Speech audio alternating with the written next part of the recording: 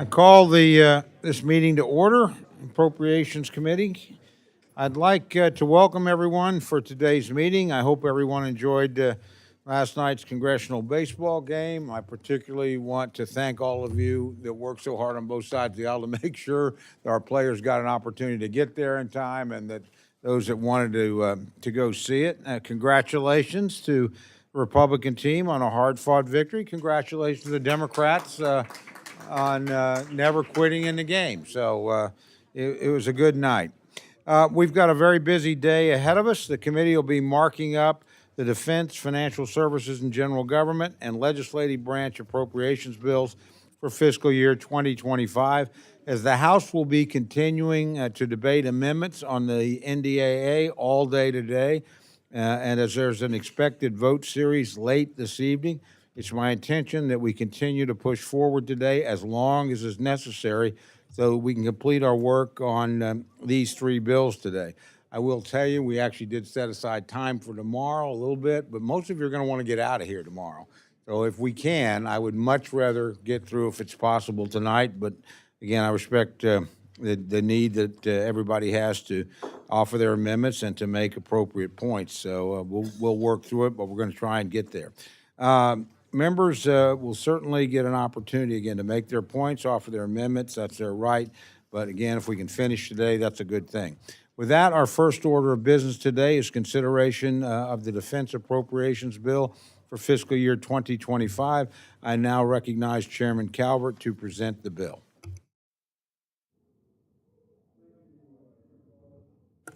Thank you, Chairman Cole. I'm grateful for your leadership and guidance you provided during this accelerated appropriation cycle.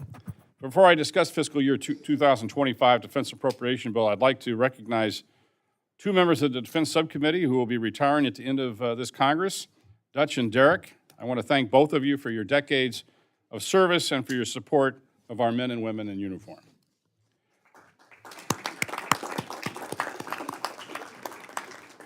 I also want to publicly recognize Chairwoman Emeritus Kay Granger. It's been an honor to serve with you, Kay, and to follow you at the helm of the Defense Subcommittee. Your legacy of leadership and support for our military will endure long after your retirement. You will be missed.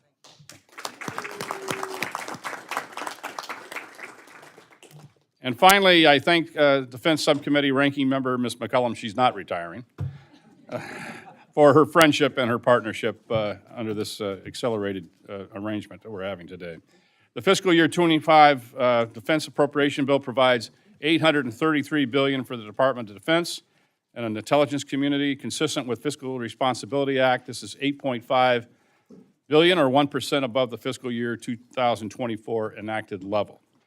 I've heard concerns about the allocation, with people questioning both whether it's too low or too high. I've made my opinion clear that it's too low.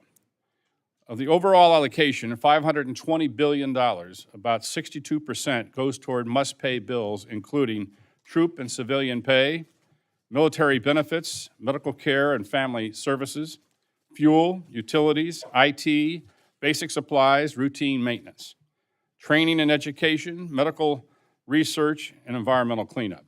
These are must-pay bills, and those costs are rising. Just this month, the department announced that the price of fuel per barrel is increasing by $21 a barrel. This will create a multi-billion-dollar new bill for the current fiscal year and for fiscal year 25. With cost growth of that magnitude in must-pay accounts, funding the procurement and research will continue to get crowded out absent a top-line increase. That having been said, the Fiscal Responsibility Act is the law of the land. And despite the challenge posed by the top line, this bill effectively resources a capable, lethal, and ready military. The Defense Subcommittee scrutinized the fiscal year 25 budget requests line by line, resulting in roughly $18 billion in cuts. Many of these reductions are due to schedule delays, unjustified cost increases, under-execution, or other programmatic adjustments. But in many cases, the department simply did not provide clear and adequate justification, and we will not be giving out blank checks. In short, this bill procures where we can, trains where we must, and invests in capability that will make Chinese leaders wake up every day and say, Today is not the day to provoke the United States of America. Turning to the details of this bill, the bill continues the investments made in fiscal year 2024 by prioritizing funding to the fight against China, promoting innovation and modernization of our military, supporting our service members and their families, optimizing the Pentagon's civilian workforce, enhancing the department's role in countering the flow of illicit fentanyl and synthetic opioids, supporting America's close ally, Israel, and ensuring the department is focused on their core mission of training and equipping our warfighters. The only way to prevent Chinese aggression is by fielding and operating capability and demonstrate America's military advantage. The bill increases investments in fifth and sixth generation aircraft, procures deliverable capability, including several Indo-PACOM unfunded priorities. It prohibits the divestment of certain naval and air assets that are still combat credible, and provides $200 million for Taiwan security cooperation programs while prioritizing defense articles and services to this threatened island. To best understand the need for a reawakening in defense innovation, we must think back to 1993, when then Secretary of Defense Les Aspin hosted the defense contractor version of the Last Supper. He had one simple message to 24 prime contractors present. One word: consolidate. 31 years later, the consequence of this decision mandates action.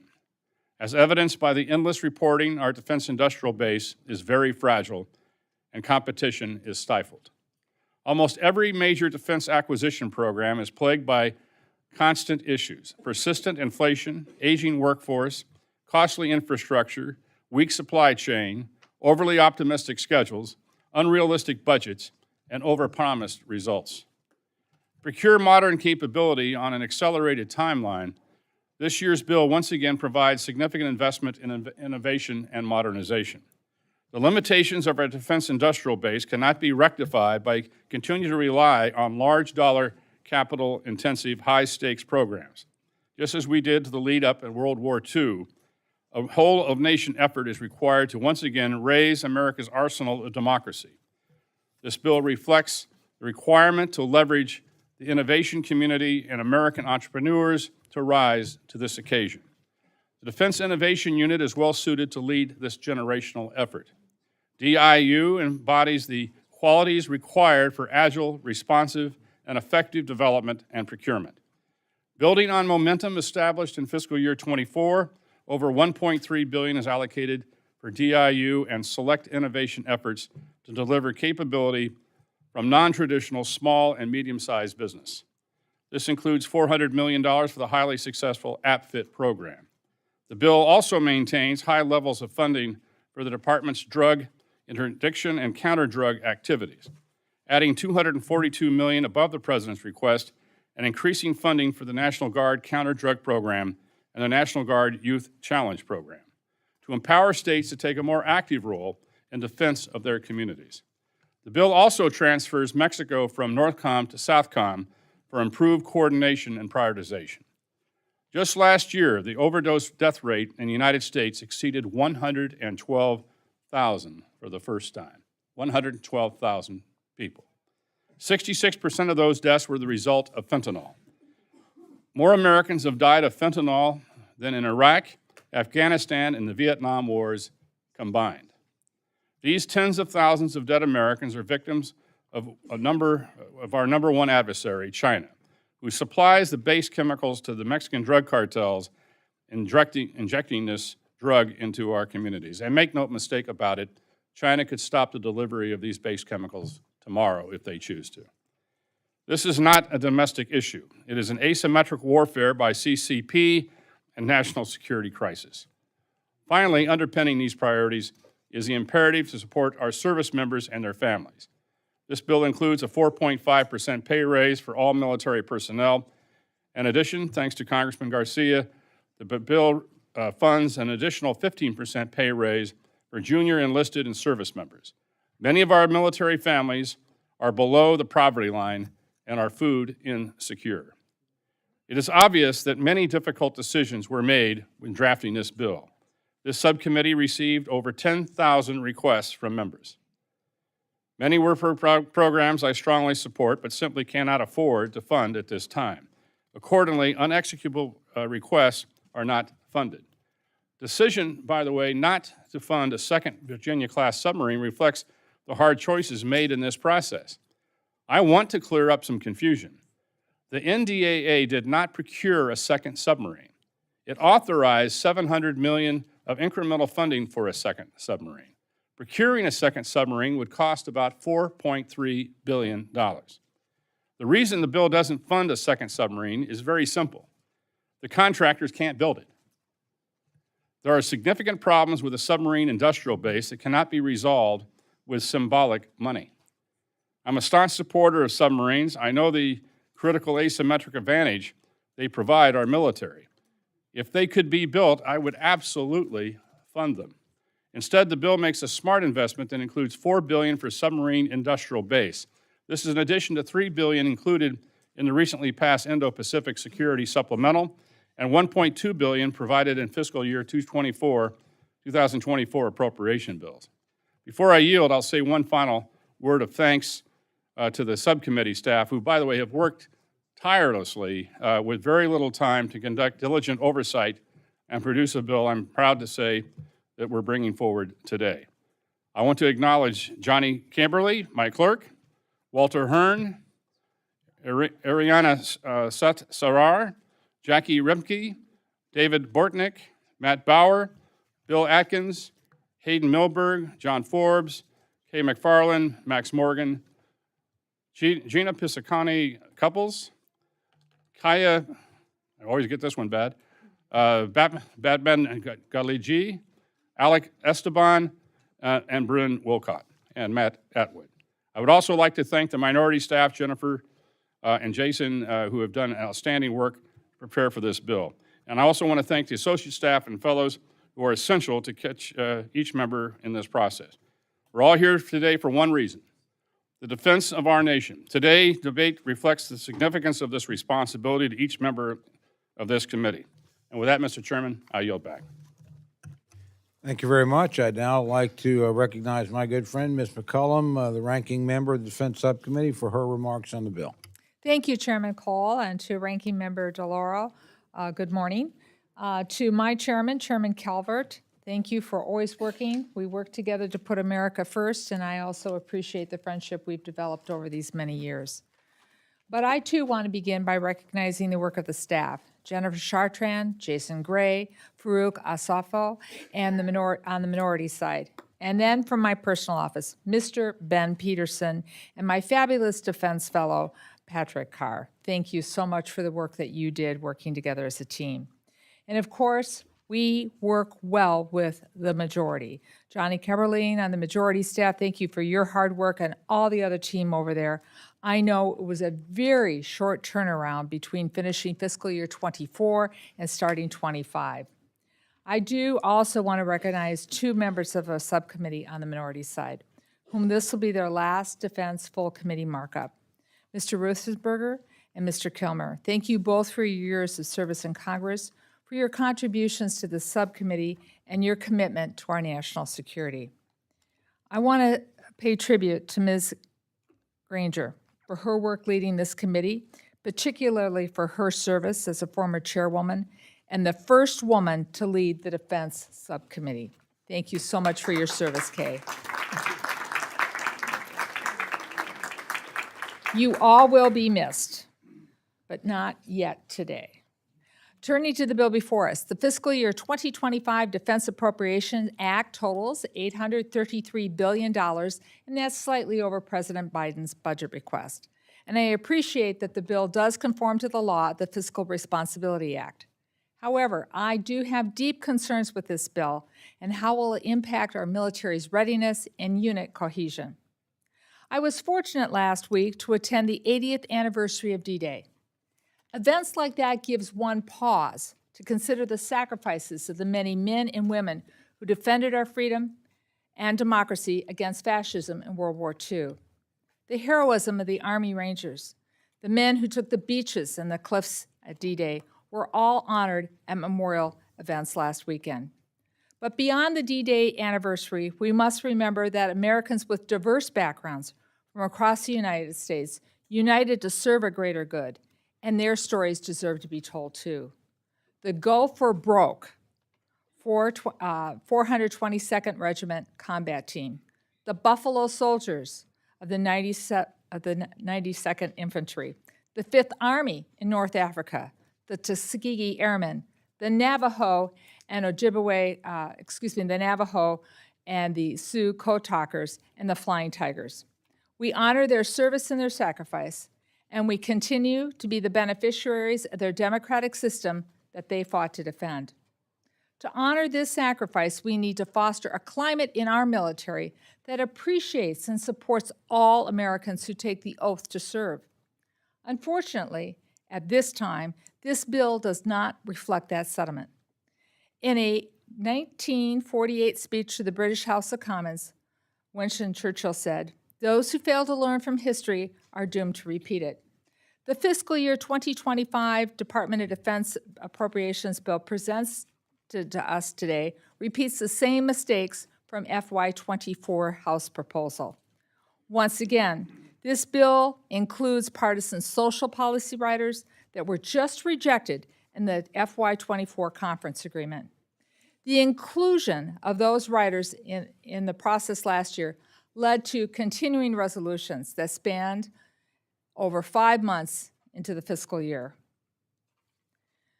Chairman Cole, of those present today, 73% of the majority members supported the FY24 Conference Committee report. So we all understand that we are in a new geopolitical era, and our nation must face grave threats together, and they must be responded to swiftly. But by including these riders, the majority well knows that it will not become law, only serve to repeat the process that nearly ended in a full-year continuing resolution. Our national security cannot afford to waste another 5 months, as we previously did. These provisions, again, will only create division in our committee, in Congress, which will impact our armed forces. Once again, this bill limits the ability of service personnel and their family to receive reproductive health care they deserve. I would remind my colleagues, women make up almost 20% of the military service. Approximately 80,000 women service members live in states that have limited or banned access to reproductive health care. Just like men, women who serve do not get to choose where they are stationed. Their duty station should not determine the type of health care they receive. But once again, there are provisions that disenfranchise gay, lesbian, bisexual, transgender members. Rather than making our military welcoming to include everyone, an inclusive place for all those who wish to serve, this bill doesn't do that. Nearly 6% of our military personnel identify as LGBTQ+. Yet again, there are provisions in this bill that needlessly attack diversity and inclusion efforts at the department. Our military is an institution in our country that most broadly reflects the entire American population. And that includes 33% of the active duty service members who identify with a minority group. We know we had recruitment challenges in the services, but we also heard from the Army this spring that they were seeing improvements in their recruiting numbers. And that's great news. So why would this committee want to include provisions that might dissuade any American, regardless of their background, from taking an oath of service and offering to put their life on the line for each and every one of us? Beyond the contentious social policies, there are other elements in this bill that I cannot support. First, the bill continues to treat climate change as if it's not happening, and that it's not a national security threat. And we know for a fact that it is. We have seen the impact of severe weather events on installations year after year. Just look to Guam as a recent example. Over $50 billion in repairs will be needed for the installations at Guam that were damaged by the typhoon last year. With all the military construction funding going to Guam, the evidence that infrastructure vulnerability on the island will become even more clear. A study from the Journal of Applied Meteorological Climatology reports that here in the continental United States, Tornado Alley is shifting from the plains to the southeast and the Mississippi River Valley. And this is exactly where many of our military installations are, right in this high-risk area. Cutting programs harm resiliency, and we will pay for it in the back end. Secondly, the bill cuts funding for the Ukraine Security Assistance Initiative. I had the honor and the privilege of meeting with President Zelensky last week in France, and he expressed how grateful the people of Ukraine were to the United States for finally delivering additional ammunition to help Ukraine repel Putin's invasion. We know this bill should include the long-term assistance that Ukraine needs. This funding in the bill signals that the West can stand with them in their fight for their own self-determination. And it's this assistance that will continue to enhance Ukraine's military ability to work with NATO forces. But failure to support the continuing funding that has been long-standing bipartisan initiative to support Ukraine, I believe sends a terrible signal and will only embolden Putin. And why in heaven's name would any of us on this committee want to give Putin an advantage? Third, the bill again limits the ability for our government to address disinformation. Our foreign adversaries are using social media to spread disinformation here at home in the United States. This bill deprives the department of their responsibility to set the facts straight. This is dangerous, and it would have real national security implications here at home. Fourth, the bill includes a new provision that would ban funding for the United Nations Relief Works Agency. This bill does not include any funding for UNRWA. This provision is non-germane to this bill. I repeat, this in the Department of Defense has never, ever funded anything in UNRWA. So let me be clear. I think the Hamas terrorist attack last October were barbaric, totally harmful to peace and security in the Middle East. But I'm also, at the same time, deeply alarmed by the suffering of the civilian populations in Gaza, where we know a severe famine has taken hold. I want to be clear again. UNRWA funding has never been included in this bill, and the Defense Subcommittee needs to stop a pattern of including new general provisions that don't even fall in our jurisdiction. And finally, I want to say something about the need to make comprehensive investments in the quality of life for our service members. The total compensation package for a newly enlisted soldier entering the military is approximately $50 an hour. It includes basic pay, health care, dental care, housing, food, paid leave, and certain tax advantages. So what does this mean? When you compare it side by side with a private sector job where you might be making $20 an hour, and it includes none of these provisions. Now, I don't know of too many private sector jobs that include food and rent, and most of these jobs that we are comparing to at $20 an hour do not include health care and leave. The private sector simply does not provide the same holistic package of pay and benefits that the military does. Now, we need to take care of our troops, and there's always more to be done. And I want to be abundantly clear. I am very supportive of pay raises for the troops. For example, over the last 3 years, they've received 4.6 pay raise in 2023, a 5.2 pay raise in 2024, and the President again has proposed a 4.5% pay raise for 2025, which this bill supports. But on top of that, the majority is adding an additional 15% pay increase for junior enlisted service members. This poses two problems which this committee must consider as the bill goes forward, and I'm here to work on them. First, the majority has, at this time, failed to fund the pay raise proposal. This bill falls $800 million short of the known $3.2 billion cost. I'll say it again. It is $800 million short. So, by not funding this entire proposal, it's going to make a hole in the service budgets. The services are going to be forced to fill that hole themselves by making decisions to cut elsewhere. And where will those cuts come from? From the upkeep and restoration of barracks, for support of childcare, from service modernization priorities. We don't know what's going to be sacrificed, and for me, that's a problem. Secondly, it creates an odd disparity when pay raises do not follow the promotion. Just imagine, you've been discovered to have great leadership potential in our United States services, and now, maybe in the Army, you've just been promoted to sergeant. The Army's going to want to do everything in its power to retain you.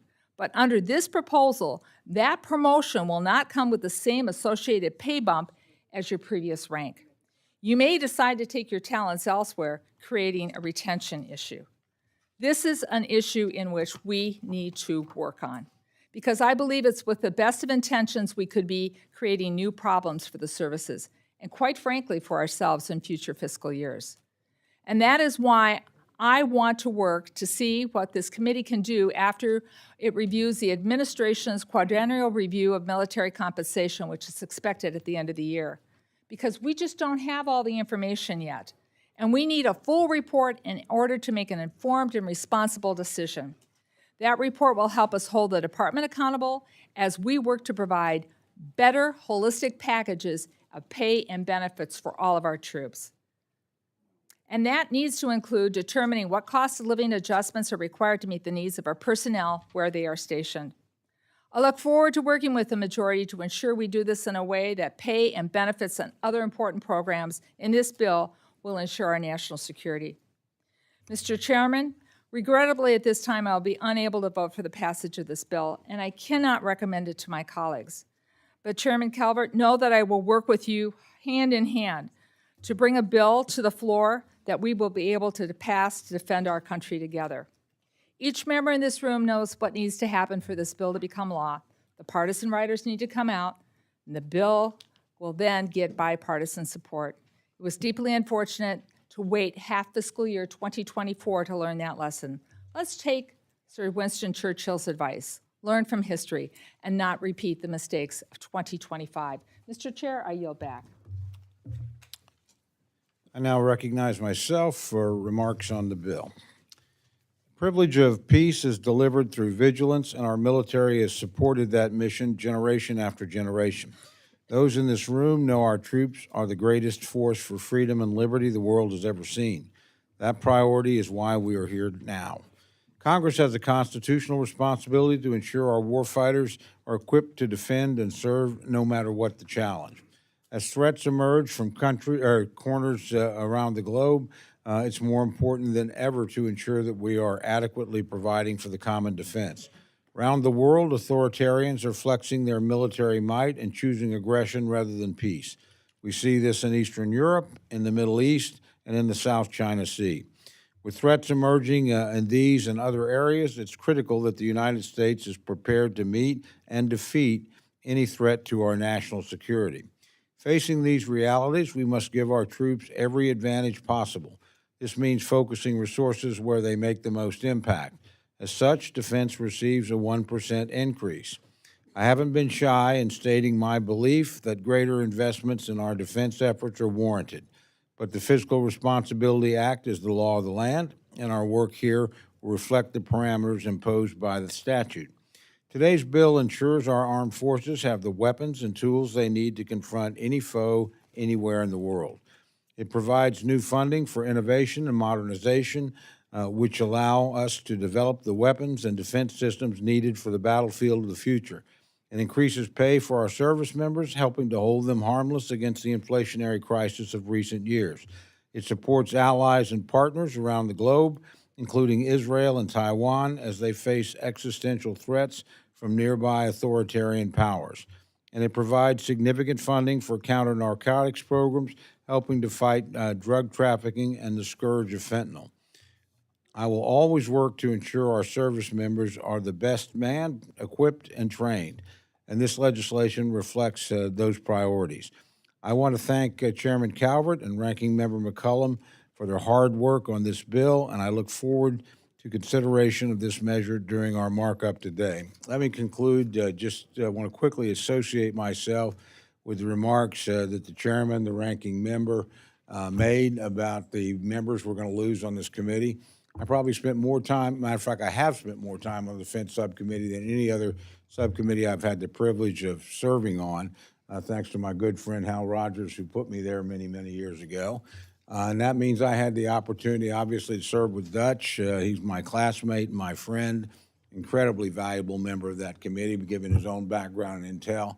And Derek and I, of course, have worked a lot of years on Native American things. We had the opportunity to work on improving the welfare of our men and women in uniform on this committee, and I treasure that. And frankly, I wouldn't be standing here today if it hadn't been for Chairwoman Granger giving me the privilege of serving first as a vice chair when she was State and Foreign Ops, and then later as her vice-ranking member and vice chair of the full committee. And I want to tell you, those three people are model appropriators and the model members of this committee, and they've left the country better than they found it. And I just want to thank them for their service very, very deeply. With that, I now want to recognize my very good friend, the ranking member Delora, for her opening remarks.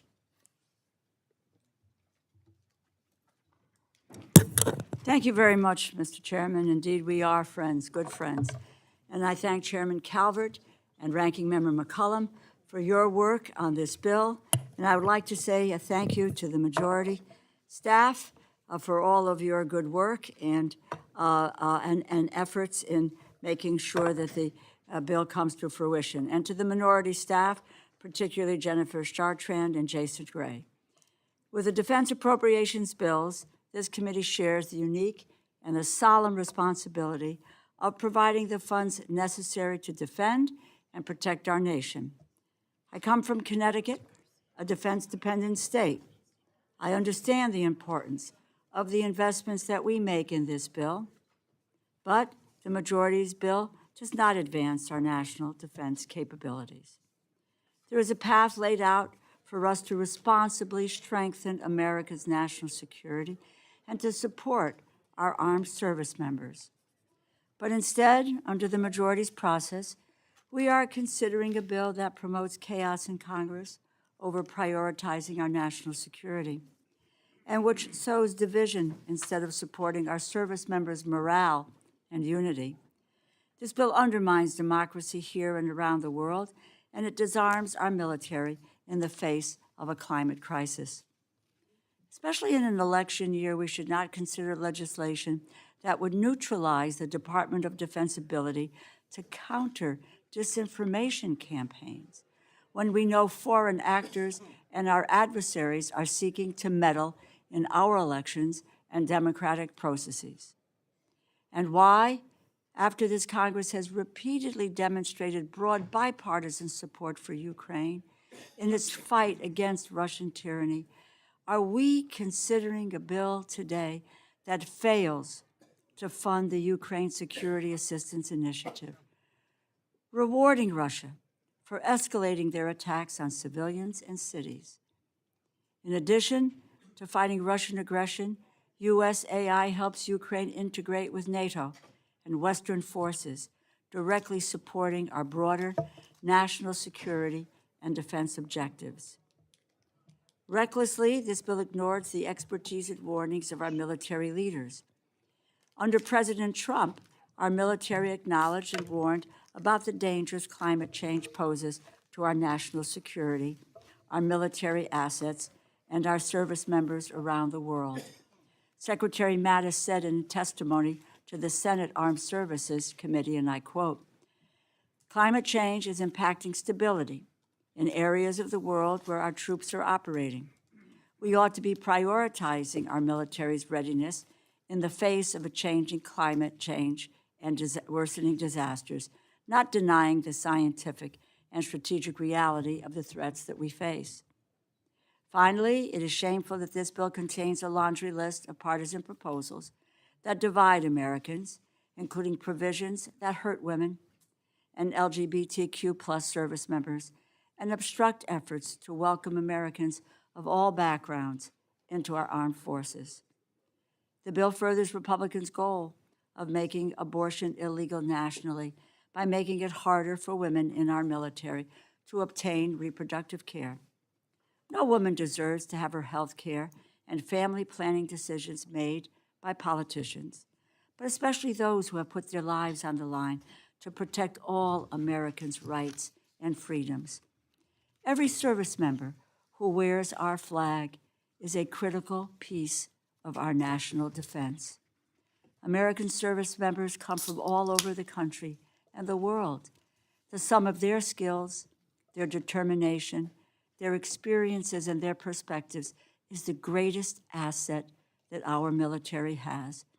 And fostering an environment where every American who wants to serve this nation feels they are welcomed and supported should not be controversial. These policy riders do not belong in appropriations bills.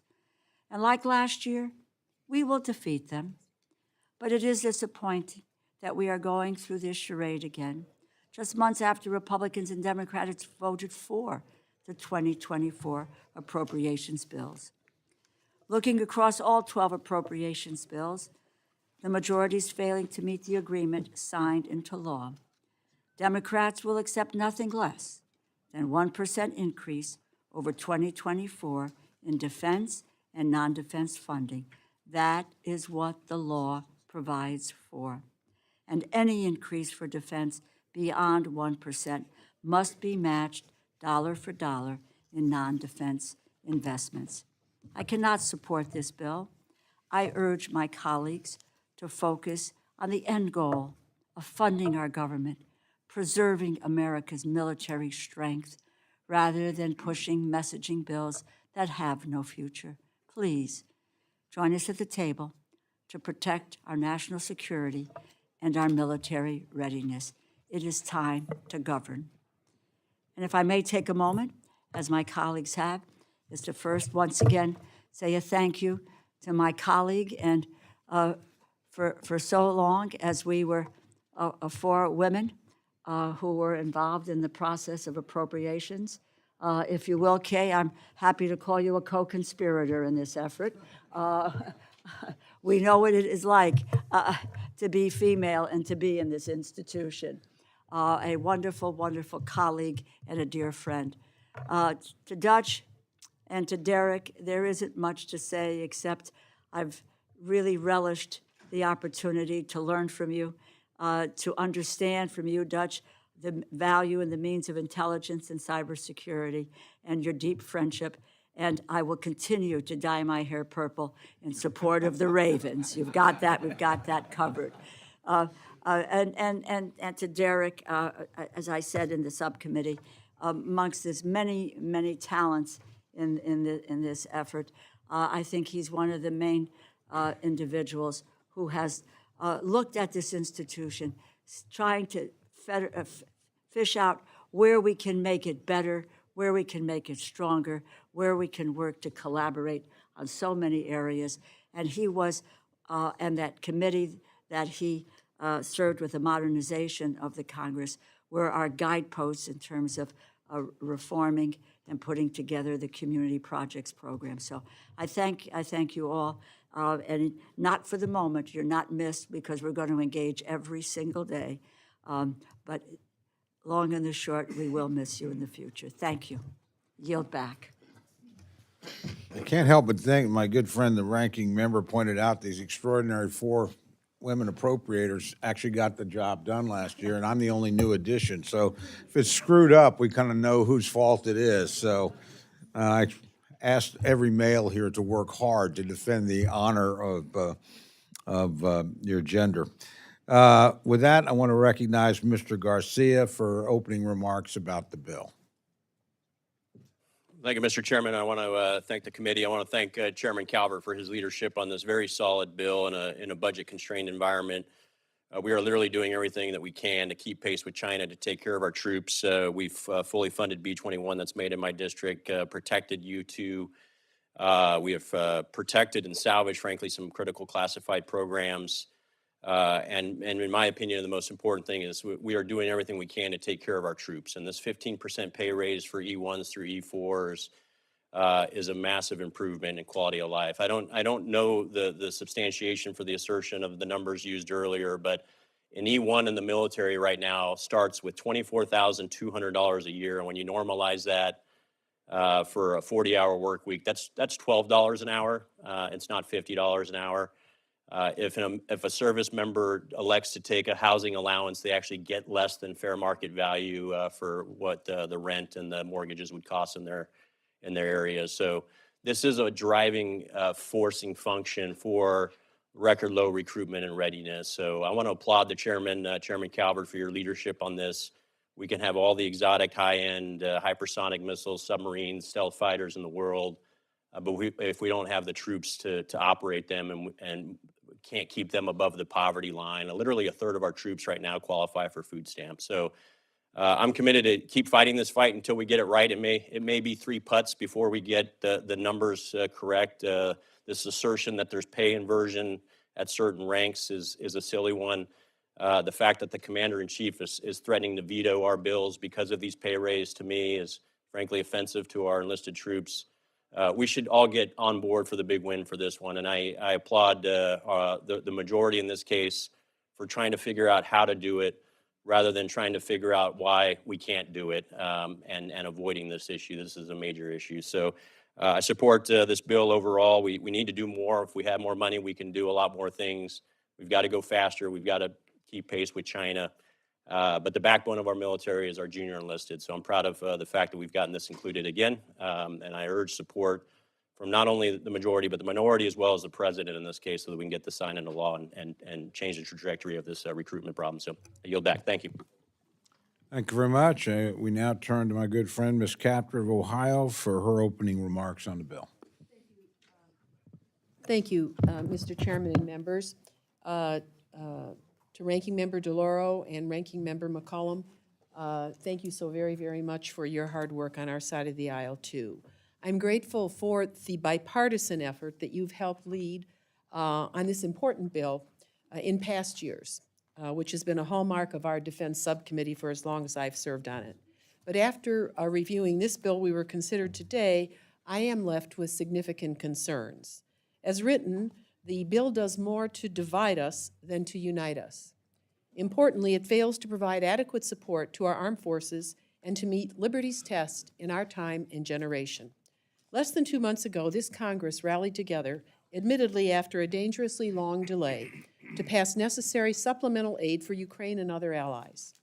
America's enemies applauded, and that delay whet their appetite for more mischief. This week, with 4 Russian naval vessels porting in Cuba for military drills, including a nuclear-powered submarine, we are reminded liberty's adversaries are active and paying keen attention. Ukraine stands on the front line of liberty.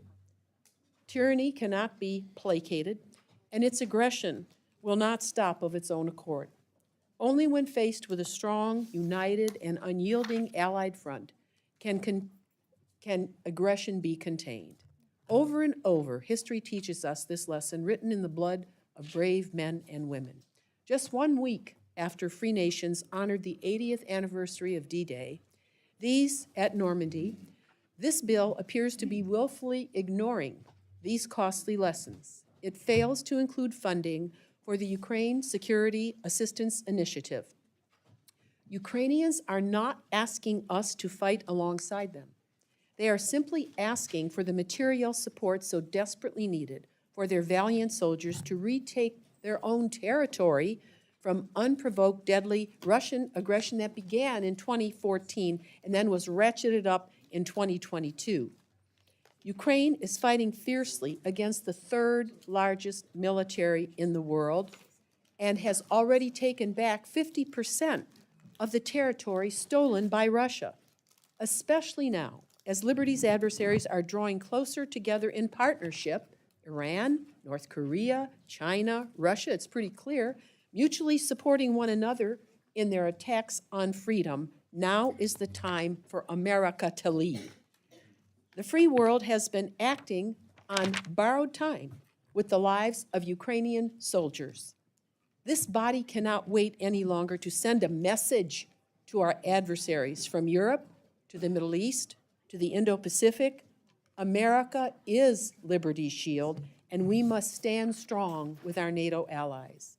This bill takes an important step by including key provisions in other sections of the bill to support research, testing, and manufacturing of space technologies, so vital to compete and win future conflicts. However, partisan riders unrelated to defense policy overwhelmingly make this critical bill a tool for division, not the unity our nation and service members rightfully expect and need.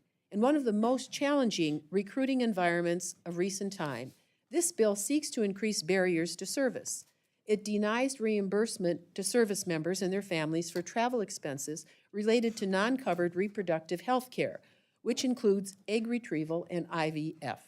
This bill would penalize particularly women service members who now constitute 20% of our service members for their decision to serve by restricting their ability to travel when stationed in locations without access to reproductive health care.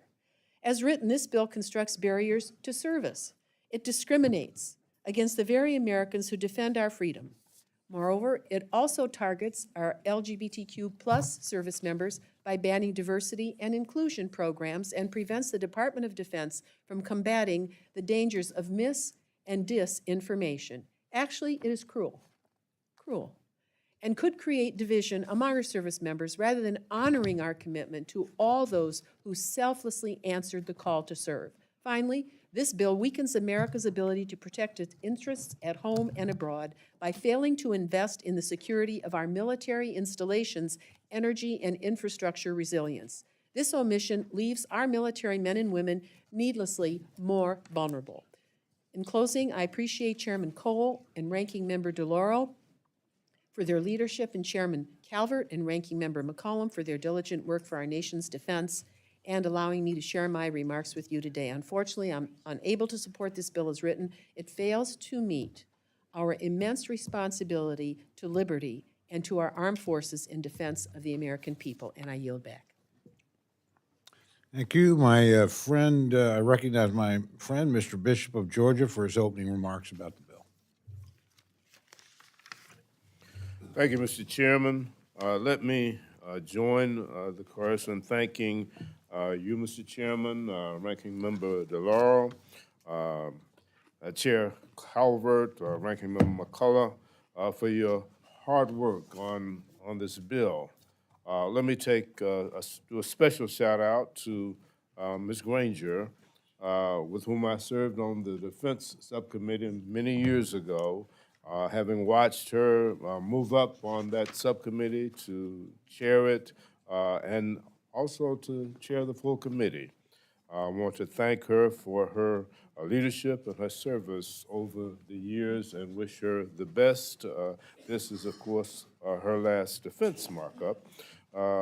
And I just want to thank her once again for her friendship and her support. Today, I stand in staunch opposition to this defense appropriations bill. Should this bill pass, it would deal a devastating blow to our nation's core principles and our ability to tackle both current and future challenges. One glaring issue is the omission of funding for the Ukraine Security Assistance Initiative. Ukraine stands as a critical ally in the face of Russian aggression. Failing to support them not only weakens our global alliances, but it also jeopardizes global supply chains and international stability. Moreover, divisive clauses within the bill sow discord within our armed forces and fail to adequately support our service members. At a time when most of our service branches are failing or struggling to meet recruitment goals, restrictions on women's reproductive rights, civilian position cuts, discriminatory policies targeting the LGBTQ+ community, and the refusal to fund diversity, equity, and inclusion efforts all erode the unity of our military community and hobble our ability to tap our nation's fullest potential by recruiting the best, the brightest, and the most capable. Simply put, we should not be throwing up culture war barriers to patriotic Americans who want to make the sacrifice to serve in our country's military. Additionally, the bill neglects crucial investments in climate change programs vital for safeguarding our military installations. These installations are the backbone of our national security, serving as vital hubs where our forces train, strategize, and prepare to defend our interests worldwide. Yet, climate change poses a significant threat to these assets, with rising sea levels and extreme weather jeopardizing their integrity. Just this week, the Wall Street Journal published an article detailing how rising sea levels are impacting U.S. military bases in the Marshall Islands, leading to runway flooding and necessitating the evacuation of 3/4 of the personnel supporting the missile test range. The Defense Department has identified approximately 1,700 of its over 5,000 worldwide facilities as being in coastal areas vulnerable to the effects of climate change. Despite this looming danger, the bill fails to allocate sufficient resources to tackle the challenges posed by climate change. As we seek to confront China in the Indo-Pacific and Russia in the Arctic and beyond, we cannot afford to bury our heads in the sand and be drowned by the rising waters of climate change. In essence, this defense funding bill falls woefully short of our nation's needs and expectations. It weakens democratic values, forsakes our allies, and undermines our military preparedness. We cannot afford to endorse such misguided legislation. I implore my colleagues to stand in opposition to this bill and instead collaborate on legislation that upholds our values and ensures the security of our nation. Let's work together. Let's get it right. Let's do our due diligence for our military personnel and their families and for the national security of these United States of America. With that, Mr. Chairman, I yield back.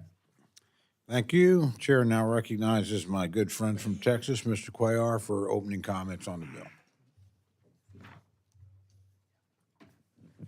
Mr. Chairman, thank you so much for yielding. I want to thank you and the ranking member, and I certainly want to thank my good friend, Mr. Calvert, and the ranking individual, Mr. McCollum. And I also want to say thank you to Derek and to Dutch and my good friend from Texas. I think she stepped out, but I certainly want to thank her as a fellow Texan. Let me first say I know this bill is still a work in progress. I understand that, and we'll get together later on. But I do want to point out a couple things that the chairman and some of us have been working on. Look, I know what Russia and China are doing in other countries, in other parts of the world, but we cannot forget about our own backyard, and that is South Central America. If you look at what they're doing, especially in Mexico, and I would ask you to get some of the handouts that Southcom has provided, information that are public. It would show you that China, for example, if you look at what they're doing in Central and South America, they got Belt and Road Initiatives, military presence, armed transfers, space infrastructure in Latin America, safe city projects, 5G developments, port projects, and other resources that they're doing. When you look at the countries in South America, you will see that 25 out of the 31 countries host Chinese infrastructure. And again, this is something that we have to keep in mind.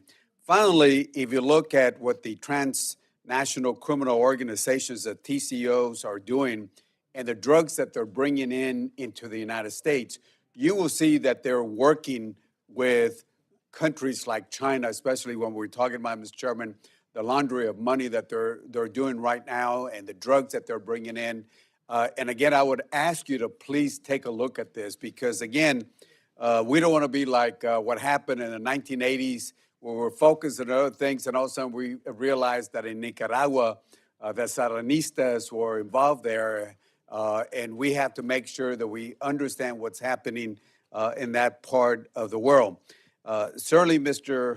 Chairman, I want to thank you and the ranking member for making some changes. For example, trying to move Mexico into Southcom. I understand the The department doesn't like that, but we did do that with Israel some years ago. And what's happening right now, there's a disconnect.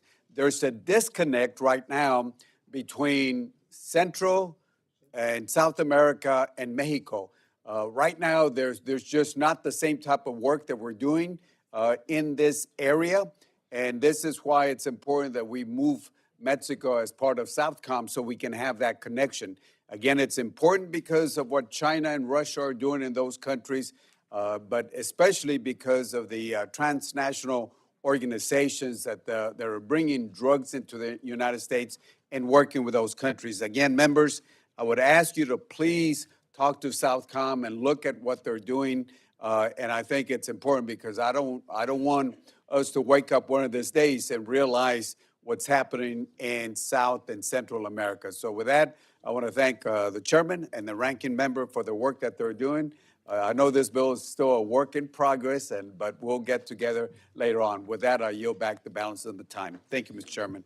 Thank you. Seeing no other members wishing to make opening remarks, I'd like to recognize Chairman Calvert to offer a manager's amendment. Mr. Chairman, I have an amendment at the desk. I ask unanimous consent to waive the reading. Without objection. The manager's amendment incorporates various non-controversial items in the bill and the report that has been cleared up by the majority and the minority. I want to thank those members on both sides for working with us on the various issues that have been brought to our attention, and I urge the adoption of this bipartisan amendment. I yield back. Thank you very much. Ms. McCollum is recognized.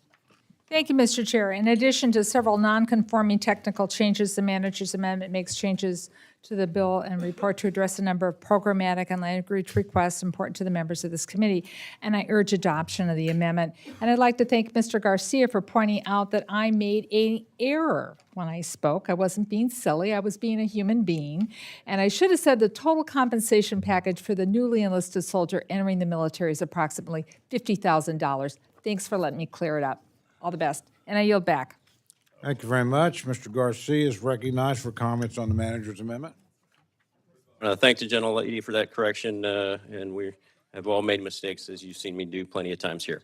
In the manager's amendment, there's language for aviator cancer deaths. Just last week, I was at a funeral of a good friend of mine, ours, Russ Maynard, who died of cancer at the age of 51. 3 naval aviators died before the age of 50 in his squadron from pancreatic, kidney, testicular cancers.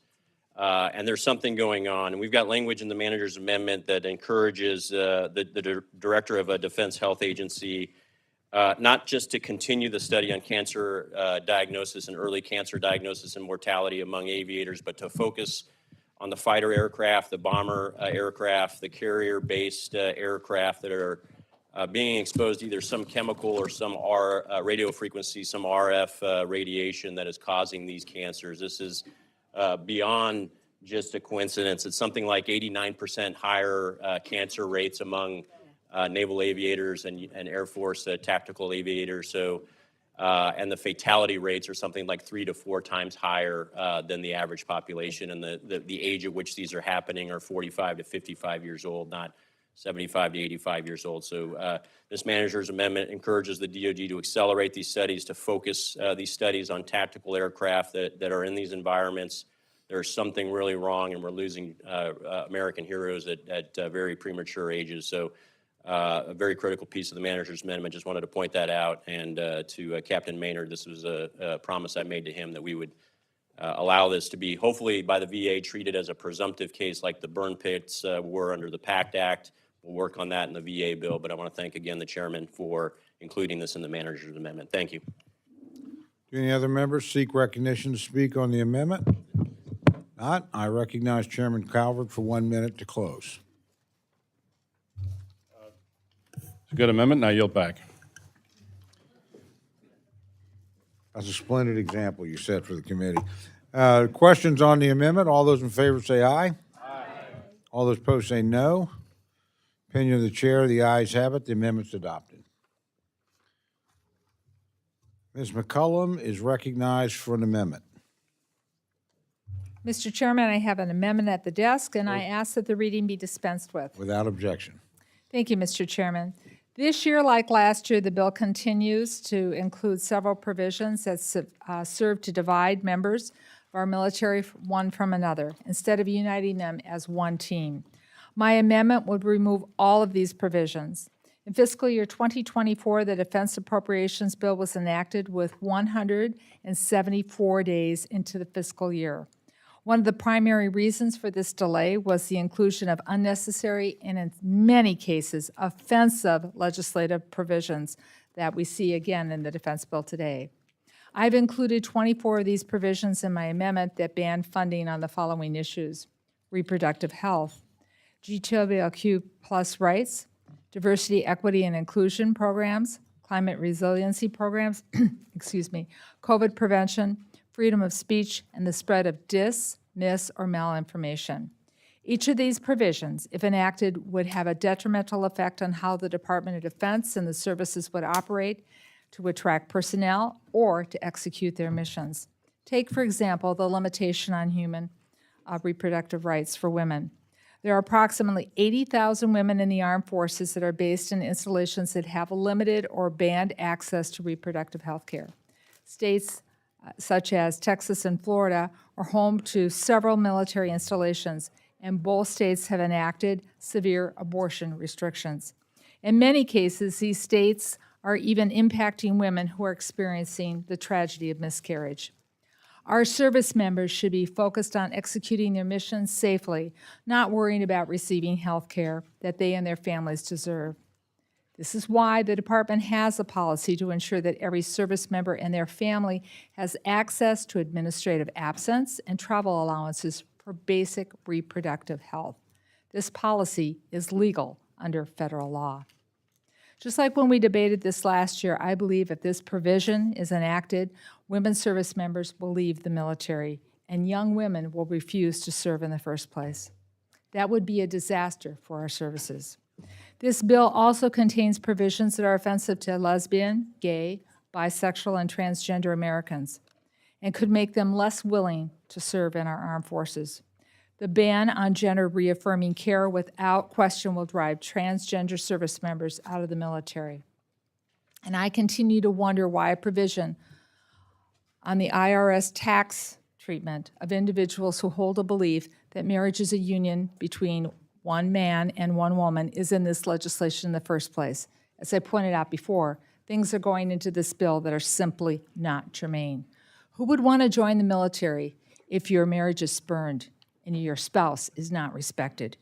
Every American deserves to have their marriage respected, and this is another general provision that has no purpose in this bill. Our nation faces very real threats from great power competition, from transnational terrorism to extremists who seek to undermine our democracy. Any person who has a moral fortitude, willing to put their life on the line for this country, should be welcomed, should be honored, and should be respected. The bill also includes a provision that would allow foreign adversaries to use social media to spread disinformation.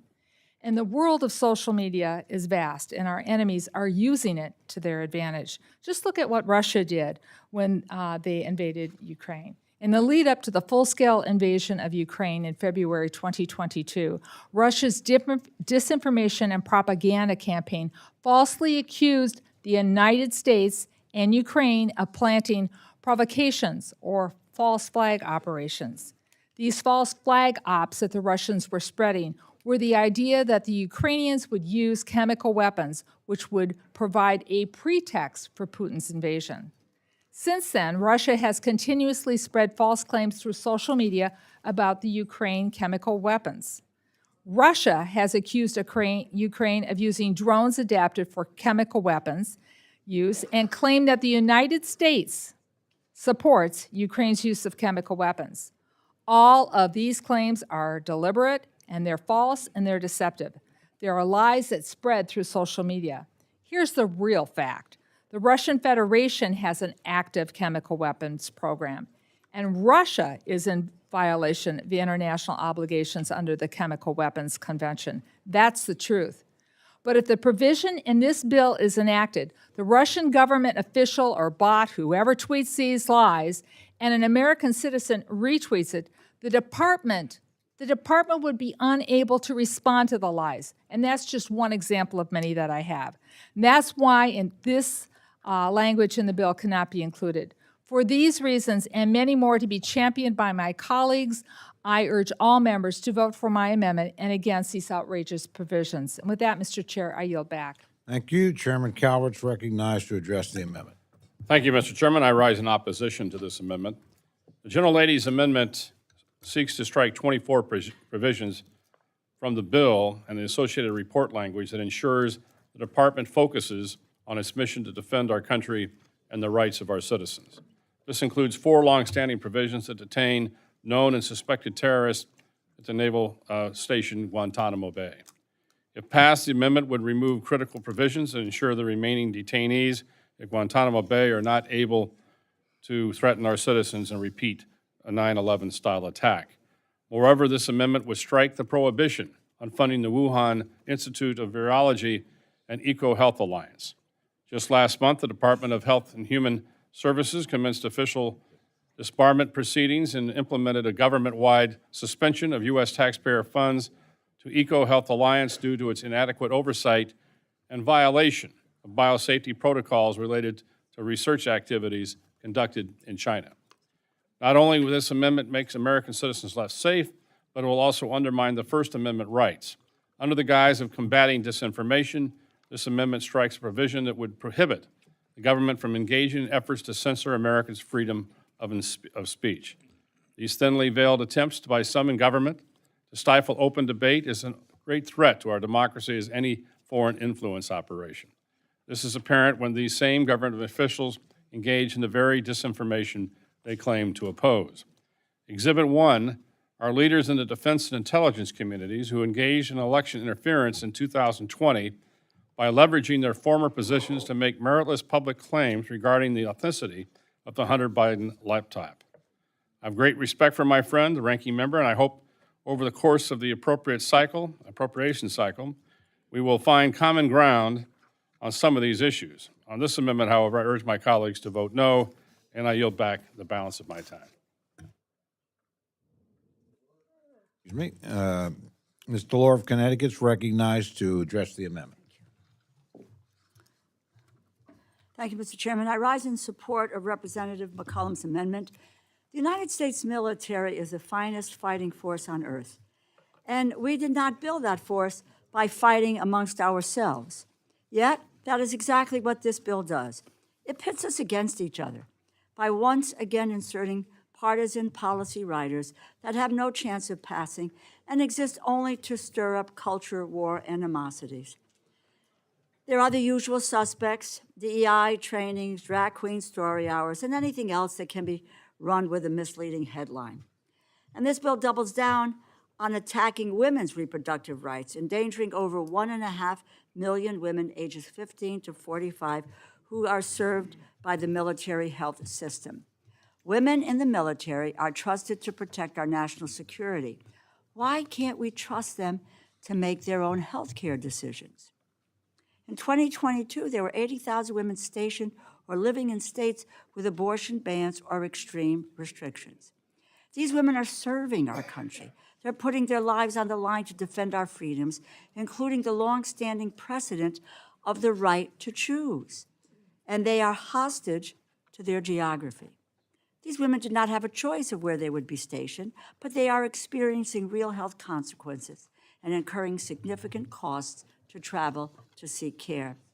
Texas and Georgia, states where we have multiple military installations, are 2 of the top 5 states with the highest population of military personnel and also with abortion bans.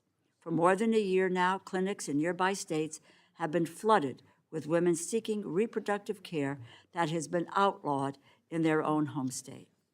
We should not deny a service member who has volunteered to serve our country the ability to take the leave that she is entitled to for a safe and, in some cases, life-saving procedure, which she would have no problem accessing if she were stationed in a state like Connecticut, which allows women the right to make their own health care decisions. The decision to get an abortion should be made by a woman and her family in consultation with her doctor and in accordance with her own faith. The decision should not be made by people in this room. This amendment also strikes the harmful and absurd riders on issues such as diversity training and gender-affirming care. Make no mistake, banning DEI training or restricting health care for military members and their families does not make any of us safer, but it does send a message to certain groups of people that they are not welcome in our military, despite being just as American as those of us in this room. It also sends a very clear message that this majority would rather repeat the failures of last year's budget process, play election year political games, than come together to find a bill that can pass with bipartisan support, as all of these bills eventually must. I believe that most of you, like me, are tired of the charade. It is time for the majority to govern. I urge my colleagues to support this amendment, and I yield back. Thank you. My friend, the gentlelady from Florida, Ms. Wasserman Schultz, is recognized for her comments on the amendment. Thank you, Mr. Chairman. I'm rising today in strong support of the amendment offered by my friend, Ms. McCollum, the ranking member, because yet again, harmful poison pill riders were attached to this bill that all but guarantees unified Democratic opposition, and that all of these riders are going to be stricken from the bill just like they were 2 months ago. There are plenty of horrible positions and provisions to discuss in this bill, but I'll just focus on the ones that target female service members. These toxic riders clearly harm readiness and morale, and they erode the opportunity for bipartisan support that this bill should always seek. Over 2 million women serve in the armed forces. That's 17% of active duty personnel and 24% of reservists. These brave women put their lives on the line for all of us.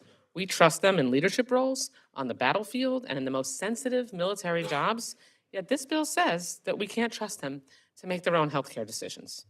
Republicans have shown that they're committed to cutting off all avenues women have to reproductive health care, even if that means singling out women who serve our nation as members of the armed forces.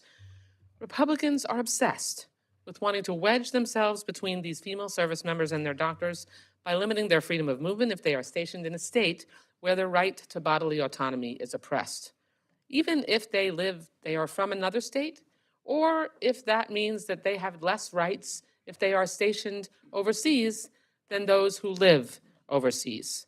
Now, some of you may dismiss this argument as nothing more than alarmism, but as a member representing the state of Florida, I've heard heartbreaking stories from women and doctors who know how painful this government interference can be. Unfortunately, the targeting of our service members does not stop there. Once again, provisions attached to this bill target the LGBTQ+ community that range from outright morally offensive to pathetic political point scoring.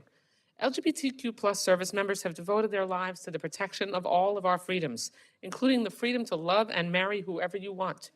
Yet for decades, these service members served in the shadows because they could be kicked out of the military simply for who they loved. With repeal of Don't Ask, Don't Tell and the legalization of gay marriage, they were finally allowed equality and civil liberties that their comrades in arms already held. We must not go back to the days when some service members were isolated or treated as less than, simply because of where they came from or who they love. These riders are proof that our colleagues across the aisle are willing to compromise our values and the well-being of our servicemen and women just to score political points with their far-right fringes. Similar poison pill provisions sprung up in every bill this committee has considered thus far this year. We are just going through deja vu over and over again. We must protect our service members' right to privacy in their bedrooms, their marriages, and doctors' offices without government interference. It is clear to me, based on the provisions attached to this bill, that Republicans really don't care who's hurt by their extreme policies, and now female service members, LGBTQ+ service members, DoD civilian personnel, and everyone or anyone who may disagree with their perspectives are in their crosshairs. We need to make sure that we stop the distraction and make sure that when this bill comes to the floor, that it's clean of these poison pill culture war riders, which have nothing to do with making sure that our servicemen and women can protect our country, as we are so thankful that they have committed to do. I urge support of the amendment and the effort to strip these poison pill riders from this bill, because they are unnecessary and they are inhumane and contemptible. I yield back the balance of my time. Thank you. Recognize my friend, Ms. Lee of California, to address the amendment. Chairman, I rise in strong support of our ranking member's, Congresswoman McCollum's amendment to strike this long list of partisan policy riders attached to the underlying bill.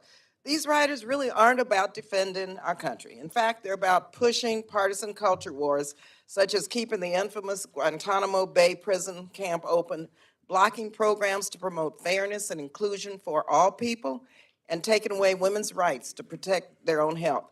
Now, I have to tell you, I continue to be deeply disturbed by Republicans' vendetta against inclusion and representation.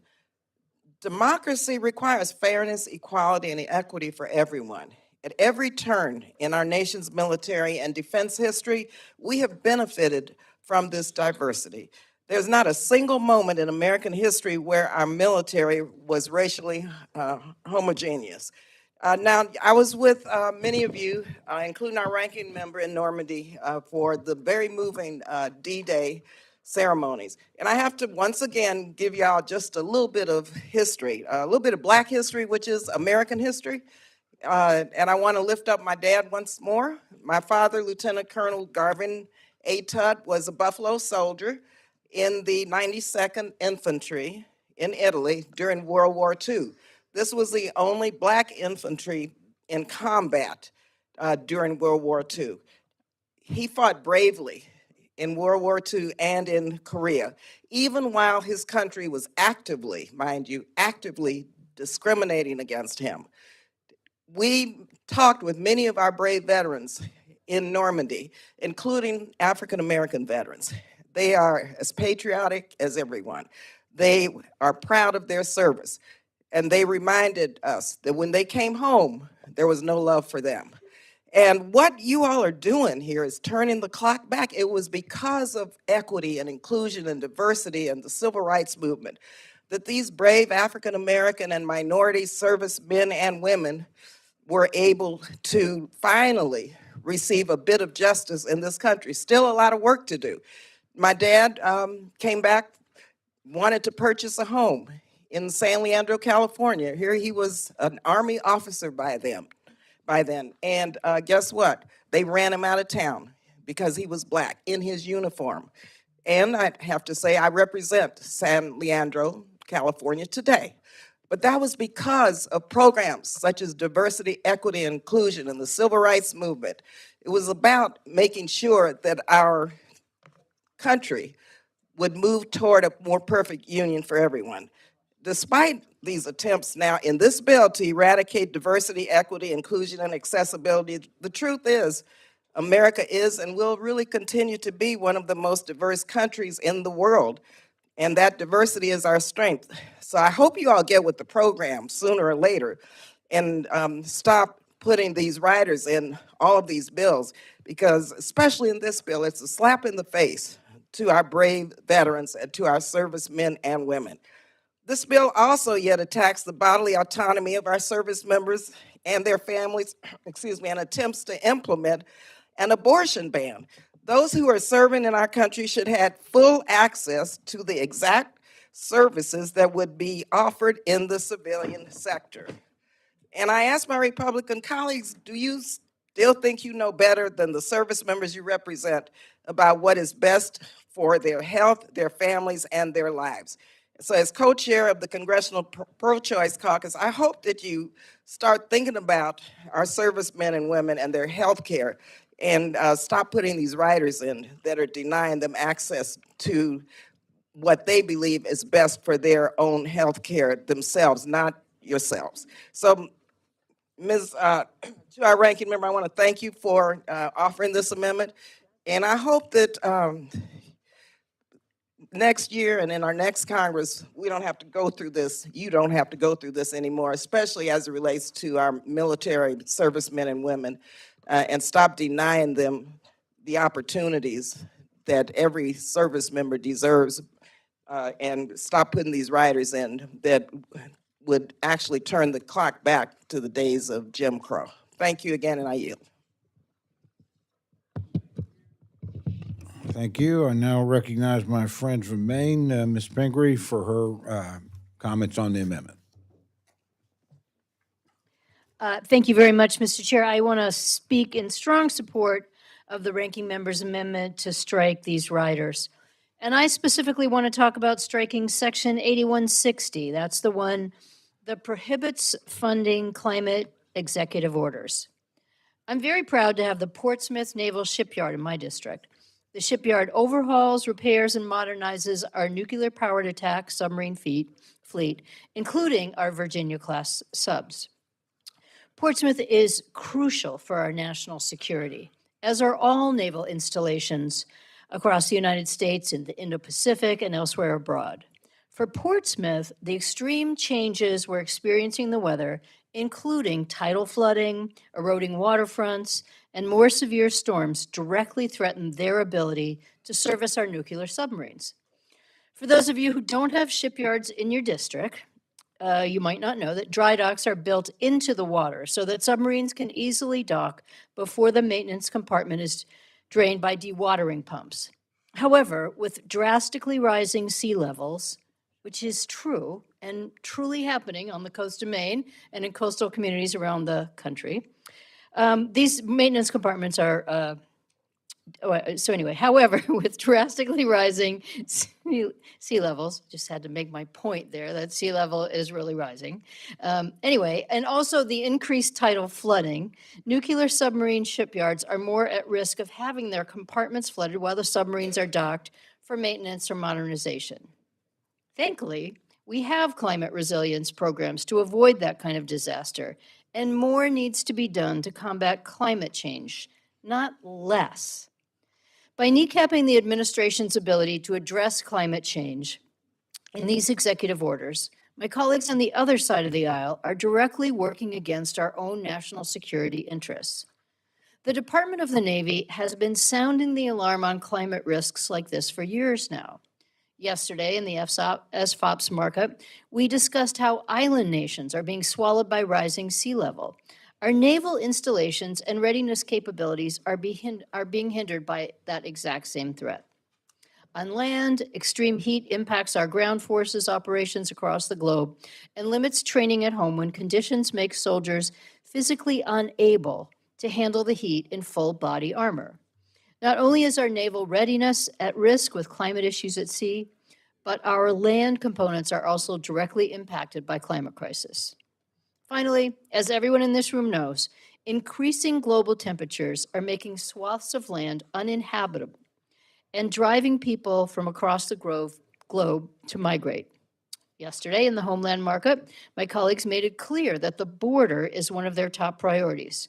Then why are we now saying we can't use funds to stop migration by blocking funding to plan for the impact of climate change on migration patterns? The Section 8160 poison pill directly works against our Navy, Army, Marines, Air Force, and Space Force. I urge my colleagues to support striking these harmful provisions. With that, I yield back. Thank you very much. Chair recognizes my friend from Florida, Ms. Frankel, for her comments on the amendment. Thank you, Mr. Chair. I'm rising in support of Ms. McCollum's amendment. I want to specifically talk about Section 8150, which prohibits the use of funds for paid leave and travel or related expenses of a federal employee or their dependents for the purposes of obtaining an abortion or an abortion-related service. I'm going to reclaim my and say, here we go again. Republican attacks on reproductive freedom never seem to end. What's today's target? Are service women in the military. Women willing to put their lives at risk for our security.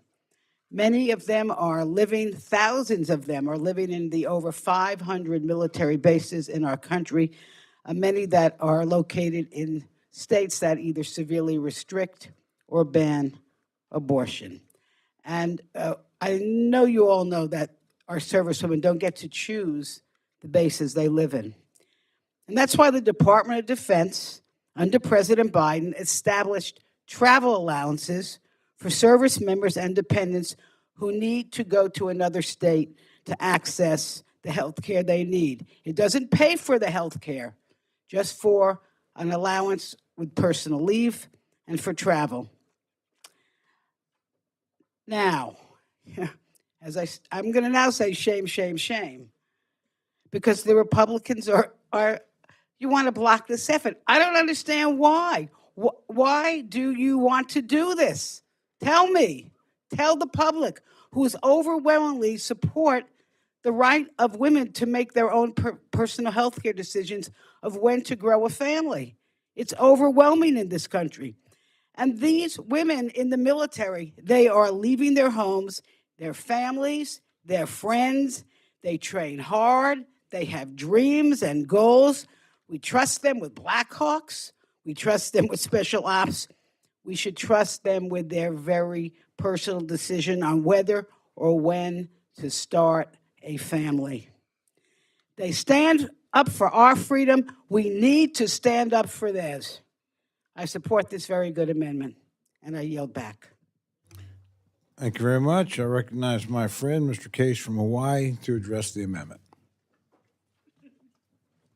Mr. Chair, I rise in strong support of the ranking member's amendment, and I apologize to my majority colleagues for daring to use again, because it's already been used a few times here, two words that have been banned from the Oxford Republican Dictionary: climate change.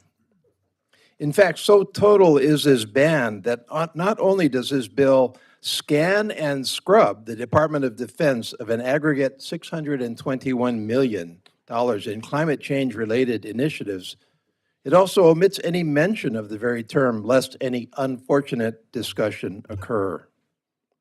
But in the Indo-Pacific, the most consequential region for our national defense, climate change is a reality, a strategic risk, and consequence and contingency that cannot be simply sloughed off to pander to an extreme and indefensible denial perspective. Fortunately, our Department of Defense has been realistic in its assessment. The DoD's recent climate risk assessment states very directly, quote, "In the Indo-Pacific, sea level rise and more extreme weather events complicate the security environment, place key DoD warfighting infrastructure and surrounding communities at risk, and challenge local capacity to respond." The DoD's analysis also highlights the significant investment that the DoD is making in the billions of dollars in the Indo-Pacific, to include Guam, the Marshall Islands, and Palau, which are highly vulnerable to these hazards. Let's take Palau, a key location for the mutual defense of our friends and allies in the Indo-Pacific, where, for example, the Air Force's agile combat approach concept requires airfields. Hundreds of millions, if not more, of dollars in investments are being made there to refurbish and upgrade locations, and failure to address or even acknowledge, much less address, growing climate concerns puts these sites in the DoD's plans at risk. Mr. Bishop made mention of the Reagan test site on Kwajalein Atoll in the Republic of the Marshall Islands, a test site our nation uses to collect data for long-range missile tests and missile defense. Its radars also provide the critical ability to track allied and adversary satellites in orbit over the Indo-Pacific. Failure to address climate change will put this one-of-a-kind site at risk and degrade our nation's ability to deter and respond to crisis and conflict should it arise.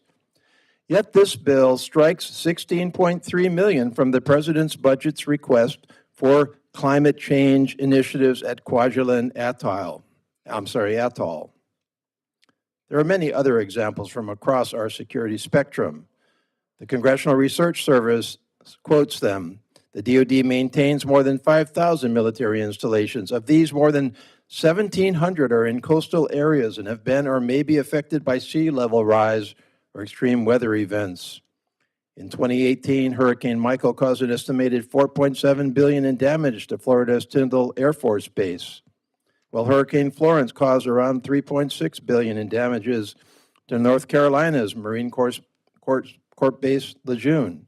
In 2021, winter storms damaged 694 facilities across 4 military installations in Texas, at Fort Hood, Oklahoma at Fort Sill, Kansas at Fort Riley, and Louisiana at Fort Johnson.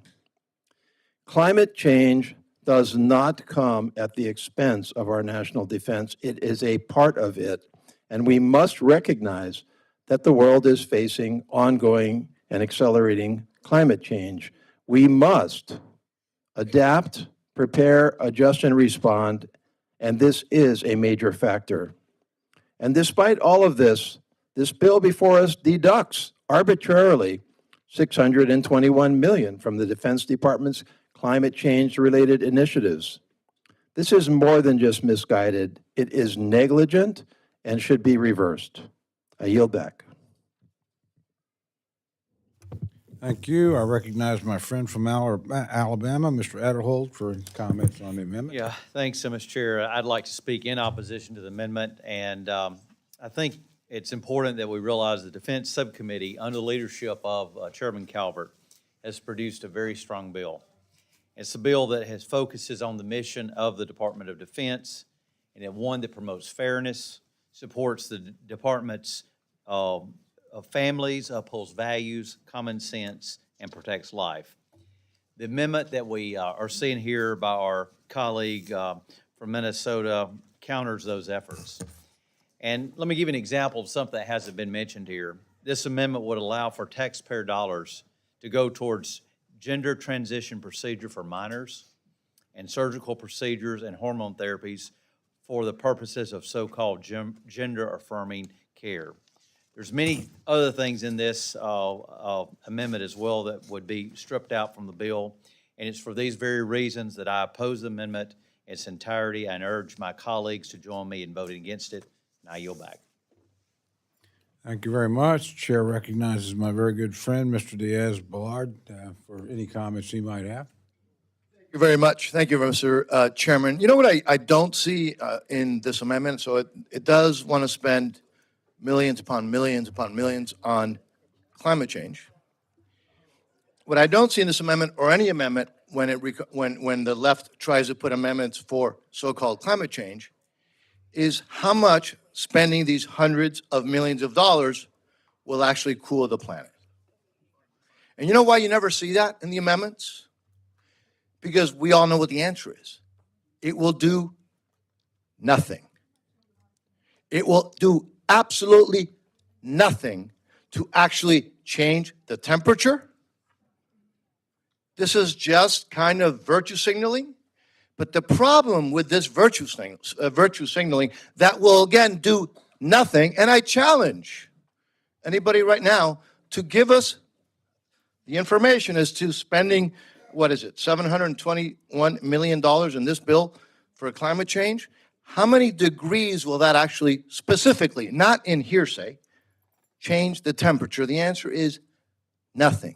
But the problem is, to do nothing, they want to take money away from funds that can actually help us confront China, deal with the real issues that we have.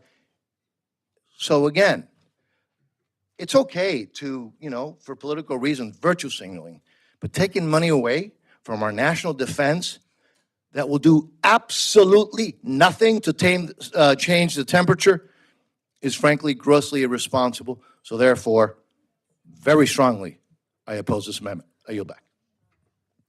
Thank you. If there's no further debate, the gentlelady is recognized for 1 minute to close. Oh, excuse me, I apologize. I recognize my good friend, Mr. Rupertsberger, for his comments on the amendment. There's a mic. Take the mic, Dutch. I got it. Okay.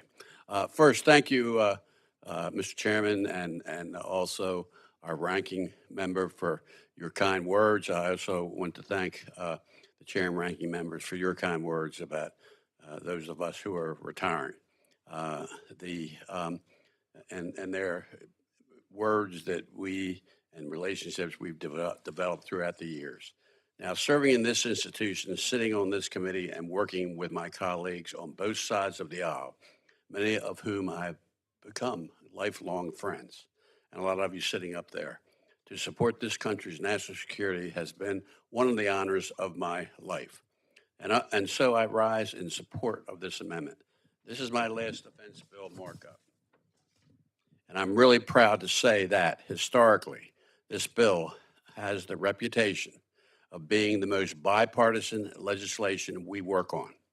After all, funding this nation's safety and security is the most important thing we do here in Congress. But now we're trading in that legacy to politicize. These poison pills provisions won't get us very far in protecting the nation. Mr. Chair, I really want to be a yes here at my last defense markup, and this bill could pass with bipartisan support. And I'm beyond disappointment that here in my last year on this committee, I must vote no on the defense bill as it stands before us. Unless this amendment passes to strike the partisan policy riders that have no business being in a defense funding bill to begin with. I've been here 22 years, during which my friends and I have had many different opinions, both on this side of the aisle and the other. But we have always agreed that the importance of our national defense was non-negotiable. Now, if this amendment is adopted and these no good riders are removed. So with that, I urge a yes vote on this amendment and yield back. Thank you. Again, if there's no further debate, gentlelady from Minnesota is recognized for 1 minute to close. Thank you, Mr. Chair. $50 billion in Guam. Climate resilience money is needed. Runways that need to be replaced in Alaska because the permafrost is melting. Radar facilities that are either going underwater or falling off cliffs because of climate change. It's costing us really real money, and I've got the numbers to back it up. I'd like to thank all my colleagues for their kind words in supporting this amendment, and I urge a vote for this amendment to remove harmful, unnecessary, non-germane issues from this bill so we can move forward and work together on our national security. I yield back. Thank you. The question's now on the amendment offered by the gentlelady from Minnesota. All those in favor say aye. Aye. All those opposed say no. No. Opinion of the chair, the noes have it. Roll call has been requested. Please put up your hands. Sufficient number having shown support, a recorded vote is ordered. The clerk will call the roll. Mr. Adderholt. Mr. Adderholt, no. Mr. Aguilar. Mr. Aguilar, aye. Mr. Amade. Mr. Amade, no. Mrs. Bice. Mr. Bishop. Mr. Calvert. No. Mr. Calvert, no. Mr. Carl. No. Mr. Carl, no. Mr. Carter. Mr. Carter, no. Mr. Cartwright. Aye. Mr. Cartwright, aye.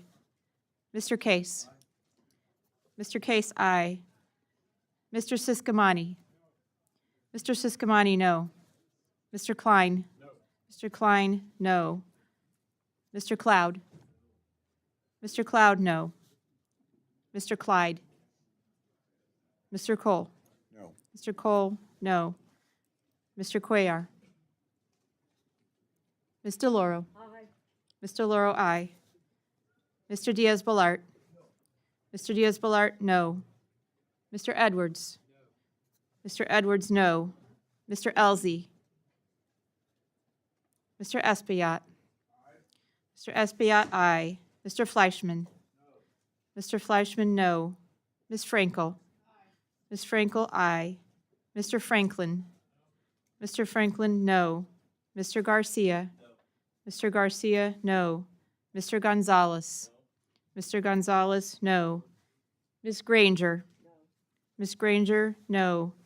Mr. Guest. No. Mr. Guest, no. Mr. Harder. Aye. Mr. Harder, aye. Dr. Harris. No. Dr. Harris, no. Mrs. Hinson. No. Mrs. Hinson, no. Mr. Hoyer. Aye. Mr. Hoyer, aye. Mr. Joyce. No. Mr. Joyce, no. Ms. Capter. Aye. Ms. Capter, aye. Mr. Kilmer. Aye. Mr. Kilmer, aye. Mr. LaTurner. No. Mr. LaTurner, no. Ms. Lee of California. Aye. Ms. Lee of California, aye. Ms. Lee of Nevada. Ms. Letlow. Ms. Letlow, no. Ms. McCollum. Ms. McCollum, aye. Ms. Ming. Ms. Ming, aye. Mr. Molinar. Mr. Molinar, no. Mr. Morelli. Mr. Morelli, aye. Mr. Newhouse. Mr. Newhouse, no. Ms. Pingree. Ms. Pingree, aye. Mr. Pocan. Mr. Pocan, aye. Mr. Quigley. Mr. Quigley, aye. Mr. Reschenthaler. Mr. Reschenthaler, no. Mr. Rogers. Mr. Rogers, no. Mr. Ruppersberger. Mr. Ruppersberger, aye. Mr. Rutherford. Mr. Rutherford, no. Mr. Simpson. Mr. Simpson, no. Mrs. Torres. Mrs. Torres, aye. Mr. Trone. Mr. Trone, aye. Ms. Underwood. Ms. Underwood, aye. Mr. Valadeo. Mr. Valadeo, no. Ms. Wasserman Schultz. Mrs. Watson Coleman. Ms. Wexton. Ms. Wexton, aye. Mr. Womack. Mr. Womack, no. Mr. Zinke. Mr. Zinke, no. Gentleman's recognized. Mr. Elzey, no. Gentleman from Georgia. Mr. Bishop, aye. Gentlelady from Oklahoma. Yeah, gentlelady's not recorded. Mrs. Bice, no. Who else have we? I don't see anybody. Does any member? Okay.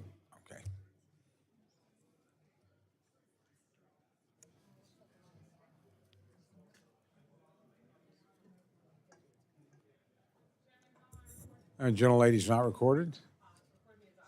Ms. Wasserman Schultz, aye.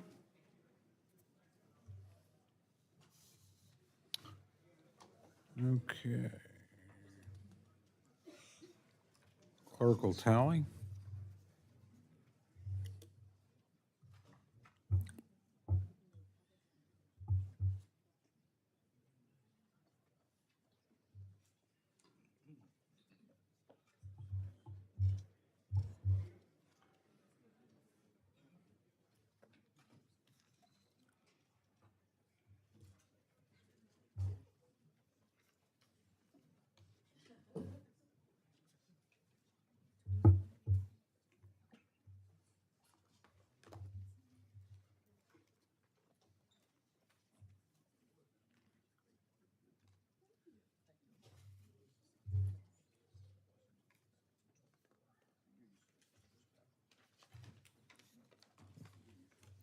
On this vote, the ayes are 24, the noes are 33. The amendment's not adopted. Is there any further amendment or discussion?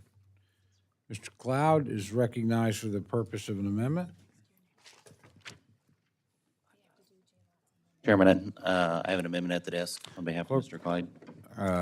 Without objection, gentleman's recognized to explain his amendment. I ask unanimous consent that the amendment be considered as read. Okay. Thank you, Mr. Chairman. I rise on behalf of Mr. Clyde today and will read his prepared remarks on this amendment. I rise today in support of my amendment that would prohibit funds for the construction, maintenance, operation, or assembly of any pier or structure built off the coast of Gaza. As you know, President Biden declared in his May 7th, 2024 State of the Union address that he would direct the military to construct a pier off the coast of Gaza to facilitate the delivery of humanitarian aid to the people of Gaza.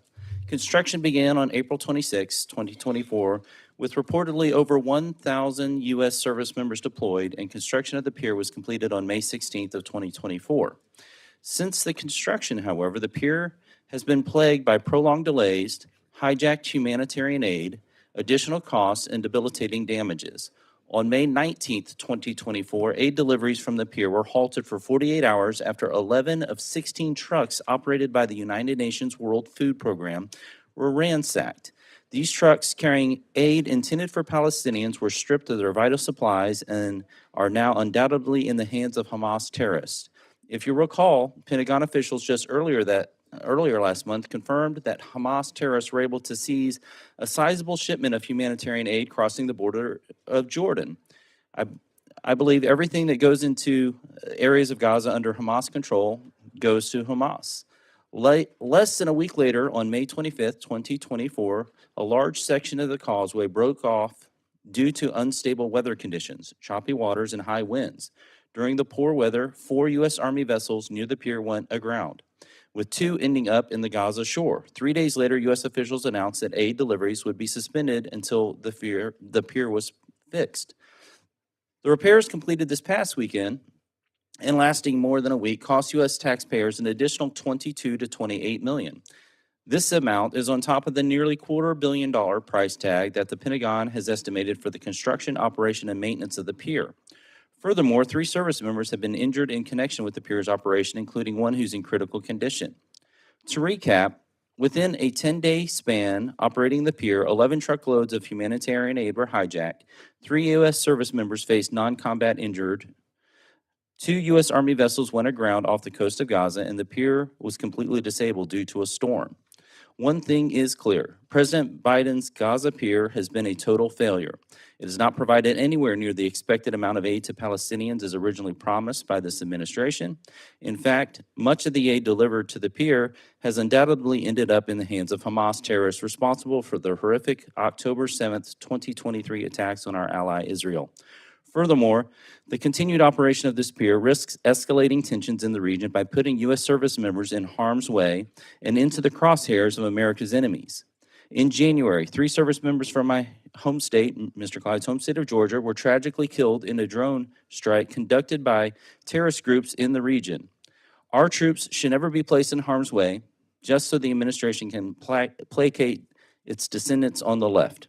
Therefore, I urge all colleagues to join me in supporting my amendment, which would prohibit funding for this already disastrous pier operation off the coast of Gaza and help protect the lives of our service members involved in the continued operations of this pier.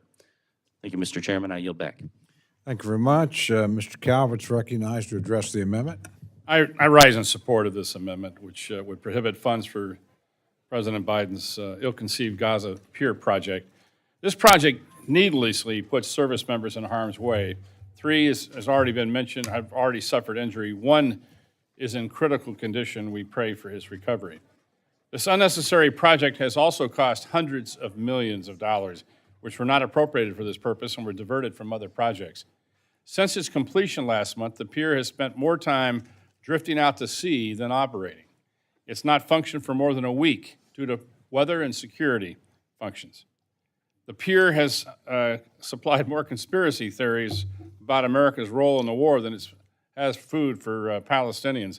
Just this morning, a news release, what aid has gotten across this pier has been stacked on the beach and is unable to be delivered into Gaza. So this has not been well thought out. It's a failure. Enough's enough. I would urge a yes vote and yield back.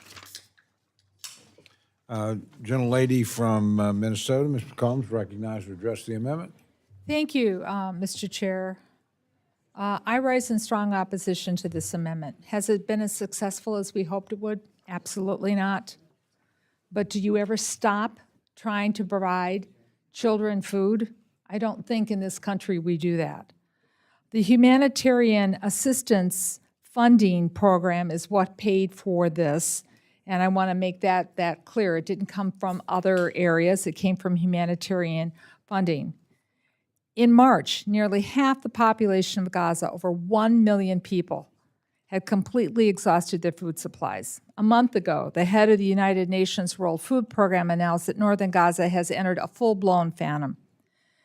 The administration's national security strategy specifically calls out food security as a crisis that threatens global security. Global food systems are under threat from a variety of sources, including Russia's invasion of Ukraine, climate events, protracted conflicts. These situations threaten to push between 75 to 95 million people into extreme poverty. We know that food insecurity can erupt into security challenges. Given the difficulties of getting food and aid through the land crossings into Gaza, the administration, along with our allies, decided to try something, to utilize a bridge-type technology that is normally used during a conflict to allow equipment and food to get to shore. This was a chance to ensure that food is provided to Palestinian civilians, the overwhelming number of them who are children that are in desperate need of nutrition. This operation is only for a limited period of time, and it ends in August, when the weather and the seas will make it untenable to continue. Now, I want to point out, we're working on the FY25 appropriations bill for the Department of Defense. There is no plan to continue this operation in FY25, so this amendment's not even relevant. And we are not trying to provide nutrition for children alone. The French and the British are working alongside with us to provide this assistance. So let me be clear. The Hamas terrorist attack on October 7th was barbaric. It was tragic. But we have a responsibility as Americans to make sure that children are not starving to death and to try to alleviate suffering when possible. This new provision will only make the situation worse. I repeat again, there is no funding for this in the FY25 bill, which is before us. Let us try to give these children a chance to have some subsistence, some nutrition. With that, I yield back. Any further discussion of this? If there is no further debate, the gentleman from Texas is recognized for 1 minute to close.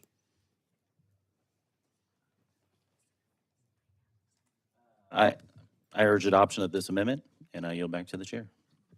Thank you very much. The question is now on the amendment offered by the gentleman from Texas for Mr. Clyde of Georgia. All those in favor say aye. Aye. All those opposed say no. No. The opinion of the chair, the ayes have it, and the amendment is adopted. Okay. What do we got next?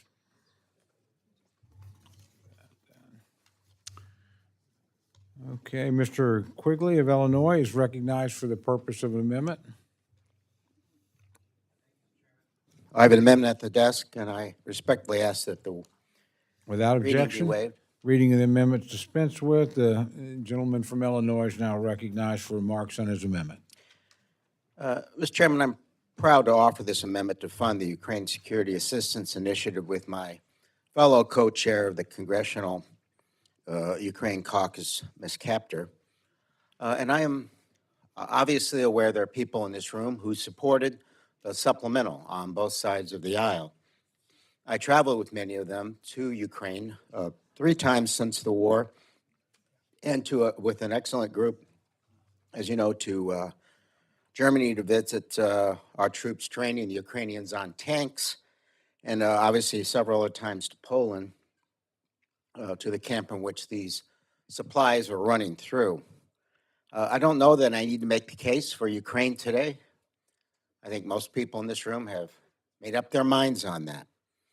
But I will make the case for this amendment based on 2 points.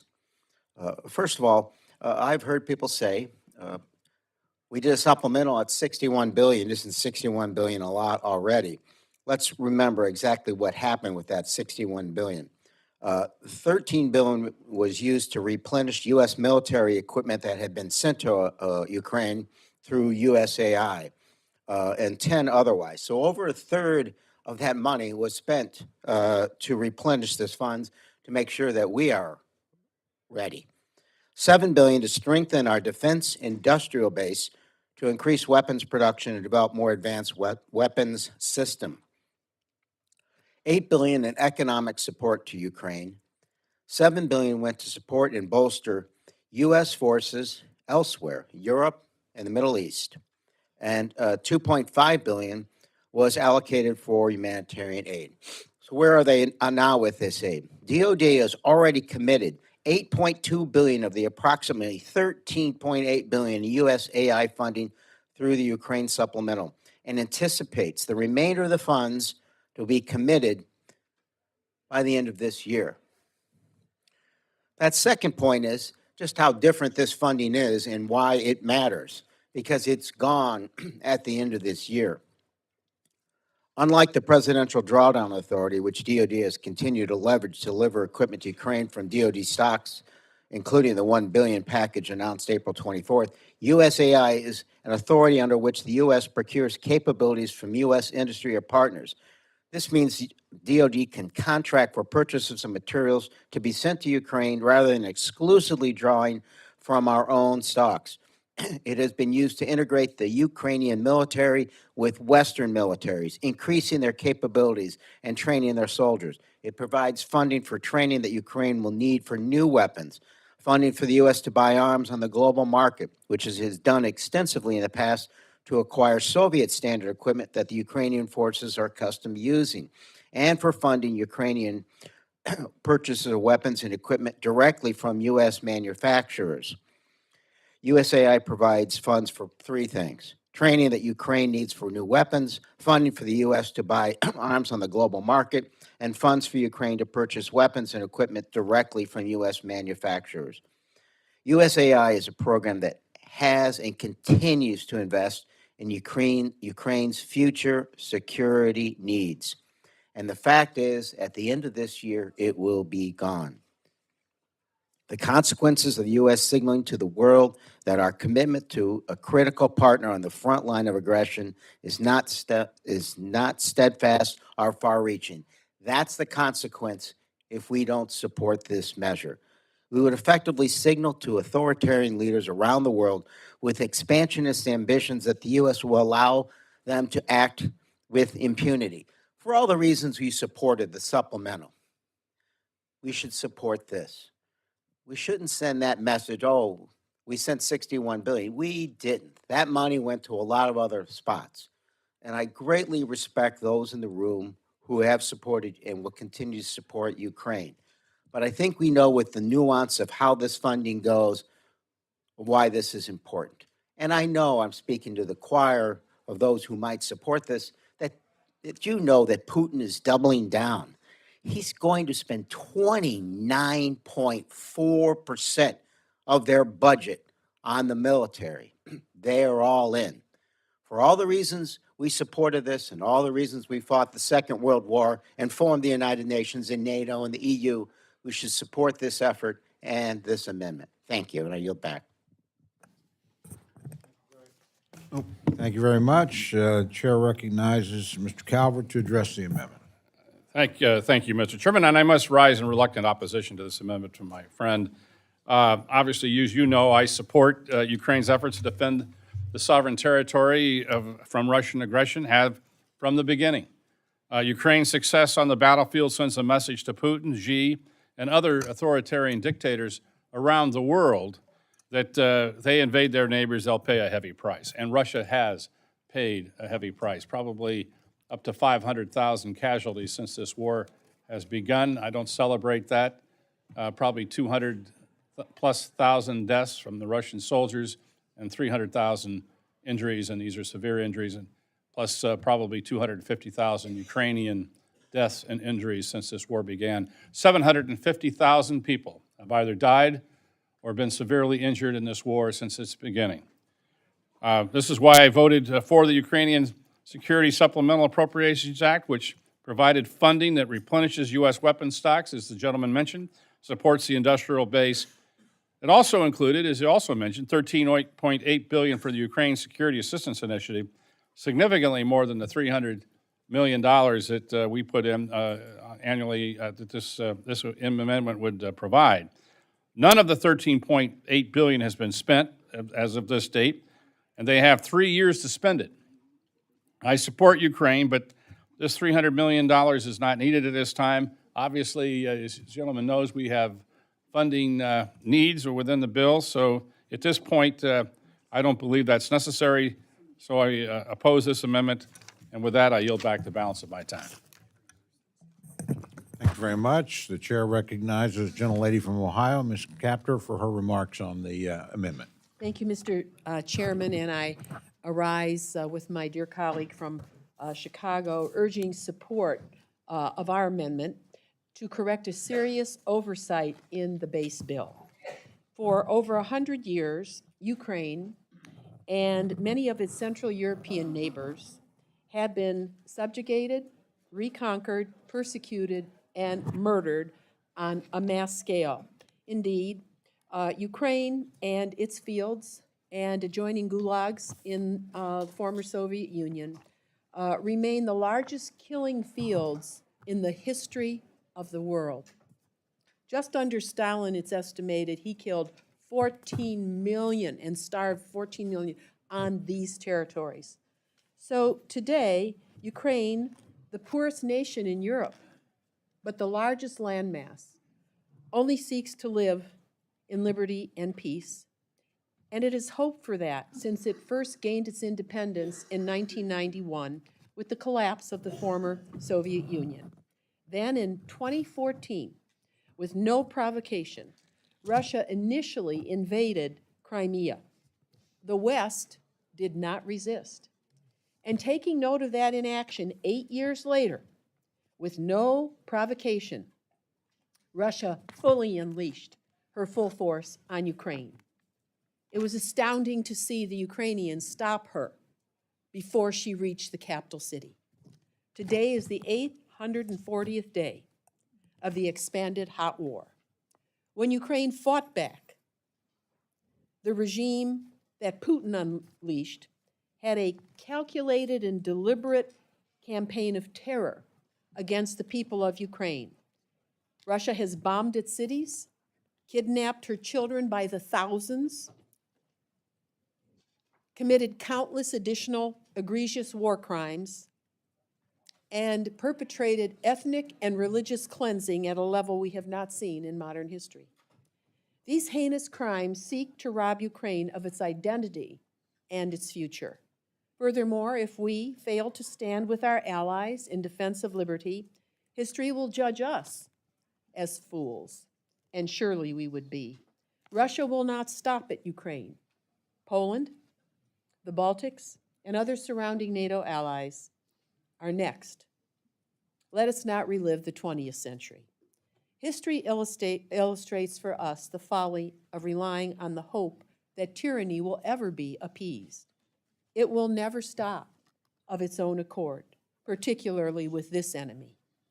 A tyrant's appetite for aggression knows no bounds. Since the end of World War II, the United States has spent untold billions of dollars of money to counter Soviet and Russian military aggression under bipartisan leadership around this world. Now, in just under a year and a half, an inspired Ukrainian force has decimated a significant segment of Russia's military with help from allies who want her to be free. Ukraine is standing, and its people are dying on the front line for liberty in Europe as we debate this today. We must meet this test of liberty in our modern era. The Ukraine Security Assistance Initiative represents annually appropriated funds to support Ukraine, a baseline level of military assistance that is the bedrock of our security partnership that is enduring. Without our support and that of our allies, and giving any clouded signals in the world in which we operate, means Ukraine would not be able to defend its homeland as successfully as they have since February 2022. The America I know stands up for liberty. We do not shy away from a righteous fight. We stand steadfast and united with our allies as liberty's shield. We do not leave our friends and allies to suffer at the hands of tyranny. Liberty leads from the front. If we wish to defend liberty and support freedom, it is our solemn obligation, in my opinion, to support this amendment. And it is our privilege to support the brave people of Ukraine by appropriating funds for the Ukraine Security Assistance Initiative. I thank you and yield back. Thank you. The chair recognizes my good friend, Ms. McCollum, to address the amendment. Thank you, Mr. Chair. I rise in strong support of this amendment. This funding to build Ukraine's capacity to defend itself from any adversary has been carried in the base bill since 2016. Clearly, it was the right decision to include it many years ago, and it was effective as Ukraine continues to fight against Russia's aggression and unjust invasion. Let us not forget that many people, including Putin himself, totally miscalculated and thought Russia could march straight into Kyiv and overwhelm the country in a matter of days. Yet here we are, on June 13th, 2024, with an active 2-year-long war, debating in the House Appropriations Committee whether to side with Ukraine or let Putin declare victory. It was disappointing to see the House remove the $300 million from the defense bill on the floor last year, but the House did the right thing by voting 311 to 112 in favor of continuing this assistance to Ukraine as a standalone bill, and subsequently enacting the $300 million as part of the 2024 Defense Appropriations Act. We're now working on the 2025 Appropriations Act. So the majority claims that since we enacted $61 billion for Ukraine just 2 months ago, which we should have done in 2024, that this funding's not needed. Our national security requires an annual investment, and so does Ukraine. It requires timely investment in order to address the ever-ending, revolving landscape of threats, not 5 months late. The Ukrainian people are fighting for their lives, their identity, their freedom every day. And it would send a terrible message to the Ukrainian people and supporters of democracy around the world if this amendment were to fail. But it should fail. We are not giving up to support Ukraine. I urge my colleagues to continue to stand with Ukraine and vote aye on this amendment. I yield back. Thank you. The chair recognizes the ranking member of the full committee, Ms. Delora, for her remarks concerning the amendment. Thank you, Mr. Chairman, and I want to just... Mike. Thank you. I want to say a thank you to Congressman Quigley and to Congresswoman Capter for this amendment. Just thank you so much, because this amendment could not come at a more critical time. This body, after months of unnecessary partisan delay tactics and goalpost shifting by Republicans, overwhelmingly passed a bipartisan national security supplemental that contained aid for Ukraine. Some would say it's $61 billion. Is that not enough? Well, you heard Mr. Quigley. It's not $61 billion. The bulk of that money is for the U.S. industrial base. It's probably 13 plus, almost $14 billion. And you take a look at what we also did in that supplemental bill, Israel got approximately that amount of money as well. Deservedly, as is deserved for Ukraine. Some may say that that should settle the matter. Those people clearly do not know or do not care what is at stake in this war. How did Russia respond to this increase in aid? By going on the attack, because they knew that once Western aid started to flow again, their ill-gotten territorial gains would be at risk. They lashed out at civilian population centers like Kharkiv and through everything that they had at the front lines. Ukraine has held firm in the face of these savage attacks on its cities and civilian populations. But the toll has been brutal, and it will take time for Ukraine to build the resources and the manpower needed to go on the offensive again. They will need our support for a long time to come. But think of what this assistance has already achieved. How Putin's army, once thought the second most powerful in the world, has been degraded and exposed for the corrupt and cruel force that it is. We were all here in the early days of the invasion, and we sat through hearings and briefings that told us it would be just a week before Ukraine would be overrun. Well, by God, Ukraine has not been overrun, and that's because of the courage, the resilience, and the strength of the Ukrainian people. And we cannot continue to delay. We cannot continue to say no to what they need because we all stand up and talk about democracy and how democracy is at risk. And if democracy fails in Ukraine, then it fails in the rest of the world. Well, then we need to show what we are made of. And whatever Ukraine needs to fight the battle for democracy, for itself, and for the rest of the world is what we ought to provide for Ukraine. That's what we ought to be doing, and not talking about denying $300 million in security assistance. Ukraine has held firm in the face of savage attacks on its cities and civilian populations. You cannot simply hope for a ceasefire with Russia. Putin has shown that he has no concern with sacrificing a generation of Russians to seize as much Ukraine territory as he can. And if Ukraine does not receive the support needed to counter Russia's outrageous attack on its sovereign territory, the legacy of this Congress will be the appeasement of a dictator. 1938. It will mean the destruction of an allied nation and a fractured Europe.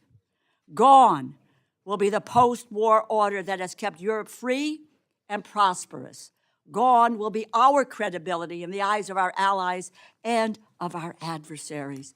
And gone will be the America that promised to stand up for freedom, for democracy, and for human rights wherever they are threatened or under attack. $300 million. It's similar, though there isn't the appellation or what we call it, but we do provide every single year $3.8 billion in a memorandum of understanding to Israel. And since I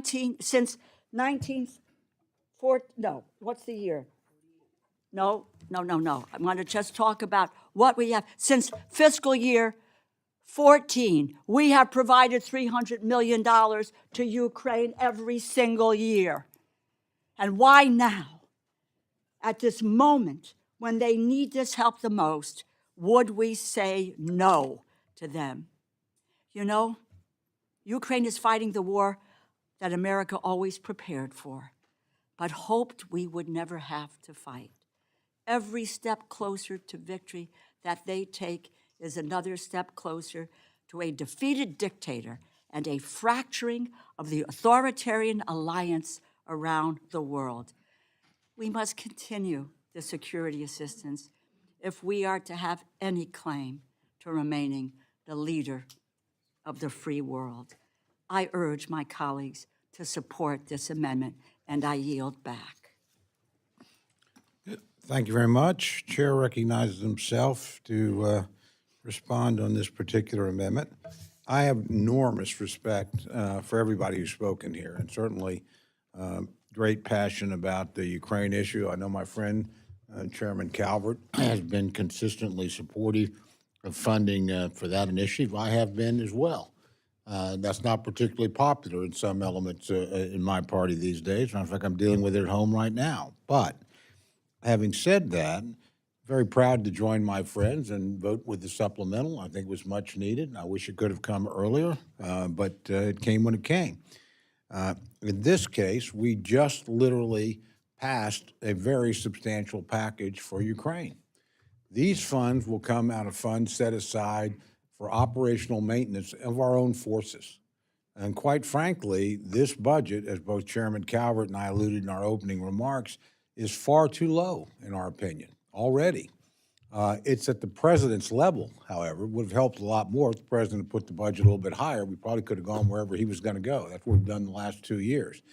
So I would recommend that, and I'm certainly prepared to continue to support Ukraine. I don't have any problems with that. I would suspect that there will be additional requests in the future. Right now, our own forces are stretched to the limit. We think our own budget is too low, and these are operational maintenance funds for American forces. So with great respect, and certainly not suggesting that I would not be supportive further down the road with my friends on both sides of the aisle that see this as a critical national security, I think the wise decision now is to keep the money where it's at, keep our own forces in the highest possible state of readiness, and continue to work together as we did in a bipartisan manner earlier literally just I guess in late March or April, so not too far ago. So with that, again, I would, with great respect, urge rejection of the amendment, but continued support of the objective that I know my friend from Illinois and my friend from Ohio are rightly passionate about. With that, is there any further debate? Oh, gentleman from Maryland's recognized to make any points he cares to.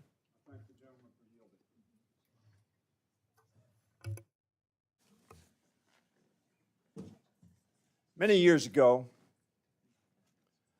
my first wife was still alive. It was an auction, and she bought a relatively large painting of two people. They were never in the same room together, my presumption is, but they were together, looking at one another. And she bought it because I got into politics because of John Kennedy and the inspiration he gave to me when I was in college. And the other individual that was in that painting was Winston Churchill.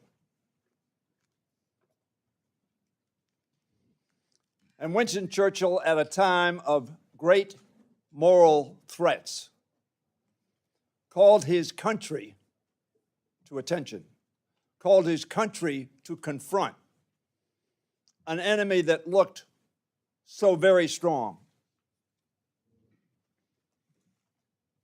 John Kennedy spent some time in England, and he wrote his senior thesis in Harvard on why England slept. I came to Congress in 1981, and I was proud to support almost all of President Reagan's proposals to strengthen the military, which, by the way, Jimmy Carter had begun.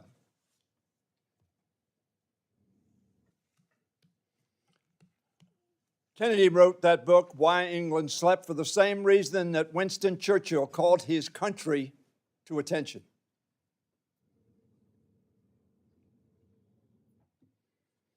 And of course, he led England, as Franklin Roosevelt led the United States, in confronting the great threat of their generation. And I respectfully disagree with my chairman, who is my good friend. Mr. Calvert, when he spoke about the bill that we are considering, said, we need to do more. But this is what we have.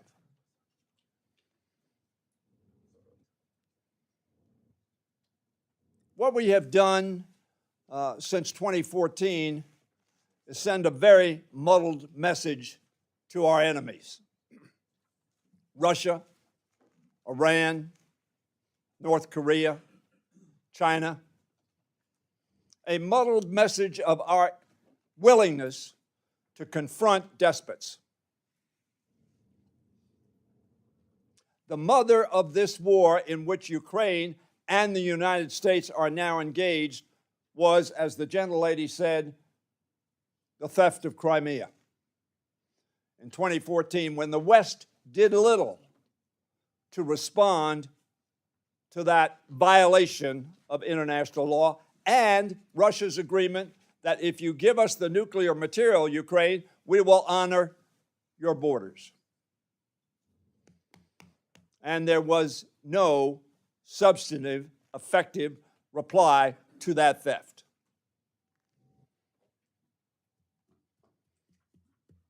And for approximately 5 months, we sent another muddled message to Putin. Well, we don't know whether we're going to give more money or not. And I was on the floor, as others of you were on the floor, almost every week. And I wear this pin every day. I'm not Ukrainian, I'm Danish. I'm American. And Mr. Chairman, my fear is that Russia is watching, China is watching, Iran is watching, North Korea is watching, And if we say no to this relatively small sum of money, they'll get the message. Maybe America is not engaged. Maybe America will not continue to keep the faith. Maybe America will send an uncertain trumpet, an uncertain message.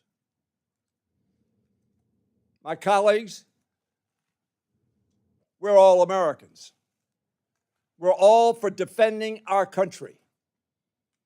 Ultimately, I hope every one of us would be willing to defend our country with our lives, as so many of you have served in the service have done. This is not a time to waver in our commitment. This is not the time to send an uncertain message to those who threaten democracy and freedom and justice and America.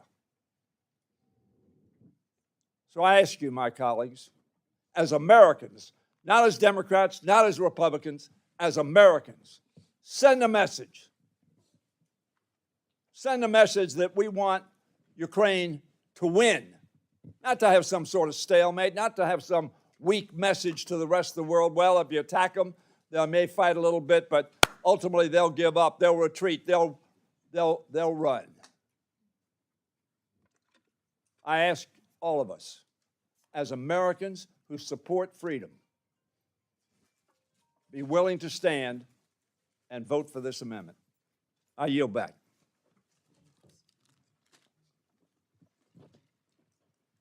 There's no further debate. The gentleman's recognized for 1 minute to close. Thank you, Mr. Chairman. And to both chairmen, I do appreciate the fact that you've supported Ukraine. Let me reiterate. The money in the supplemental for UASI is either committed or will be committed by the end of this year. But to the argument that we need to spend scarce resources on our own military, let me suggest this. When I was in Poland, the Polish military said, you need to fight them there because we don't want to fight them on Polish territory. What did General Milley and Secretary Austin tell us? Putting their words together, if we don't stand up to Putin's hostility here, we will be doubling our defense budget and inviting more bloodshed. Ukrainians are fighting our fight. That $300 million that's been in the base bill since 2015 is why the Ukrainian army is different than the one that existed when the Russians took Crimea. So we can't get behind again. We have to do this every year, as painful as it is, for our sake as well. Thank you. Questions now on the amendment offered by the gentleman from Illinois. All those in favor say aye. Aye. All those opposed say no. No. The opinion of the chair, the noes have it, and the amendment is not adopted.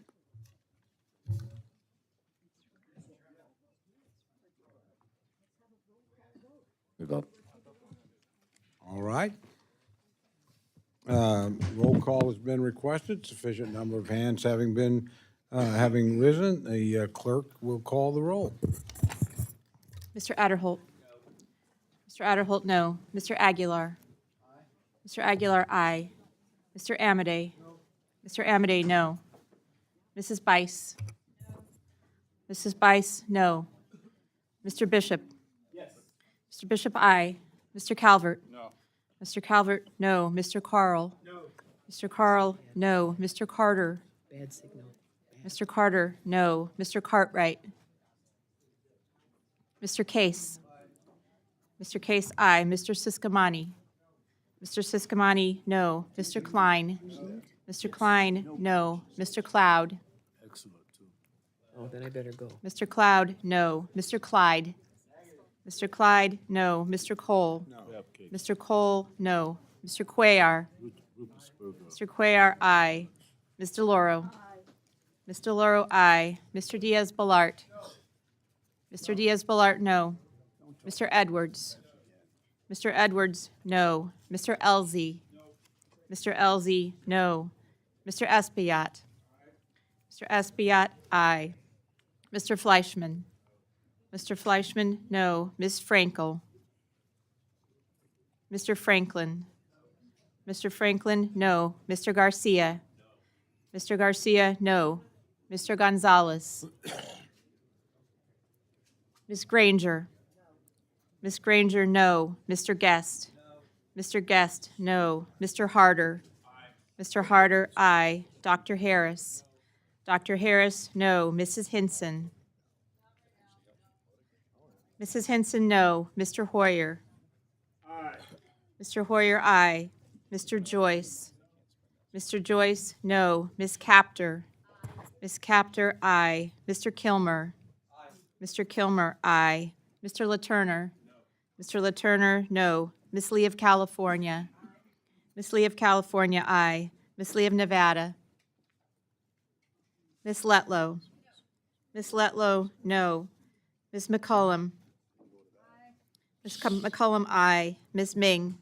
Ms. Ming, aye. Mr. Molinar? Mr. Molinar, no. Mr. Morelli?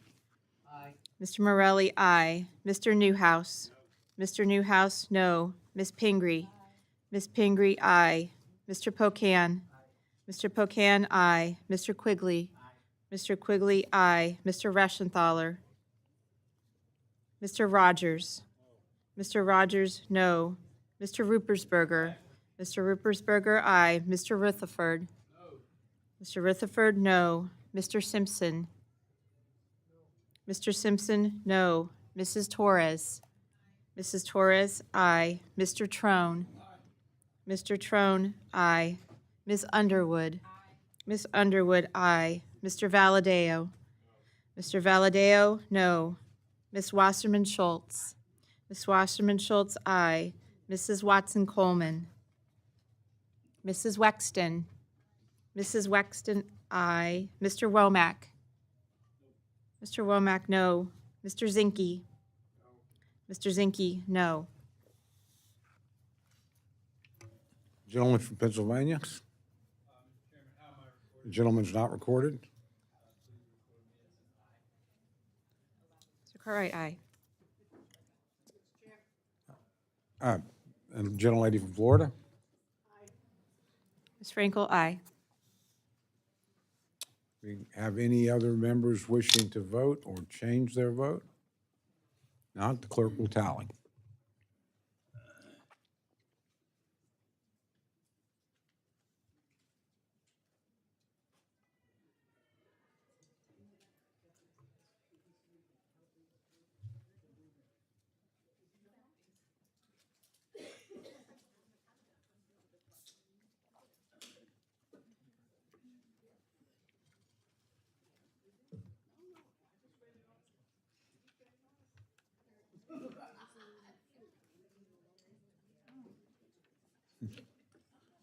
A lot of pretty good foods flying in.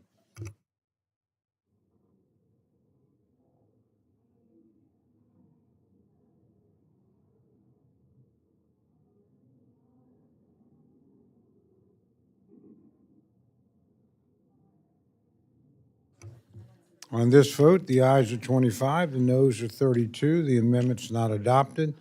Is there any further amendment or discussion? I think Mr. Clyde has an amendment, is recognized for an amendment.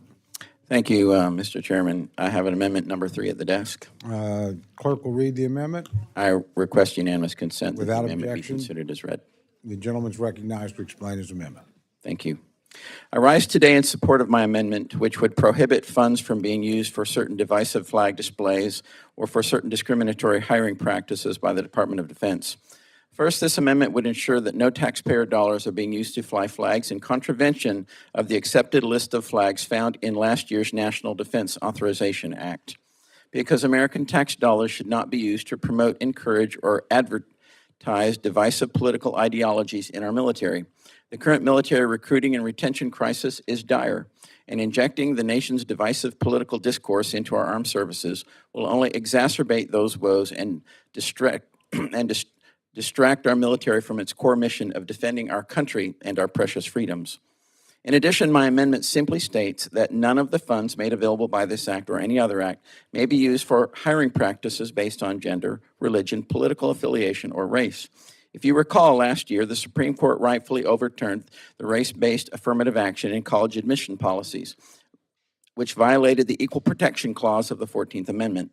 And I'm thankful the Supreme Court came to this decision that ended over a decade of discrimination at our nation's institutions of higher learning. Now it is Congress's turn to say that no man or woman, regardless of race, gender, religion, or political affiliation, shall be discriminated against by their own government with their own tax dollars. I urge my colleagues to adopt my straightforward amendment. Thank you, and I yield back.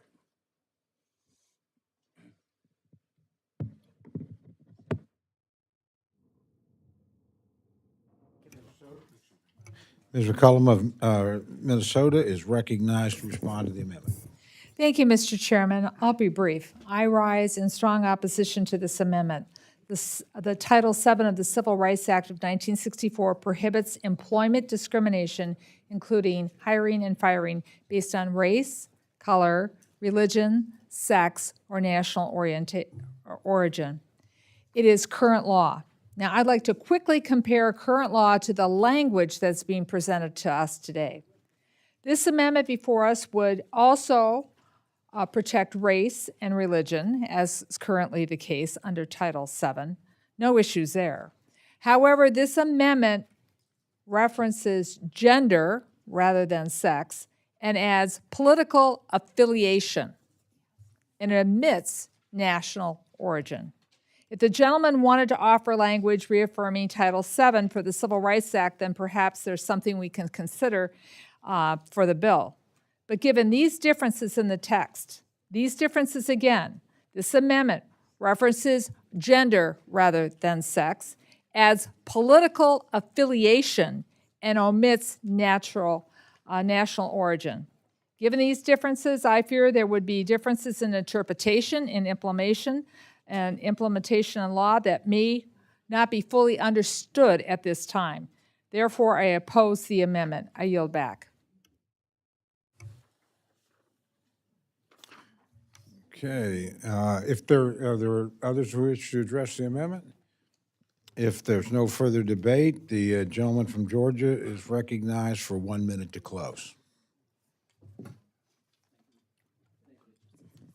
Thank you, Mr. Chairman. My amendment certainly does not prohibit, in any way the 1964 Civil Rights Act or anything that it prohibits, and I certainly agree with the 1964 Civil Rights Act. I urge all my colleagues to support my amendment. Thank you, and I yield. Questions now on the amendment offered by the gentleman from Georgia. All those in favor say aye. Aye. All those opposed say no. No. The opinion of the chair, the ayes have it. As soon as I see enough hands. Oh, okay. Thank you, my friend. Okay. Obviously, sufficient number of hands having risen. Roll call is ordered. Clerk will call the roll. Mr. Adderholt. Aye. Mr. Adderholt, aye. Mr. Aguilar. No. Mr. Aguilar, no. Mr. Amadei. Yes. Mr. Amadei, aye. Mrs. Bice. Yes. Mrs. Bice, aye. Mr. Bishop. No. Mr. Bishop, no. Mr. Calvert. Aye. Mr. Calvert, aye. Mr. Carl. Aye. Mr. Carl, aye. Mr. Carter. Aye. Mr. Carter, aye. Mr. Cartwright. No. Mr. Cartwright, no. Mr. Case. No. Mr. Case, no. Mr. Siscomani. Aye.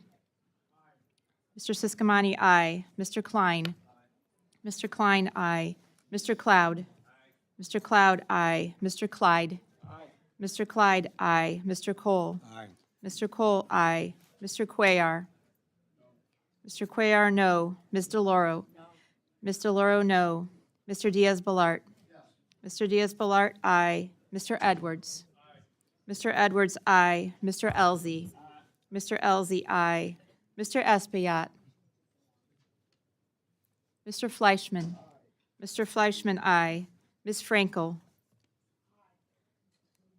Ms. Frankel, aye. Ms. Frankel, no. Mr. Franklin. Mr. Franklin, aye. Mr. Garcia. Mr. Garcia, aye.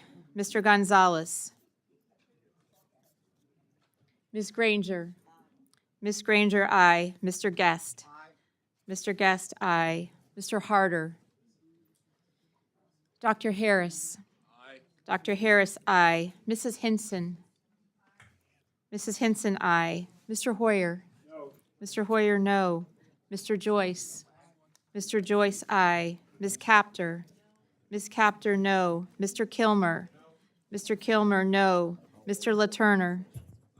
Mr. LaTurner, aye. Ms. Lee of California? Ms. Lee of California, no.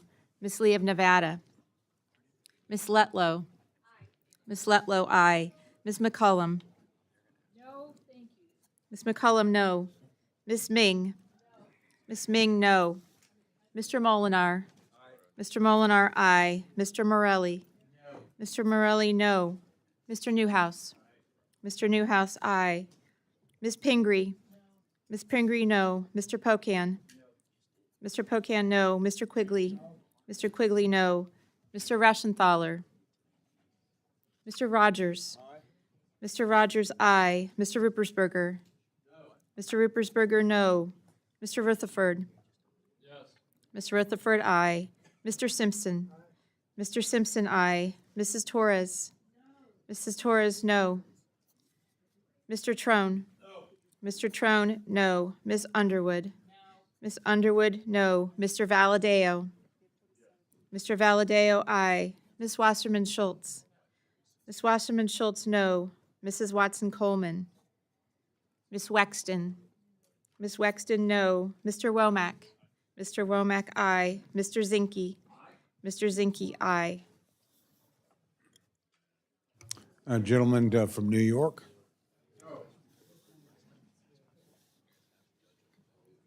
Mr. Espiat, no.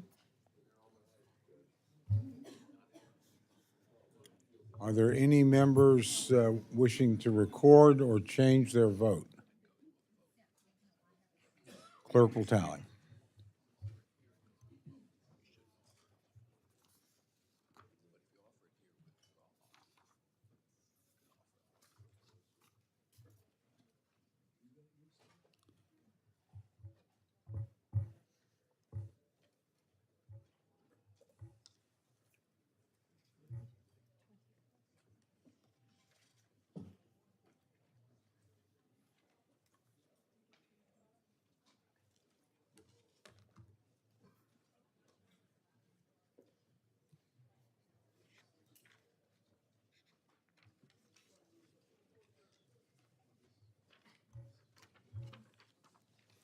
On this vote, the ayes are 32, the noes are 24. The amendment is adopted. Is there any further amendment or discussion? Mr. Chairman, I have an amendment at the desk. I believe amendment number 2. There we go. Gentleman's recognized. Thank you. I rise today in support of my amendment. I'm sorry, I should have asked the clerk to okay. read the amendment. You wanted I request unanimous consent the amendment be considered as read. Thank the gentleman. Without objection, gentleman's recognized to explain his amendment. Thank you. I rise today in support of my amendment, which relocates the Reconciliation Memorial, sometimes referred to as the Reconciliation Monument, back to its original location in Arlington National Cemetery. And I'm very grateful for the support of the NDAA Chairman, Chairman Rogers, as well on this amendment. Under the direction of President Biden, the Reconciliation Memorial was removed on December 18, 2023. This monument in Arlington was a powerful symbol of the healing and unification of our nation after the deep divisions of the Civil War. American leaders like President Abraham Lincoln and Union General Ulysses Grant knew that a nation divided could not stand, and they tirelessly worked on promoting reconciliation. In 1898, following the end of the Mexican-American War, President McKinley undertook a process to create greater national unity. In 1906, President McKinley authorized the construction of the Reconciliation Memorial, unveiled in 1914 by President Woodrow Wilson. This monument, designed by a Jewish American sculptor, features a woman crowned with an olive wreath symbolizing peace. For over a century, presidents of both parties have understood the purpose of this memorial of reconciliation and have honored it by sending wreaths to the monument. This tradition, showing national unity and respect, has been carried out regardless of the party or the politics of the sitting president. Even President Obama understood the Reconciliation Monument in the context for what it stands for. Unity, not division, when he continued on the presidential tradition of sending a wreath to the monument.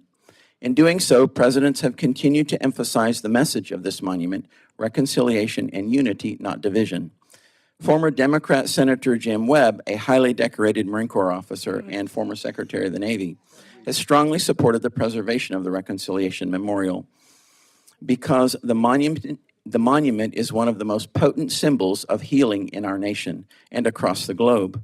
Democrat Senator Webb has said that the statue's removal would signify the desire of a deteriorating society to erase the generosity of its past in favor of bitterness and misunderstanding, conjured by those who do not understand the history they seem bent on destroying. You know, that was his quote. Now I'd like to share a little bit of the monument's history. When this monument was originally dedicated back in 1914, Reverend Dr. McKim pronounced these words within his invocation.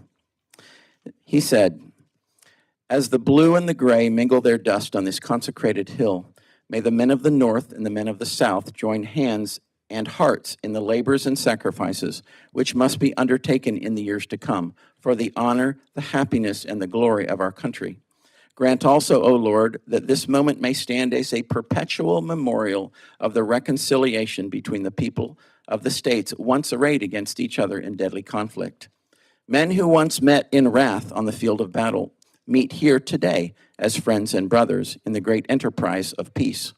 Henceforth, we pray and labor for the good and the glory of our reunited country. We have beat our swords into plowshares and our spears into pruning hooks. Ours it shall be to strive in fraternal emulation with our northern brothers in all undertakings for the common weal, meaning the common prosperity. That was Old English. President Woodrow Wilson, a Democrat, had these words to say about it as well. He said, "I assure you that I am profoundly aware of the solemn significance of the thing that has now taken place," meaning the dedication of the Reconciliation Monument. It was suggested by a president of the United States who had himself been a distinguished officer of the Union Army. It was authorized by an act of Congress of the United States. The cornerstone of the monument was laid by a president of the United States elevated to his position by the votes of the party which had chiefly prided itself upon sustaining the war for the Union, and who, while Secretary of War, had himself given authority to erect it. And now it has fallen to my lot, Woodrow Wilson's lot, to accept in the name of the great government, which I am privileged for the time to represent, this emblem of a reunited people. Again, I say, he ends with, this emblem of a reunited people.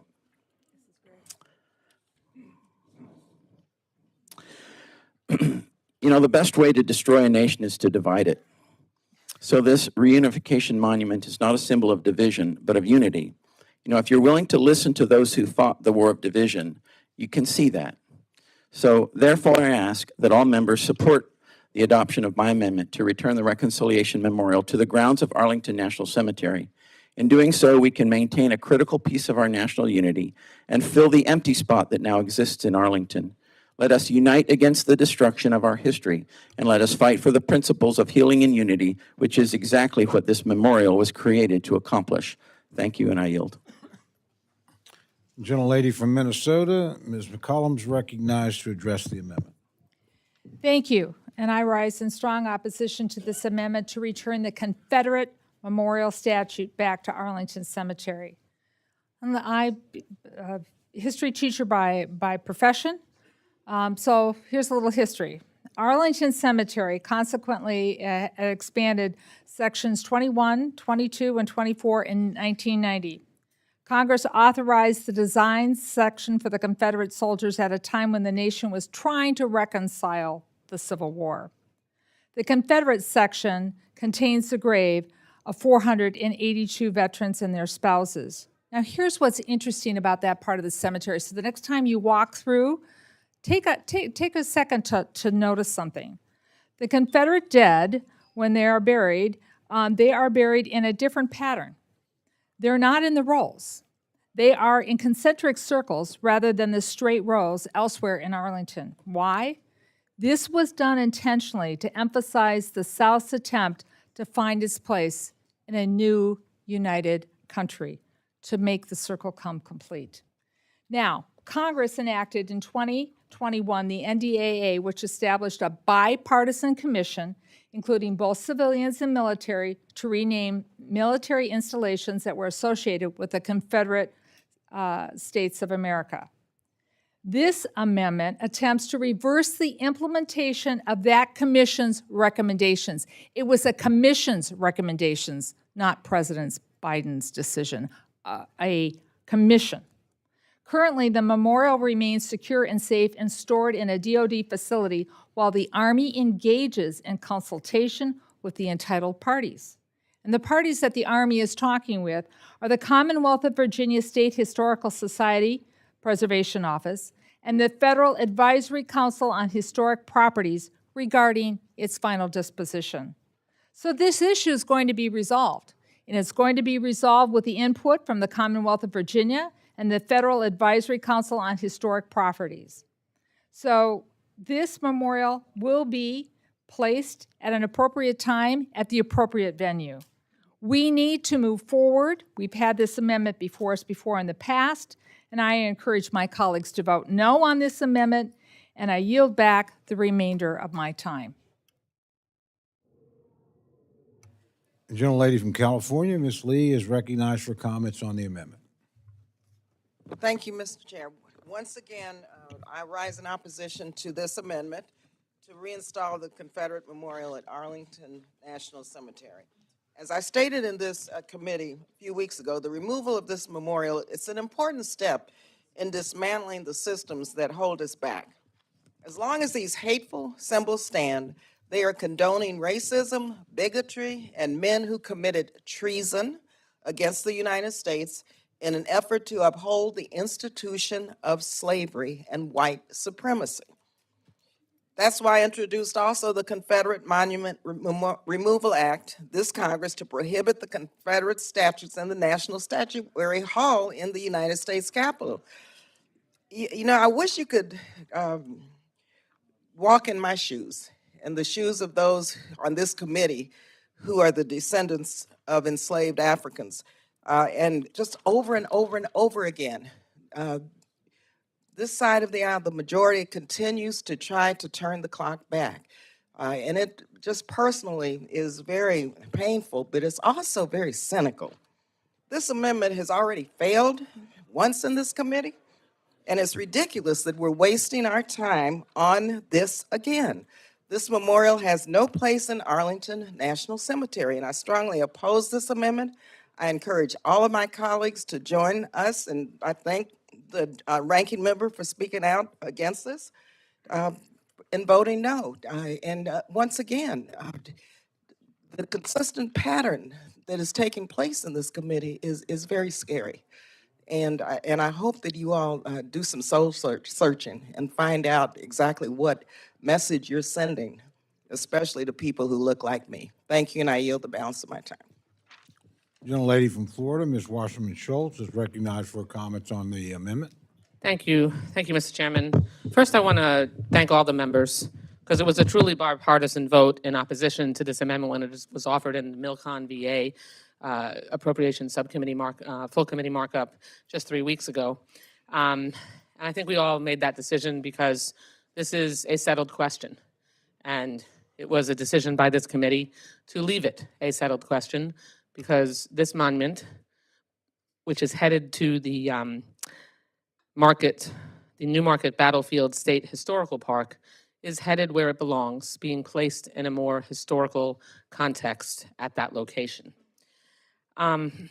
Since we've already had this debate, it's frustrating that we're having to rehash it, but I want to point out first that, unsurprisingly, the monument was sculpted by a former Confederate soldier who, Mr. Clydes, whose religion has absolutely nothing to do with this debate, and it's offensive that you keep pointing out that the sculptor was Jewish. That is irrelevant, absolutely irrelevant.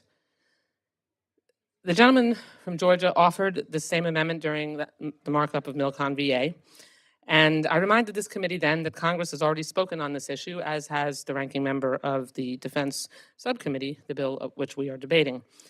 That commission recommended removal of the memorial along with the reviews of bases with Confederate names.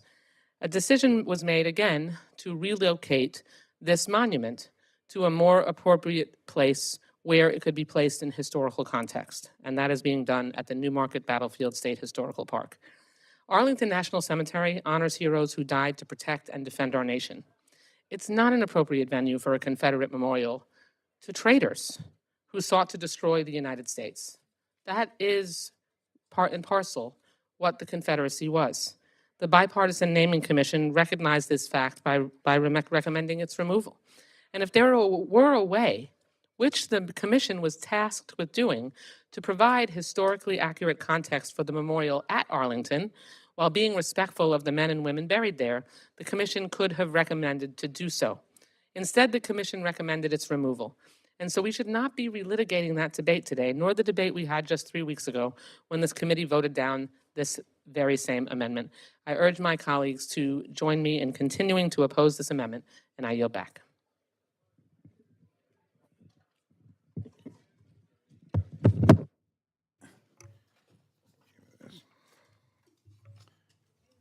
There's no further debate. A gentleman is recognized for 1 minute to close. Chair, thank you, Mr. Chair. I think it's disingenuous and really dishonest to rewrite history. And removal of this monument is doing just that, branding it as division when it actually represents unity of this country. And as I said before, the greatest way to destroy a nation is to divide it. And that's exactly what is happening right now. So it's past time to return this monument to its rightful place in Arlington National Cemetery. Thank you, and I yield back. Question is now on the amendment offered by the gentleman from Georgia. All those in favor say aye. Aye. All those opposed say no. No. Opinion of the chair, the noes have it. And the amendment is not adopted. Recorded vote has been requested. Those raise their hands, support a recorded vote.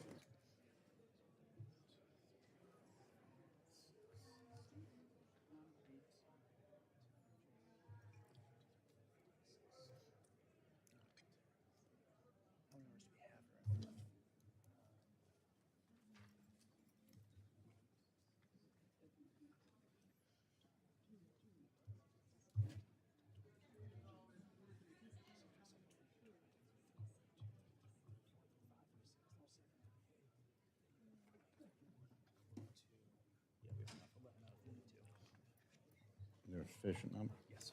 Okay. A sufficient number of hands having been raised, the clerk will call the roll. Mr. Adderholt. Aye. Mr. Adderholt, aye. Mr. Aguilar. Mr. Aguilar, no. Mr. Amedee. Mr. Amedee, aye. Mrs. Bice. Mr. Bishop. Mr. Bishop, no. Mr. Calvert. Mr. Calvert, aye. Mr. Carl. Mr. Carl, aye. Mr. Carter. Mr. Carter, aye. Mr. Cartwright. Mr. Cartwright, no. Mr. Case. Mr. Case, no. Mr. Siscomani. Mr. Klein. Mr. Klein, aye. Mr. Cloud. Mr. Cloud, aye. Mr. Clyde. Mr. Clyde, aye. Mr. Cole. Aye. Mr. Cole, aye. Mr. Cuellar. Ms. DeLauro. No. Mr. DeLauro, no. Mr. Diaz-Balart. Mr. Diaz-Balart, aye. Mr. Edwards. Aye. Mr. Edwards, aye. Mr. Elzey. Mr. Espaillat. Oh, Mr. Elzey, aye. Mr. Espaillat. Mr. Espaillat, no. Mr. Fleischman. Mr. Fleischman, aye. Ms. Frankel. Ms. Frankel, no. Mr. Franklin. Mr. Franklin, aye. Mr. Garcia. Mr. Garcia, no. Mr. Gonzalez. Ms. Granger. Ms. Granger, aye. Mr. Guest. Mr. Guest, aye. Mr. Harder. Dr. Harris. Mrs. Henson. Mrs. Henson, no. Mr. Hoyer. No. Mr. Hoyer, no. Mr. Joyce. Mr. Joyce, no. Ms. Capter. Ms. Capter, no. Mr. Kilmer. Mr. Kilmer, no. Mr. LaTurner. Mr. LaTurner, no. Ms. Lee of California. Ms. Lee of California, no. Ms. Lee of Nevada. Ms. Letlow. Ms. Letlow, aye. Ms. McCollum. Ms. McCollum, no. Ms. Ming. Ms. Ming, no. Mr. Molinar. Mr. Molinar, aye. Mr. Morelli. Mr. Morelli, no. Mr. Newhouse. Mr. Newhouse, no. Ms. Pingree. Ms. Pingree, no. Mr. Pocan. Mr. Pocan, no. Mr. Quigley. Mr. Quigley, no. Mr. Raschenthaler. Mr. Rogers. Mr. Rogers, aye. Mr. Ruppersberger. Mr. Ruppersberger, no. Mr. Rutherford. Mr. Rutherford, aye. Mr. Simpson. Mr. Simpson, no. Mrs. Torres. Mrs. Torres, no. Mr. Trone. Mr. Trone, no. Ms. Underwood. Ms. Underwood, no. Mr. Valadeo. Mr. Valadeo, no. Ms. Wasserman Schultz. Ms. Wasserman Schultz, no. Mrs. Watson Coleman. Ms. Wexton. Ms. Wexton, no. Mr. Womack. Mr. Womack, aye. Mr. Zinke. Mr. Zinke, aye. Dr. Harris. Gentleman from Maryland? Dr. Harris, aye. Gentleman from Texas? Yeah, gentleman's not recorded? Okay. Mr. Cuellar, no. Gentleman from California?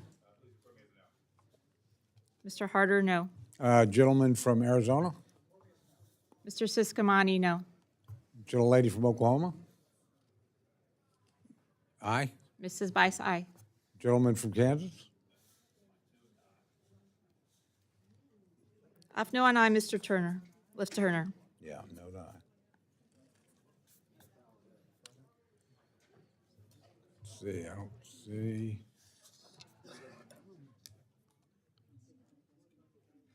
Okay. Have all members voted, and does any member wish to change their vote? When that, the clerk will tally.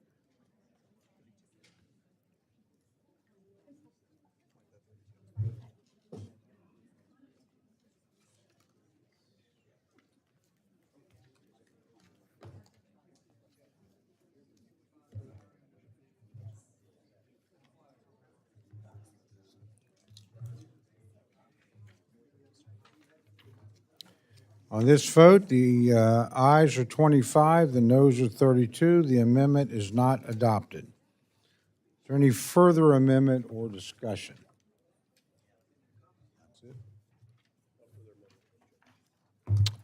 Seeing no further amendments, I now recognize Mr. Rogers for the purpose of the motion. Mr. Chair, I move to favorably report the fiscal year 2025 Defense Appropriations Bill to the House.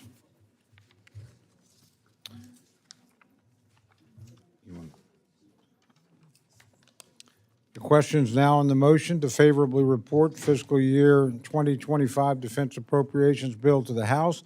All those in favor say aye. Aye. Those opposed say no. In the opinion of the chair, the ayes have it. Roll call has been requested. Could I see a show of hands, please? A sufficient number in support. A recorded vote is ordered. The clerk will call the roll. Mr. Adderholt. Aye. Mr. Adderholt, aye. Mr. Aguilar. Mr. Aguilar, no. Mr. Amade. Mr. Amade, aye. Mrs. Bice. Mrs. Bice, aye. Mr. Bishop. No. Mr. Bishop, no. Mr. Calvert. Mr. Calvert, aye. Mr. Carl. Mr. Carl, aye. Mr. Carter. Mr. Carter, aye. Mr. Cartwright. Mr. Cartwright, no. Mr. Case. Mr. Case, no. Mr. Siscomani.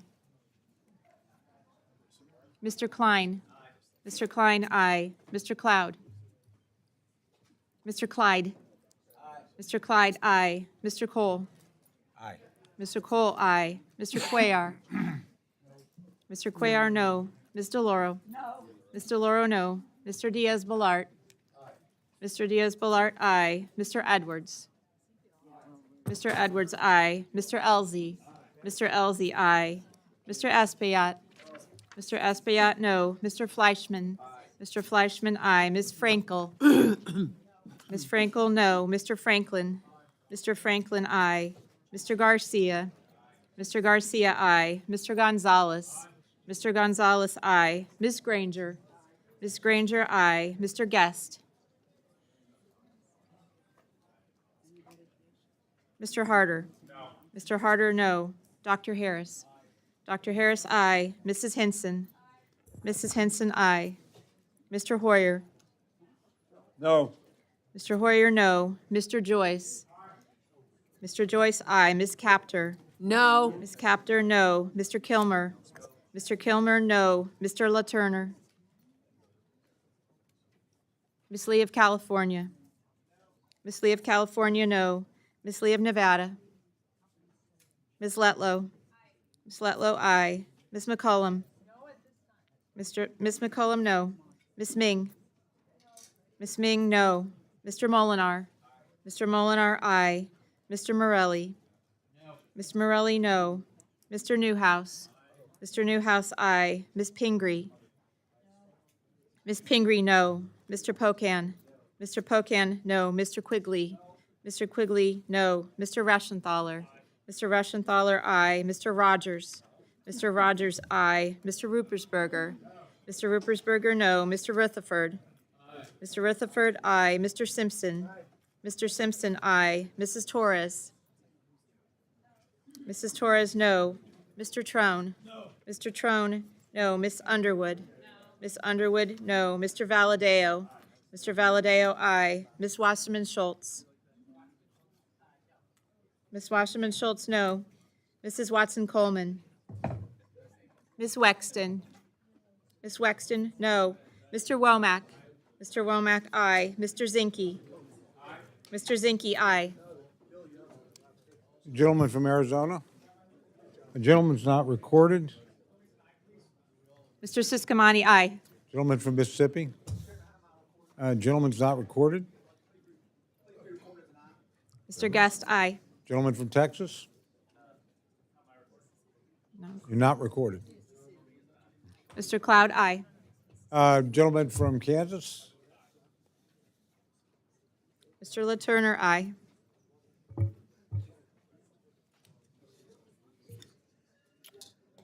Do we have any other members wishing to vote or change their vote? Seeing none, the clerk will tally.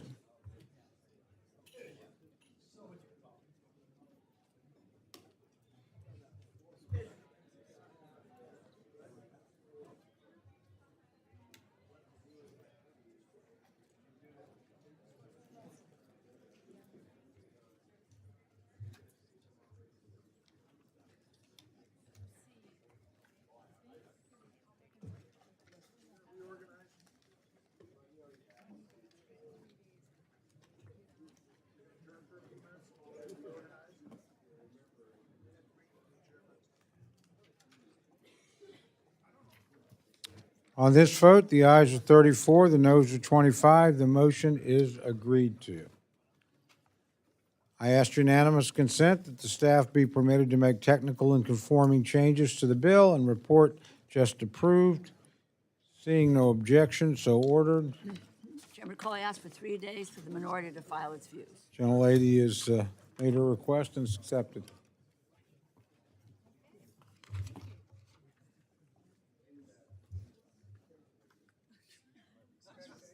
Recess for a couple minutes. We'll recess for 5 minutes so members can use the facilities if necessary. And then we'll move to the next bill. Thanks for your cooperation. Let's just try to keep it moving. Appreciate it. I'm sorry? 5-minute recess. Which bill is next? FSG. Zach's gonna take my spot. Anything before I go? Yeah, cigar and a drink.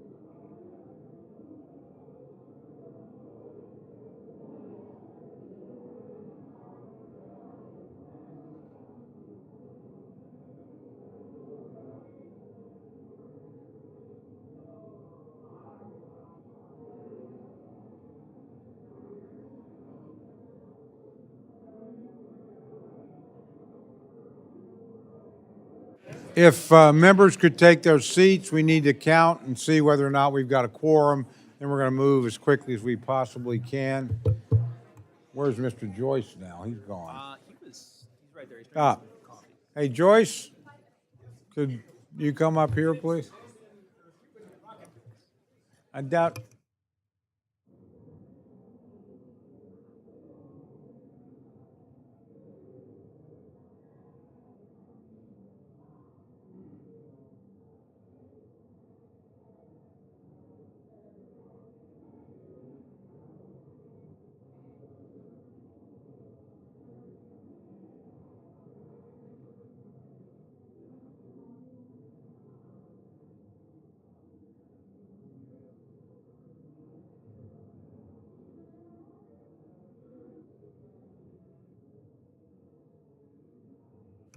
We are one member short of a quorum. Could you ask one member, if there are several members in the hall? We're like one short.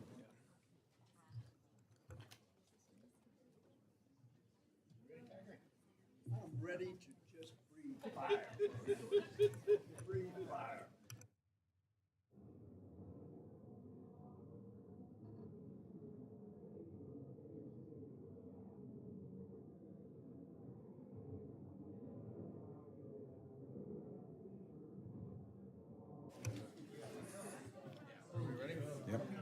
You actually have to sit down, Henry.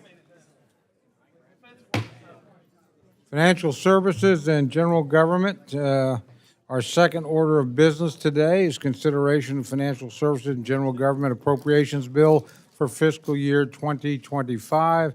I now recognize Chairman Joyce to present the bill. Thank you, Mr. Chairman. Thank you, Mr. Chairman. I'm pleased to present the fiscal year 2025 Financial Services and General Government Appropriations Bill today. The FSGG bill is nearly 10% below the effective spending level provided in fiscal year 2024. We made tough decisions to meet our allocation. The bill reduces IRS enforcement funding by $2 billion and reduces the GSA Federal Buildings Fund by $500 million. The bill rejects $5 billion in discretionary funding increases within the president's budget request. Instead, the bill provides sufficient resources to the federal and D.C. judicial branches of government for the protection of the Supreme Court justices and the supervision of offenders and defendants living within our communities. The bill promotes the safety of the American people by enhancing drug interdiction activities and combating fentanyl and other opioid overdoses through funding for the high-intensity drug trafficking areas and drug-free community programs. To prevent agency overreach, the bill prohibits funds for dozens of regulatory actions, such as prohibiting the FCC from regulating broadband rates, the FTC from controlling how everyday Americans purchase a car, and the SEC from collecting and surveying transactions of everyone who invests in the stock market.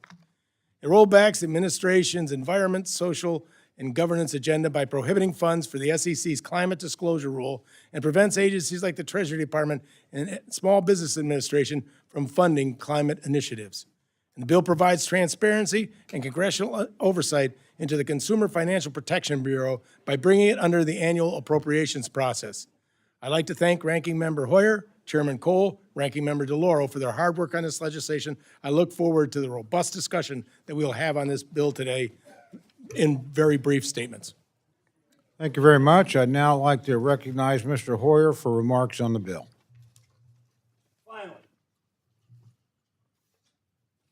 Finally, we've gotten to the bill that you're all waiting for. That all your constituents have called you about.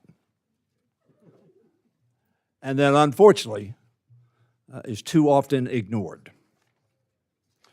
I could tell my Democrats, for all the reasons that Mr. Joyce just said, vote against it. But that would be too simple, particularly coming from me, so I'm going to say more. First of all, let me say that he said we've been cut. We have been.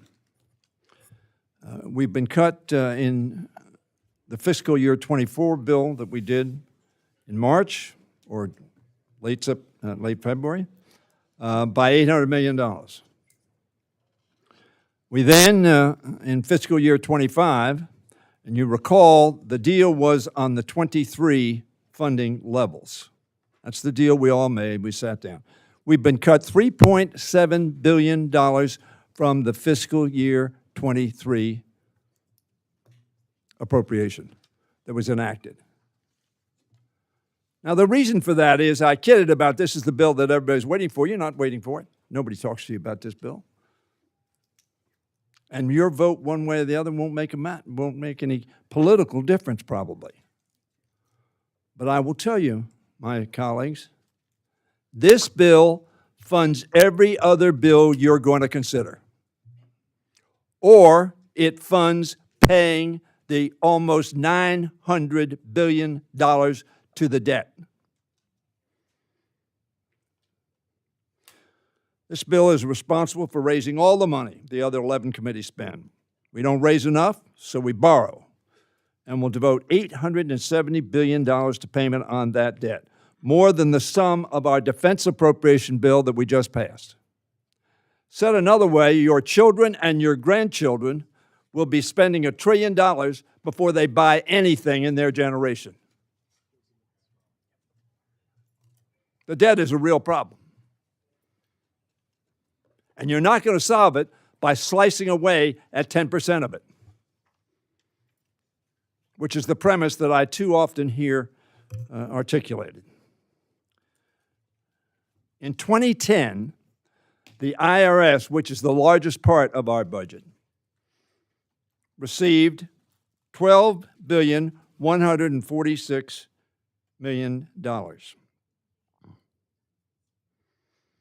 In 2024, we increased that 2010 figure by $150 million. Less than 1%, less than 0.1% over those 15 years.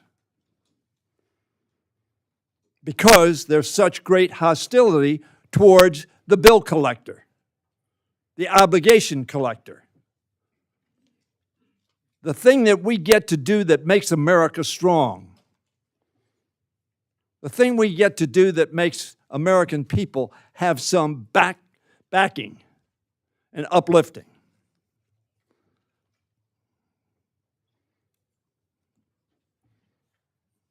The bill for IRS is $50,849,000,000 less than it was in 2010. Now, some of you will cry victory. If you cry victory, you will be saying, let's cut the revenue one more time. And I hear a lot about cutting, but I also hear about a tax bill next year, if you're in charge, my Republican friends, that you say you may want to keep.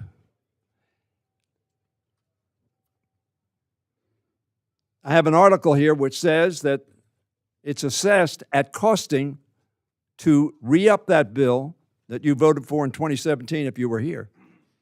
$4.6 trillion.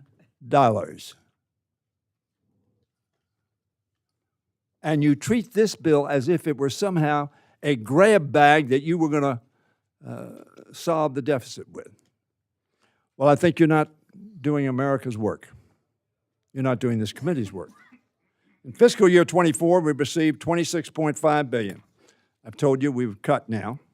Bill for 25 funds it at $23.6, $3.7 billion below fiscal year 23. 11% cut below the enacted 54, 13.5% below 23, and 20% cut below the President's fiscal year request. By not including the $75 billion in the so-called side deal, we have substantially disadvantaged non-defense discretionary spending, especially the agencies under FSGG's jurisdiction. However, you did save $300 million by rejecting additional help to Ukraine. Federal workers could face layoffs, hiring freezes, or furloughs. Some may say hooray, but your constituents won't. when they don't get the service that they want and deserve. Federal agencies will have greater difficulty enforcing our financial laws. You may say hooray to that. Crucially, the criminals who break those laws will have an easier time escaping justice. This bill takes tax cheats off the hook by cutting IRS funding, all at the expense of hardworking Americans who dutifully paid their taxes. The bill cuts IRS funding by $2.2 billion below fiscal year '24. The agency's enforcement efforts are hit particularly hard, receiving a $2 billion or 37% reduction in receipts. Now, if you hold up this chart, it's hard for you to see, but if you look at the orange line, that's an amount in the enacted budget. The blue line shows you the increase in population and in the budget that was funded. The budget adjusted to inflation is the red line. So when we talked about, and Mr. Chairman, you did it. You got Mr. Chairman, I think it was Mr. Calvert, talked about we got to pay more for maintenance. We got to pay more for gas. We got to pay more for location. We got to pay more for personnel. Apparently, IRS doesn't have to do that. They get everything free, maybe. These cuts cost far more than they say. IRS data suggests that it's the most productive, at its most productive, the agency generates between $5 and $9 in revenue for every $1 it spends on enforcement. Why is that? I want you to think about speed, driving your car. If you think there are no policemen and no cameras and nothing to catch you, my belief you could go 10, 15 miles faster. Well, the IRS system is no different. If you think that nobody's going to look at your return, shoot. Why not just claim a much lower number? Harvard economists estimate that the number is as high as $12 to $1 for the enforcement of the top 10% of earners. And by the way, the folks under 150, 200,000, it's 1 for 1. But we do more oversight of that crowd. Why? Because it's easy. And much less. As a matter of fact, let me show the chart in terms of, yeah, no, you got it. This is the examination rate for filers. You will note since 2010, we've been using that figure because it's a pretty comfortable figure, and that was when we were in charge and you took over the next year. Now, they were about 9%. I don't think you can see that, but it's about 9%. It's now down to less than 0.3% oversight on people over $1 million. Now you say, well, revenue's still going up. Of course it is. We have more people, more businesses. Economy's humming along. But we have, according to Mr. Werfel, the head of IRS, we're losing $867 billion per year in taxes that are owed. I don't mean tax increases, taxes that are owed. Now, I say that with the clear thought in mind that intellectual appeal does not seem to make much difference. Because you're going to vote for the bill, we're not going to vote for the bill, and then we'll all go home. Our government legally requires Americans to pay their taxes. It's only fair that we provide them a free and easy way to do it. Yet there's going to be an amendment provided that's been tried in 12 states. Many of you in the states that are tried, and the returns back where it's working fantastically, and people are filing for free, instead of spending billions of dollars to people to prepare their taxes. These cuts are especially damaging because the IRS has been underfunded for years, as I just showed you in that graph. The agency has more work and fewer people to do it. Though nominally staying flat, IRS funding has actually gone down by 25% when we account for inflation. That was the chart I just showed you. The next graph shows the consequences of these cuts.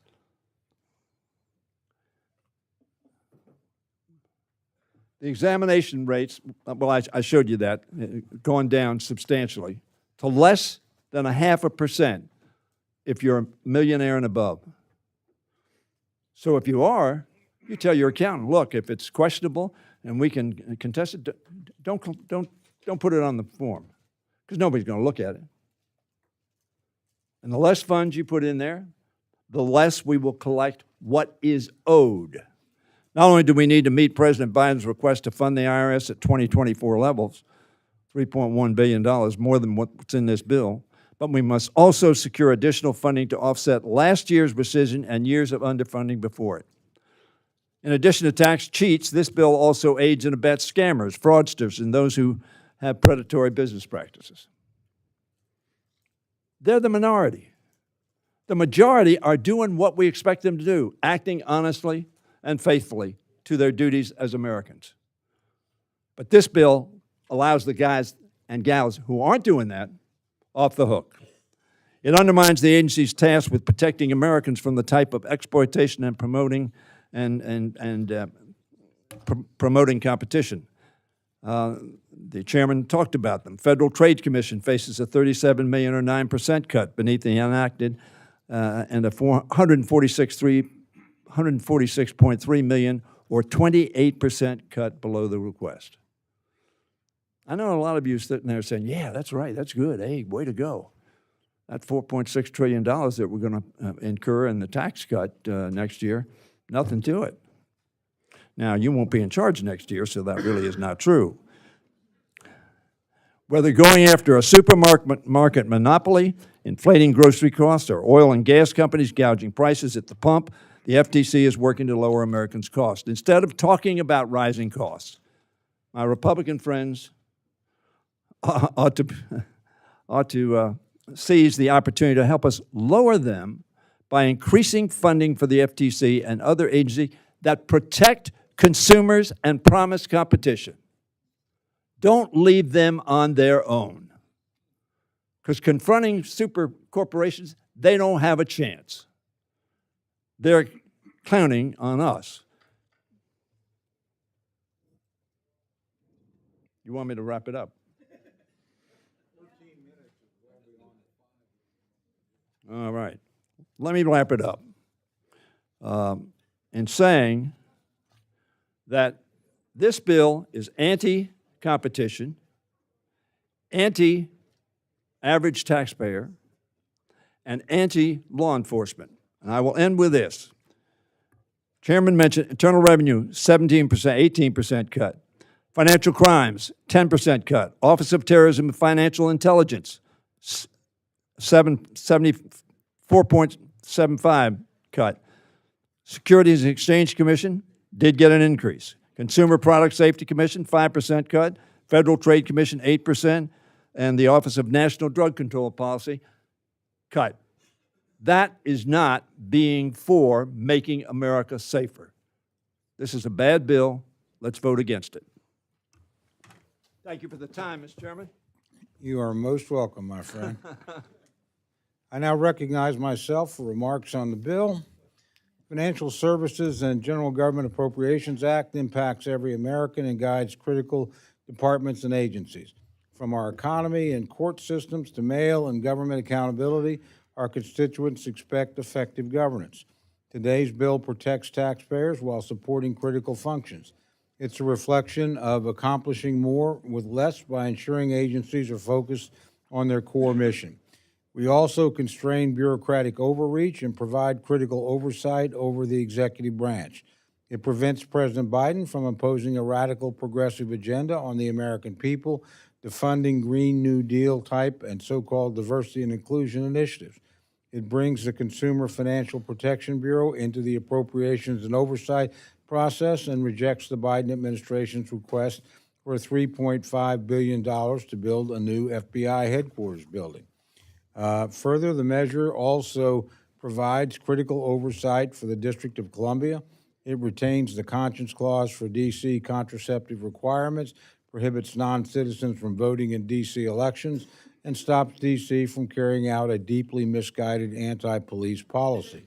This bill right-sizes agencies and programs while ensuring the integrity and effectiveness of operations for the American people. I thank Chairman Joyce and Ranking Member Hoyer for their hard work on this legislation and look forward to today's markup.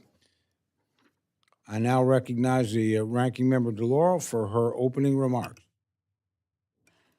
Thank you so much, Mr. Chairman. Thank you, Chairman Joyce, Ranking Member Hoyer, and the subcommittee staff for all of their work, especially Matt Smith and Philip Tizzani.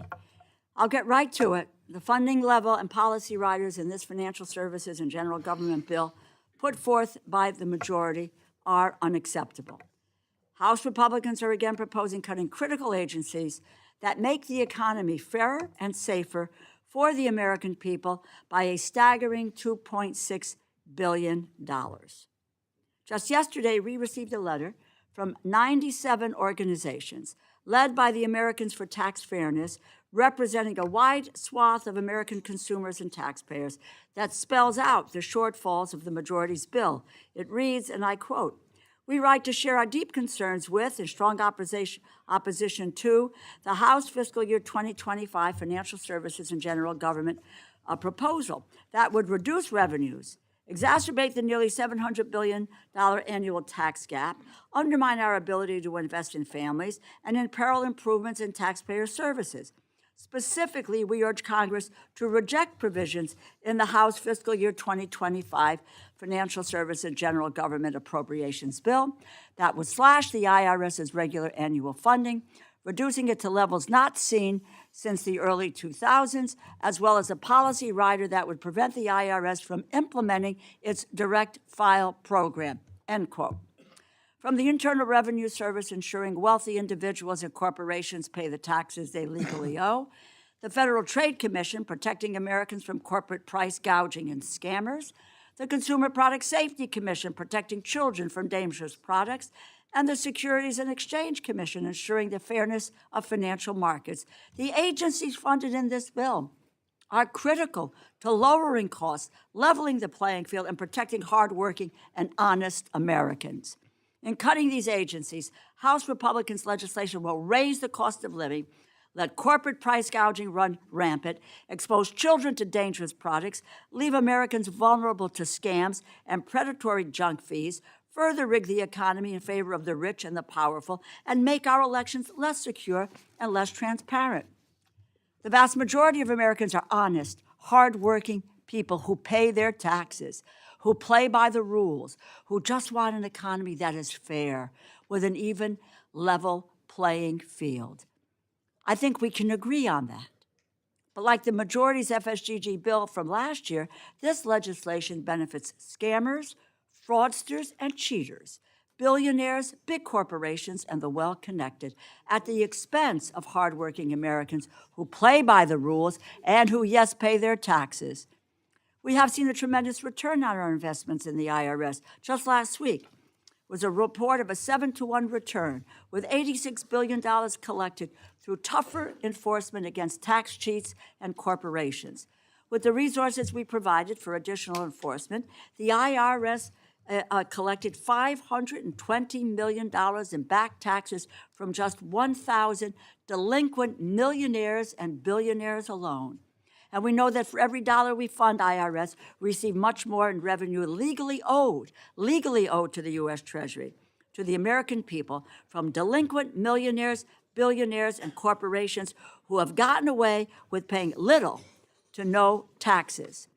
Let me I want you to, this is the Institute on Taxation and Economic Policy. Corporate tax avoidance in the first 5 years of the Trump tax law.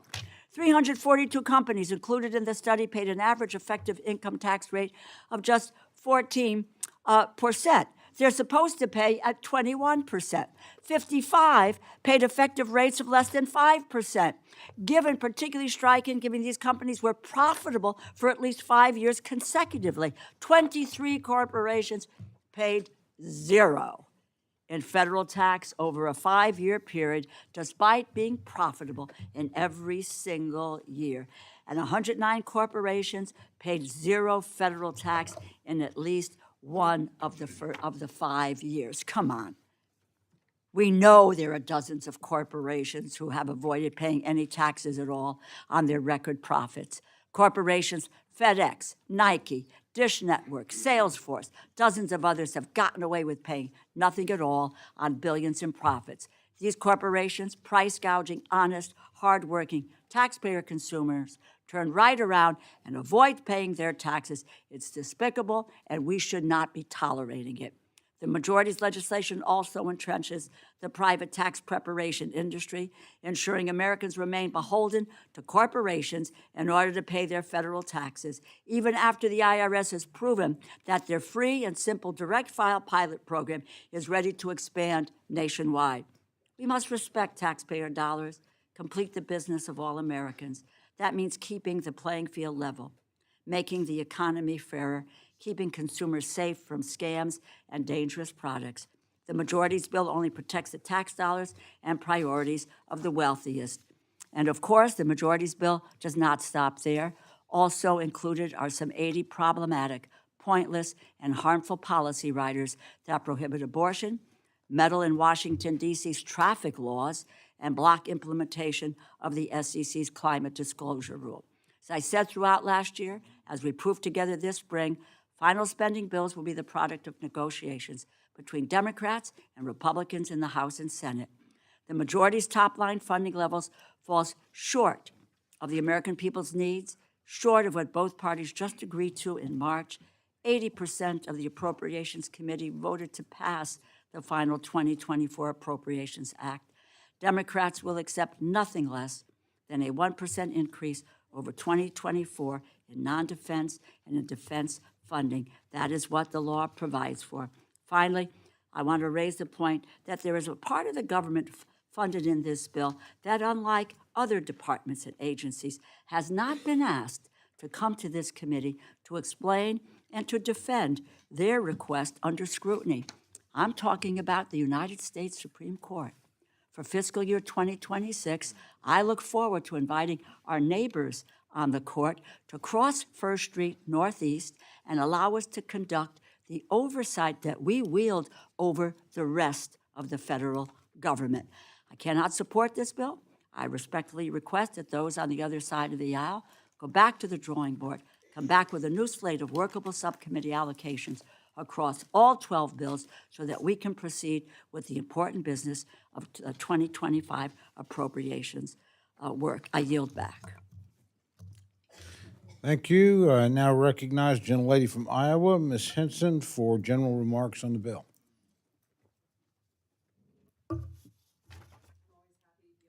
If he wants to speak before me. Would you like to speak, Mr. Rogers? Okay. Well, thank you, Mr. Chairman. I appreciate the work that you've done on this bill, and I rise in support of this year's Financial Services General Government Appropriations Bill. It does take really important steps to rein in out-of-control spending and regulations from many of these agencies who have acted like they are not in the scope of our accountability. They need to provide essential services to taxpayers, but they do need to face that accountability. It includes my language to block the OMB's politicized revision of the Circular A4, which outlines cost-benefit processes for federal rulemaking. Under this administration, we've seen flawed cost-benefit analysis used to tip the scales in favor of excessive regulations on every single American. Our bill also protects against the weaponization of federal agencies. It prohibits the IRS from targeting Americans for exercising their First Amendment rights, which is something we all care deeply about. It also includes my language to reduce improper payments, which totaled over $236 billion last year. This ensures that our federal agencies are complying with existing law to promote good stewardship of taxpayers' hard-earned dollars. And it also continues my initiative to direct GSA to account for and remove Chinese technology and equipment from our federal buildings. So I do think this bill does a good job, again, of reining in that spending and holding these agencies accountable. So thank you for the good work on this, Mr. Chairman, and I look forward to getting this bill passed and moved to the floor. Thank you. Thank you very much. And I recognize my friend, a gentleman from Georgia, Mr. Bishop, for general remarks on the bill.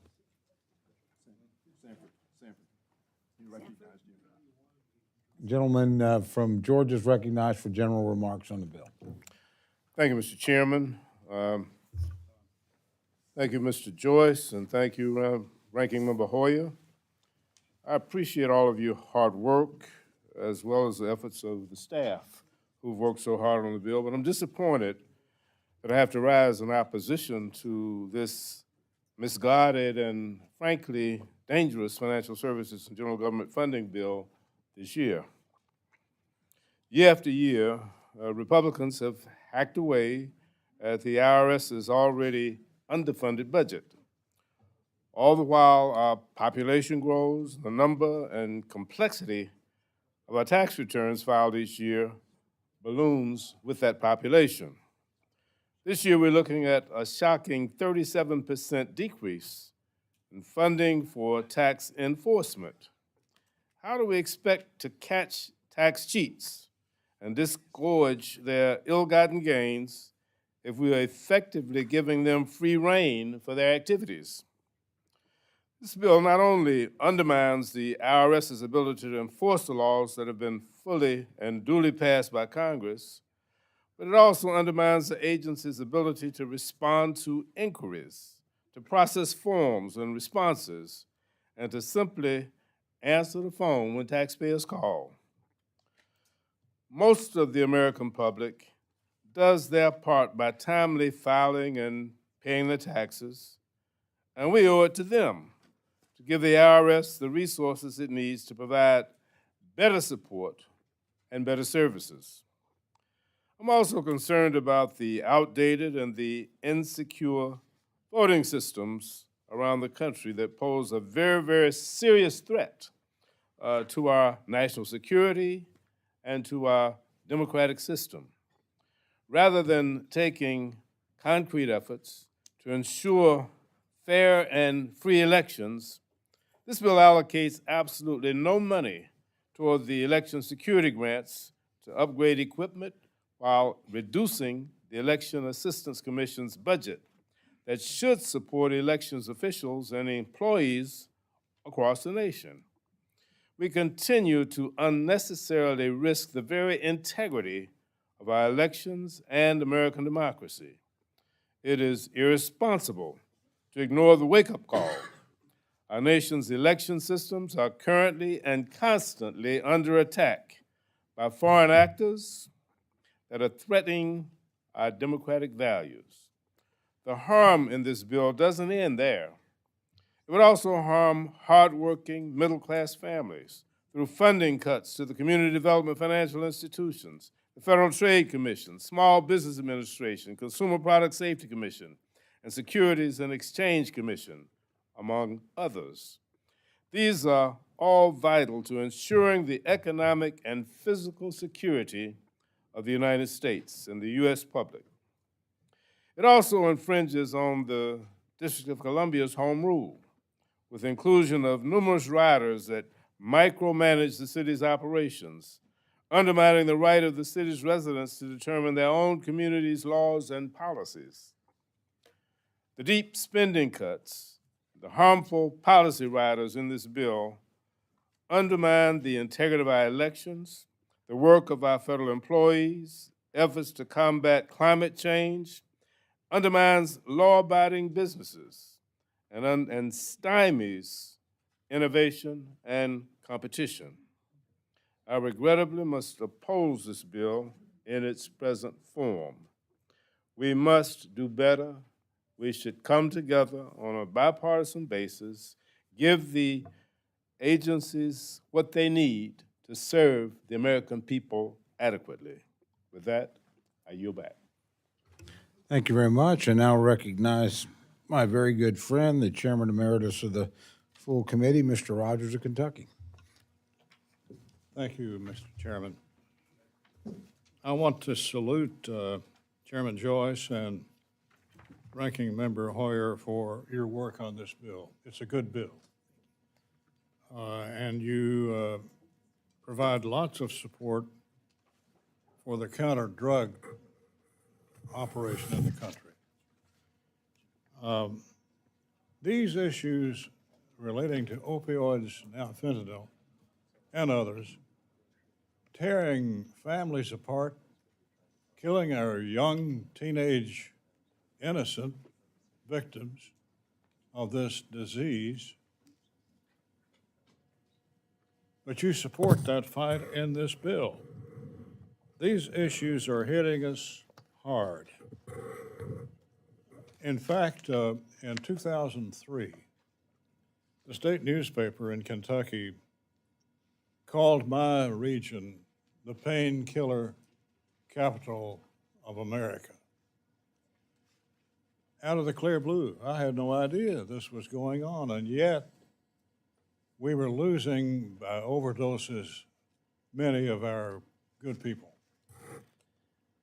But that news story caused me to create and eventually create an organization called UNITE, Unlawful Narcotics, Investigations, Treatment, Education, a holistic attack at the problem, with chapters in every county in about a third of the state.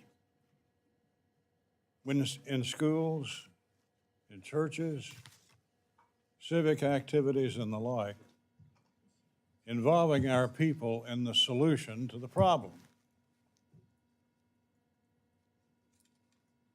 And out of that, after 3 or 4 years, it was so successful locally, we decided to toss it nationally. And we started an annual summit of opioid and fentanyl problems in Atlanta, Georgia, 4,000 people for 4 days, including all the presidents during that span of time, starting with Clinton, who came and helped. Not only that, but NIH and CDC came in force, as did prosecutors and lawyers and nurses and doctors, researchers and the like. It's an amazing, positive story. So much so that after 20 years, UNITE has reached some 600,000 young people. And most importantly, in 2022, Kentucky saw a 5% decline in opioid deaths. The first decline since 2018. In 2023, 1,984 Kentuckians lost their lives to overdose, a 9.8% decrease from 2022. Decrease. I never thought we'd see it. And we can't afford to rest on our laurels because it's still out there.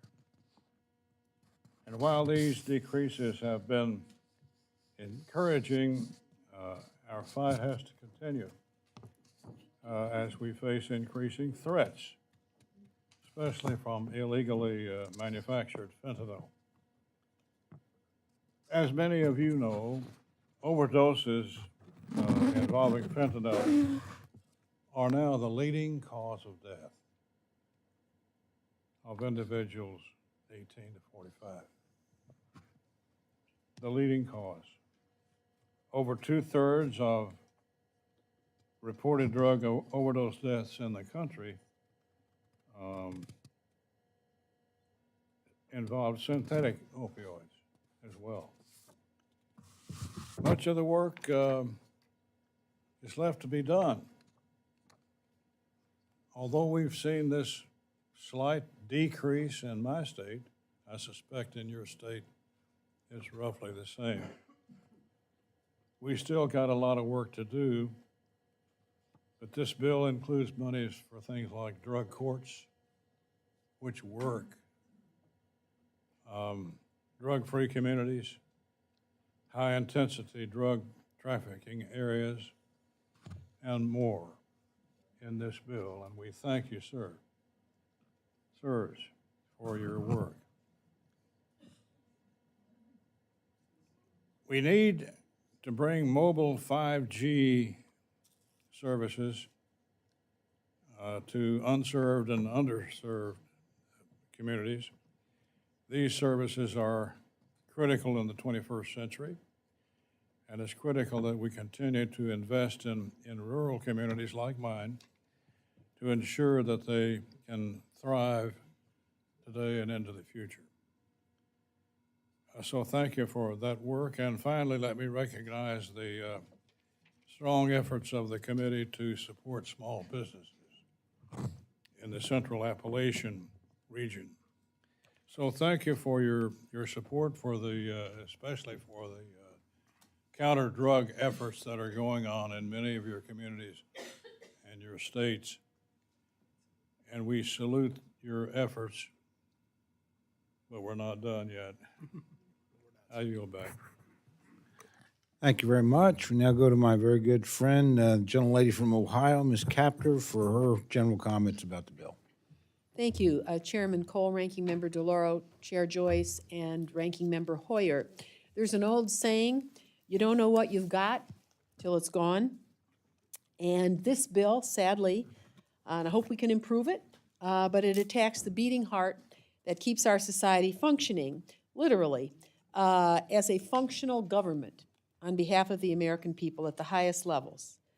This bill attacks that beating heart, and it lets more cheaters go free to do more harm, especially in the new electronic age in which we are living. I'm actually shocked at the number of personal friends that I have who have had their identities stolen and what they have to go through to try to put their lives back together. It's actually breathtaking. Americans work hard to earn a living, and they should deserve no less from their federal government. The American people rightly deserve, we, their elected officials, to safeguard their interests.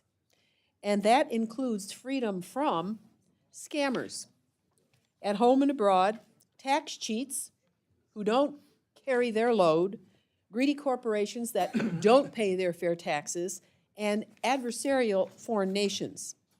This bill actually is a betrayal of the American people because it neglects these hardworking Americans. It weakens protections for consumers. It assists the criminal predators that put their hand in the pockets of hardworking Americans.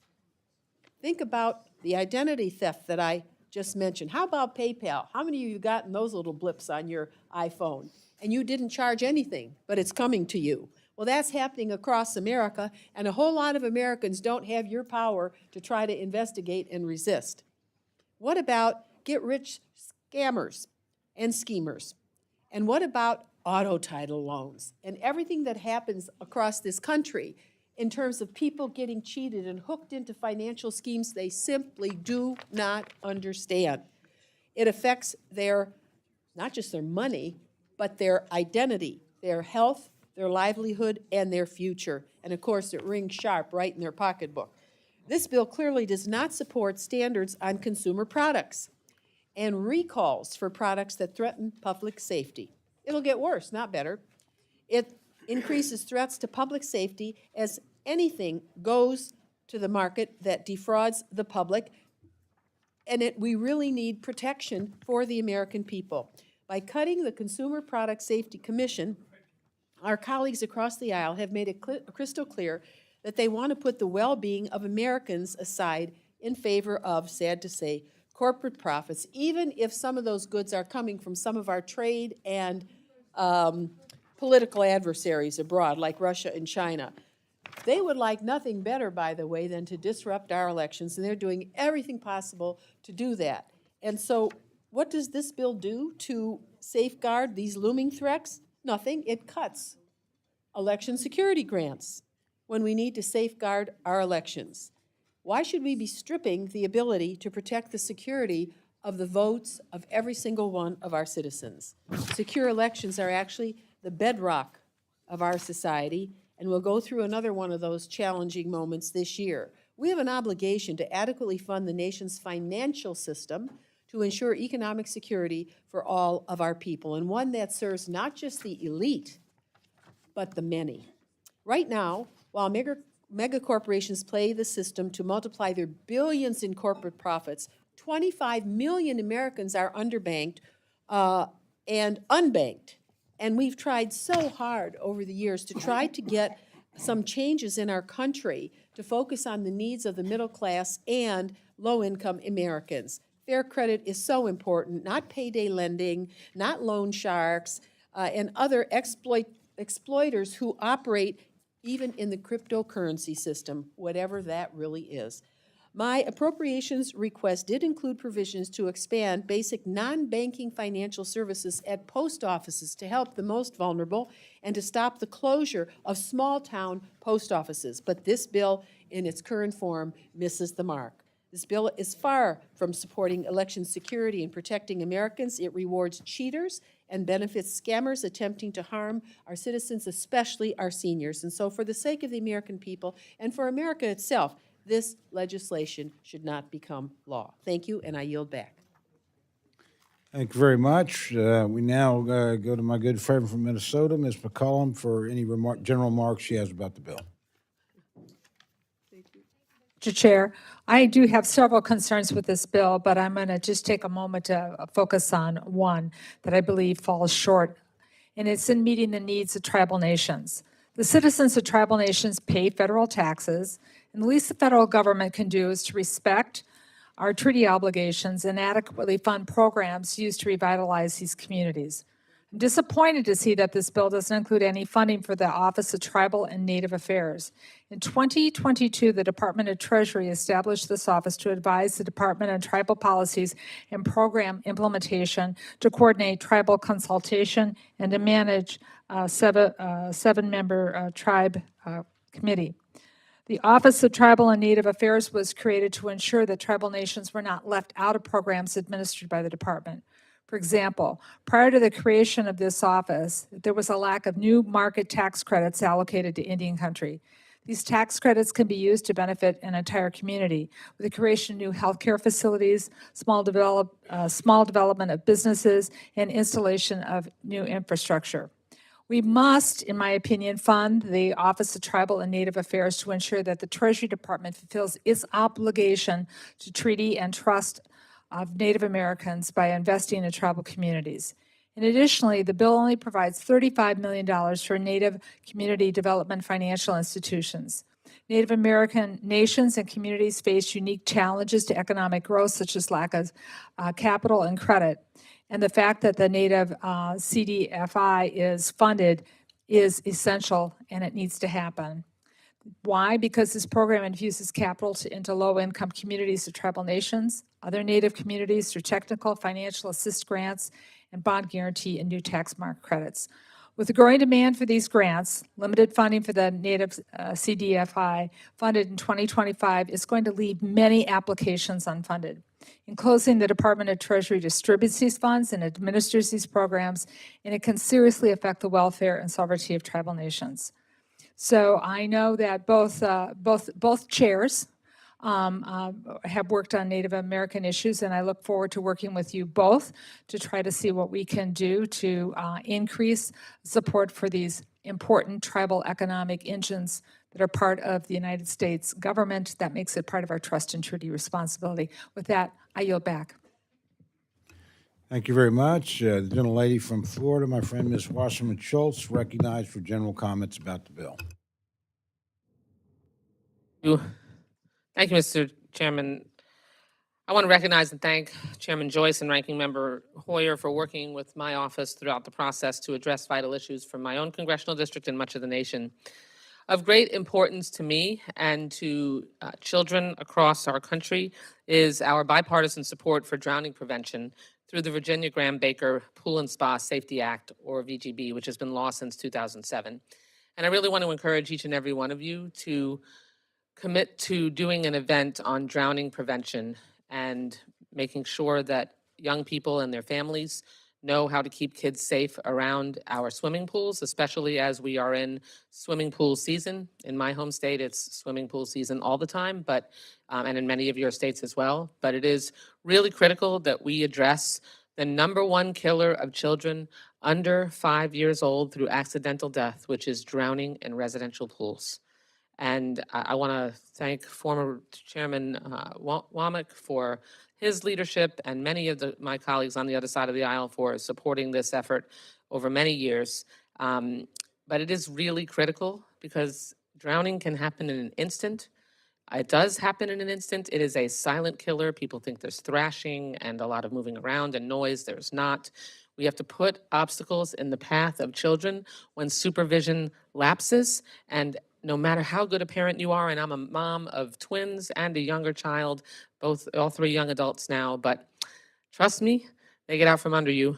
And there are people that make the mistake thinking they can answer the front door, answer the telephone, move the clothes from the washer to the dryer, and leave the back door open. 35% of the drownings take place in the yard of a pool where the child doesn't live.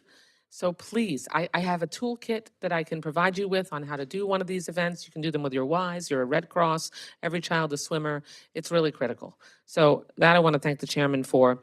And with all that said, unfortunately, I can't vote for this bill. For many of the reasons that were just described. But really, this is when you care about so many of the issues that focus on consumer protection, that are the priorities of the agencies in this bill, that leaves me with no other choice. This bill is riddled with provisions, as you've heard, that again were just rebuffed in the final FY24 appropriations bills a few months ago. It slashes critical programs that low-income and working-class families need. It cuts health and safety safeguards and leaves our constituents open to more fraud and abuse.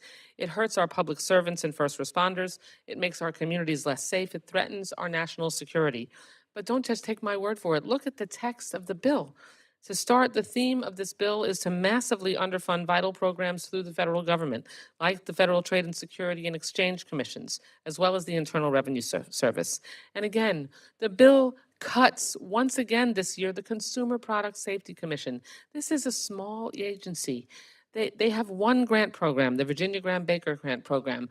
They are the last line of defense between whether people get poisoned by carbon monoxide, drowning in dangerous toxins in toys, dangerous cribs, health and safety issues for other commercial products, and we're cutting their budget. I mean, that's what helps keep our families and our kids safe. And there are many other agencies that have seen cuts, not just from their request, but also from their FY24 enacted levels. So who is this bill helping? It places hardworking families at the mercy of the usual suspects, billionaires, big corporations, and the well-connected. And it especially puts our seniors in harm's way, who are literally being preyed upon by scammers and fraudsters, so much so that obviously there's a disproportionate number of seniors in the state of Florida. But, I know Lois has to have these. I do. I'm sure Rutherford does too. We have so much fraud being perpetrated and attempted against our seniors in states with higher populations that we have to do senior fraud workshops to help them avoid being scammed. We could have a whole conversation just about that. Why are we cutting the programs that help ensure that we can put these fraudsters in jail and stop them from preying on our most vulnerable? We have to stop talking about being tough on crime, tough on drugs, tough on national security, and doing the exact opposite, which is unfortunately what this bill does, that, in spite of the fact that I'm glad that we are continuing to help make sure that we can fight drowning. So with that, I would unfortunately have to vote against the bill, but I am thankful for some of the provisions that are in it that help us save some lives. I yield back. Thank you very much. Chair now recognizes my friend, Mr. Espaillat of New York, for general comments about the bill. Chairman, I rise in opposition to this bill, which is full of harmful provisions and cuts, which will really send a chilling effect to any potential economic growth by hurting small businesses and opening Americans up to scams, as well as stopping tax enforcement for large corporation cheats that are out there preying on the American taxpayer. The bill underfunds small business development centers and minority-led small business owner programs. It contains more than $47 million cut for the CDFI fund. You may remember CDFI during the pandemic when the PPP program was put out there and the big banks gave out all the money to the big corporation and left out Main Street.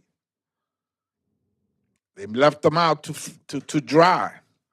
And they went to their favorite clients down in Wall Street to bail them out, and they left out the little guy, the small employer, which are the ones that provide the vast number of jobs in America. It's not the big box stores, it's not the big corporations that provide employment, it's mainstream small businesses.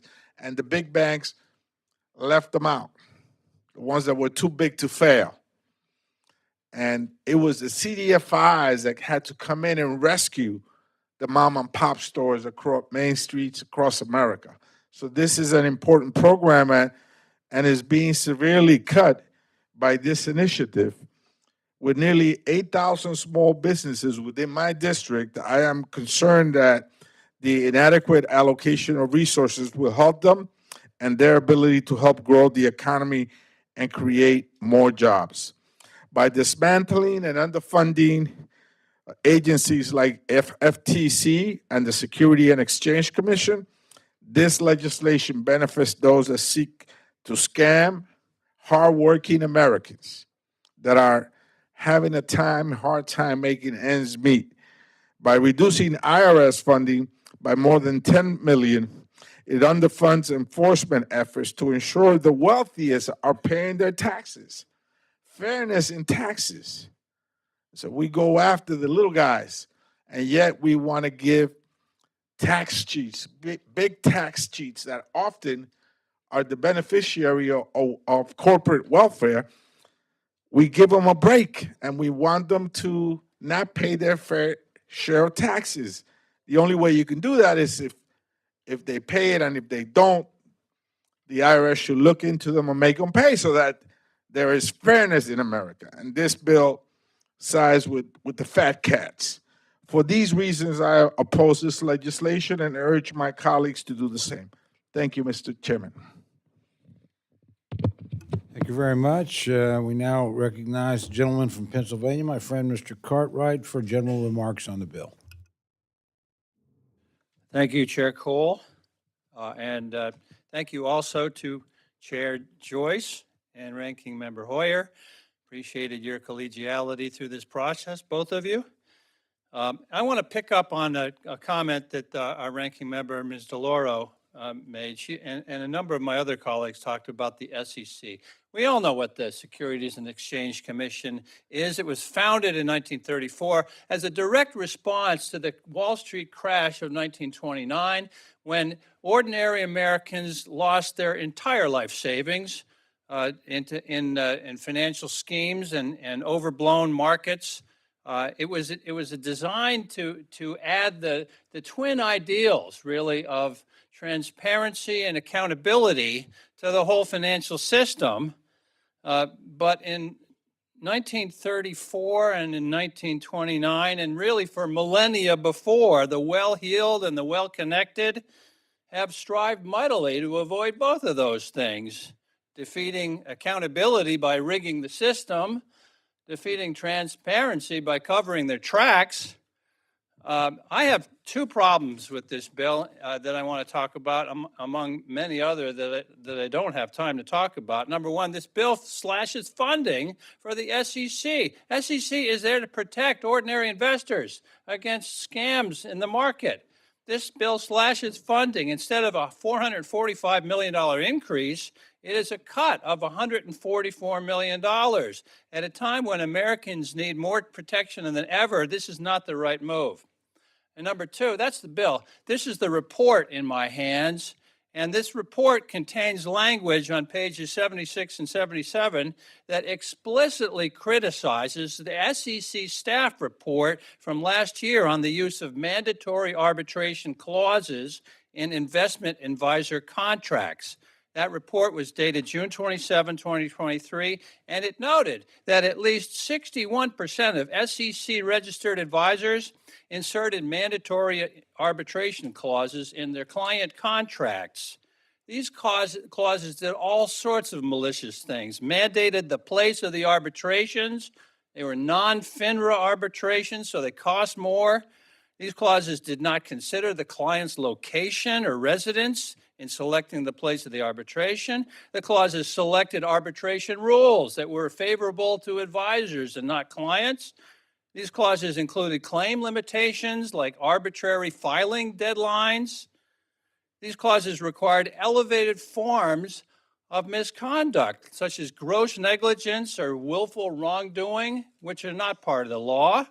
These clauses prohibited class actions, which is perhaps the biggest wrong of all, because when the claim isn't big enough to support hiring a lawyer and going to court, class actions is the only way justice can be done. The upshot is this is all to up the ante for investors to bring a claim for accountability. For example, one report showed that it costs $200,000 under what would happen under this language, costs $200,000 to prosecute a $225,000 claim. People are not going to do it. There won't be accountability. And for this reason and for many others, I urge my colleagues to vote no on this overall bill. I yield back. Thank you. We now recognize my friend from New York, Mr. Morelli, for opening comments on the bill. Thank you very much, Mr. Chairman, and thank you to Ranking Member DeLauro, as well as Subcommittee Chair Joyce and Ranking Member of the Subcommittee, Mr. Hoyer, as well as to the entire staff that I know worked so hard to put these together. As a number of my colleagues have mentioned, there are a number of problematic aspects of this spending bill. But as the Ranking Member of the Committee on House Administration, I'd like to spend a few moments talking about the importance of funding for our elections. I'm extremely disappointed to see election security funds completely zeroed out in this legislation. Ms. Capter mentioned it in her comments. I recall making these exact same points last year after the majority refused to include any funding for election security. Thankfully, after the FSGG bill was pulled from the House floor, House and Senate leadership, including, and I want to acknowledge the work of Ranking Member DeLauro and Ranking Member Hoyer, successfully fighting for the inclusion of $55 million in the final 2024 appropriations spending bill. To be clear, although $55 million for election security is an important investment, it remains far too little. I repeatedly hear from state and local election officials from across America, those doing the hard and vital work on the ground, that one of the most significant needs they have in election administration is robust and consistent funding. The president's budget called for investing $5 billion over the next 10 years. I fully support that request. At a recent markup of the Committee on House Administration, I offered an amendment authorizing $5 billion over 10 years for state and local election funding, just as the administration has recommended. Unfortunately, the amendment was defeated along party lines, but I'll continue to push our colleagues in the committee and those on the other side of the aisle to fund this important investment. As we prepare for the 2024 election, ensuring state and local officials have adequate resources will become even more critical. These public servants are on the front lines of upholding our democracy, ensuring our elections remain safe, accessible, accurate, and transparent, all while facing increased threats and intimidation. It's often said budgets are a reflection of priorities. We must, at this critical moment in the perilous life of our republic, make free and fair elections a priority. The budget does not do that. Mr. Chair, although I'm disappointed by choices made in the measure before us, my Democratic colleagues and I will continue fighting to ensure election administrators have the resources they need so that every eligible American has equitable access to the ballot and that their ballot is counted. With that, I yield back.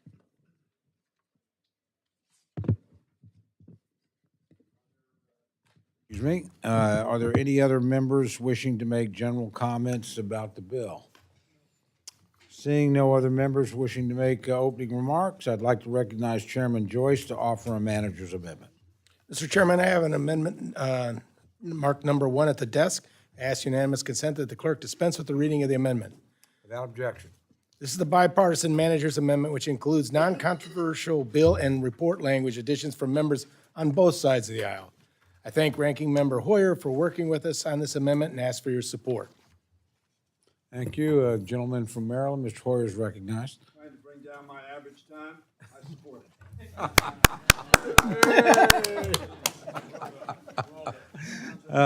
Ms. Henson's recognized for general remarks about the manager's amendment.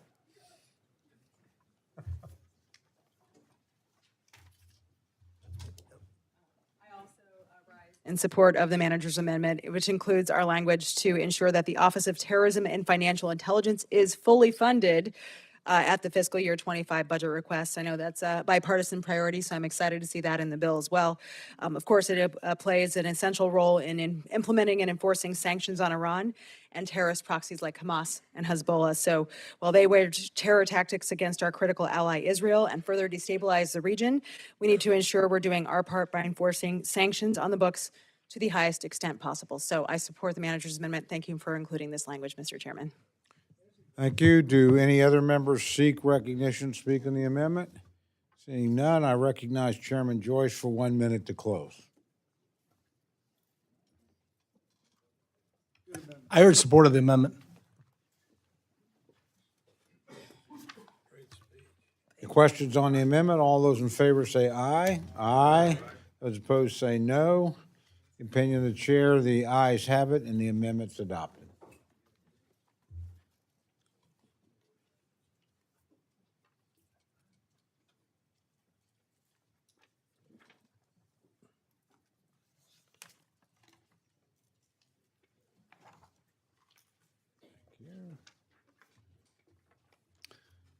Ms. DeLauro is recognized for an amendment.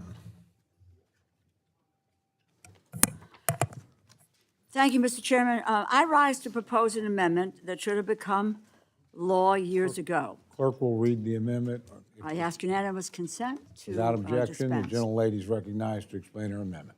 Once again, I rise to propose an amendment that should have become law years ago, requiring the Federal Employee Health Benefits Plan to cover assisted reproductive technologies, including in vitro fertilization, or IVF. For many families struggling with infertility, which is estimated at about 1 in 8 nationally, IVF is the only feasible way to have children. Unfortunately, IVF is not covered by many insurance plans, even in the federal government. FEHPB is the largest employer-sponsored group health insurance program in the world, covering over 9 million federal employees, retirees, former employees, family members, and former spouses. As a result of this size, FEHPB can often achieve significant cost savings over other plans and provide a major value to employees. However, due to not including IVF, FEHB is limited in its ability to address infertility. Workers without IVF insurance can be forced to pay out-of-pocket costs of up to $30,000 for just one cycle, and frequently more than one cycle is required in order to conceive. Some of these stories are devastating. One federal employee named Jonah was trying to start a family with his partner using IVF, but she recently suffered a heartbreaking miscarriage at 12 weeks. They opted to try it again, but if their IVF cycle is not successful, they will not be able to afford to try again. Another employee from Pennsylvania was happy with her benefits until she incurred thousands of dollars in IVF treatment costs and realized she would not be covered. She does not want to have to change her career just to start a family, but fears that she may have to. There's one thing that we should all be able to agree on in this chamber. It is that Americans who are trying to start a family should not have to go into crippling debt or uproot their entire life in order to do so. This amendment is not just important for supporting families, it is critical to attracting and retaining skilled workers for the federal government. Currently, women in government positions who are considering IVF may be forced to change positions to find an employer that covers the procedure. That is a win for the employer, but a loss for the rest of us. A survey from Resolve, the National Infertility Association, found that workers with IVF coverage were over 2.5 times less likely to miss time from work due to infertility issues, twice as likely to believe their employer was family-friendly, and 1.5 times more likely to recommend their employer as a great place to work. Extending federal health benefits to cover IVF is not just the right thing to do for American families, it is also beneficial for our government and our ability to retain skilled workers that can better serve our constituents. And we must be clear-eyed about the threat that IVF faces long-term. This Republican majority has shown that they are hell-bent on taking as many reproductive choices away from women as they can. Following the disastrous Dobbs decision, which has endangered millions of women across America, there have been 15 different bills introduced codifying fetal personhood, which would prevent access to IVF to all Americans. Republicans in the Senate recently went on record refusing to support the Right to Contraception Act. Just this week, the Southern Baptist Convention voted to oppose IVF. Make no mistake, there is a war on reproductive freedom and against women being waged by this majority. They have shown that they will not stop until they have taken away every right that a woman has to control her reproductive health, and they will tear down anything that stands in their way, including access to IVF. This amendment makes clear that the federal government supports access to IVF and preserves a choice for women and families that should never be taken away. I urge my colleagues to support this amendment, and I yield back. Gentleman from Maryland, Mr. Hoyer, is recognized to address the amendment. Thank you very much. I think this is a very important amendment, a very critical service that women throughout this country and indeed throughout the world seek, and they seek to the benefit of their families.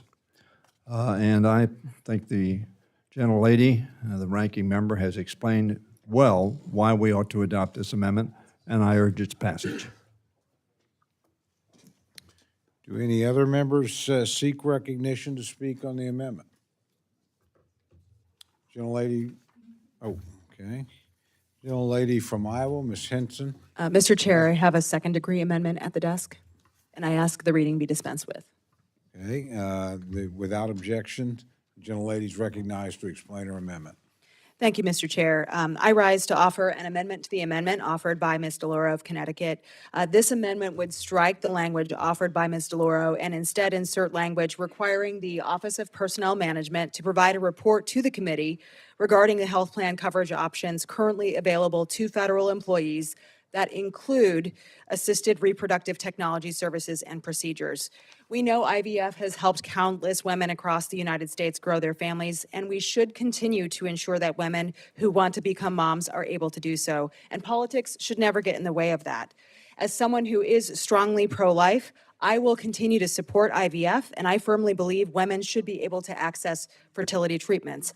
However, I believe Ms. DeLauro's amendment creates a problem that doesn't exist, leading to confusion for women trying to use IVF rather than actually expanding access to fertility treatments.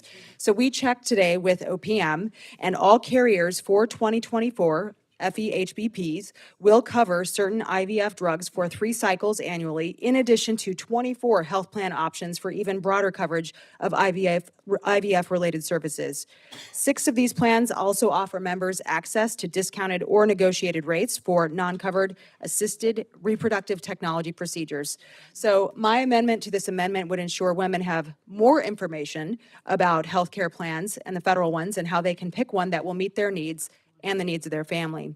Unfortunately, my colleague's amendment opens the door to a catch-all definition of assisted reproductive technology that does not preclude things like selective reduction abortions or fertility treatments involving human cloning.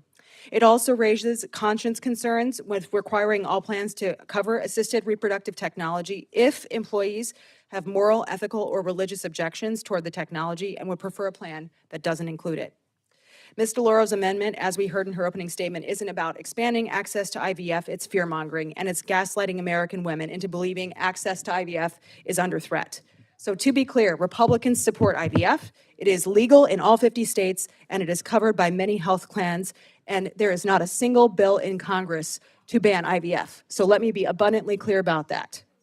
I ask my colleagues to join me in supporting my amendment to this amendment so we can continue to gather information on health plan coverage options that currently include coverage for assisted reproductive technology while continuing to allow women to have the right to choose which FEHB plan is right for her and her family's needs.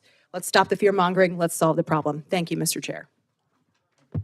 Thank you very much. The gentlelady from Connecticut, Ms. Delora, is recognized to address the secondary amendment. I thank the chairman, and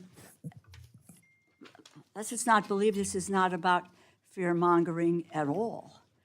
The second-degree amendment that's been offered by the gentlelady would completely strip out the protections for IVF in my amendment.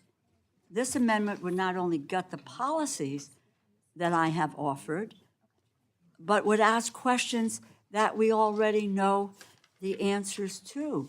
If there are plans that are out there, then in fact, we know that there are plans available. We then know the details of the services and benefits, including any limitations on services and benefits, and what the cost of the premiums are.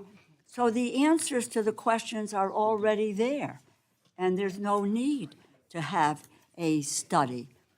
This is, quite honestly, as I see it, is a delaying tactic to not move ahead with protecting IVF for federal employees. My state of Connecticut has mandated insurance coverage for infertility treatment and care since 2017. Data shows that this mandate has little impact on health insurance premiums. When our state was considering expanded infertility treatment and care services in 2023, the Office of Fiscal Analysis found adding more benefits would cost state employees at least 10 cents.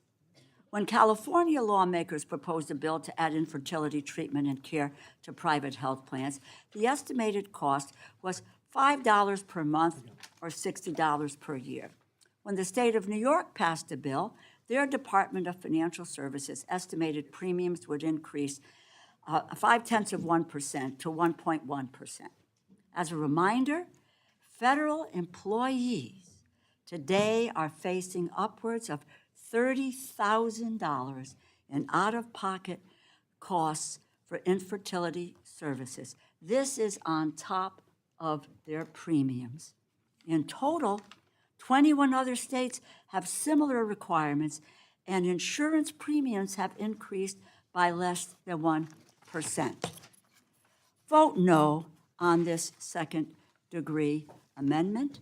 Vote no so that we can do the right thing. Let us expand access to these critical treatments, which is what my original amendment would do. Yield back. Gentleman from Ohio, Mr. Joyce, is recognized to address the secondary amendment. Thank you, Mr. Chairman. I rise in opposition to the amendment that requires federal employee health benefit health care plans to cover assisted reproductive technology procedures. This amendment is a solution in search of a problem. The amendment requires the Office of Personnel Management to cover broadly defined fertility treatments and reproductive technologies for government employees through the Federal Employee Health Benefit Program. However, these options already exist. The FEHB carriers already cover certain IVF drugs for 3 cycles annually. Additionally, 24 health plan options, including national plan options, offer even broader coverage of IVF-related services. 6 plans also offer members access to discounted and negotiated rates for non-covered assisted reproductive technology procedures. Our healthcare system for federal employees gives program participants choice to pick the coverage that is right for them. People of all beliefs and backgrounds work for the federal government. They should all be able to find a plan that best suits them. There are no provisions that prohibit IVF or other assisted reproductive technologies from being included in an FEHB plan, which is evidenced by the number of plans that cover it. But it is unnecessary and unreasonable to require every single plan to cover it. With that said, the cost of these procedures is tens of thousands of dollars, and this provision does not establish guardrails to protect embryos, parents, or patients. For those reasons, I urge a no vote on the amendment. However, I would love to support my colleague, Ms. Hinson's second-degree amendment, which would direct OPM to complete a report about the healthcare options currently available to FEHB beneficiaries, as well as the costs. This is an issue of importance to many federal employees who are growing their families. As such, we must do our jobs and gather information necessary to determine where there are gaps that we need to address. Gentleman from Maryland, Mr. Hoyer is recognized to address the second-degree amendment. Well, thank you very much. Mr. Chairman and Ms. Henson, I think it's very well intended, but I don't think it's necessary. And, Mr. Chairman, in your comments, you indicate requires OMB. As I read the bill, it says requiring FEHBP. That does not mean every plan, but they have to make a plan available, at least one, perhaps many, but it does not require every plan, as I read the language. I may be wrong, but that's the way I read the language. And in light of that, as Ms. DeLauro said, I think what this does is delay the certainty that a plan will be available at FEHBP to cover these services, which, as I understand, generally you support, generally. And if that's the case, then I don't think we need to delay this language by adopting a secondary amendment, because that will substitute this language, and this language will disappear from the bill. So I urge you either to withdraw it, or I urge the members to oppose it. The gentlelady from Louisiana, Ms. Letlow, is recognized to address the secondary amendment. Thank you, Mr. Chairman.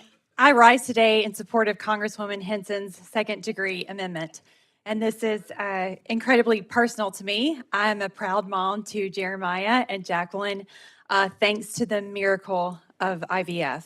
And I'm so grateful to learn that there are 24 plans that have even broader coverage to help a struggling mom like me be able to have the incredible experience of growing a life within me and becoming a mom myself.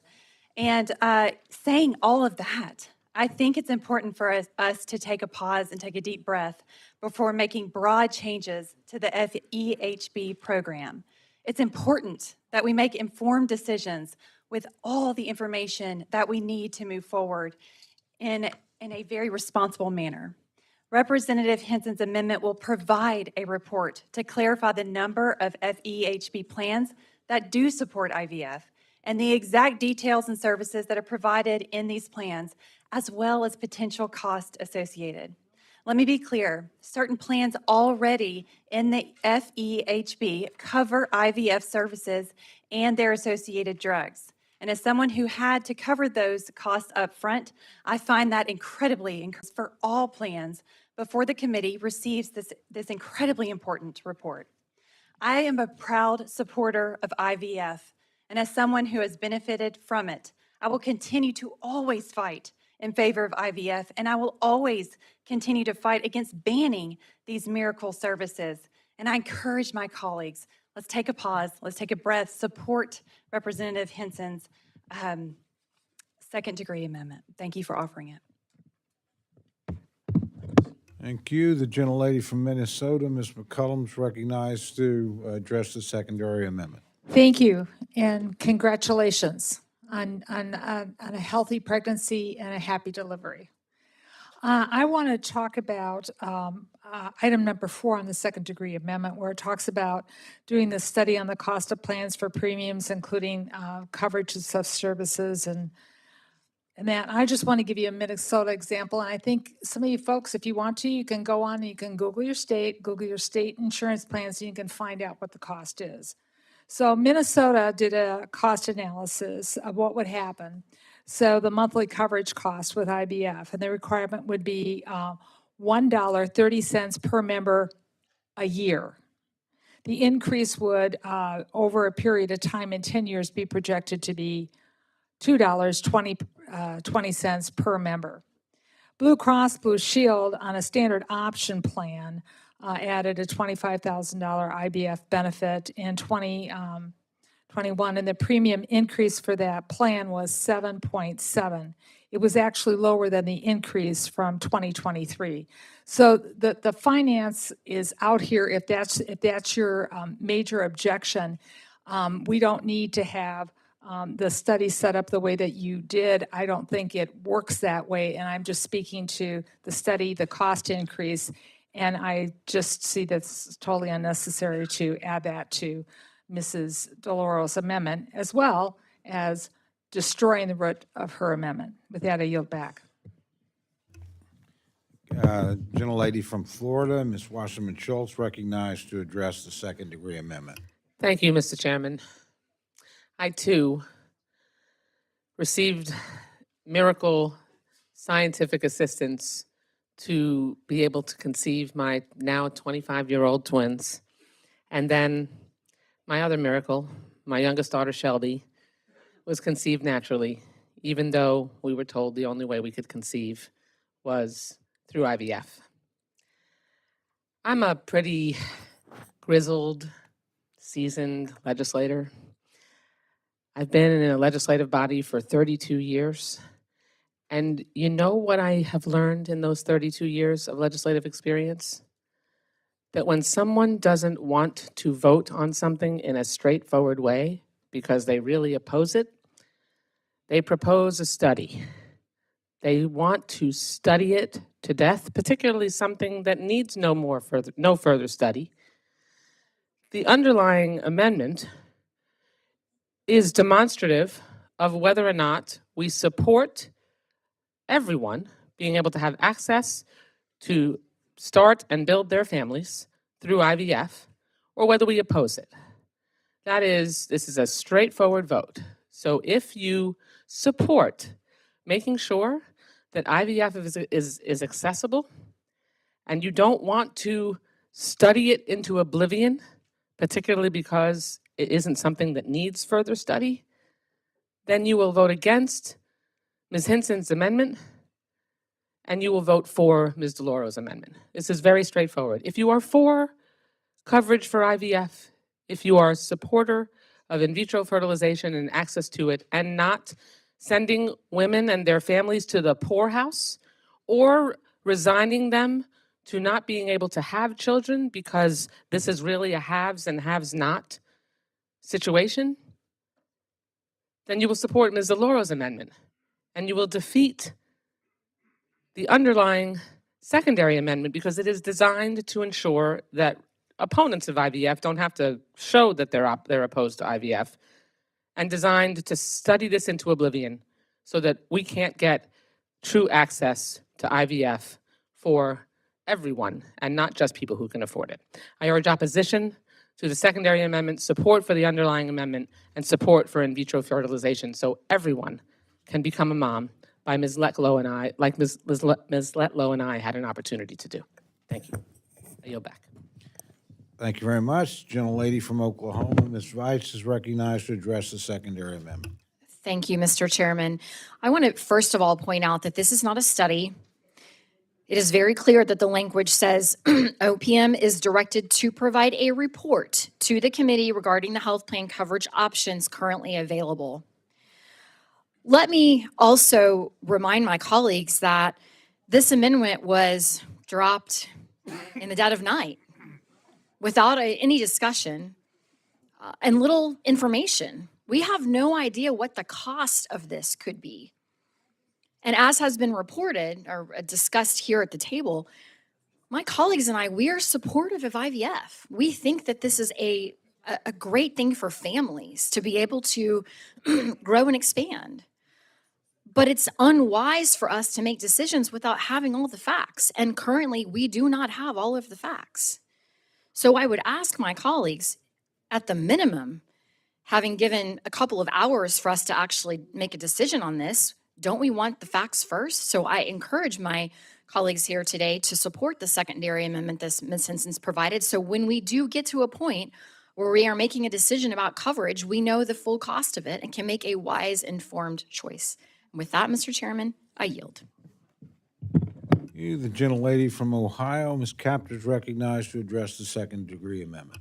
Thank you, Mr. Chairman. I would thank you for yielding, and I would yield my time to the distinguished ranking member, Ms. DeLauro. I thank the gentlelady from Ohio for the time. And first I want to say, like my colleagues who have spoken before me, I really am I'm excited for those here who have had the opportunity to have children through IVF. I think these are miracles, and and it's a blessing. Being able to have a child is a blessing, and that's what it really is, the joy of a family's life. And IVF provides an opportunity when other efforts have failed. And we now have a way in which we have the technology, if you will, to be able to have that blessing in our lives. And that is, that is precious. And it's precious in its extent of it, and that not everyone has the wherewithal to be able to do that. And we are fortunate, if we can, in the positions that we have. It was like for me, my family had the money to get me through treatment for ovarian cancer, but that's not true of everyone. So what we're trying to do is to make it this wonderful, miraculous technology available to everyone. And 2 points that I would make, and I'll just be clear. In terms of sharing this information at dead of night, you should just understand that we shared this amendment with the majority when the majority shared their amendments with us. So this wasn't, a dead of night event. And in addition to which, my friends, it does not score. It doesn't score. So I just wanted to clarify that. I am happy to support Ms. Hinson's report. This is a report, and it was clearly, it was not a study, it is a report, which I would be happy to support, but as part of a proposal that also includes my bill text. I do not see why these proposals need to be mutually exclusive. And I would be prepared to offer an alternative that includes this report language along with my bill text. Now yield back. Mr. Chairman. Gentleman's recognized. Jane, would it be in order to separate, I know it's a substitute amendment, but would it be in order to separate the votes? Because apparently what I hear Ms. DeLauro saying, and which I would agree with, is that the study would be a useful study. I think it says 90 days. The study ought to be reported. That'll be before this bill passes the Congress. Would the gentleman just allow me to consult the parliamentarian? Certainly.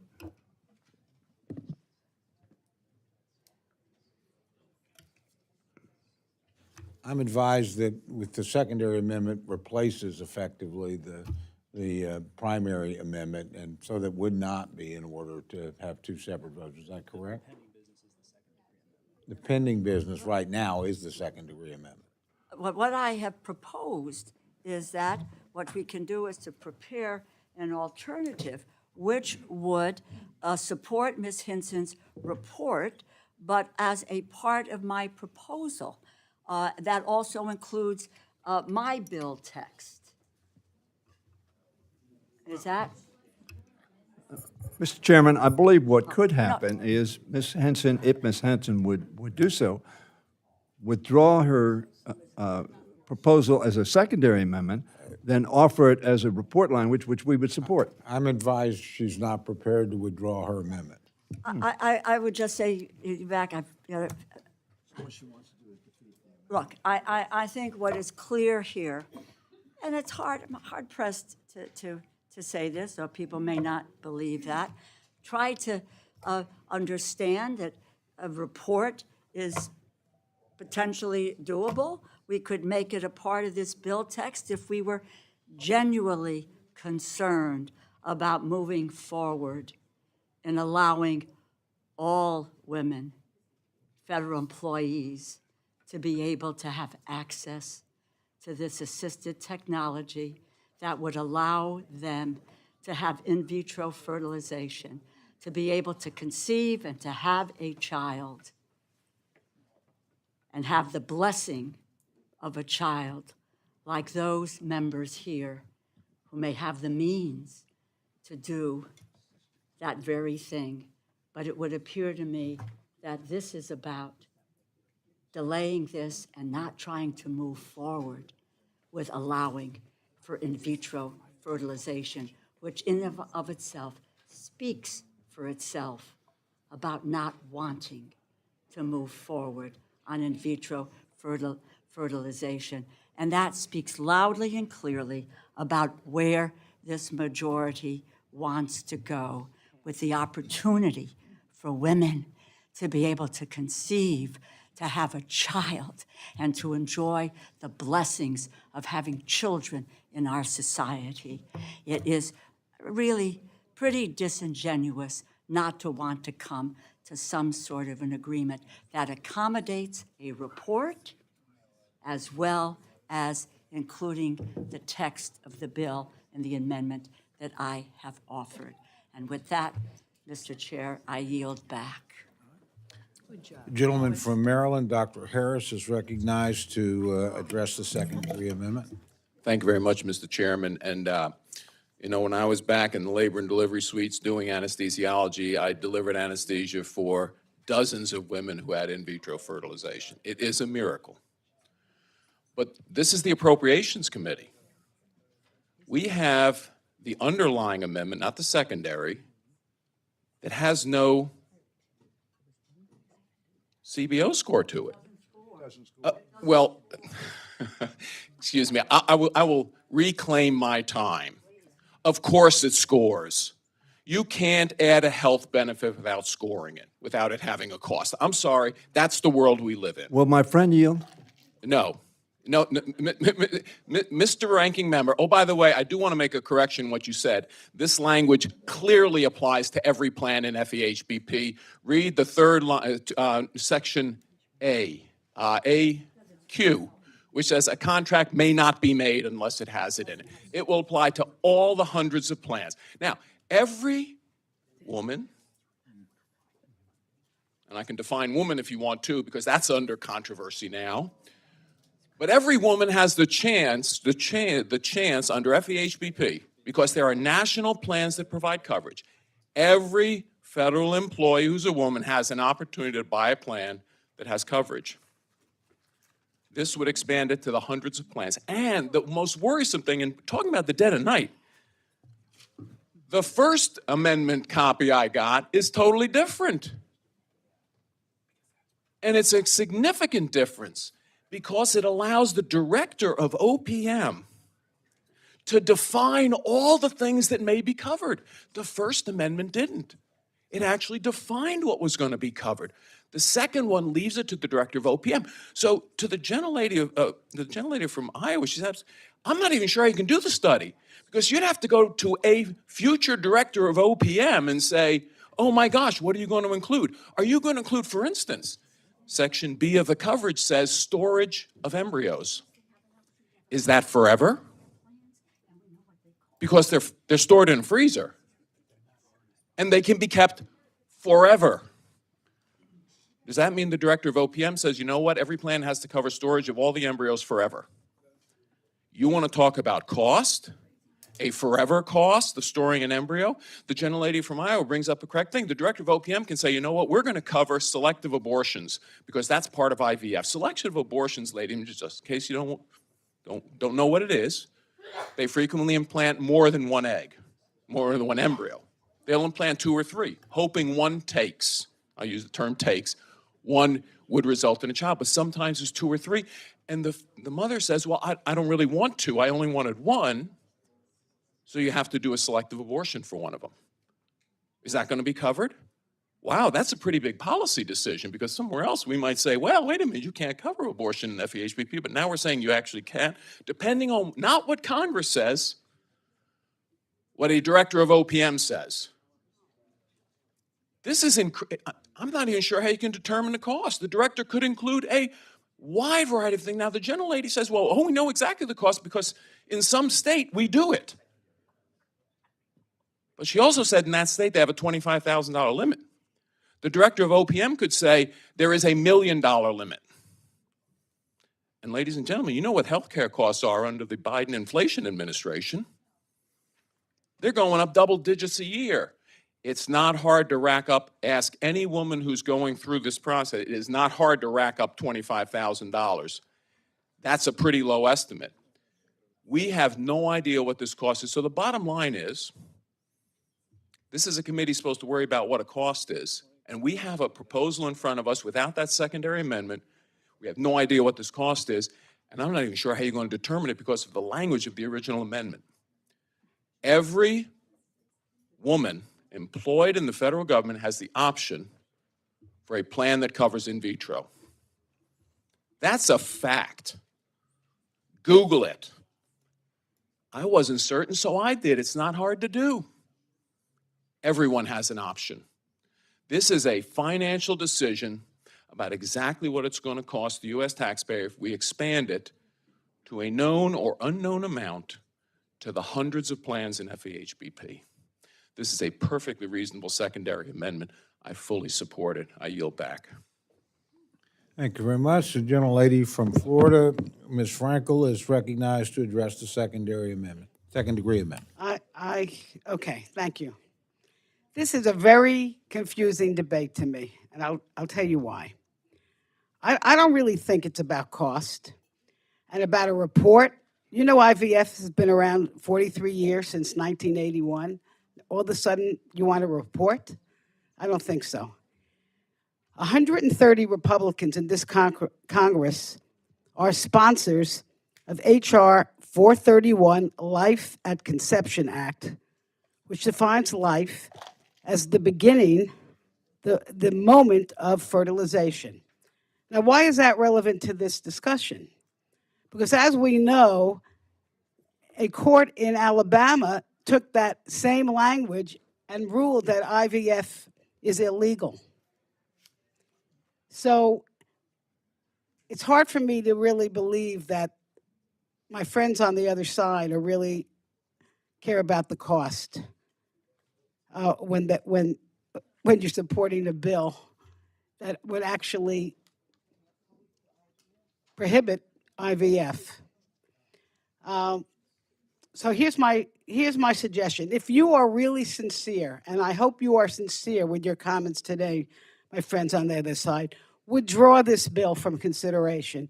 Withdraw H.R. 431 from consideration, Life at Conception Act. Then maybe your debate would be a little bit more credible.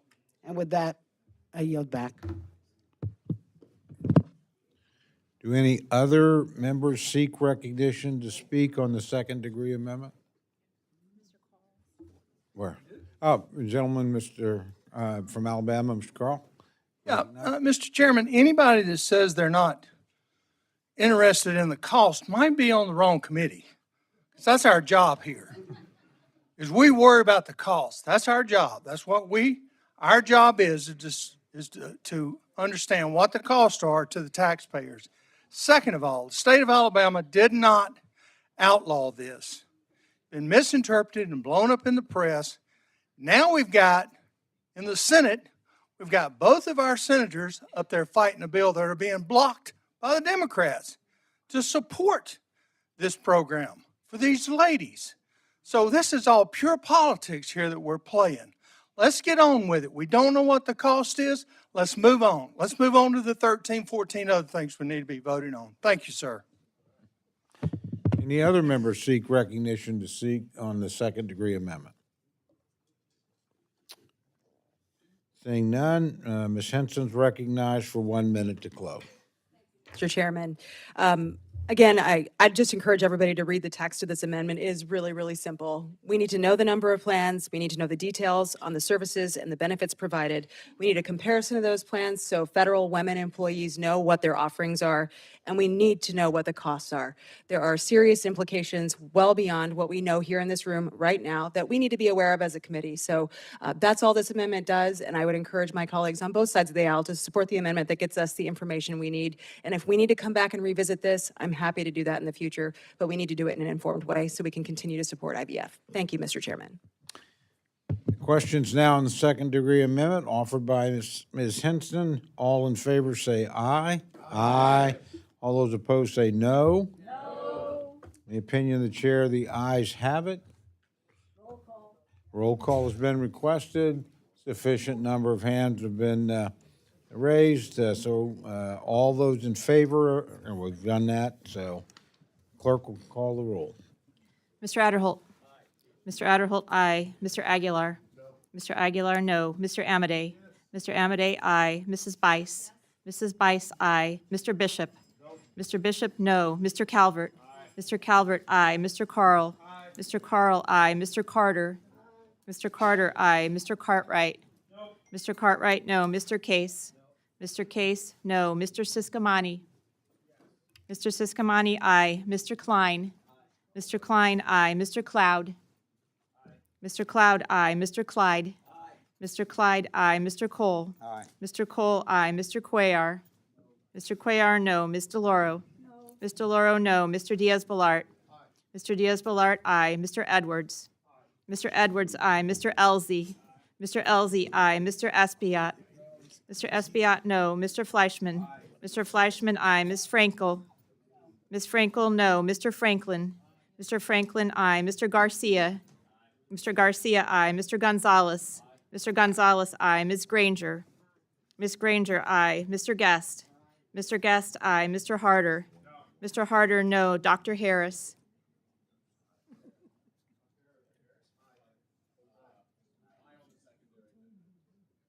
Dr. Harris, aye. Mrs. Hinson.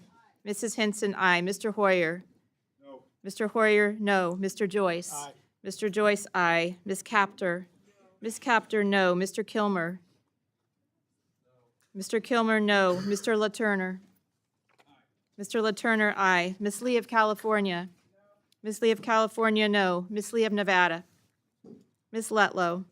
Ms. Letlow, aye. Ms. McCollum. Ms. McCollum, no. Ms. Ming. Ms. Ming, no. Mr. Molinar. Mr. Molinar, aye. Mr. Morelli. Mr. Morelli, no. Mr. Newhouse. Mr. Newhouse, aye. Ms. Pingree. Ms. Pingree, no. Mr. Pocan. Mr. Pocan, no. Mr. Quigley. Mr. Quigley, no. Mr. Reschenthaler. Mr. Reschenthaler, aye. Mr. Rogers. Mr. Rogers, aye. Mr. Ruppersberger. Mr. Ruppersberger, no. Mr. Rutherford. Mr. Rutherford, aye. Mr. Simpson. Mr. Simpson, aye. Mrs. Torres. Mr. Trone. No. Mr. Trone, no. Ms. Underwood. No. Ms. Underwood, no. Mr. Valadeo. Mr. Valadeo, aye. Ms. Wasserman Schultz. Ms. Wasserman Schultz, no. Ms. Wasson Coleman. Ms. Wexton. Ms. Wexton, no. Mr. Womack. Mr. Womack, aye. Mr. Zinke. Aye. Mr. Zinke, aye. Any members wishing to change or record or change their vote? Seeing none, the clerk will tally.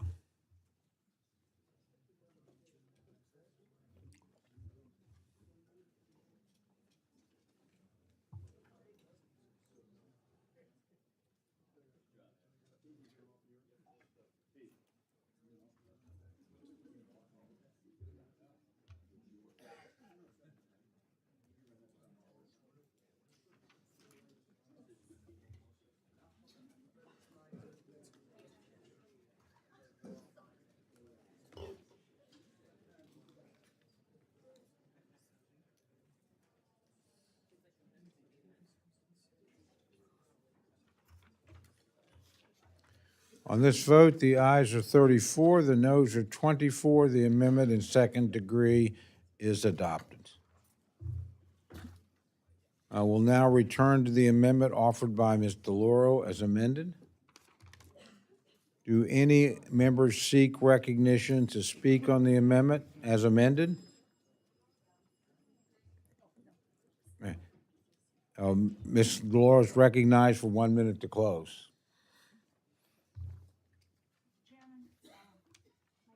Mike. This amendment was very simple. It's an effort to help more American families experience the joy, the blessing of having a child. And it helps the federal government retain the talented workers we need to do the people's work. It's nice if you have the ability to afford to be able to pay for maybe $30,000 for an in vitro cycle. As I stated earlier, one in American families struggle with infertility. We can set a precedent that the federal government will be an ally to Americans who are trying to start a family. With this amendment, we will also draw a line in the sand against Republican extremist efforts to ban IVF in pursuit of control over women's bodies. I yield back.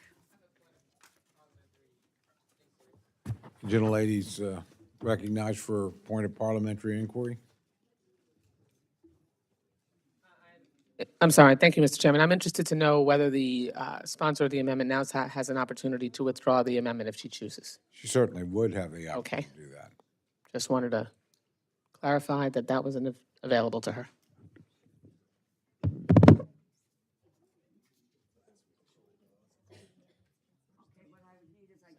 Unanimous consent to withdraw. Is that right?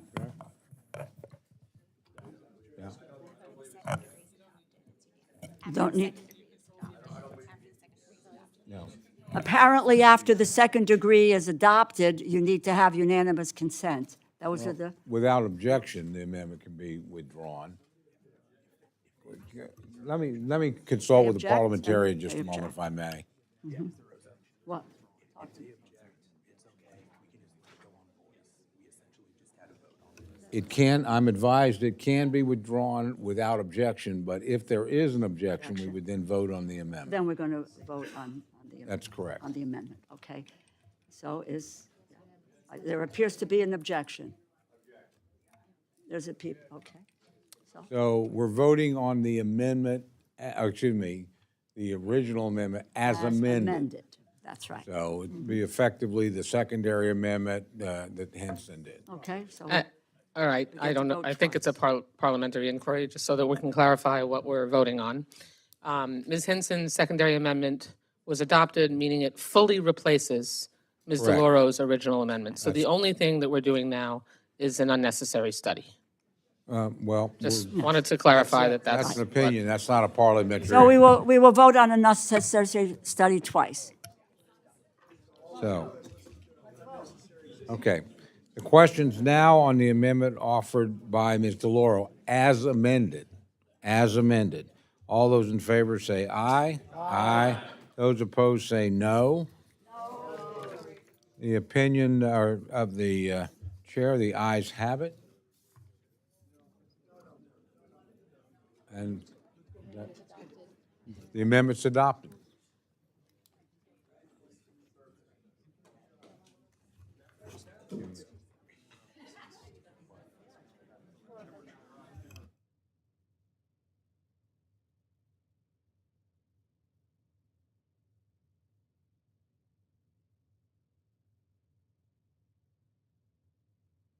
Okay.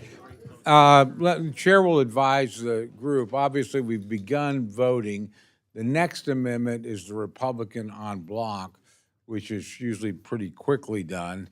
I would recommend we move forward on that and then go, so we get as much business done as possible, if that's okay with it. Does that meet everybody's approval? Okay, let's go ahead and see if we can get through this.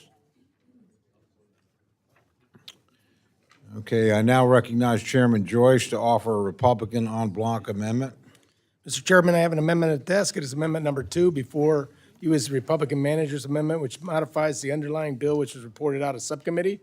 It represents a collection of responsible provisions by my colleagues that further realign the agencies under our jurisdiction to better focus their efforts on their true. I would assume we can dispense with the reading of the amendment. That's correct. Okay. I'm sorry, I was Okay. trying to get this done Gentleman's quickly. recognized to explain it to me. I'm reading as fast as I can. The amendment strengthens the Department of Treasury's ability to reduce money laundering and prohibit bonuses, pay raises, and travel for the Treasury's Office of Foreign Assets Control under the committee until the committee receives additional information. It also requires the SEC to better secure data transfers, contributing to the protection of our financial institutions. The amendment restricts GSA from finalizing or implementing its rule on greenhouse gas emissions and climate-related financial risk. This amendment is a strong package of provisions, and I ask for your support. Mr. Hoyer is recognized to address the Republican en bloc amendment. I rise in opposition to the amendment, and will speak not to every provision in the amendment because we want to save time, but I do want to speak to one that I strongly support the chairman on. And that is a provision that provides that people who use cannabis or sell cannabis legally in their jurisdiction can bank in a federal bank. I've always been for this bill. We passed it through the House pretty handily, I think. And that provision allows people to not have to hide their money that they earned legally in the mattress and can avail themselves of the facilities of federal banks. The chairman and I agree on this, but I know that the chairman thinks it won't pass. So I yield in support to my chairman of his provision. And I truly appreciate your support, but unfortunately it was withdrawn from this bill, and we'll hope to exercise this on the floor in some time in the near future. I can't wait for the opportunity.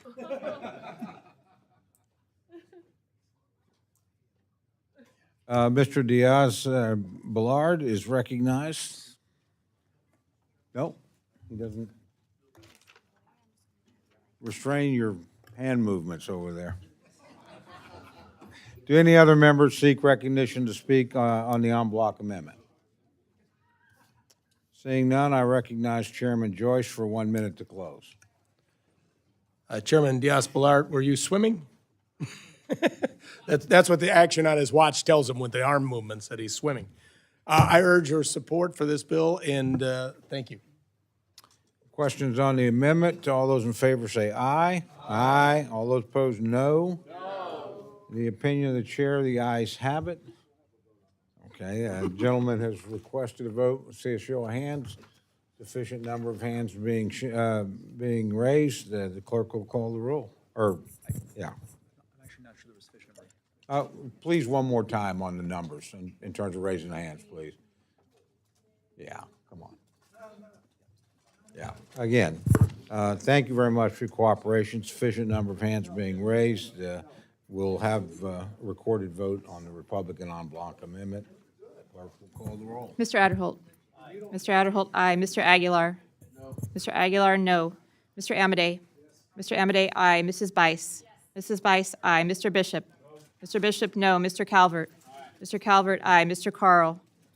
Mr. Carl, aye. Mr. Carter. Mr. Carter, aye. Mr. Cartwright. Mr. Cartwright, no. Mr. Case. Mr. Case, no. Mr. Siscomani. Mr. Siscomani, aye. Mr. Klein. Mr. Klein, aye. Mr. Cloud. Mr. Cloud, aye. Mr. Clyde. Mr. Clyde, aye. Mr. Cole. Aye. Mr. Cole, aye. Mr. Cuellar. Mr. Cuellar, no. Ms. DeLauro. No. Ms. DeLauro, no. Mr. Diaz-Balart. Mr. Diaz-Balart, aye. Mr. Edwards. Mr. Edwards, aye. Mr. Elzey. Mr. Espaillat. Mr. Espaillat, no. Mr. Fleischman. Mr. Fleischman, aye. Ms. Frankel. Ms. Frankel, no. Mr. Franklin. Mr. Franklin, aye. Mr. Garcia. Mr. Garcia, aye. Mr. Gonzalez. Mr. Gonzalez, aye. Ms. Granger. Ms. Granger, aye. Mr. Guest. Mr. Guest, aye. Mr. Harder. Mr. Harder, no. Dr. Harris. Dr. Harris, aye. Mrs. Hinson. Mrs. Hinson, aye. Mr. Hoyer. Mr. Hoyer, no. Mr. Joyce. Aye. Mr. Joyce, aye. Ms. Capter. No. Ms. Capter, no. Mr. Kilmer. Mr. Kilmer, no. Mr. LaTurner. Mr. LaTurner, aye. Ms. Lee of California. Ms. Lee of California, no. Ms. Lee of Nevada. Ms. Letlow. Ms. Letlow, aye. Ms. McCollum. Ms. McCollum, no. Ms. Ming. Ms. Ming, no. Mr. Molinar. Mr. Molinar, aye. Mr. Morelli. Mr. Morelli, no. Mr. Newhouse. Mr. Newhouse, aye. Ms. Pingree. Ms. Pingree, no. Mr. Pocan. Mr. Pocan, no. Mr. Quigley.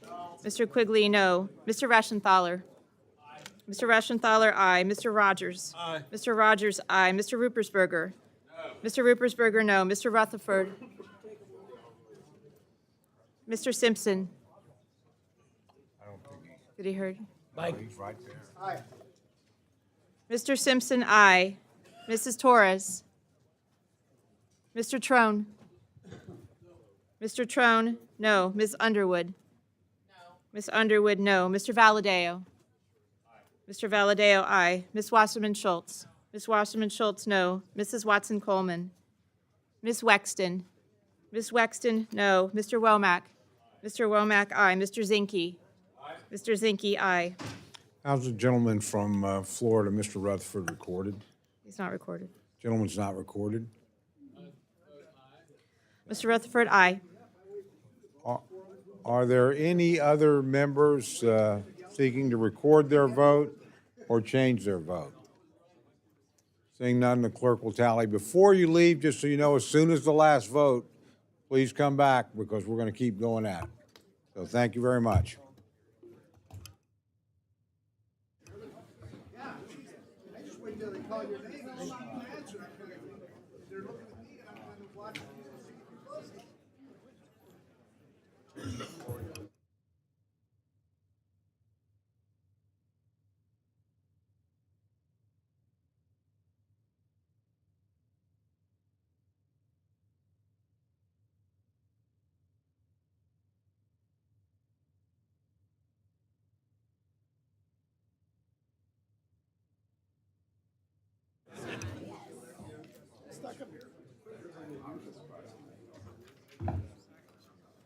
Okay, on this vote, the ayes are 33, the noes are 24. The amendment is adopted. Declare it in recess.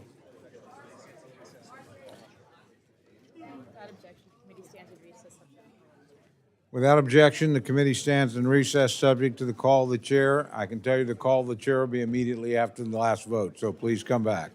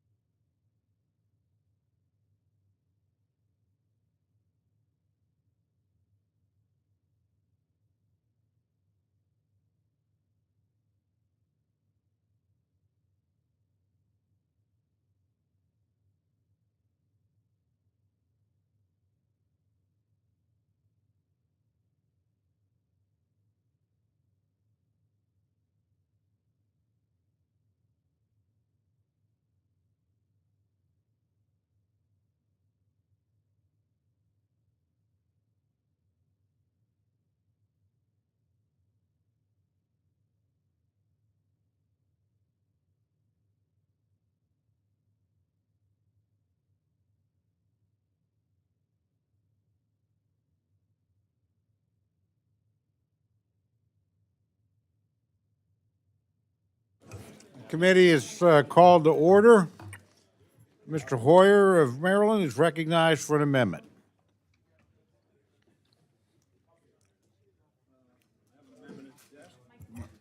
Clerk will read the amendment. I suspend the. Without reading. objection, the gentleman is recognized to explain his amendment. All right, thank you very much. Ladies and gentlemen, this bill contains a provision which says that anybody who comes to D.C. that is authorized to carry a concealed weapon in their jurisdiction is deemed appropriate to carry it in D.C. and on WMATA. Now, WMATA is the Washington, Maryland Transit Association, and it goes into 3 jurisdictions, the District of Columbia, of course, Maryland, and a number of counties and in Maryland, and the county of Montgomery, so 2 counties and a number of municipalities, and in Virginia, and a number of jurisdictions in Virginia. So what the amendment would say, irrespective of what the law may be in Maryland or irrespective of what the law may be in Virginia or the District of Columbia, that somebody who may be authorized in any state in the Union to carry a concealed weapon. Now, on January 6th, we had a number of people who had concealed weapons, apparently, who were sent down to stop the steal. That was dangerous. It resulted in the death of a number of officers. One of the demonstrators themselves was killed, and many of you were on the House floor, and I think very, very worried about what was happening. I was not there, nor was the Speaker, nor was the Minority Leader, but we heard from all of you. And while it is clearly whatever a jurisdiction does has to be within the Constitution as pronounced by the Supreme Court of the United States, I think it is unwise for us to put in a bill that somebody can carry a concealed weapon irrespective of what the laws of our state are, if their state authorizes them to do so. So I would urge us to delete that amendment so that the laws of Maryland and the laws of Virginia, as well as the laws of the District of Columbia, passed for the safety of their citizens, whether you agree with it or not, should be honored. Thank you, Mr. Chairman. I urge its amendment be adopted. Thank you very much. Mr. Joyce is recognized to address the amendment. Thank you. I move to oppose the amendment.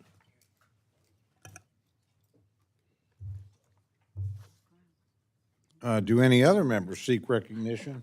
I see we have some. Mr. Rutherford is recognized to address the amendment. Chairman, I rise in opposition to this amendment, which will really make the District of Columbia and the Washington Metropolitan Area Transit Authority areas less safe for all of our citizens in those areas. When you ban the concealed carry,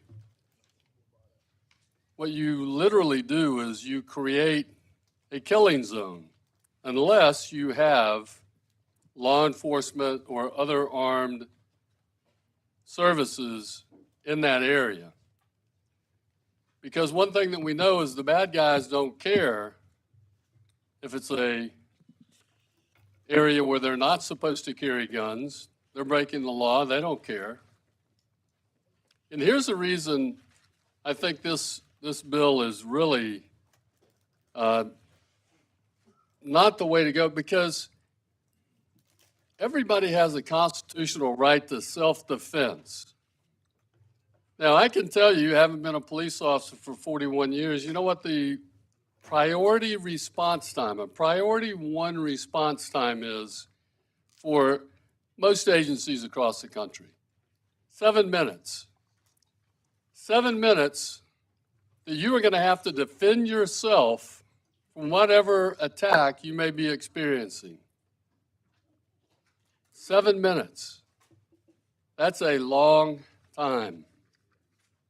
It's particularly a long time to defend yourself against someone who may be armed with a firearm. And the last thing I want to do is be forced by this bill to take a knife to a gunfight. So I'm adamantly opposed to this. Gun-free zones are killing zones unless you have law enforcement or others who are at that location and they are armed to defend the public. You are disarming the public, and it's their right to self-defense. And I want them to have that right and enjoy that right. And it's only those who are already certified within their own states before they come to DC or the metro area to carry. And so with that, Mr. Speaker, or Mr. Chairman, I yield back. Mr. Clyde of Georgia is recognized to address the amendment. Thank you, Mr. Chairman. I rise in strong opposition to this amendment. Now, Section 826 in this appropriations bill is critical to the safety and security of our constituents who come and visit Washington, D.C. Not only that, but I think to the staff as well, or to anyone literally who travels through Washington, D.C. Washington, D.C. has such, they have a carry permit. They have a process for that. But if you look at it, it's 2 years. It's a 2-year permit compared to the states have a 5-year permit. It's at least $300+ to get a 2-year permit in Washington, D.C. In most states like mine in Georgia, it's $50 for 5 years. That's $10 a year, all right, compared to literally $150. That's 15 times as expensive in Washington, D.C. to get a carry permit. But I've got one already. I've got one from my state. My constituents generally will have one from their state. They should be able to carry here because there is no doubt that Washington, D.C. has a crime crisis. And we have seen that tremendously. And I'll give you a great example. I mean, just in the last year, we've had 2 members of Congress assaulted. One literally assaulted in her apartment complex, and another one carjacked. In fact, that person is right here in this committee. That's right, with folks that shouldn't have had them, This amendment does nothing to give criminals firearms. For those who would abuse firearms, it does not do that at all. And it's a proven fact that when people are armed and able to defend themselves, that crime goes down. When citizens can protect themselves, when they have the means to do that. I'll give you a great example, and that's Florida. Florida, where I used to live, they implemented carry permits in 1987. And there were claims of blood flowing in the streets from Western-style gunfights, you name it. Did that happen? No, none of it did. None of it happened. These are law-abiding people. But what was the end result? Crime went down. And we know in Washington, D.C., we have a crime crisis. If more people were able to carry in Washington, D.C., crime would go down. And that's what we want to see. So I think it's very, very important that we protect the constitutional rights of our citizens. If you have a right to carry in your own state, you should have a right to carry here in Washington, D.C. as well. But the gun laws are so restrictive and so expensive, it makes it almost impossible for folks outside of Washington, D.C. to get a carry permit, to be able to legally carry in D.C. So this bill, I think, would do phenomenal things in reducing crime and protecting our citizens, our constituents who want to come and visit us here in Washington, D.C. And with that, I yield back. Do any other members seek recognition to speak on the amendment? There's no further debate. The gentleman from Maryland is recognized for 1 minute to close. Look, I think clearly we have a disagreement in this country, but I think the overwhelming number of the public, contrary to the NRA's position, believe that if there were less guns, there would be less violence. Whether they were held by criminals who have easy access to guns or not.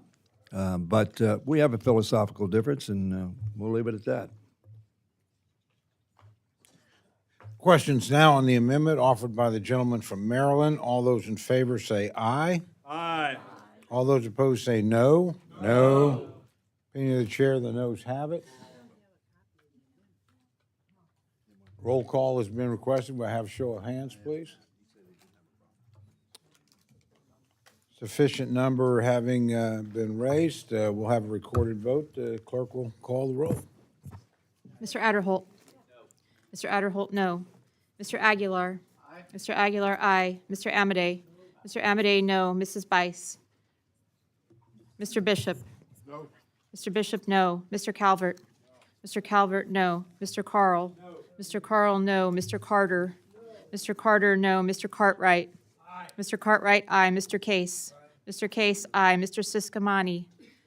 Mr. Siscomani, no. Mr. Klein? Mr. Klein, no. Mr. Cloud? Mr. Cloud, no. Mr. Clyde? Mr. Clyde, no. Mr. Cole? No. Mr. Cole, no. Mr. Cuellar? Ms. DeLauro? Ms. DeLauro, aye. Mr. Diaz-Balart? Mr. Diaz-Balart, no. Mr. Edwards? Mr. Edwards, no. Mr. Elzey? Mr. Elzey, no. Mr. Espaillat? Mr. Espaillat, aye. Mr. Fleischman? Mr. Fleischman, no. Ms. Frankel? Ms. Frankel, aye. Mr. Franklin? Mr. Franklin, no. Mr. Garcia? Mr. Garcia, no. Mr. Gonzalez? Mr. Gonzalez, no. Ms. Granger? Mr. Guest? Mr. Guest, no. Mr. Harder? Mr. Harder, aye. Dr. Harris? Dr. Harris, no. Mrs. Henson? Mrs. Henson, no. Mr. Hoyer? Aye. Mr. Hoyer, aye. Mr. Joyce? No. Mr. Joyce, no. Ms. Capter? Ms. Capter, aye. Mr. Kilmer? Mr. Kilmer, aye. Mr. LaTurner? Ms. Lee of, Mr. LaTurner, no. Ms. Lee of California? Ms. Lee of California, aye. Ms. Lee of Nevada? Ms. Letlow? Ms. Letlow, no. Ms. McCollum? Ms. McCollum, aye. Ms. Ming? Ms. Ming, aye. Mr. Molinar? Mr. Molinar, no. Mr. Morelli? Mr. Morelli, aye. Mr. Newhouse? Mr. Newhouse, no. Ms. Pingree? Ms. Pingree, no. Mr. Pocan?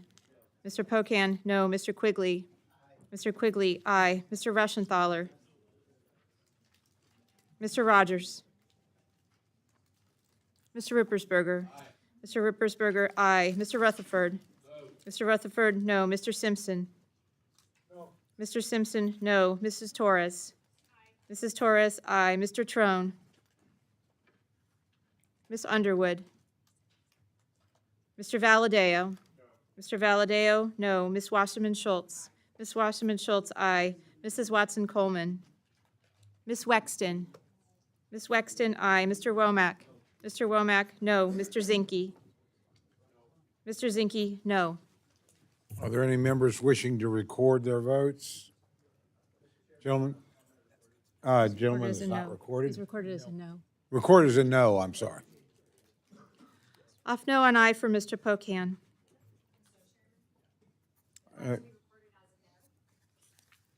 Mrs. Bice, no. Gentlemen, it's not recorded? Mr. Rushenthaler, no. Gentlelady? Ms. Pingree is recorded as a no.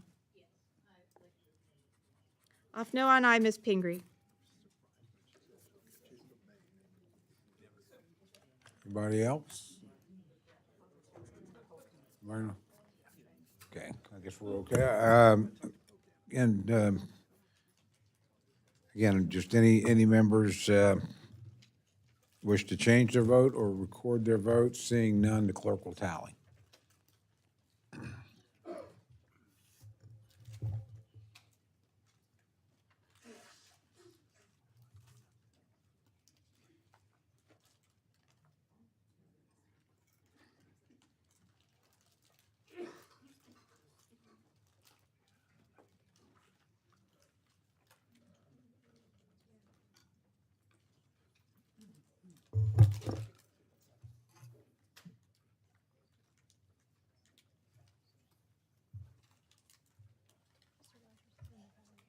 There's somebody coming.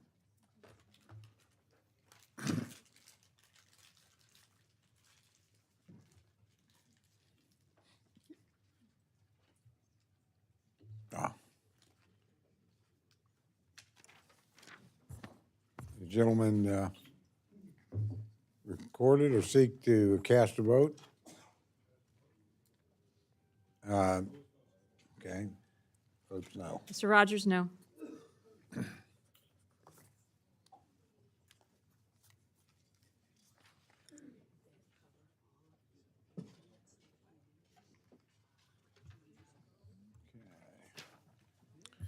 On this vote, the ayes are 21, the noes are 34. The amendment is not adopted. Is there any further amendment or discussion? Which I know there is. Oh. Okay. Actually, Mr. Adelholt is recognized for an amendment. Okay. Oh, I have an amendment at the desk. Clerk will read the amendment. I ask unanimous consent the clerk dispense with the reading. Without objection, the gentleman's recognized to Oh. explain his amendment. Thank you, Mr. Chairman. This amendment that I am offering simply ensures that the FTC enforce the Robinson-Patman Act.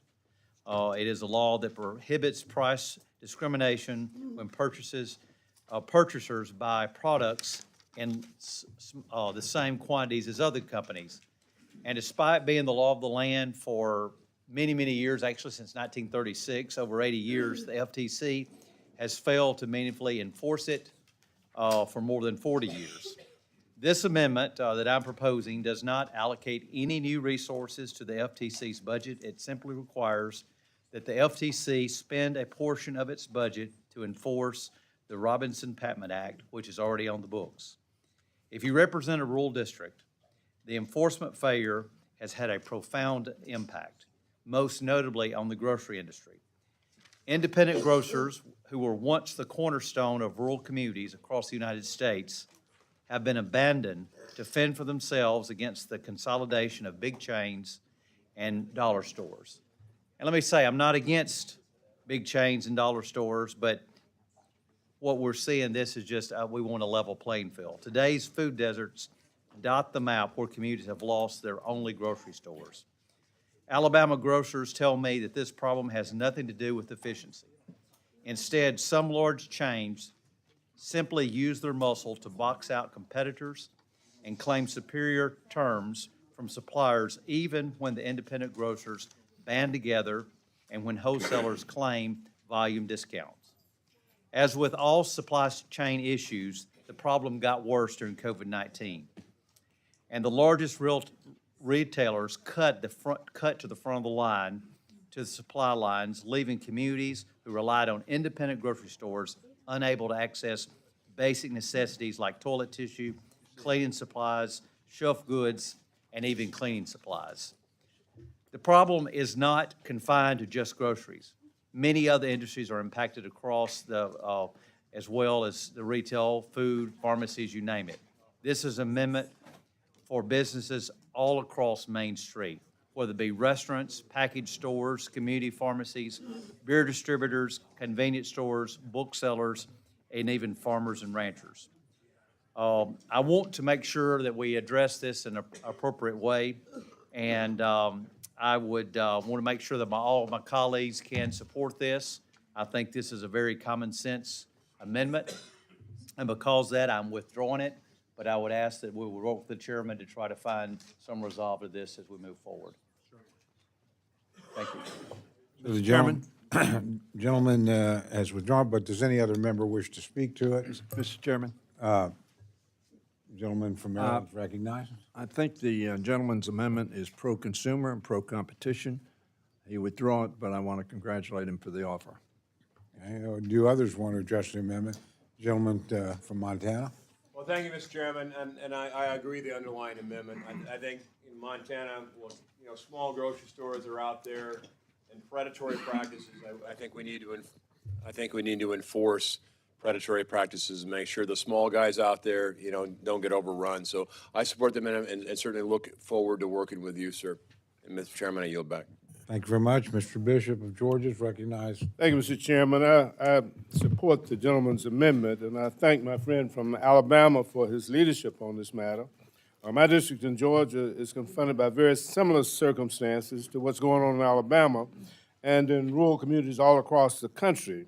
Areas that once had independent grocery stores have turned into food deserts because these full-service grocery stores cannot compete on a level playing field, and unfortunately, they've had to close. It's not good for anybody, and grocery stores are the only retailers who can provide a full range of nutritious foods, which are vital to maintaining healthy people and lowering healthcare costs and enhancing health outcomes after medical procedures. I don't think I need to sell you on the importance of access to wholesome food, but that's why it's important to bring back enforcement of the Robinson-Patman Act, which is a law that promotes competition, lowers consumer prices, and gives independent grocers and small retailers a fighting chance to compete. Before I yield, I'd like to offer a bipartisan letter to the committee for the record, hopefully without objection. This letter was written by Republican and Democrats from the authorizing committee, signed by 10 bipartisan members of Congress, urging us to designate $10 million for Robinson-Patman enforcement. And of course, this amendment that was offered would do that. However, it has been withdrawn, but we hope we can continue to talk about this and see if we can't find a reasonable way to resolve this issue that's in the best interest of everybody. Just so everybody knows, we certainly will accept, my friends, if, as part of the official proceedings, we do not actually keep a formal record of these. There's not a stenographer here, so you can't go back. We do file papers, and so we'd be happy to take the gentleman's letter and file it with the official proceedings. Thank you, sir. It'll be there, but it's not quite a formal record. With that, I think the gentleman from Mississippi wanted to address the issue. Very brief, I want to join the comments of the other members in support of this and would ask my good friend from Alabama to reconsider his decision to withdraw his amendment. And with that, I yield back. Well, gentleman from Ohio. Thank you. I appreciate the amendment that's been offered, and we'll look forward to working with my colleague to try to figure out how we can best make this work for all of us. Thank you, Mr. Chairman. Gentlelady from Ohio. Yes, I just wanted to add my support of working on this on a bipartisan basis. I've seen what's happened. I've lived long enough to see what's happened across my region, and I don't like it at all.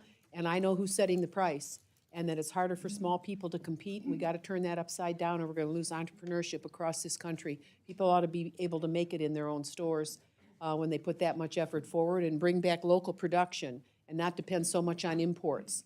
And when we don't watch the international markets, we wipe out our own production in this country. So I'm very supportive of this and just wanted to join my colleagues in their very noble effort to restore a robust American agriculture and the retailers that move that to market. Thank you. The other member wish to address the issue?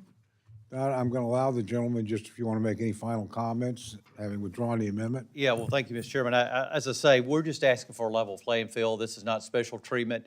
It's these grocers, these small retailers across America that have really made America great over the last almost 250 years and in this country. And rural America is really the backbone of this country in so many ways. And for us to do away with the small-time retailer is, I think, does a real harm to this nation. And so I would ask that we would continue to work on this to find a solution to try to make sure we have a level playing field for these small-time retailers and make sure that the public is served as well. And I yield back. Okay. The amendment is formally withdrawn, but you may say it again. Gentleman from Maryland, Mr. Hoyer, is recognized for the purpose of amendment. Thank you very much, Mr. Chairman. Well, this amendment deals with the do you want to, there's an amendment at the desk? There's an amendment at the desk. I ask unanimous consent that the reading of the amendment Without be objection, the dispensed with. gentleman's recognized to explain his amendment. Thank you very much, Mr. Chairman. This amendment deals with the IRS Direct File program that they started as a result of last year's funding that they got. One of the goals of modernized IRS is to give taxpayers more choices. We talk about services to the taxpayer. We talk about making it easier for the taxpayer. This direct filing was undertaken to see whether or not that worked and whether or not the public liked it.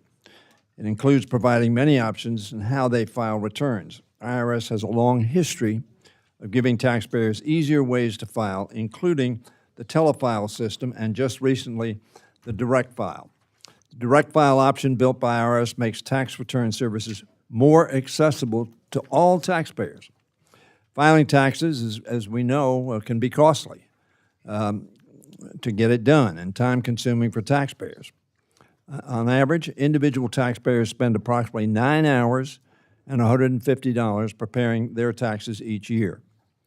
Once fully implemented, direct file could save taxpayers $11 billion a year between filing fees and time costs, while also helping taxpayers access $12 billion in tax credits for families that qualify but are currently missing out.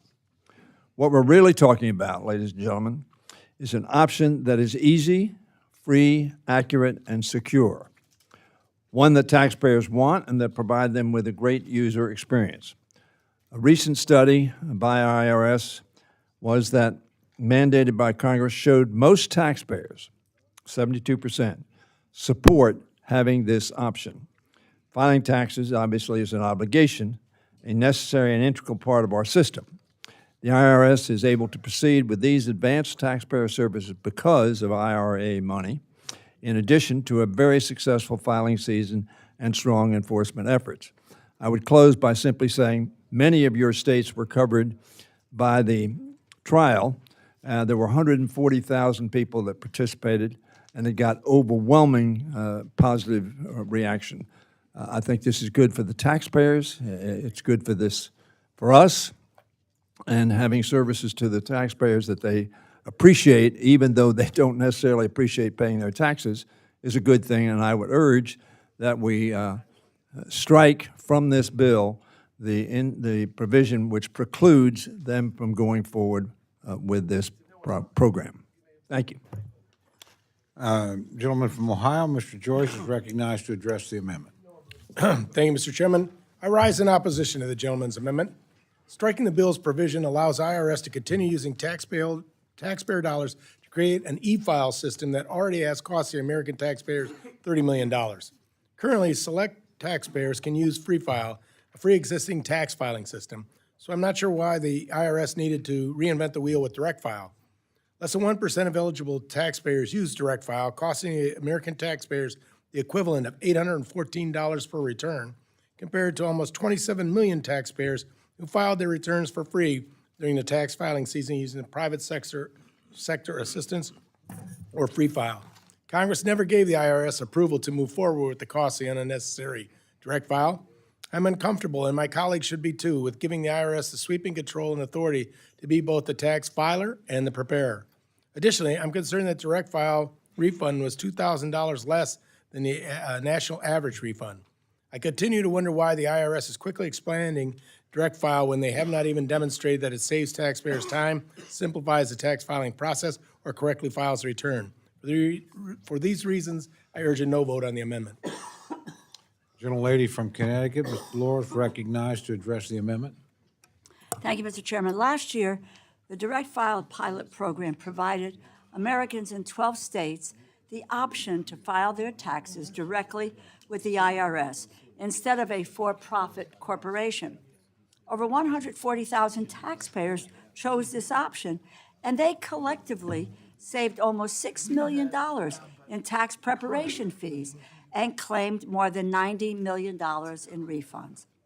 It cost the average American taxpayer 9 hours and costs an average of $150 to file their taxes every year. When fully implemented, Direct File would save the average user $160 in filing fees paid to big tax prep companies like Intuit TurboTax, H&R Block, and Tax Slayer. Reduce the time taxpayers spend filing taxes and ensure that American families receive tens of billions of dollars in refunds owed to them.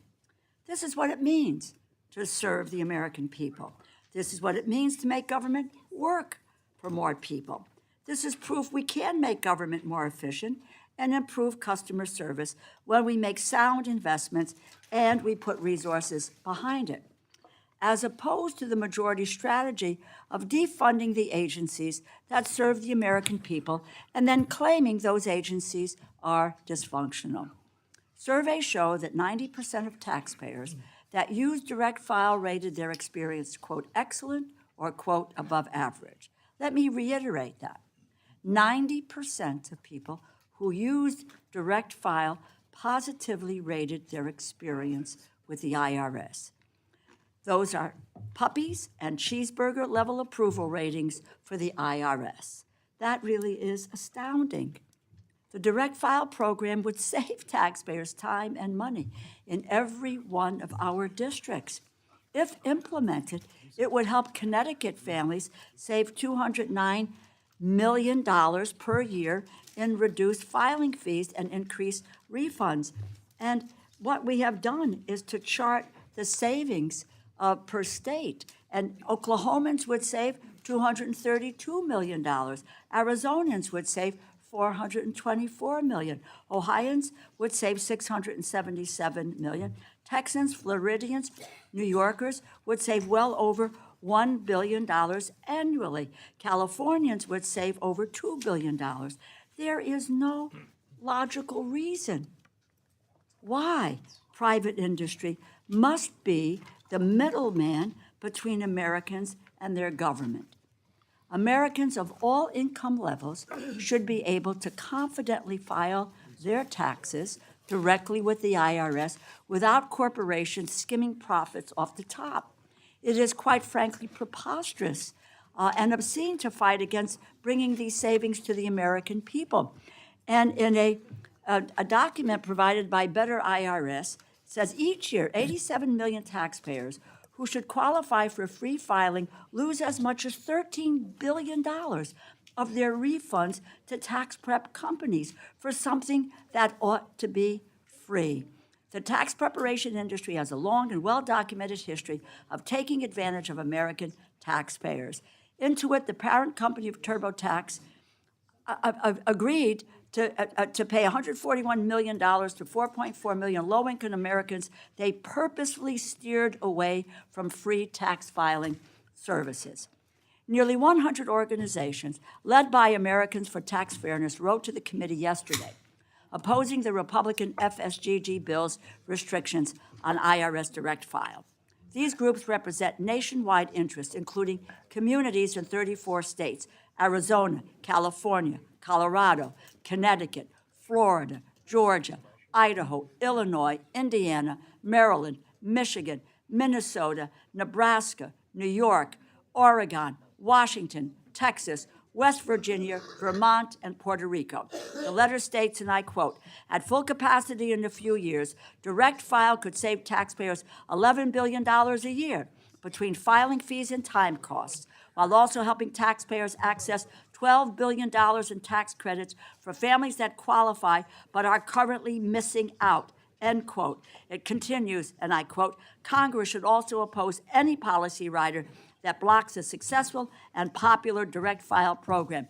Doing so would allow the IRS to continue improving customer service and ensure that the IRS is able to fulfill its mission and serve the American people. We're talking about billions of dollars for the American people. Tens or even hundreds of millions of dollars can either go back in the pockets of your constituents or continue lining the pockets of the likes of H&R Block and TurboTax. You get to decide, and you'll also get to explain your decision to your constituents. I yield back. Do any other members seek recognition to speak on the amendment? Gentlelady from Ohio is recognized.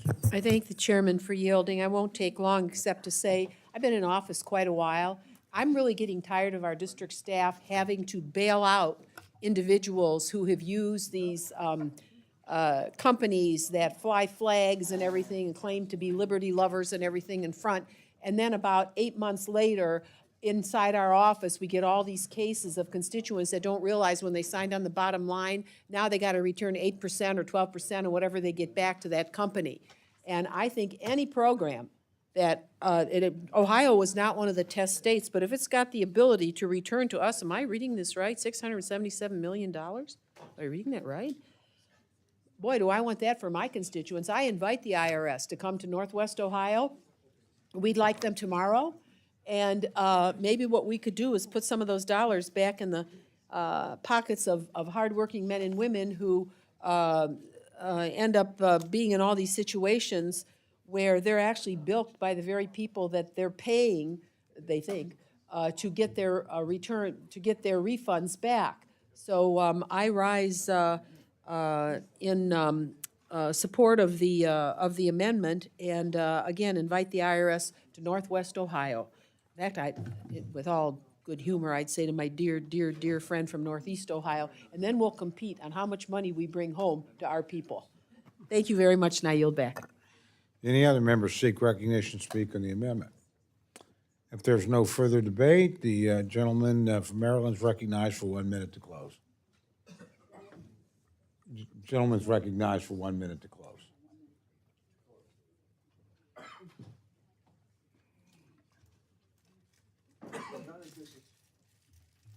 Pretty simple, as opposed to pushing my button, which doesn't seem to be simple.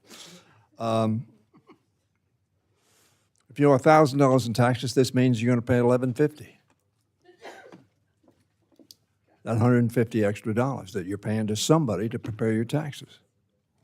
It's $150 additional tax.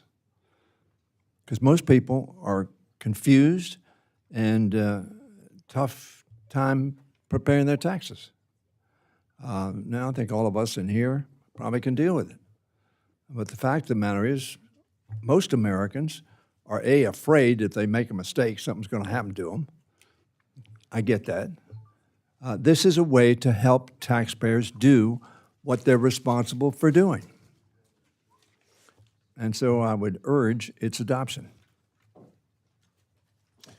Questions now on the amendment offered by the gentleman from Maryland. All those in favor say aye. Aye. Those opposed say no. No. The opinion of the chair, the noes have it. The amendment's not adopted. No, we're going to have a vote. Well, we're fine. I'm sorry. Could we have hands up, please? A sufficient number of hands having been risen. Recorded vote is requested. The clerk will call the roll. Mr. Adderholt. Mr. Aguilar. Mr. Aguilar, aye. Mr. Amedee. Mr. Amedee, no. Mrs. Bice. Mrs. Bice, no. Mr. Bishop. Mr. Calvert. Yes. Mr. Calvert, aye. Mr. Carl. No. Mr. Carl, no. Mr. Carter. No. Mr. Carter, no. Mr. Cartwright. Aye. Mr. Cartwright, aye. Mr. Case. Aye. Mr. Case, aye. Mr. Siscomani. Mr. Siscomani, no. Mr. Klein. No. Mr. Klein, no. Mr. Cloud. No. Mr. Cloud, no. Mr. Clyde. Mr. Clyde, no. Mr. Cole. No. Mr. Cole, no. Mr. Cuellar. Mr. Cuellar, aye. Ms. DeLauro. Aye. Ms. DeLauro, aye. Mr. Diaz-Balart. Mr. Diaz-Balart, no. Mr. Edwards. Mr. Edwards, no. Mr. Elzey. Mr. Elzey, no. Mr. Espaillat. Mr. Espaillat, aye. Mr. Fleischman. Mr. Fleischman, no. Ms. Frankel. Mr. Franklin. Mr. Franklin, no. Mr. Garcia. Mr. Garcia, no. Mr. Gonzalez. Mr. Gonzalez, no. Ms. Granger. Mr. Guest. Mr. Guest, no. Mr. Harder. Mr. Harder, aye. Dr. Harris. Dr. Harris, no. Mrs. Henson. Mrs. Henson, no. Mr. Hoyer. Aye. Mr. Hoyer, aye. Mr. Joyce. No. Mr. Joyce, no. Ms. Capter. Yes. Ms. Capter, aye. Mr. Kilmer. Mr. Kilmer, aye. Mr. LaTurner. Mr. LaTurner, no. Ms. Lee of California. Ms. Lee of California, aye. Ms. Lee of Nevada. Ms. Letlow. Ms. Letlow, no. Ms. McCollum. Ms. McCollum, aye. Ms. Ming. Ms. Ming, aye. Mr. Molinar. Mr. Molinar, no. Mr. Morelli. Mr. Morelli, aye. Mr. Newhouse. Mr. Newhouse, no. Ms. Pingree. Ms. Pingree, aye. Mr. Pocan. Mr. Pocan, aye. Mr. Quigley. Mr. Quigley, aye. Mr. Reschenthaler. Mr. Rushenthaler, no. Mr. Rogers? No. Mr. Rogers, no. Mr. Ruppersberger? Aye. Mr. Ruppersberger, aye. Mr. Rutherford? No. Mr. Rutherford, no. Mr. Simpson? No. Mr. Simpson, no. Mrs. Torres? Mrs. Torres, aye. Mr. Trone? Ms. Underwood? Mr. Valadeo? No. Mr. Valadeo, no. Ms. Wasserman Schultz? Ms. Wasserman Schultz, aye. Mrs. Watson Coleman? Ms. Wexton? Ms. Wexton, aye. Mr. Womack? Mr. Womack, no. Mr. Zinke? No. Mr. Zinke, no. General. How's Mr. Calvert recorded? Mr. Calvert is recorded as an aye. You recorded as an aye. Off aye on no, for Mr. Calvert. Mr. Chairman. Gentlemen, Chairman, how am I recorded? I do not believe the gentleman is recorded. Aye. Mr. Bishop, aye. Gentlemen, Mr. Adderholt, no. are there any other members wishing? Ms. Frankel. Oh, gentlelady from Florida. Ms. Frankel, aye. Any other members wishing to record or change their vote? Clerks will tally.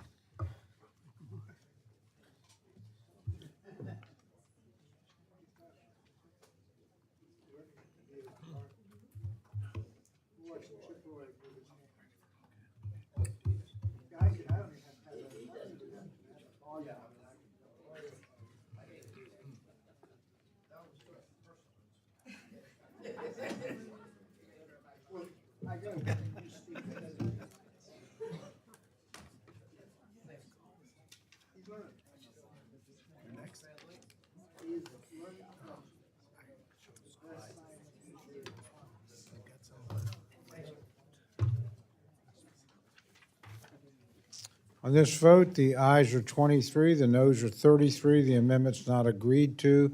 Is there any further amendment or discussion? Mr. Clyde is recognized for the purpose of an amendment. Thank you, Mr. Chair. I have an amendment at the desk, Clyde number 2. Clerk will read the amendment. Mr. Chair, I ask unanimous consent that the amendment be considered as Without read. objection, the gentleman is recognized to explain his amendment. Thank you.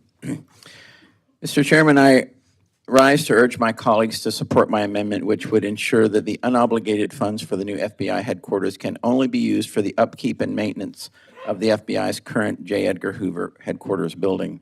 This amendment will ensure any necessary maintenance and upkeep of the building is fully funded. However, it would also ensure that the weaponized Department of Justice FBI headquarters personnel are not rewarded with the new state-of-the-art building for the duration of the FY25 appropriation. Now I ask unanimous consent to enter this letter from Judiciary Chair Jim Jordan into the record. Without objection, again, as the gentleman is advised, we don't have quite an official record, but it'll be filed with the proceedings of the record and available. Thank you very much, sir. The letter was sent by the chairman on June the 3rd. And on page 2 of the letter, he says, reigning in abuse of federal law enforcement agencies, the committee and select subcommittee have received testimony about egregious abuses, misallocation of federal law enforcement resources, and misconduct within the leadership ranks of the Federal Bureau of Investigation. And he goes on page 9 of the letter, funding for FBI headquarters recommends prohibition on the use of funds. None of the funds made available by this act may be used to build the new FBI headquarters in Greenbelt, Maryland. So my amendment is completely aligned with Jim Jordan's letter. In recent years, numerous whistleblower reports have shed light on the FBI's illegal surveillance and targeted censorship of conservative Americans. For example, whistleblower information shows that the FBI's counterterrorism division labeled parents of school children who disagree with their local school board decisions with a threat tag. Concerned parents have the constitutional right, absolutely, to express their opinions at school board meetings. Yet the FBI used counterterrorism resources to investigate these Americans' First Amendment activity. Additionally, multiple whistleblowers raised concerns that the FBI has been manipulating and misrepresenting data by falsely classifying cases as, quote, domestic violent extremism to meet certain in-house quotas. That is flat out wrong. The Federal Bureau of Investigation should not be skewing data, i.e. lying, in order to push a political narrative and a nefarious agenda.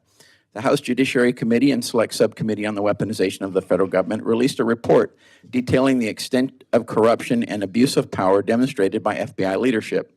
For example, the FBI's Washington field office pressured a field office in Boston, Massachusetts, to open investigations on 138 individuals who traveled to Washington, D.C. to exercise their First Amendment rights on January 6th, 2021, with no specific indication that these people were involved in any way in criminal activity.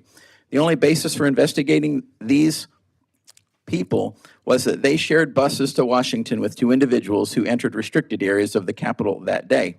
Rather than limiting the investigation to just the two people who entered restricted areas, the Washington field office explicitly instructed the Boston field office to open investigations on all 140 individuals who attended the political rally, representing unnecessary and illegitimate overreach.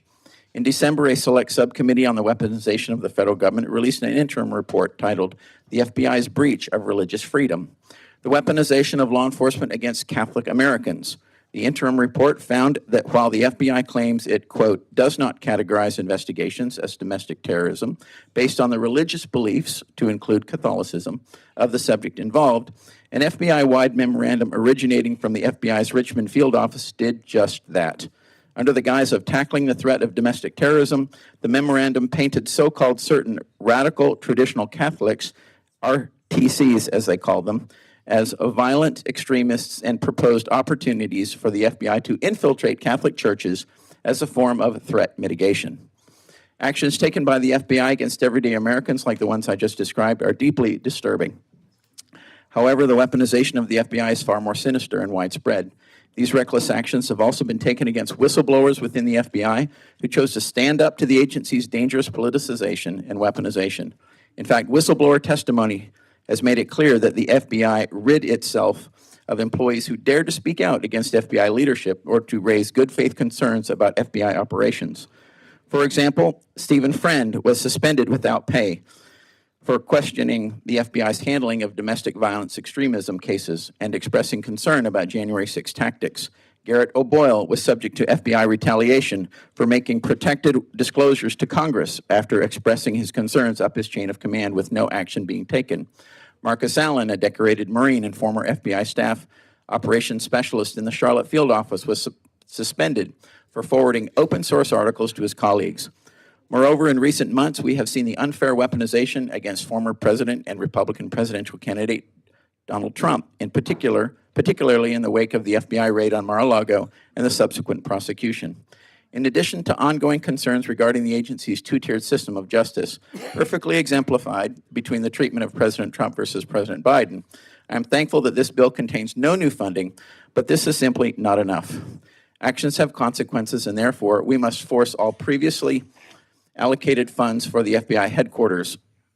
We must fence them. This also aligns with the language in the most recent CGS subcommittee appropriation bill. After all, the only thing these agencies listen to is funding. Rewarding the FBI's leadership's nefarious behavior with a new $3.5 billion building is simply unacceptable. Again, I'd like to point out House Judiciary Committee Jim Jordan's letter to this committee that he sent on June 3rd, where he highlights the House Judiciary Committee's recommended actions. My amendment is in complete alignment with this request from Chairman Jordan. I strongly urge my colleagues to support my amendment. Thank you, and I yield back. Just for the purposes of record keeping, would the gentleman help us? Is that Clyde 1 or Clyde 2? That is Clyde number 2. Clyde number 2. Okay. Yes. Very good. Mr. That is Joyce? the funding limitation one, not, yeah, that's Clyde 2, correct. Okay. Yes. Gentleman from Ohio is recognized to respond to the amendment. I rise in opposition to the gentleman's amendment. I understand very clearly his concerns with the FBI, and I share those concerns. However, this bill already requires GSA to provide a plan on what it intends to do with the J. Edgar Hoover building. We know the Hoover building is falling apart. There's a net around the building to keep pieces of concrete from hitting pedestrians on the sidewalk. Offices are flooded, often due to the broken pipes. It's obvious the FBI cannot continue to keep its employees in the building.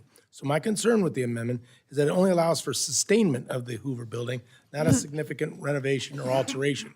The FBI plans to keep its top employees in DC, so GSA needs flexibility in how it can use previously appropriated funds to either update Hoover or move the 750 to 1,000 employees to another federally owned building. Therefore, I'm regretfully opposed to the amendment.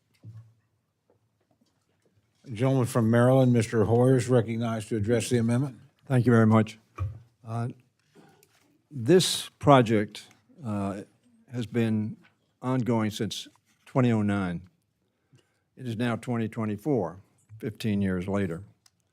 The cost of the building is substantially increased because of the 15-year wait. Each year we wait costs about $250 million, wherever it's built. The FBI came, Mr. Mueller came to me in 2009 and said, look, our building is falling apart. That was 15 years ago. And we need sufficient space so we can have a security barrier. Sufficient space between them, the FBI building, and traffic. There was a competition. It was 19 applicants for a spot where it may go. That was stopped in 17, and then it was redone in 21 over again.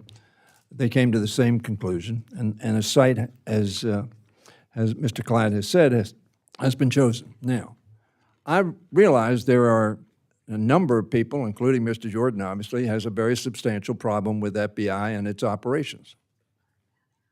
That's fine. We may agree or disagree on that. But the fact of the matter is, the building is falling down. And we had a vote last year, and correctly, I think, this committee overwhelmingly rejected stopping going forward with this. No money is in this bill, no money was in that bill. From the House, there was money in the Senate bill. So I would urge us on a fiscal base, if no other, to not delay this building, which everybody, I think, that has looked at this building, been in this building, understands has got to be replaced. Now, I will tell you the most expensive way to do that is to tear down the present building. Because if you tear down the present building for a long period of time, you have to lease a lot of other space. They already lease space. So I would urge the committee to reject Mr. Clyde's amendment because Mr. Jordan's letter that he read extensively from does not say they don't need a new building. He says he doesn't like what people in the building are doing. I get that. But for us to delay that on that basis, we talked about we're concerned about fiscal rectitude. We will cost the taxpayers a lot of money because at some point in time, this building's going to have to be built because the present one is falling down. So I urge all of you to vote no on Mr. Clyde's amendment and move on with this process, which has been tortured for 15 years. Thank you.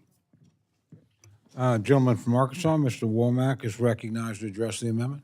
All right, thank you, Mr. Chairman. And with all due respect to my colleague, Mr. Clyde, I've been pretty consistent.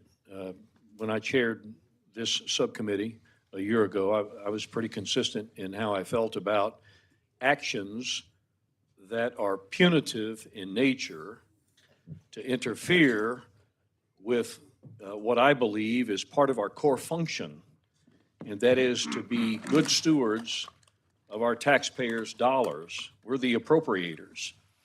And this is a GSA issue. It's why this subcommittee is dealing with the FBI. Otherwise, it would all be in the commerce, justice, science arena. But I think the case was made by Mr. Clyde that it's more punitive in nature than a good business decision, because easily 4.5 minutes of his 5.5 minutes of comments were recounting problems that he and other people have with the FBI. I don't disagree with those arguments. Everybody's entitled to have their arguments. As I said a year ago, people on my side of the aisle are not always going to hate the FBI. I mean, there will be a time, I'm sure, in the future when the FBI will be doing exactly what we believe the FBI should be doing and not, quote, weaponizing the Department of Justice for nefarious reasons. But remember what our core function here is. This is a GSA issue. The question is about the building. The building is falling apart.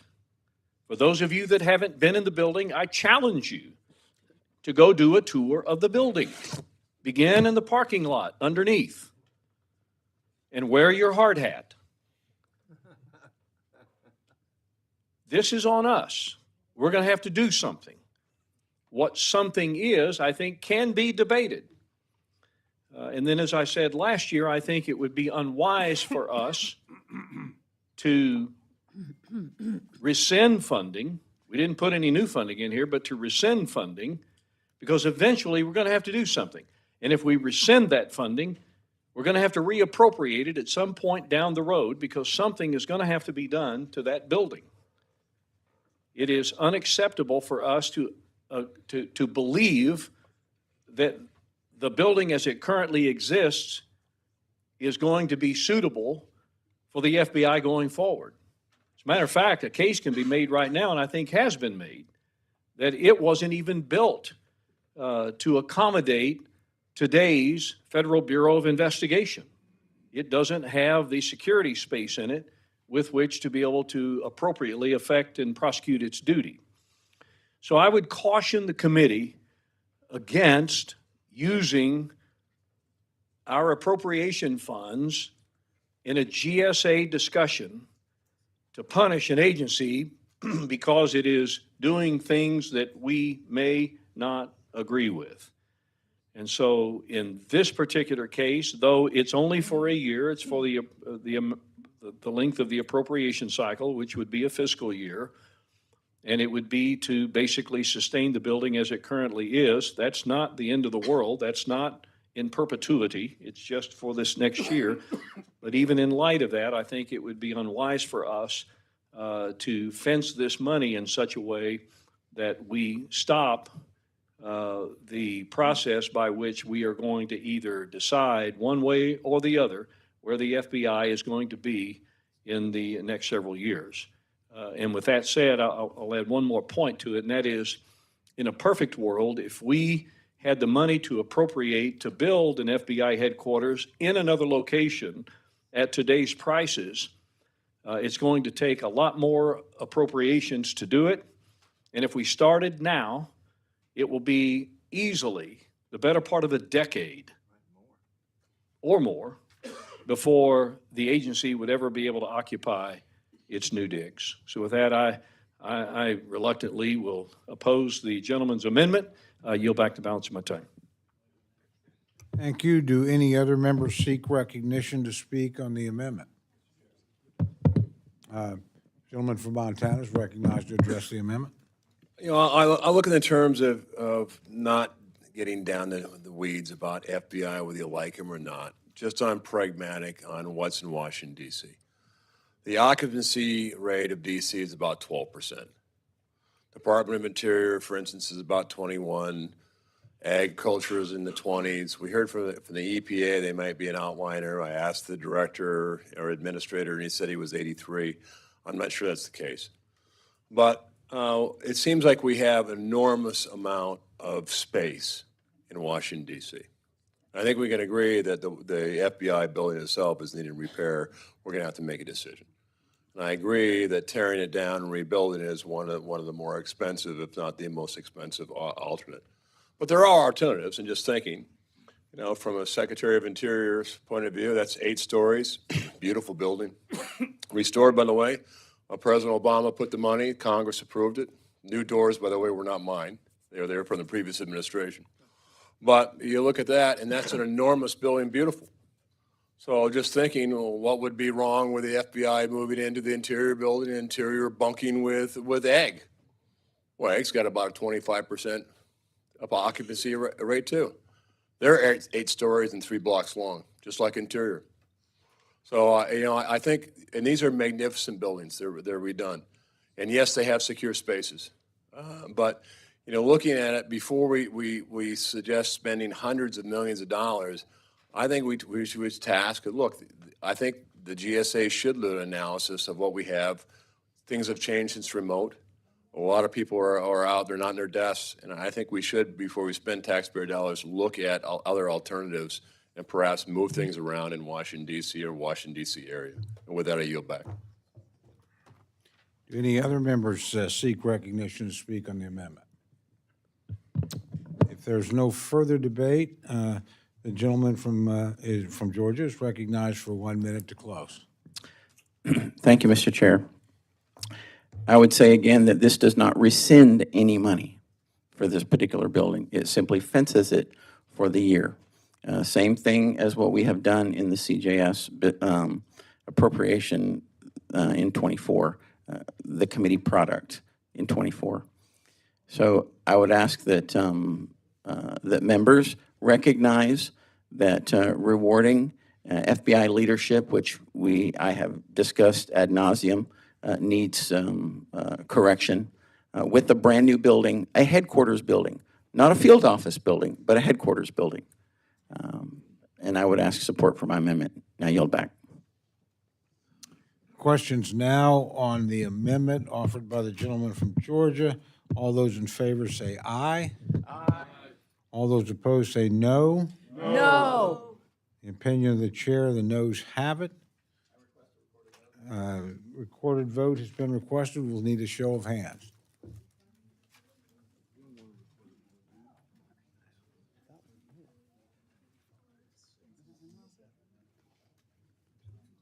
House just went up if you didn't catch it.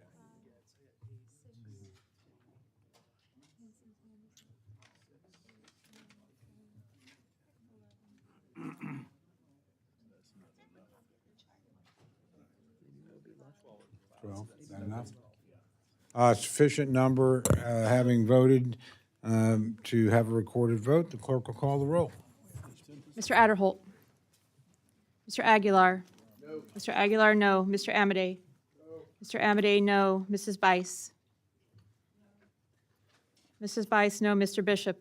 No. Mr. Bishop, no. Mr. Calvert.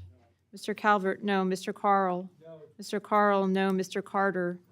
Mr. Carter, aye. Mr. Cartwright. No. Mr. Cartwright, no. Mr. Case. No. Mr. Case, no. Mr. Siscomani. Mr. Siscomani, no. Mr. Klein. Aye. Mr. Klein, aye. Mr. Cloud.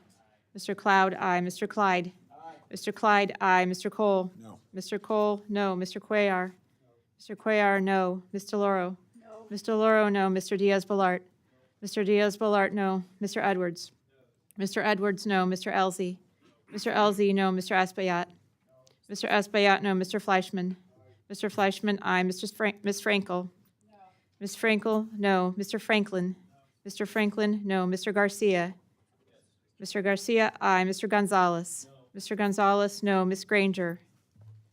Mr. Guest. Mr. Guest, aye. Mr. Harder. No. Mr. Harder, no. Dr. Harris. Dr. Harris, aye. Mrs. Hinson. Mrs. Hinson, aye. Mr. Hoyer. No. Mr. Hoyer, no. Mr. Joyce. Mr. Joyce, no. Ms. Capter. No. Ms. Capter, no. Mr. Kilmer. Mr. Kilmer, no. Mr. LaTurner. Mr. LaTurner, no. Ms. Lee of California. Ms. Lee of California, no. Ms. Lee of Nevada. Ms. Letlow. Ms. Letlow, aye. Ms. McCollum. Ms. McCollum, no. Ms. Ming. Ms. Ming, no. Mr. Molinar. Mr. Molinar, aye. Mr. Morelli. No. Mr. Morelli, no. Mr. Newhouse. Mr. Newhouse, no. Ms. Pingree. Ms. Pingree, no. Mr. Pocan. Mr. Pocan, no. Mr. Quigley. Mr. Quigley, no. Mr. Reschenthaler. Mr. Reschenthaler, aye. Mr. Rogers. Mr. Rogers, no. Mr. Ruppersberger. Mr. Ruppersberger, no. Mr. Rutherford. Mr. Rutherford, aye. Mr. Simpson. Mr. Simpson, no. Mrs. Torres. Mrs. Torres, no. Mr. Trone. Ms. Underwood. Mr. Valadeo. Mr. Valadeo, no. Ms. Wasserman Schultz. Ms. Wasserman Schultz, no. Mrs. Watson Coleman. Ms. Wexton. Ms. Wexton, no. Mr. Womack. Mr. Womack, no. Mr. Zinke. Mr. Zinke, aye.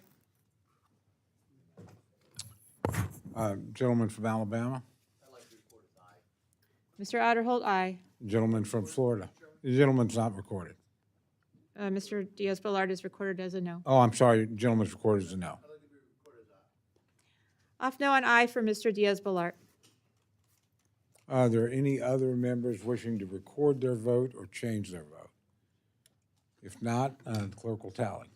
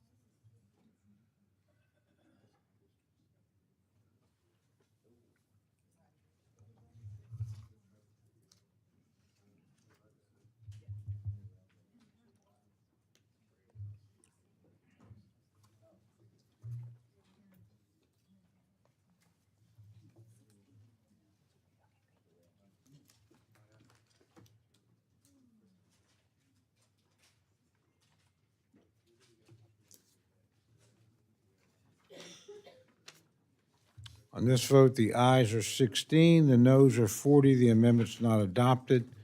Is there further amendment or discussion?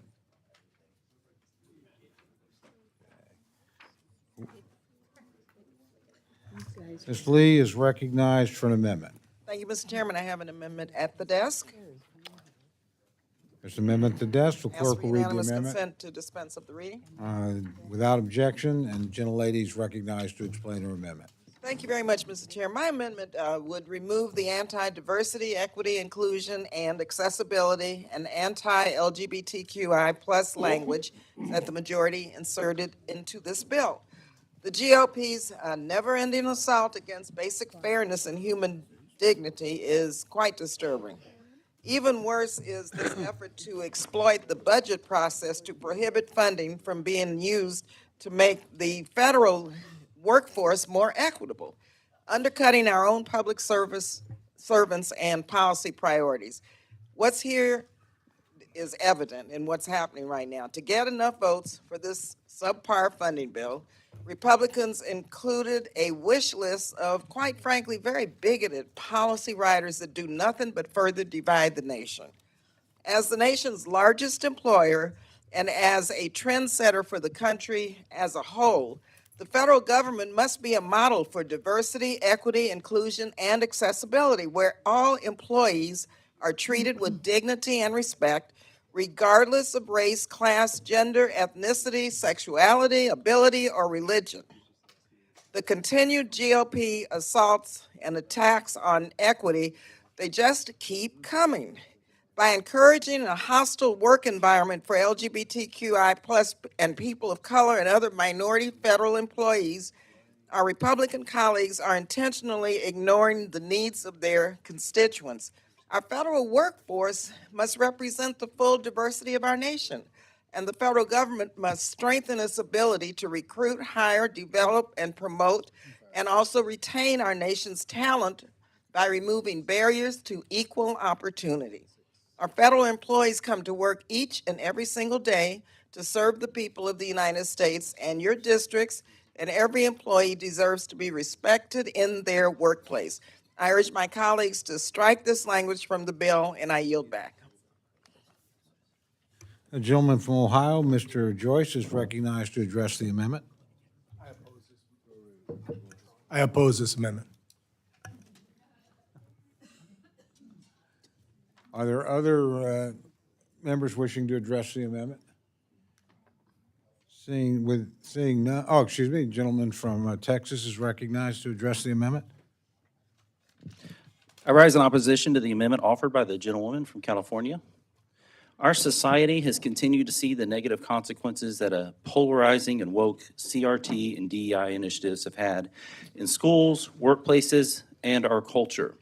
This is why numerous states and schools and private sector workplaces have already begun to eliminate these programs. Yet this amendment is an attempt to allow valuable taxpayer dollars to continue to be used for these woke programs in our federal agencies.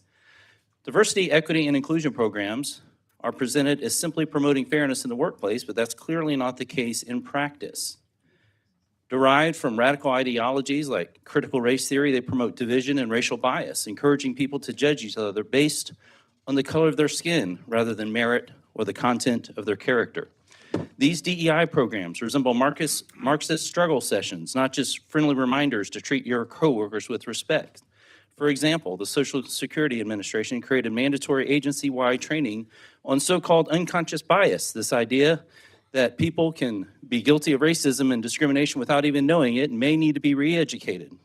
You can imagine coworkers wandering around, wondering if their coworkers have unconscious bias and the kind of workplace this would create. The Office of Personnel and Management issued a government-wide policy regarding agencies to allow biological males to access women's facilities and forcing employees to use an individual's preferred gender pronouns. The Department of Defense forced service members to participate in virtual reality, quote, immersive learning sessions, unquote, where they, quote, participate in authentic conversations about exclusion, unquote. In other words, they were forced to talk to a computer programmed by the government to probe them for supposed discriminatory thoughts. And this ideology has real-life consequences. In 2022, the FDA issued guidance that led some states to ration alternative COVID treatments based on race.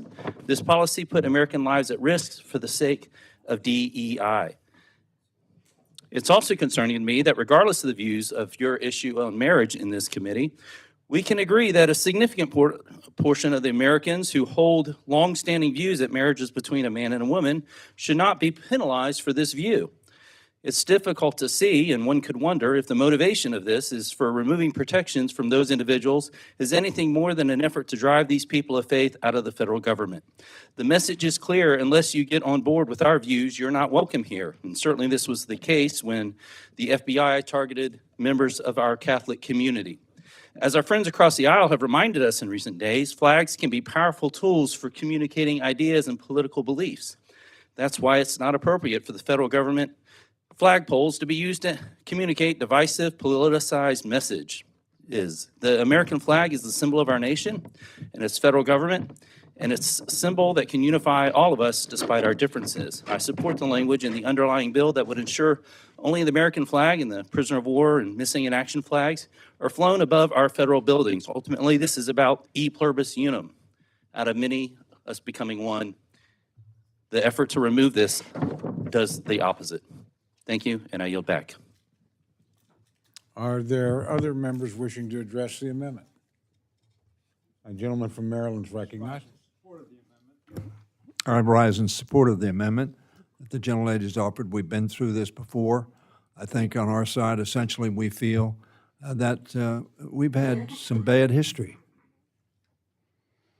And it's not to make people feel bad. It is to make people aware of what other people think so they can be sensitive to that.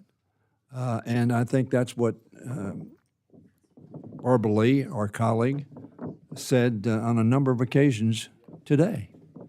And I think for that reason, I think these efforts at making efforts to have us more sensitive to one another and the discrimination that not only has occurred but is occurring, that we would hopefully make sure does not adversely affect our colleagues and our constituents. I yield back. Are there any other members wishing to address the amendment? A gentleman from Georgia is recognized. I rise in support of the gentlelady's amendment. Red, yellow, black, and white, they are all precious in His sight. Diversity is good.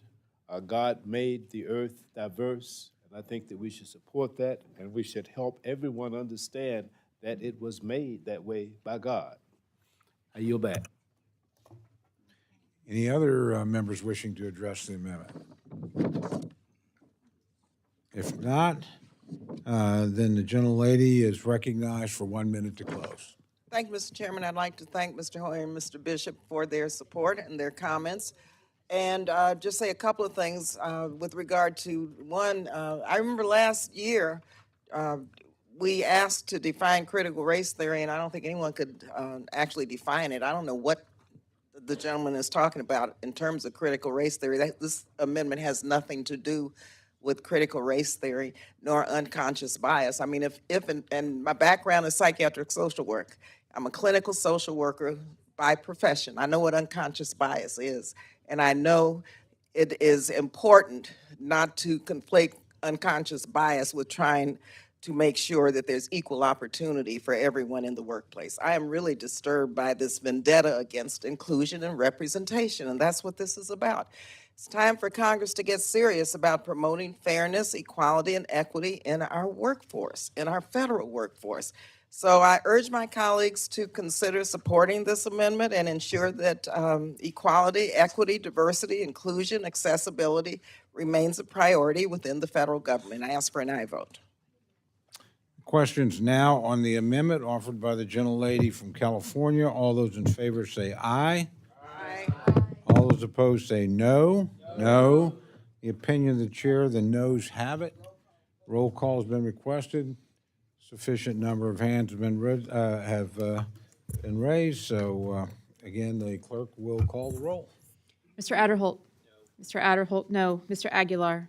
Mr. Aguilar, aye. Mr. Amade. Mr. Amade, no. Mrs. Bice. Mrs. Bice, no. Mr. Bishop. Mr. Bishop, aye. Mr. Calvert. Mr. Calvert, no. Mr. Carl. Mr. Carl, no. Mr. Carter.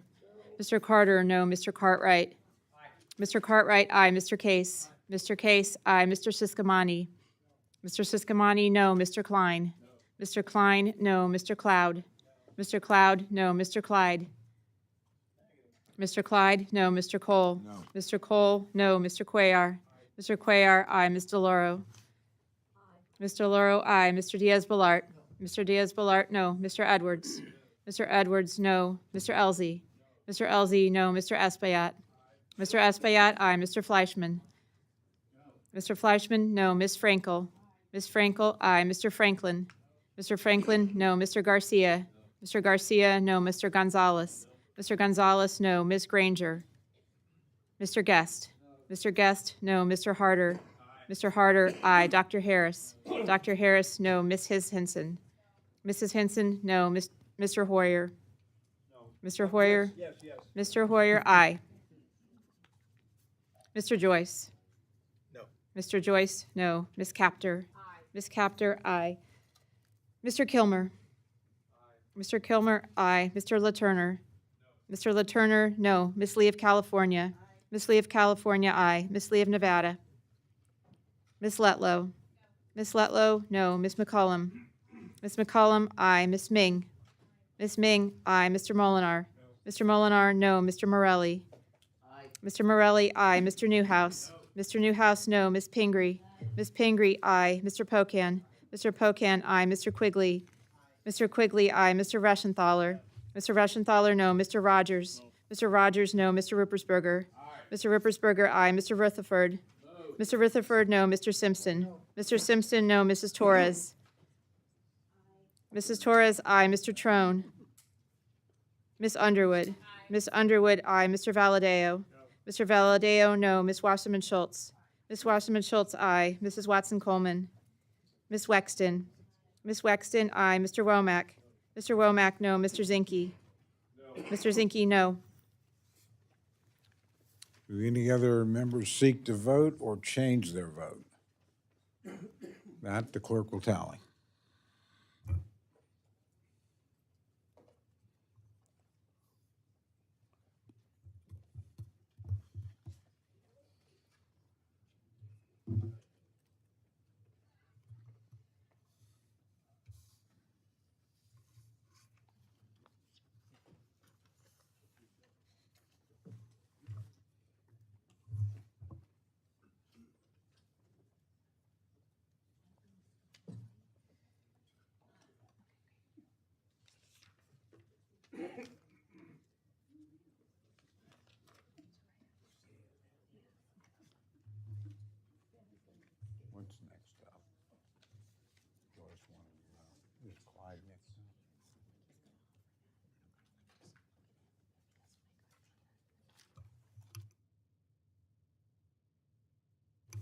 On this vote, the ayes are 24, the noes are 33. The amendment is not adopted.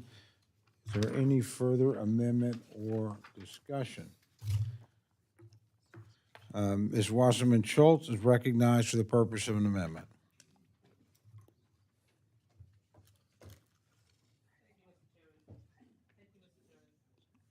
Still not. There, maybe you got it there. No, still not. They're handing you another one. Thank you, Mr. Chairman. Much better. I think it's a Wasserman Schultz, number one, related to the Postal Service, and I ask unanimous consent, the amendment can be considered as read. Without objection, the gentlelady is recognized to explain her amendment. Thank you. Well, I think we're actually about to come together as appropriators, and my amendment is really very simple.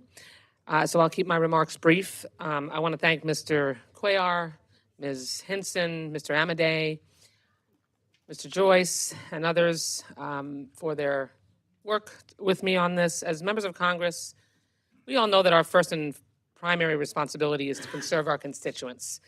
And whether that's here in the House of Representatives, advocating on issues across the federal government, with casework, or back home in our districts. Like many of you, I have done all of those things, and I'm incredibly proud of the work that my office and I can do every day to serve my district. And I know you join me in that feeling about your own constituents. But there is one part of the government where no matter the issue or work that I'm trying to accomplish, that colleagues have shared with me that they try to accomplish, there seems to be a roadblock. And that is unfortunately with the United States Postal Services. I simply cannot count the number of times constituents and postal employees have come up to me back home about mail delays, issues with a local post office, lost or undelivered mail, or issues at a postal sorting facility, or mail infuriatingly being sat on. But when the time came for me to inspect a postal facility, to do a walkthrough, to drop by and see what was really going on there in my district, I was denied, not once, but twice, and even multiple times, even at 4:30 in the morning, when certainly there wasn't too much hustle and bustle to just allow me to walk through with the assistance of Postal Service employees who were prepared to welcome me in, and I was given every excuse under the sun. We didn't provide enough notice. We wanted to go too close to an election. Someone at headquarters wasn't informed. The date didn't work. The reality is that's simply unacceptable. And I mean, we are members of Congress. We do oversee the Postal Service. And when there is an issue, that service cannot be an impenetrable force field. They do not have the right to block access to us or to our staff so that we can conduct the proper oversight.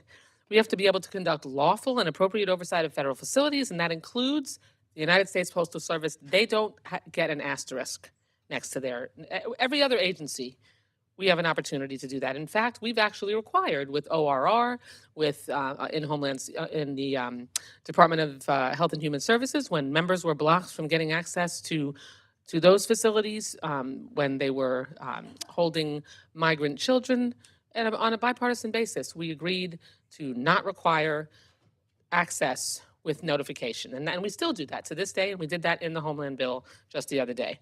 So this experience should not happen at any federal government facility, whether it's military bases, ICE detention centers, courthouses, or any buildings that belong to U.S. taxpayers. The only one that seems to be required to actually have an amendment to ensure that is the Postal Service. So this amendment ensures that members can have that access unimpeded and without unnecessary notice and visit requirements. I appreciate both the ranking member and the chairman of the subcommittee for working with me on this issue. I urge support of my amendment, and I yield back. Gentleman from Ohio, Mr. Joyce, is recognized to address the amendment. Thank you, Mr. Chairman. I support the amendment. I believe we all need access to these facilities without prohibition to ensure that the Postal Service provides mail service that our constituents deserve. A gentleman from Maryland, Mr. Hoyer, is recognized to address the amendment. I support the amendment still. Gentleman from Florida, Mr. Diaz-Balart, is recognized to address the amendment. And thank you very much. I actually thank the gentleman from Florida for bringing this up. This is an agency that is so unresponsive, not to members of Congress, to the folks that they serve. And the fact that then members of Congress are told that they can't come without, all this red tape is really just an indication of the problems that exist there. And so the least that we could do is make sure that the members of Congress who again, have all oversight can actually go there, frankly, unannounced. And so I thank the gentlelady. There are very few federal agencies that are as, frankly, unresponsive to the folks out there as this one. So I strongly support this amendment. I yield back. Gentleman from Texas, Mr. Cuellar, is recognized to address the amendment. Chairman, thank you so much, and I want to thank my classmate, gentlewoman from Florida, for this very important bill, or amendment, should I say, that's very bipartisan. Postal workers work very hard to serve our community and play a very crucial role in our country. This amendment provides a much-needed access for members and our staff so we can provide oversight. Look, they always say we're an independent commission, but when they need money, we put in billions of dollars to make sure that they stay solvent.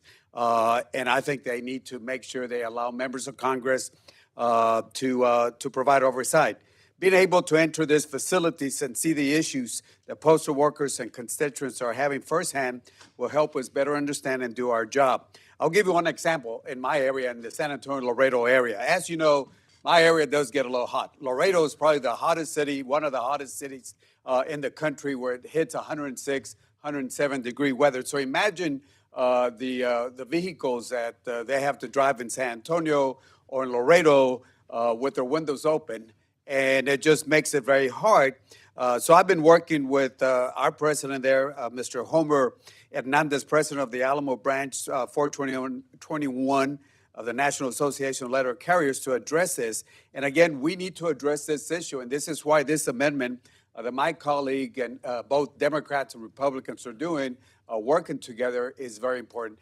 We're members of Congress, and we should provide oversight, and we should not be told, write a letter, wait 2 weeks, and then we'll let you know whether you can come in or not. Not though you'll come in 2 weeks. They'll let you know in 2 weeks whether that works or not. So I certainly support this amendment, and I know this is a bipartisan amendment that will be supported. I yield back. Thank you, Mr. Chairman. Thank you. A gentleman from Nevada, Mr. Amadeus, recognized to address the amendment.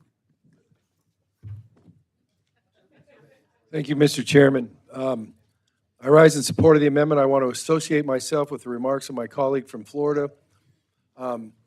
Various members in this committee over the years have talked about, from the chairman emeritus to all members, talked about one of the functions of this committee is oversight. And I know that the Congress passed a postal bill that kind of got us out of saying you can or can't raise the price of a stamp and all that other sort of stuff. But I want to remind you that where it all started was in the Constitution, when it directed Congress to establish the post office. And to have the attitude, because the post office has been a little busy now with the Delivering for America plan, so if it affects the sorting center in your district or whatever, and there's plenty of you in here, oh, well, they're kind of a hybrid. Balderdash when it comes to oversight. So when you go say, I want to go see the oversight I want to go see the sorting facility in my, give us 2 weeks notice, face the east, jump up and down, let us totally sanitize the whole operation. Can't be while we're in operation. You can't talk to anybody that works there unless you talk to them out in the lobby. It's like, holy mother of postal service. It is an absolute hostile adversarial thing that you're met with here.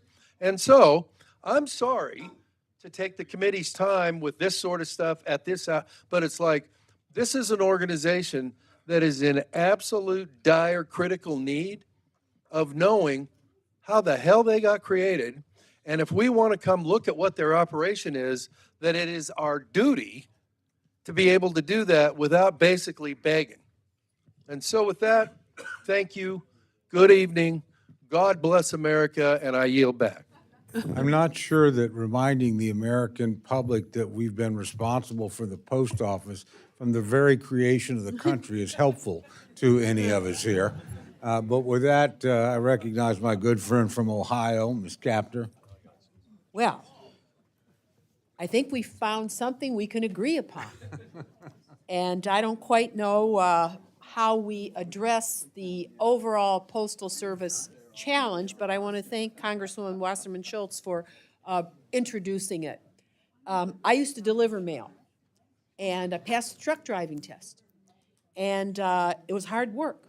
I had to carry heavy magazines in those days, but we did it. And there was a culture that pervaded the service, and it was service, and it was community. That has all changed.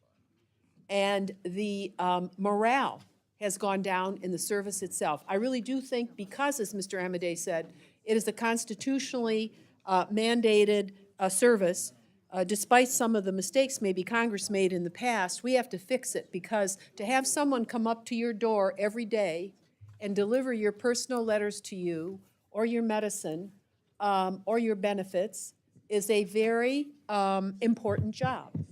And though electronic communications dominates in many families, for many it does not. And in our community, which isn't one of the wealthiest in the country, sometimes our letter carriers are helping people call an ambulance because the letter carrier is the only person they see all day long. When I go to my own zip code, 43615, where our post office is the busiest one in the entire region. It is so frustrating for me to see the equipment broken, the big box that you put, you're supposed to put boxes in it, and it comes out like that. The handle broke off a couple months ago. I called in, can you fix the handle? Handle's still not fixed. Went in over the weekend. People put their boxes in this turnstile thing and jammed it. I thought anybody could go in there and take them out. It was unsafe. You go in, you try to order stamps. The stamps you want aren't there. They are underpersoned. And back when I was a carrier, a whole lot of those who were carriers were veterans. That's changed.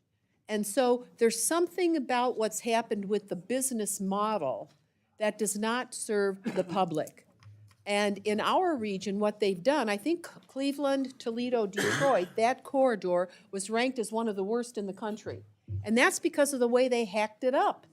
They take the mail from Toledo and they send it up to Pontiac, Michigan, and then back down again. This is nuts to do sorting, and then it's 2 to 3 days late. So people get their medicine late. We used to be proud in our region that when the little baby chicks came in before Easter and we delivered them to all the places where they go, our hardware stores and so forth, they were alive. This year, because they sent them up to Pontiac, and they died. Okay, this is what we're dealing with in the Postal Service today. The people who work there are saints. They are saints, and they need to be rewarded. And frankly, I'll say to the chairman of the Appropriations Committee, we need to meet with Mr. DeJoy and his board.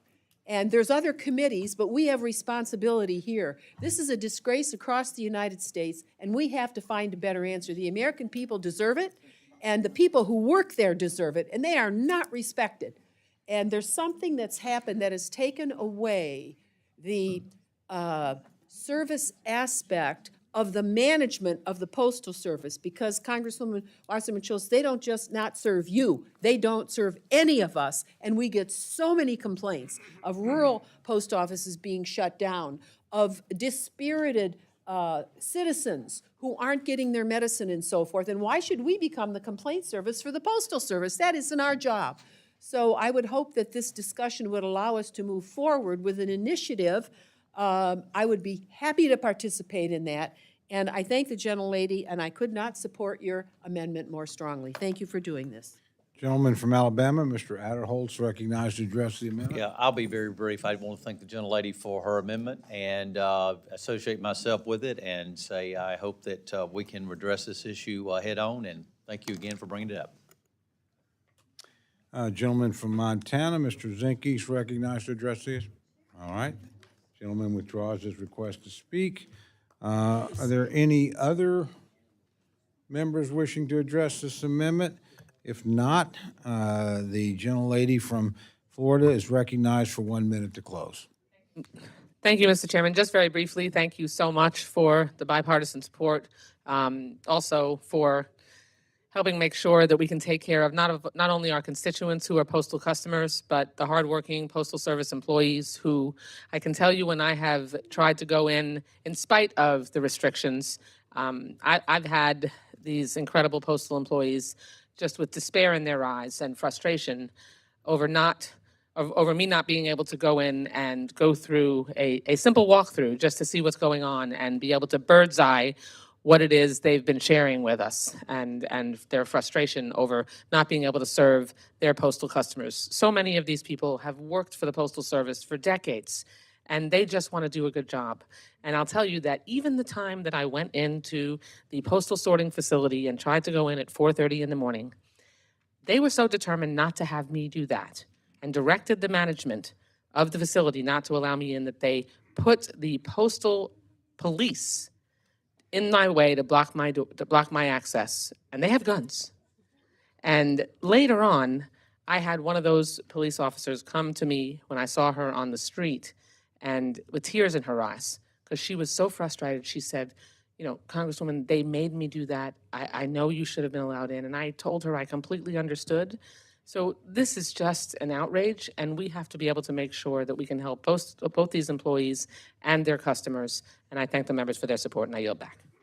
Questions now on the amendment offered by the gentlelady from Florida. I'm going to hazard a guess this can be dealt with by voice. All those in favor say aye. Aye. All those opposed say no. The opinion of the chair, the ayes have it. Amendment is adopted. Is there additional amendments or discussion? Okay. Mr. Aguilar is recognized for the purpose of an amendment.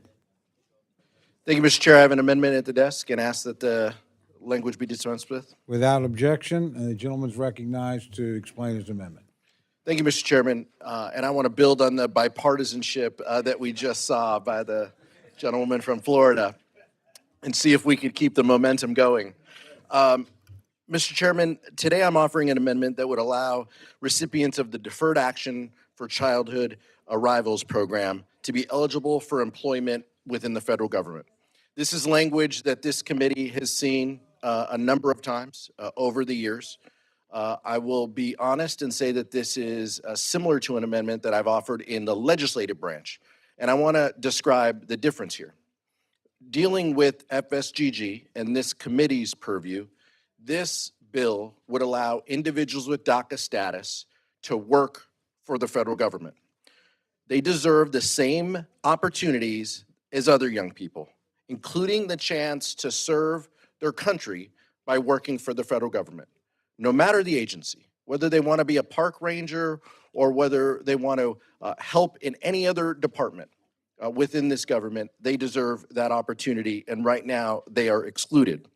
By extending the eligibility to DACA recipients, our government will allow will be benefited by the best and the brightest that this country has to offer. Let me be clear that this amendment is not a substitute for comprehensive immigration reform. And in fact, some have said in the past, well, we shouldn't do this because this only applies to this 1 year. We have tried immigration reform in the past and we haven't been successful. The Senate tried some border security provisions this year and they weren't successful. But one thing we can control is this. We can control the ability of the federal government to be able to hire these individuals who know of no other country but the United States as their home. They should be afforded the opportunity to work for the federal government. That's all this amendment would do. We're not changing immigration policy. This isn't a substitute for immigration policy that needs to be addressed. And some of you have led on some of these bipartisan issues that we know need to be addressed. The Farm Worker Modernization Act or the DACA bill that was passed under the last Congress that was bipartisan. There are bipartisan things that we can do. We can come together and we can solve some issues. Maybe not all the big issues that we know need to be addressed, but we can solve some. This is absolutely one that is within the purview of this committee that we have passed in a bipartisan vote in the past, and I hope that the politics of today doesn't get in the way. I hope that we can all agree that these men and women should not be penalized. They deserve to work in our nation's capital. They deserve to work for the federal government if they meet every other qualification and want to serve this country in public service. I urge support for the amendment and yield back. Mr. Joyce is recognized to address the amendment. Thank you, Mr. Chairman. I rise in opposition of the gentleman's amendment. I respect and appreciate the issues raised, but appropriations is not the place to resolve DACA federal employment. The roughly 530,000 DACA recipients in the U.S. currently do not have official legal status or pathway to citizenship. I think we all want to give these individuals the opportunity to succeed, but this FSGG full committee markup is not the time or place to take on immigration reform. While I cannot support the gentleman's amendment, I share a sentiment that Congress overall should work together to resolve the DACA program, including federal employment opportunities. I urge a no vote on the amendment. Gentleman from Maryland, Mr. Hoyer is recognized to address the amendment. Thank you, Mr. Chairman. Mr. Chairman, I support this amendment very strongly to create a path for DACA recipients to access federal internships and/or employment. This common sense adjustment expands the pool of applicants for our federal workforce to ensure we can get the best and brightest applicants, whomever they may be. Now, let me say that I was in a meeting with Kevin McCarthy and President Trump. There were other people in the meeting as well, and we discussed DACA.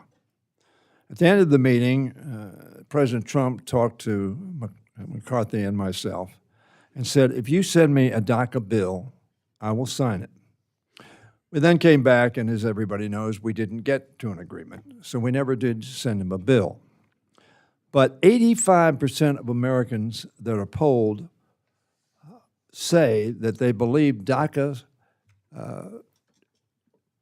eligible people ought to be able to have a path to citizenship. Why? Because they're brought here at a very young age, under 18, obviously, but some as young as 2 or 3 or 4 years of age. And they're here in America. They grew up in America. They went to American high schools, elementary schools, colleges. Some are lawyers, some are nurses, all sorts of professions. I don't know how many of you met with a fair number of DACA individuals, but they are extraordinarily dedicated to America, dedicated to succeeding in America. And giving access to them for this option, and of course, number serve in the armed forces as well.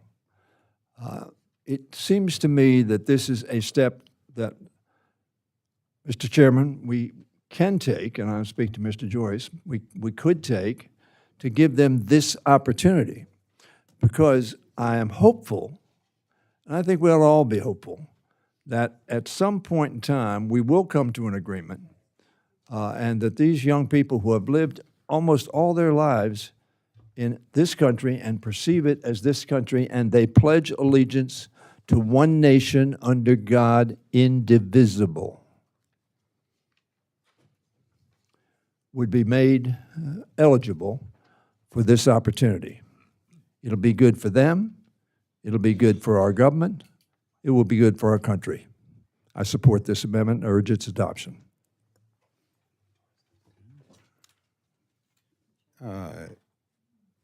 Are there any other members that seek recognition to speak on the amendment?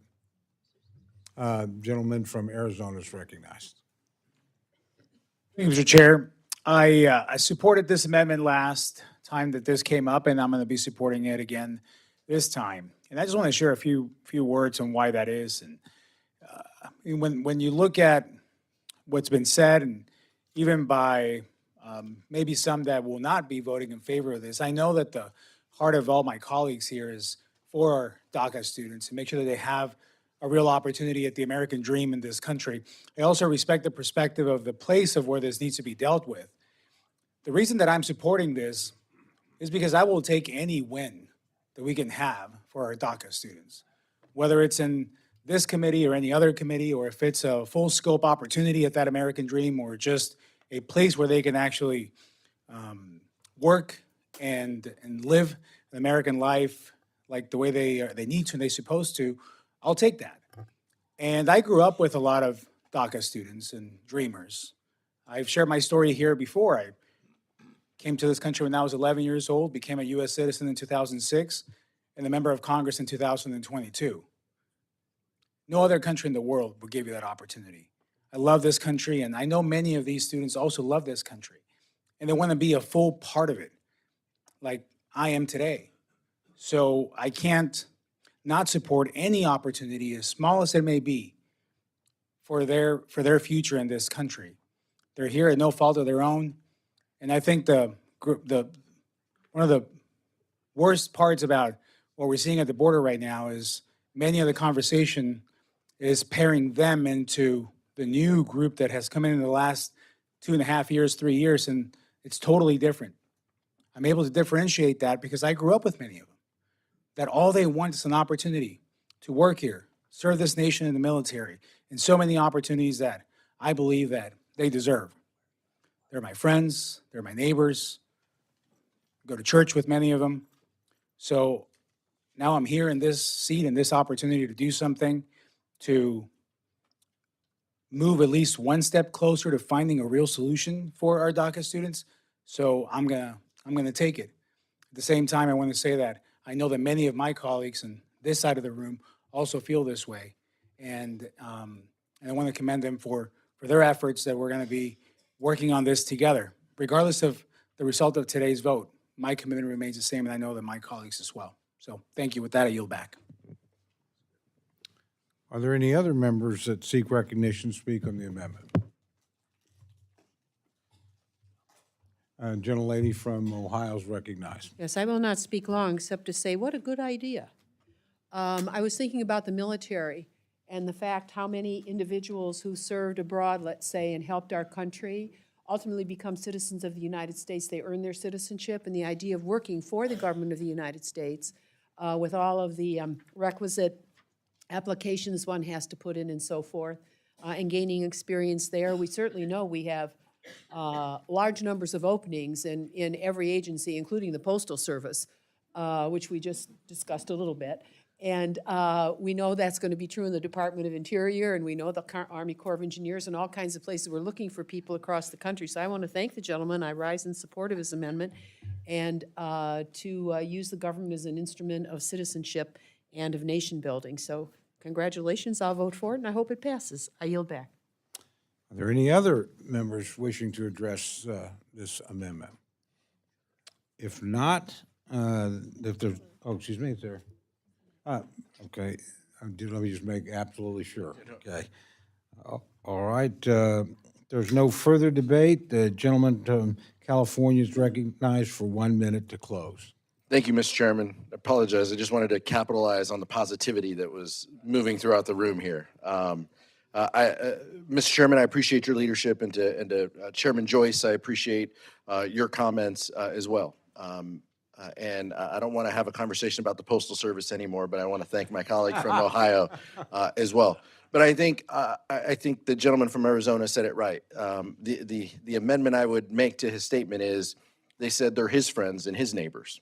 I would submit that they're all of our neighbors. In every community, there are individuals with DACA status, almost 600,000. They are in every neighborhood and every corner of our community. And the question is, do we want to give them an opportunity? Do we want to give them an opportunity to work for the federal government, whether it's in the halls of Congress, whether it's being as a park ranger, whether it's filling in a vacancy at Customs and Border Patrol?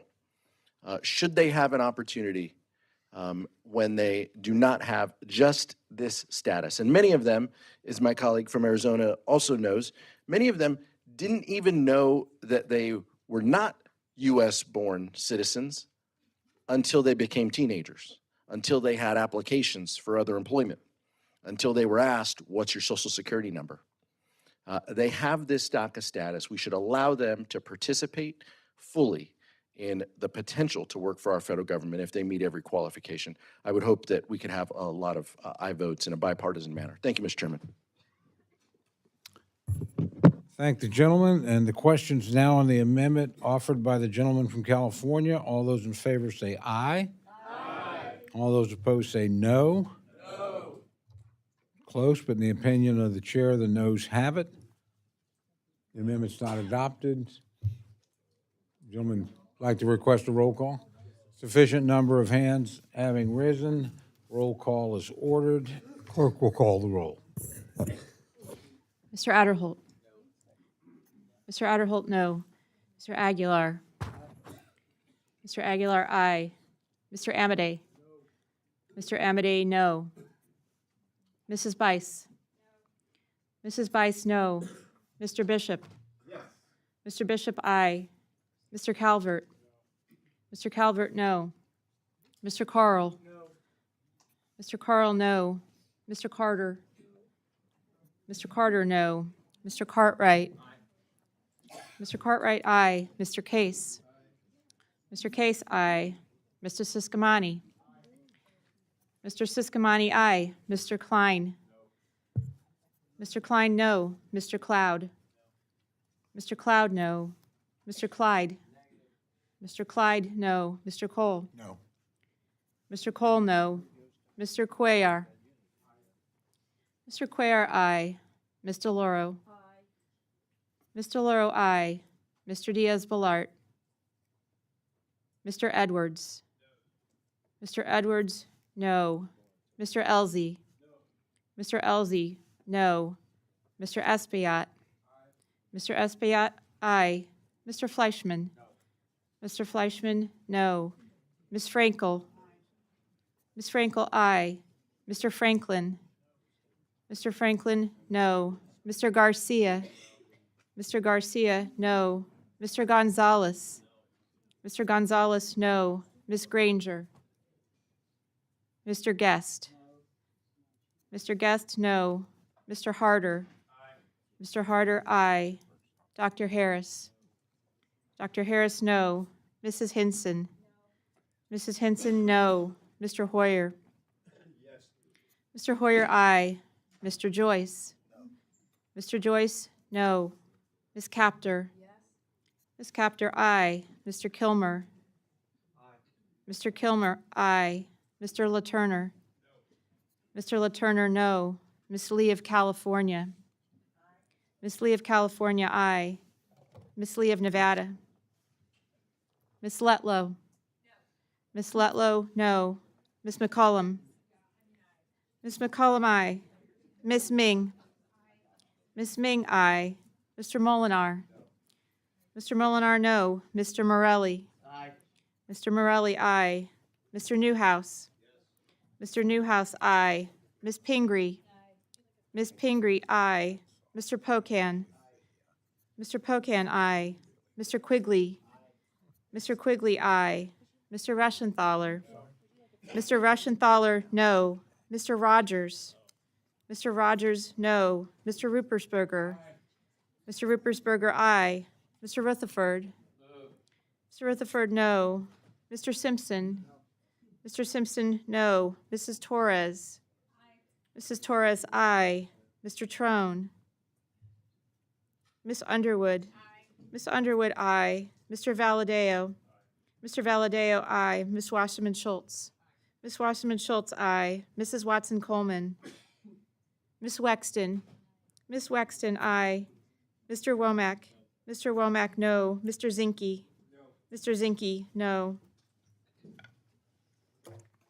Are there any other members wishing to vote or to change their vote?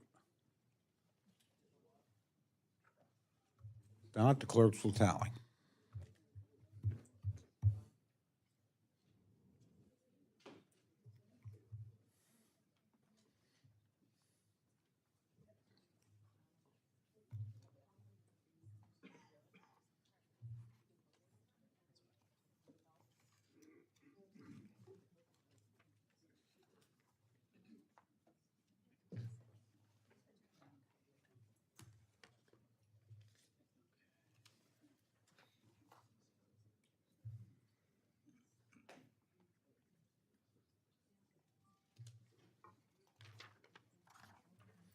On this vote, the ayes are 27, the noes are 29. The amendment is not adopted. Is there any further amendment or discussion? Ms. Torres is recognized for an amendment. Mr. Chairman, I have an amendment at the desk. The clerk will read the amendment. Mr. Chair, I ask unanimous consent to consider it. Without as read. objection, and gentlelady is recognized to explain her amendment. Thank you, Chairman.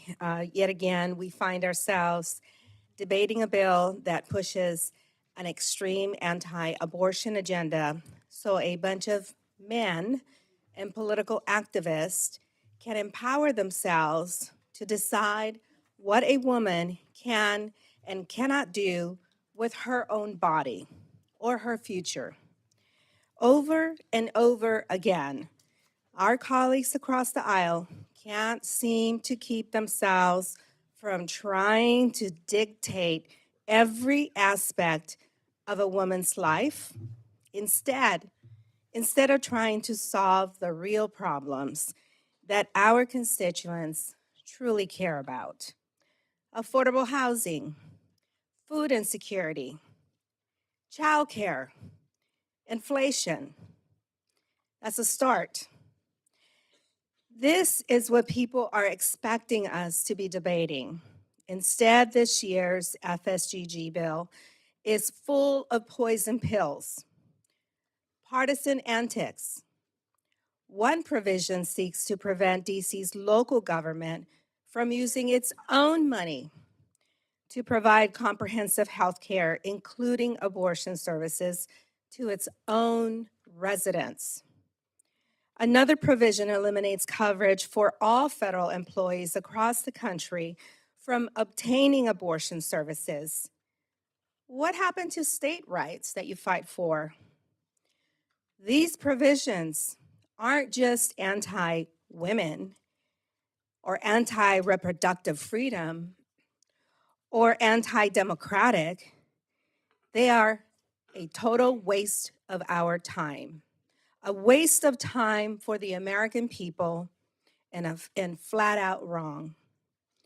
My amendment strikes these cruel, useless provisions that not only trample on states' rights and women's rights, but keep us from doing our real jobs, keeping the government running. While I serve as vice chair of the Pro-Choice Caucus, but more importantly, I am a mom, I'm a grandma, I'm a woman that had a choice to have my children, to buy a home, to get married, to raise my family, in that order. But repeated relentless efforts to strip away women's rights, especially for the people right here in DC, who did not elect a single one of us, not a single one of us. I urge my colleagues to support this amendment, and I yield back. Excuse me, Mr. Joyce is recognized to address the amendment. Thank you, Mr. Chairman.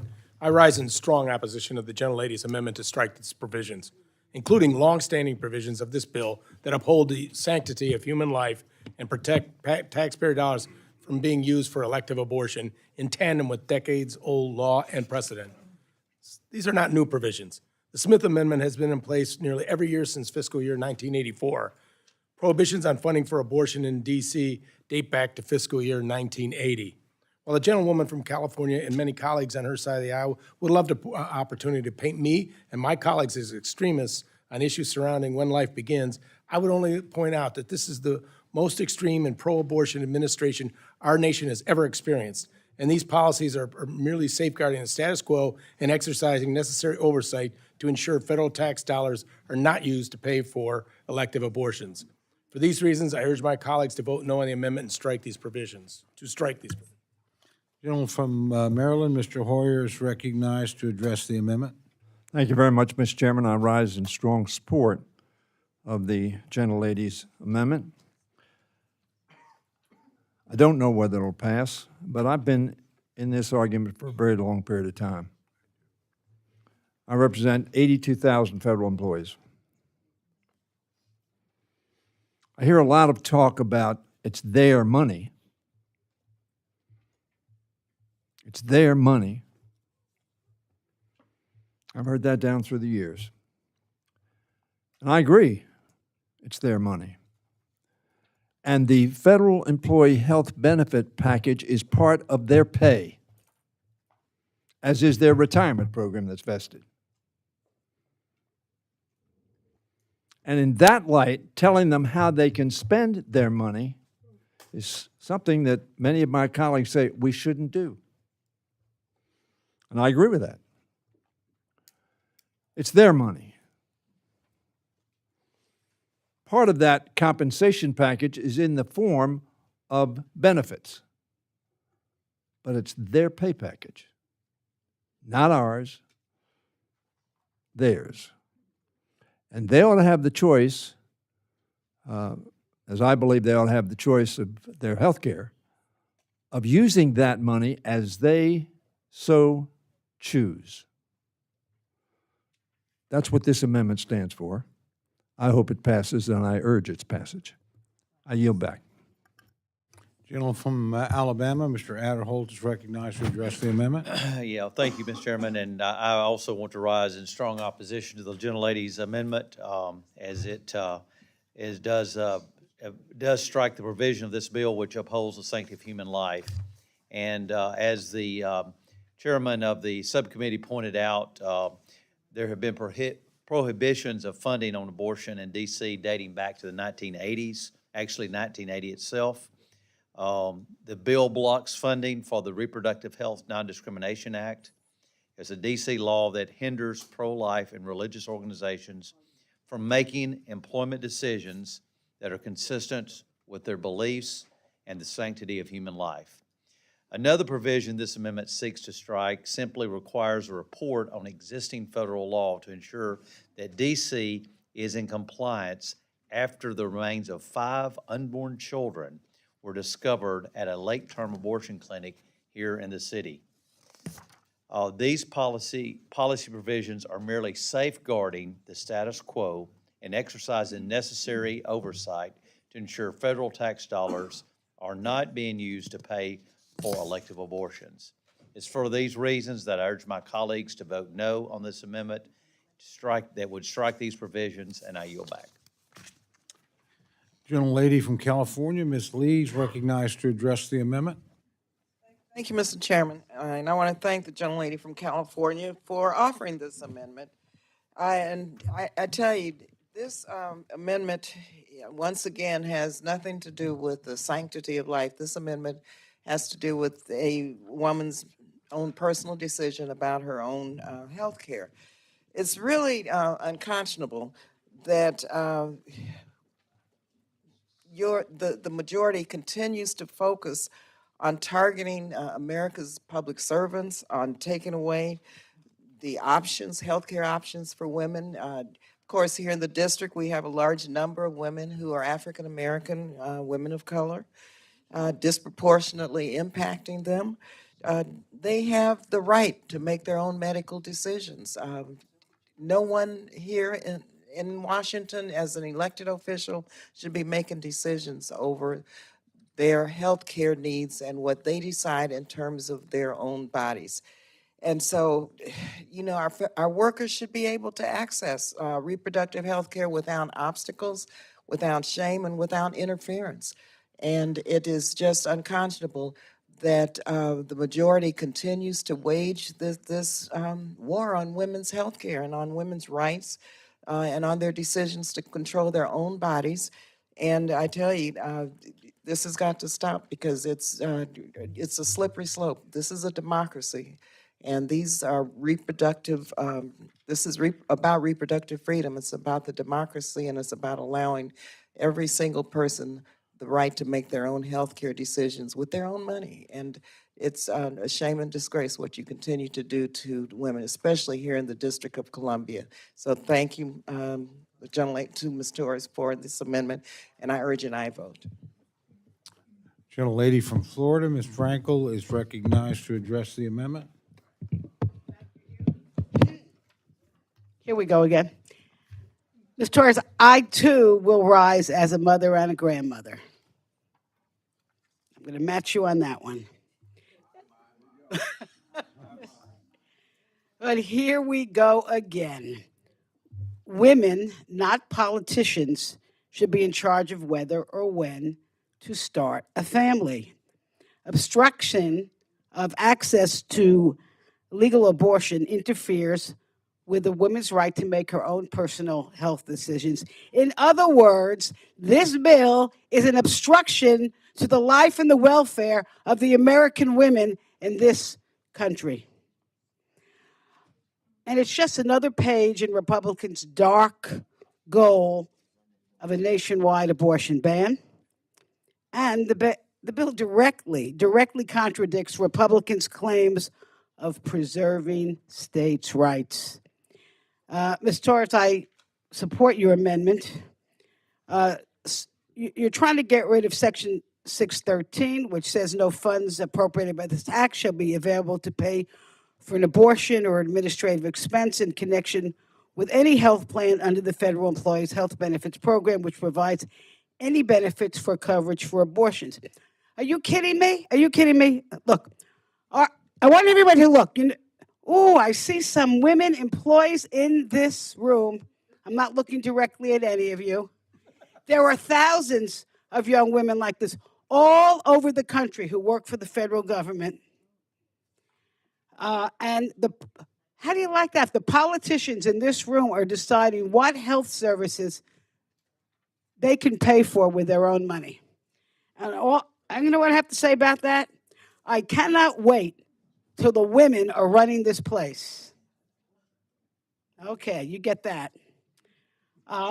Listen, it's not fair. It's just not fair. And it can't be because you're trying to save money. Because you know what's more expensive than an abortion?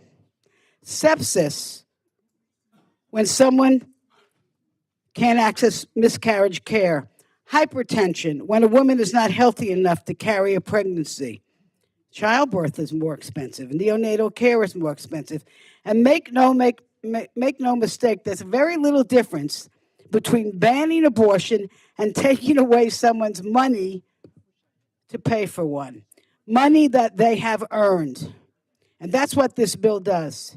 It also, and thank you, Ms. Torres, for trying to eliminate the section that says no funds available for obligation or expenditure by the District of Columbia government under any authority shall be expended for any abortion. That means DC cannot use its own locally raised tax revenues to cover abortion service for their constituents. I'm telling you, this bill is like a Ponzi scheme. It's a Ponzi scheme because the Republicans say they want to leave abortions up to the states, but now they want to tell DC they can't use local dollars they've collected to cover abortion costs. Well, so much for state rights. Here's the thing, and this is what's important. When you force a girl or a woman to continue an unplanned or unsustainable pregnancy, you put her at risk for long-term health and financial consequences. How do we know? Because the states with abortion restrictions or bans, the maternal death rates have increased twice the rate compared to the states that protect abortion access. Women who are denied abortions face worse health outcomes, are more likely to die in childbirth, in future pregnancies, and are more likely to suffer long-term mental health consequences. Women who do not have access to abortion are more likely to live in poverty, face unemployment, have lower credit scores, rely on social welfare programs, carry higher debt, and face bankruptcy. You ask why? Why? Figure it out. Think about it. Think about it. I don't have to tell you. You know why. So listen, research shows that these kinds of restrictions actually are costing us billions of dollars because it's forcing women unwillingly out of the labor force. So when we deny abortion coverage, we all pay the price. And with that, there's only one thing left to say.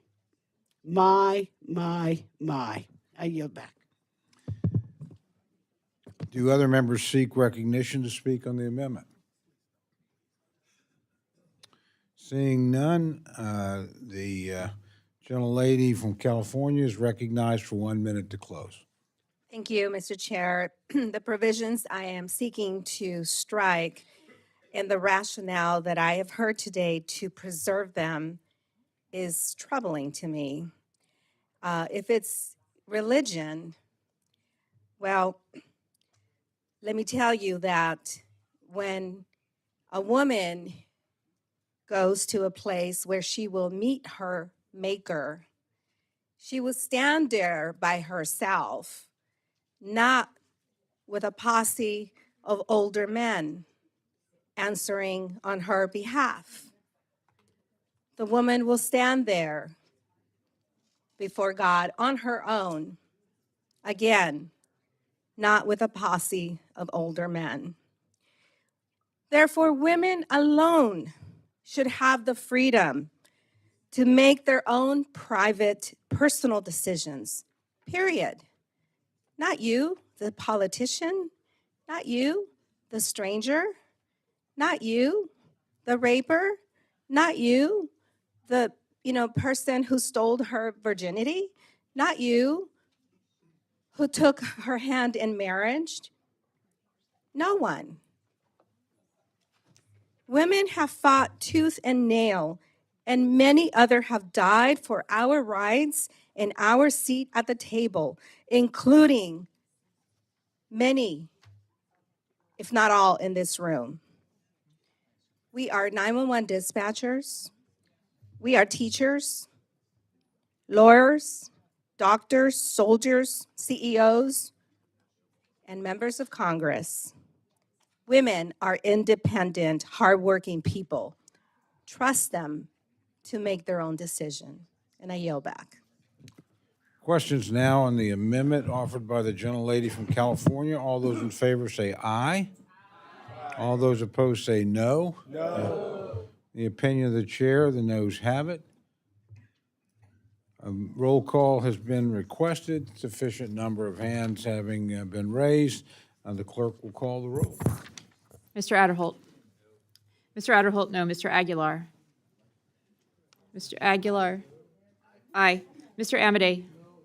Mr. Amadei, no. Mrs. Bice. Mrs. Bice, no. Mr. Bishop. Yes. Mr. Bishop, aye. Mr. Calvert. Mr. Calvert, no. Mr. Carl. No. Mr. Carl, no. Mr. Carter.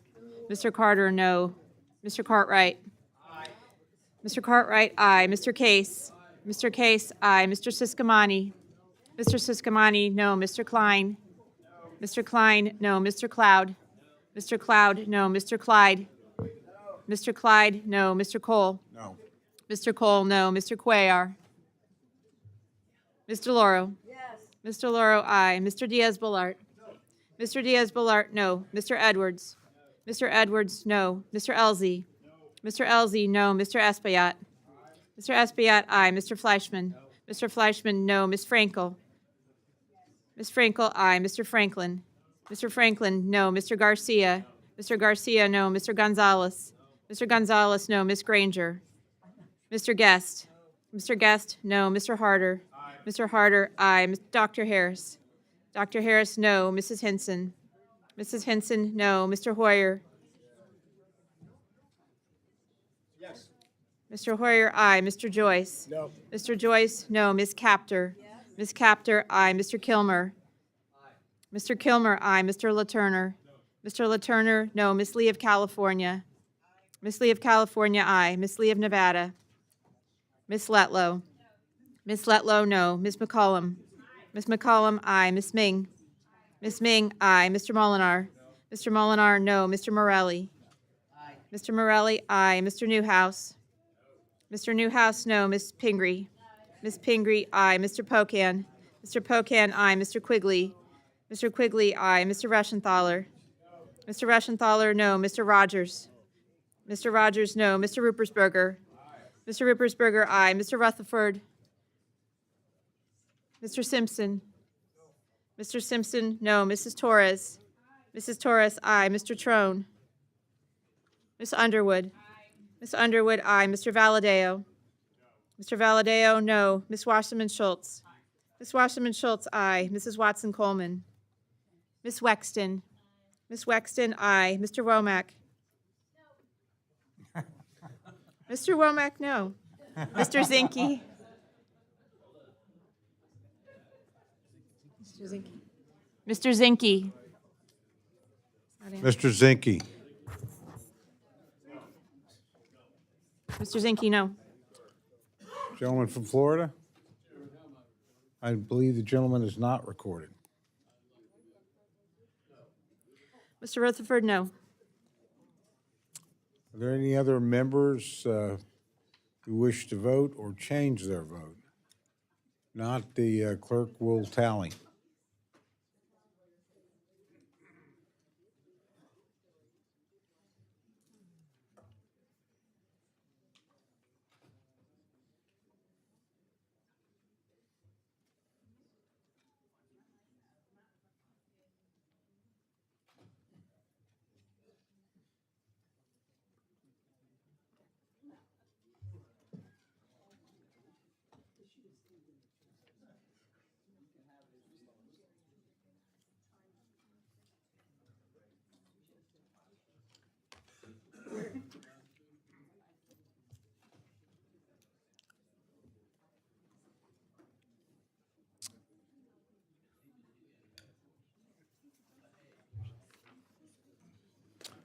On this vote, the ayes are 23, the noes are 33. The amendment is not adopted. Is there any further amendment or discussion? Mr. Cartwright is recognized for the purpose of an amendment. Thank you, Mr. Chairman. I have an amendment at the desk. The clerk will read the amendment. I request unanimous consent to dispense with the reading of the amendment. Without objection, and the gentleman is recognized to present his amendment. Thank you, Mr. Chairman. Folks, I want to talk a little bit about the FTC. There are 11 riders in this bill about the FTC,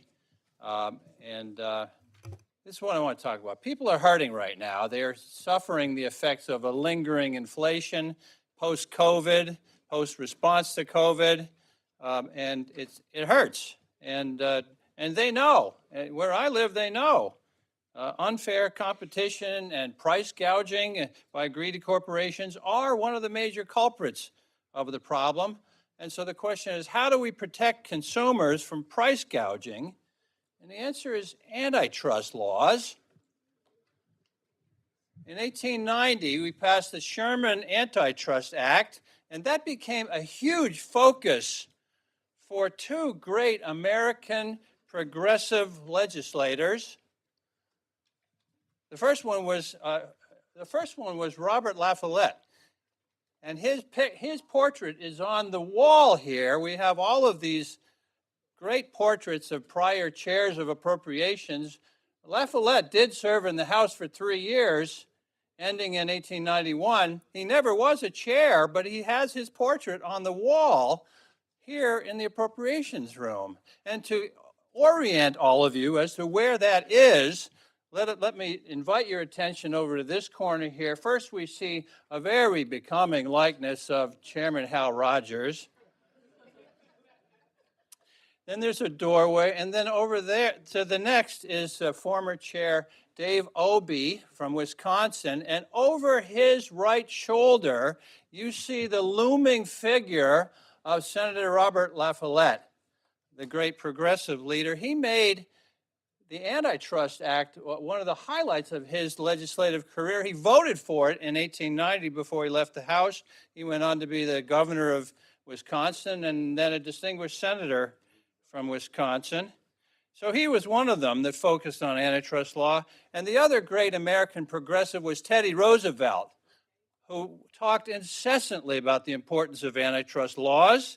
He said this: "The great corporations are the creatures of the state, and the state not only has the right to control them, but it is duty-bound to control them whenever the need of such control is shown." Teddy Roosevelt was an inveterate supporter of the antitrust laws. Those laws are there to protect consumers from high prices due to over-consolidation, due to price fixing, due to unfair competition. Now, more than ever, we need them to be enforced. And that's what the FTC does. The Federal Trade Commission enforces the antitrust laws, and these are folks who are dedicated to that mission. Just last month, the FTC announced that they had caught the head of a Texas oil company conspiring to collude with top OPEC officials. Collude to hold down production of oil so prices would go up. And the FTC filed suit against these culprits. And in the complaint, they quoted that Texas oil executive. He said, quote, "If Texas leads the way, maybe we can get OPEC to cut production. Maybe Saudi and Russia will follow. That's the plan." Folks, we need the FTC to fight this kind of corporate greed.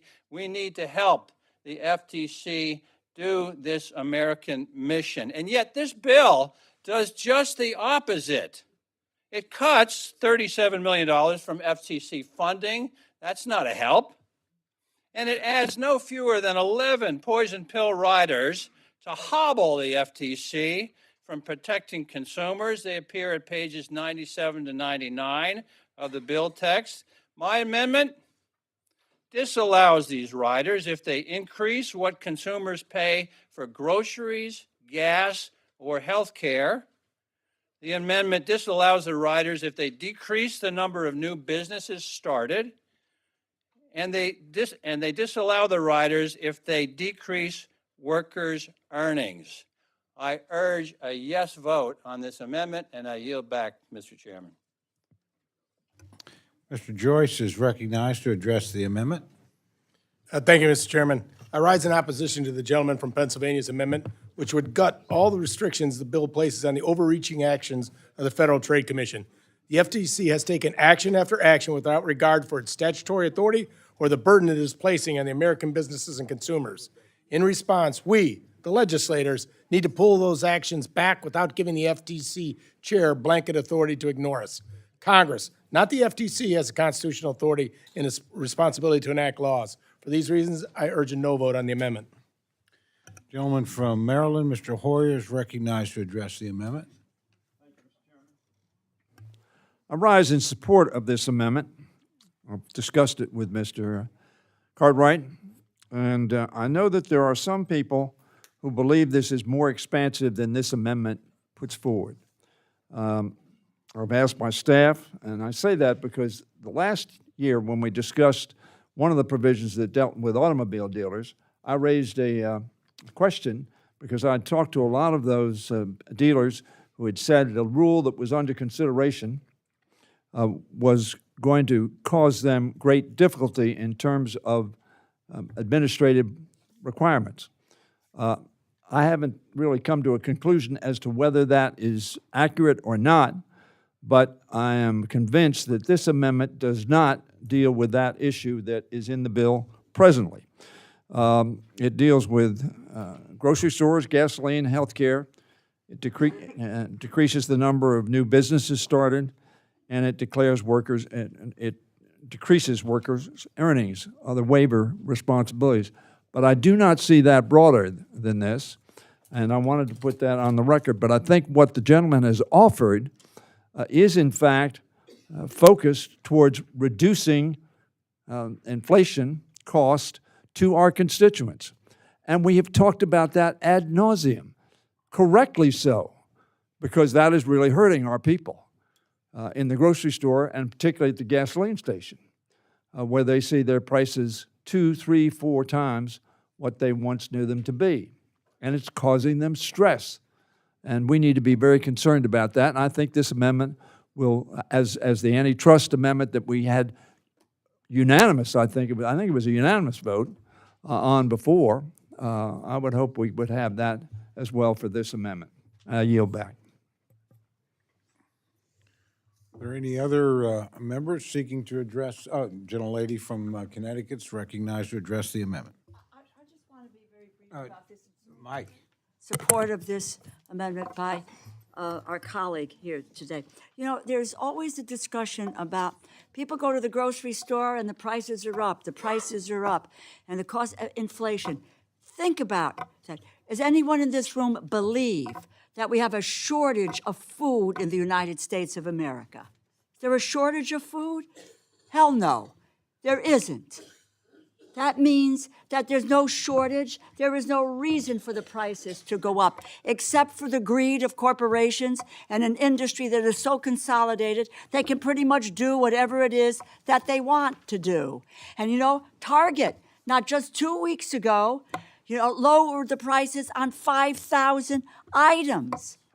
If they could lower the prices and do that, then they can continue to lower the prices. What we need are the ability of an FTC to make sure that these folks are not price gouging, are not in collusion with one another, and make it difficult for the American consumer to purchase food and go there, and when you pay $9 for a jar of mayonnaise, what are we talking about today? That is self-inflicted by greedy corporations, and many of them, I'll go back to what I said earlier, pay no taxes in this country, but they take it out, and they make their profits, and they take their profits off on the backs of the working, hard-working Americans. It needs to stop. That's what the FTC did. Support the gentleman's amendment. Are there other members wishing to address the amendment? A gentlelady from Ohio. Right. Do we have 2 hours, Mr. Chairman? He's right in my lane. We could put it to a vote and see how you do. I know, we should have started the day with this one. I rise in strong support of the gentleman's amendment. And let me read some of the language very briefly, just 3 sentences that are in this piece of legislation on the Federal Trade Commission. It says, Section 530, none of the funds made available by this act may be used to implement or enforce the final rule entitled Combating Auto Retail Scams Trade. Okay, retail scams. One constituent in my district got himself hooked into an auto title loan. He didn't tell his wife. They lost everything. He ended up owing $250,000 with an auto title loan. Didn't even know what the paper he signed, all right? So I don't agree that you want to stop investigations and authorities there. Number 2, Section 532. None of the funds made available by this act may be used by employees of the Federal Trade Commission to conduct any activity regarding the People's Republic of China State Administration for Market Regulation for any merger review, investigation, or enforcement. Does that mean when China manufactures 4 times as much steel as the world uses and then strategically dumps and puts businesses out of from coast to coast that are involved in steel in unfair competition, you're going to handcuff them? Oh, I can't agree with that. And then how about this one? And also, when you try to get the money back, if you represent a several steel companies like I do, and they sell steel over to China, and China owes them money, what do you do when they don't pay? What do? You wait 7 years, you go through 59 different court cases, and you can't get your money back? Section 533, none of the funds made available by this act may be used to implement, administer, or enforce any rule defining or describing unfair methods of competition. Wow, wow. In the world, that is naive. In the world where we have predatory dumping, including in pharmaceuticals and other fields, that is not a position any of us should support. I rise in strong support of the gentleman's amendment. America needs this. Thank you. We should defeat the language in the bill and support the Cartwright amendment. There are additional members willing to or anxious to address the amendment? Seeing none, if there's no further debate, the gentleman from Pennsylvania is recognized for 1 minute to close. Thank you, Mr. Chairman. I want to address Mr. Hoyer's comments. He's right. This is very closely tailored and circumscribed to the question of what consumers pay for groceries, gasoline, or health care, about decreasing the number of new businesses started or decreasing workers' earnings. I want to echo what Mr. Adderholt said about the importance of supporting smaller businesses, and I think that's a large part of this debate right now. And also what Ms. Capter said, let's help out American consumers. They are struggling with inflation right now, and this is an anti-inflationary measure that I have offered this evening.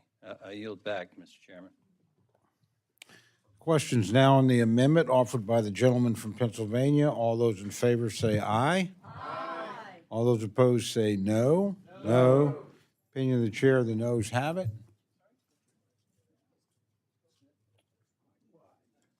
Roll call is requested. Do I see sufficient hands? Thank you very much. Sufficient number of hands being raised. A roll call is ordered. Clerk will call the roll. Mr. Adderholt. Mr. Adderholt, no. Mr. Aguilar. Mr. Aguilar, aye. Mr. Amade.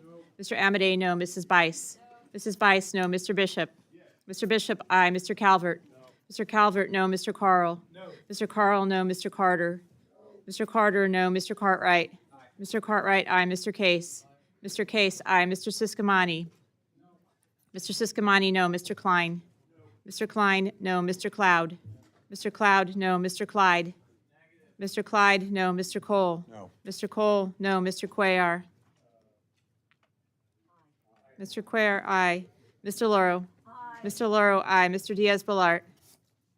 Mr. Diaz-Balart, no. Mr. Edwards. Mr. Edwards, no. Mr. Elzey. Mr. Elzey, no. Mr. Espaillat. Mr. Espaillat, aye. Mr. Fleischman. Mr. Fleischman, no. Ms. Frankel. Ms. Frankel, aye. Mr. Franklin. Mr. Franklin, no. Mr. Garcia. Mr. Garcia, no. Mr. Gonzalez. Mr. Gonzalez, no. Ms. Granger. Mr. Guest. Mr. Guest, no. Mr. Harder. Mr. Harder, aye. Dr. Harris. Dr. Harris, no. Mrs. Henson. Mrs. Henson, no. Mr. Hoyer. Mr. Hoyer, aye. Mr. Joyce. Mr. Joyce, no. Ms. Capter. Ms. Capter, aye. Mr. Kilmer. Mr. Kilmer, aye. Mr. LaTurner. Mr. LaTurner, no. Ms. Lee of California. Ms. Lee of Nevada. Ms. Letlow. Ms. Letlow, no. Ms. McCollum. Ms. McCollum, aye. Ms. Ming. Ms. Ming, aye. Mr. Molinar. Mr. Molinar, no. Mr. Morelli. Mr. Morelli, aye. Mr. Newhouse. Mr. Newhouse, no. Ms. Pingree. Ms. Pingree, aye. Mr. Pocan. Mr. Pocan, aye. Mr. Quigley. Mr. Quigley, aye. Mr. Reschenthaler. Mr. Reschenthaler, no. Mr. Rogers. Mr. Rogers, no. Mr. Ruppersberger. Mr. Ruppersberger, aye. Mr. Rutherford. Mr. Rutherford, no. Mr. Simpson. Mr. Simpson, no. Mrs. Torres. Mrs. Torres, aye. Mr. Trone. Ms. Underwood. Ms. Underwood, aye. Mr. Valadeo. Mr. Valadeo, no. Ms. Wasserman Schultz. Ms. Wasserman Schultz, aye. Ms. Watson Coleman. Ms. Wexton. Ms. Wexton, aye. Mr. Womack. Mr. Womack, no. Mr. Zinke. Mr. Zinke, no. The general, She's not recorded. the gentlelady's not recorded. Ms. Lee of California votes aye. Are there any other members wishing to vote or to change their vote? Seeing none, the clerks will tally.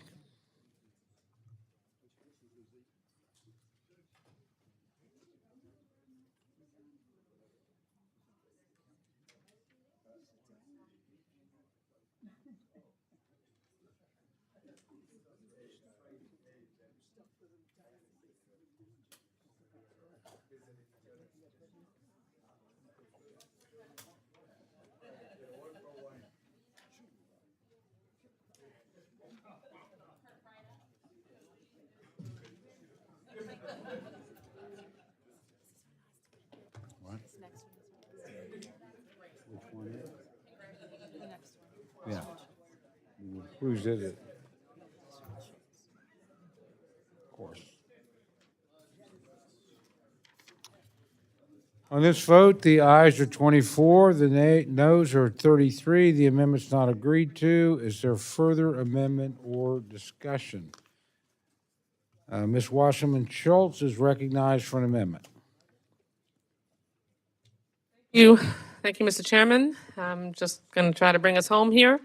and at least on the FSGG bill. The gentlelady, And as I was about to say, I ask unanimous consent that my amendment be considered as read. without Wasserman objection, Schultz, too. gentlelady is recognized to present her amendment. Thank you, Mr. Chairman. So Ms. Letlow and I have already shared our deeply personal and challenging IVF stories. And, you know, it was heartening to hear from so many members on both sides of the aisle about the full-throated support that we have in this room, seemingly, for women who seek in vitro fertilization in order to be able to utilize what is often the only way for them to start their families. And this is an issue that runs deep in the hearts of so many Americans. We have heard professions of support for IVF from everyone from Senator Scott in my home state to Speaker Johnson. So naturally, I assume that the section of this bill that is a rider surely didn't mean to allow for discrimination based on your pathway to having a family. Because there's a provision in this bill that would restrict non-discrimination protections for women who choose access to IVF or birth control or reproductive health care and fertility services. And I'm assuming, certainly hopeful, that no one in this room thinks that either Ms. Letlow or I should be disqualified from serving alongside you here in Congress and being employed by the United States House of Representatives because of our fertility choices. Yet the provision in this bill would allow exactly that to happen. Here's the exact language from Section 818 of the general provision of this bill that would block the DC government from enforcing non-discrimination laws for women who seek reproductive health services, including IVF, essentially eliminating the employment or allowing discrimination in employment for people like Ms. Letlow and I. Here's the exact language from the DC Code that this amendment would be prohibiting. Section B of Part B, Employment Prohibitions. To fail to treat an employee affected by pregnancy, childbirth, a pregnancy-related or childbirth-related medical condition, breastfeeding, or a reproductive health decision, the same for all employment-related purposes. For the purposes of this section, the term reproductive health decisions includes the decision by an employee, an employee's dependent, or an employee's spouse related to the use or intended use of a particular drug, device, or medical service, including the use or intended use of contraception or fertility control, or the planned or intended initiation or termination of a pregnancy. Now, no matter how you feel about some of those options for family planning, I would hope that we would all agree that Ms. Letlow and I, nor any DC employee, should lose our jobs over those choices. This is an atrocious effort to thrust women back in the now decades-long fight towards equality in the workplace, and we have an opportunity to stop it by supporting this amendment. It is just as vital to protect a woman's decision to start a family, and equally vital to protect a woman's decision not to start a family using contraceptives. Yet, if we include this language in this bill, then employment decisions in Washington, D.C. would be allowed to be made based on a woman's fertility choices. I hope that we can all agree that it's not supportive of IVF if you allow women to get fired or not be able to keep their jobs or perhaps not be promoted as a result of those fertility choices. So a vote for this amendment would stop yet another attack on women's access to contraception and IVF, and a vote against this amendment is yet another blow to women and families across the nation. So I urge my colleagues to vote yes on this amendment and make sure that Ms. Letlow and I or any DC employee cannot be discriminated against based on our own fertility choices. Thank you. I yield back. Mr. Joyce is recognized to address the amendment. I oppose the amendment. Mr. Hoyer is recognized to address the amendment. Mr. Chairman, I am pleased to address my fellow members of the City Council of Washington, D.C. I know we're all interested in telling them what to do. We've done it a couple of times, and maybe we'll do it a third time. I don't know. But very frankly, I think Debbie Wasserman Schultz, our colleague's argument, is a very compelling one from the standpoint of the choice that a woman makes should not affect whether somebody can hire or fire. As I understand the argument, that's what this amendment objective is. And if we are saying if you had a procedure that we do not agree with, you then cannot be hired for that reason alone. Is that what we feel? Is that what we're adopting as a premise? I can't believe that. I hope that's not the case, because an awful lot of women wouldn't be protected in their employment if that were the case.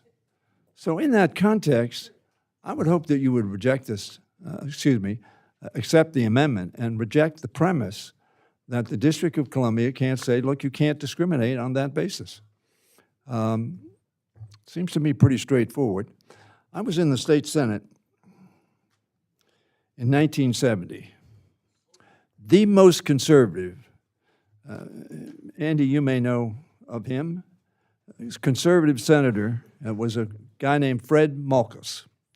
He was from Andy's district. He was very conservative. And we had an issue come up about health care choices. He got up and he said, I'm a conservative.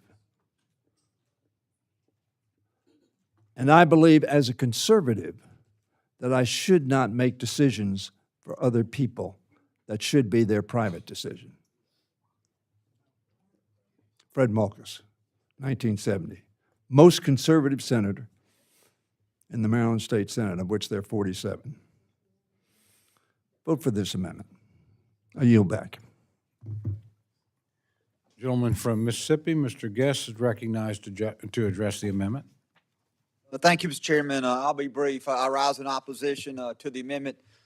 D.C. law prohibits religious and pro-life organizations from making employment and personnel decisions that align with their belief on the sanctity of human life. D.C. law makes religious and pro-life organizations subject to lawsuit based on staffing decisions consistent with their pro-life beliefs.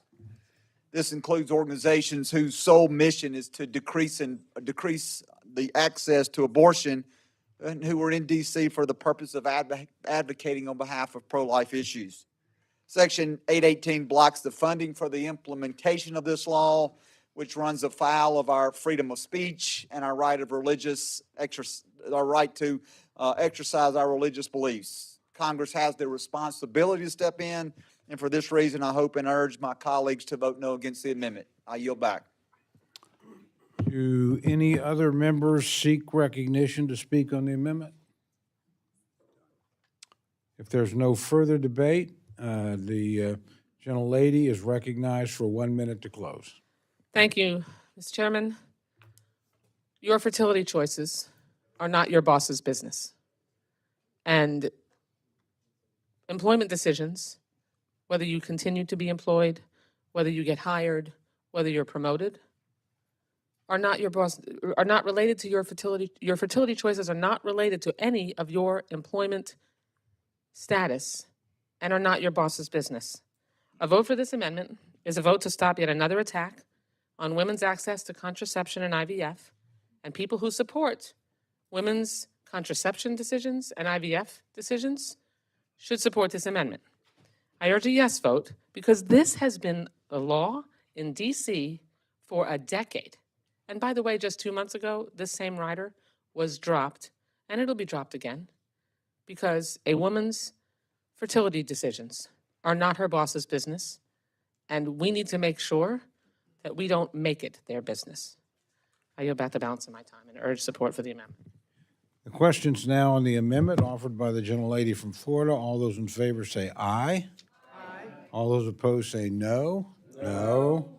The opinion of the chair, the noes have it. Roll call has been requested. Show of hands is sufficient. The clerk will call the roll. Mr. Adderholt. Mr. Adderholt, no. Mr. Aguilar. Mr. Aguilar, aye. Mr. Amade. Mr. Amade, no. Mrs. Bice. Mrs. Bice, no. Mr. Bishop. Yes. Mr. Bishop, aye. Mr. Calvert. Mr. Calvert, no. Mr. Carl. Mr. Carl, no. Mr. Carter. Mr. Carter, no. Mr. Cartwright. Mr. Cartwright, aye. Mr. Case?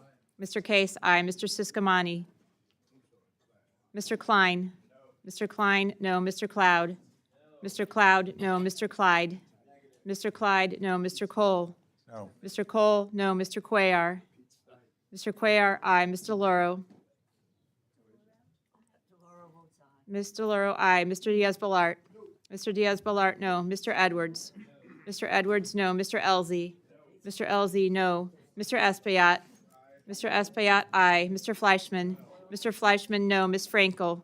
Ms. Frankel, aye. Mr. Franklin? Mr. Franklin, no. Mr. Garcia? Mr. Garcia, no. Mr. Gonzalez? Mr. Gonzalez, no. Ms. Granger? Mr. Guest? Mr. Guest, no. Mr. Harder? Mr. Harder, aye. Dr. Harris? Dr. Harris, no. Mrs. Hinson? Mrs. Hinson, no. Mr. Hoyer? Yes. Mr. Hoyer, aye. Mr. Joyce? Mr. Joyce, no. Ms. Capter? Ms. Capter, aye. Mr. Kilmer? Mr. Kilmer, aye. Mr. LaTurner? Mr. LaTurner, no. Ms. Lee of California? Ms. Lee of California, aye. Ms. Lee of Nevada? Ms. Letlow? Ms. Letlow, no. Ms. McCollum? Ms. McCollum, aye. Ms. Ming? Ms. Ming, aye. Mr. Molinar? Mr. Molinar, no. Mr. Morelli? Mr. Morelli, aye. Mr. Newhouse? Mr. Newhouse, no. Ms. Pingree? Ms. Pingree, aye. Mr. Pocan? Mr. Pocan, aye. Mr. Quigley? Mr. Quigley, aye. Mr. Rushenthaler? Mr. Rushenthaler, no. Mr. Rogers? Mr. Rogers, no. Mr. Ruppersberger? Mr. Ruppersberger, aye. Mr. Rutherford? Mr. Rutherford, no. Mr. Simpson? Mr. Simpson, no. Mrs. Torres? Mrs. Torres, aye. Mr. Trone? Ms. Underwood? Ms. Underwood, aye. Mr. Valadeo? Ms. Wasserman Schultz? Ms. Wasserman Schultz, aye. Mrs. Watson Coleman? Ms. Wexton? Ms. Wexton, aye. Mr. Womack? Mr. Womack, no. Mr. Zinke? Mr. Zinke, no.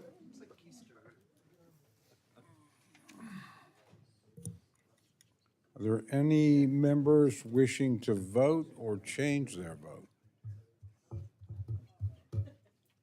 Clerk will tell me.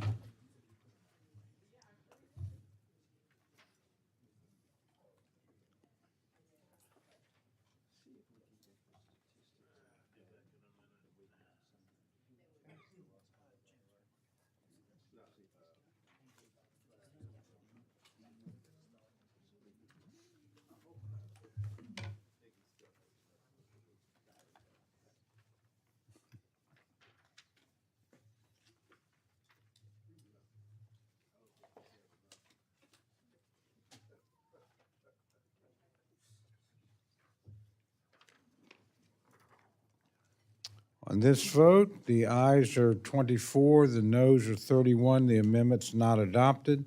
Is there any further amendment or discussion? Seeing no further amendments, I now recognize Mr. Rogers for a motion. Mr. Chair, I move to favorably report the fiscal year 2025 Financial Services and General Government Appropriations Bill to the House. Questions now on the motion to favorably report the fiscal year 2025 Financial Services and General Government Appropriations Bill to the House. All those in favor say aye. Aye. All those opposed, no. The opinion of the chair, the ayes have it. Roll call has been requested. Sufficient number of hands have been raised. The clerk will call the roll. Mr. Adderholt? Mr. Adderholt, aye. Mr. Aguilar? Mr. Aguilar, no. Mr. Amade? Mr. Amade, aye. Mrs. Bice? Mrs. Bice, aye. Mr. Bishop? No. Mr. Bishop, no. Mr. Calvert? Mr. Calvert, aye. Mr. Carl? Mr. Carl, aye. Mr. Carter? Mr. Carter, aye. Mr. Cartwright? No. Mr. Cartwright, no. Mr. Case? Mr. Case, no. Mr. Siscomanni? Mr. Siscomanni, aye. Mr. Klein? Mr. Klein, aye. Mr. Cloud?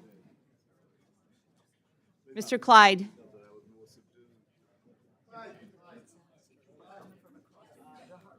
Mr. Clyde, aye. Mr. Cole? Aye. Mr. Cole, aye. Mr. Cuellar? Mr. Cuellar, no. Ms. DeLauro? No. Ms. DeLauro, no. Mr. Diaz-Balart? Mr. Diaz-Balart, aye. Mr. Edwards? Mr. Edwards, aye. Mr. Elzey? Mr. Elzey, aye. Mr. Espaillat. Mr. Espaillat, no. Mr. Fleischman.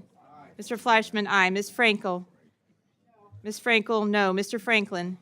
Mr. Franklin, aye. Mr. Garcia. Mr. Garcia, aye. Mr. Gonzalez. Mr. Gonzalez, aye. Ms. Granger. Mr. Guest. Mr. Guest, aye. Mr. Harder. Mr. Harder, no. Dr. Harris. Dr. Harris, aye. Mrs. Henson. Mrs. Henson, aye. Mr. Hoyer. Aye. No. Mr. Hoyer, no. Mr. Joyce. Yes. Mr. Joyce, aye. Ms. Capter. No. Ms. Capter, no. Mr. Kilmer. Mr. Kilmer, no. Mr. LaTurner. Mr. LaTurner, aye. Ms. Lee of California. Ms. Lee of Nevada. Ms. Letlow. Ms. Letlow, aye. Ms. McCollum. Ms. McCollum, no. Ms. Ming. Ms. Ming, no. Mr. Molinar. Mr. Molinar, aye. Mr. Morelli. No. Mr. Morelli, no. Mr. Newhouse. Ms. Pingree. Ms. Pingree, no. Mr. Pocan. Mr. Pocan, no. Mr. Quigley. Mr. Quigley, no. Mr. Reschenthaler. Mr. Reschenthaler, aye. Mr. Rogers. Mr. Rogers, aye. Mr. Ruppersberger. Mr. Ruppersberger, no. Mr. Rutherford. Mr. Rutherford, aye. Mr. Simpson. Mr. Simpson, aye. Mrs. Torres. Mrs. Torres, no. Mr. Trone. Miss Underwood. Miss Underwood, no. Mr. Valadeo. Mr. Valadeo, aye. Miss Wasserman Schultz. Miss Wasserman Schultz, no. Mrs. Watson Coleman. Miss Wexton. Miss Wexton, no. Mr. Womack. Mr. Womack, aye. Mr. Zinke. Mr. Zinke, aye. Are there any members? Mr. Newhouse. Mr. Chairman, Need to record or change their vote? Gentleman from Texas? Mr. Cloud, aye. Gentleman from Washington? Mr. Newhouse, aye. Gentleman from, I don't believe, gentleman is recorded as aye. Mr. Clyde is recorded as an aye. Or recorded as aye. Miss Lee of California. Ms. Lee? No. Miss Lee of California, no. I mean,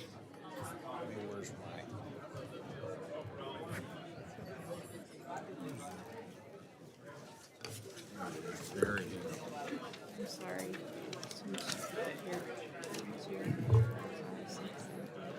Mr. Chairman, gentleman's recognized. Mr. Chairman,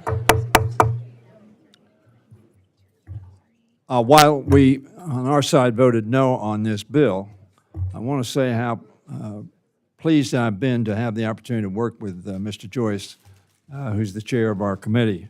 And I look forward to working with him towards getting to a compromise on this bill, which is an important bill, although a small one, relatively speaking, and seeing it passed by the House, the Senate, and the President signing it. And I also want to say that I personally miss my dear friend Steve Womack from his chairmanship, but the good news is he's still here and I see him on a regular basis. So thank you very much, Steve. Thank you, Mr. Chairman. I want to thank Matt Smith of our staff, who did a wonderful job. I want to thank Mr. Tazzini for his work with us, and I want to thank my personal staffer, Jamie, for his work. Thank you very much. Gentleman from Ohio is recognized. Thank you, Mr. Hoyer. I appreciate the acknowledgement, and certainly want to recognize Lauren Flynn for the tremendous job she's done in such a short period of time, putting together all your amendments and getting this bill out the door. Thank you all. We have one more bill coming. Let's keep it short, and we can all get out here tonight. Thank you.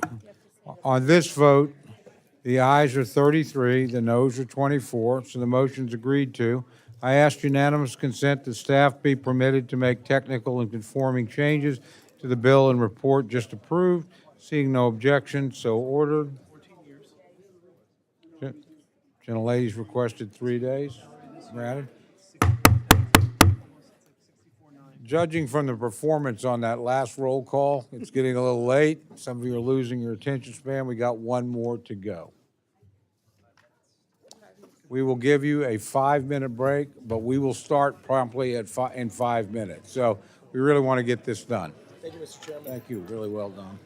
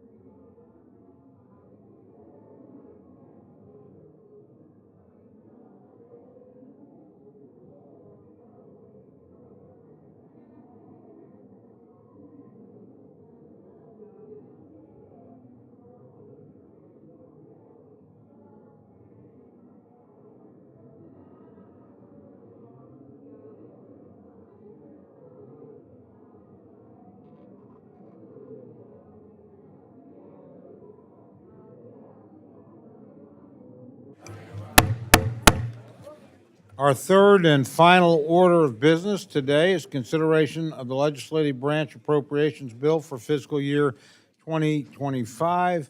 Before we go to Chairman Valadeo to present the bill, I recognize the gentlelady from Oklahoma for purposes of a motion. Thank you, Mr. Chairman. And I make a motion that moving forward, we limit debate on amendments to 2 minutes. Is there a second? And again, I'm happy to accept the will of the committee on this. So, gentlelady has moved that we limit debate to 2 minutes going forward. All those in favor say aye. Aye. All those opposed, no.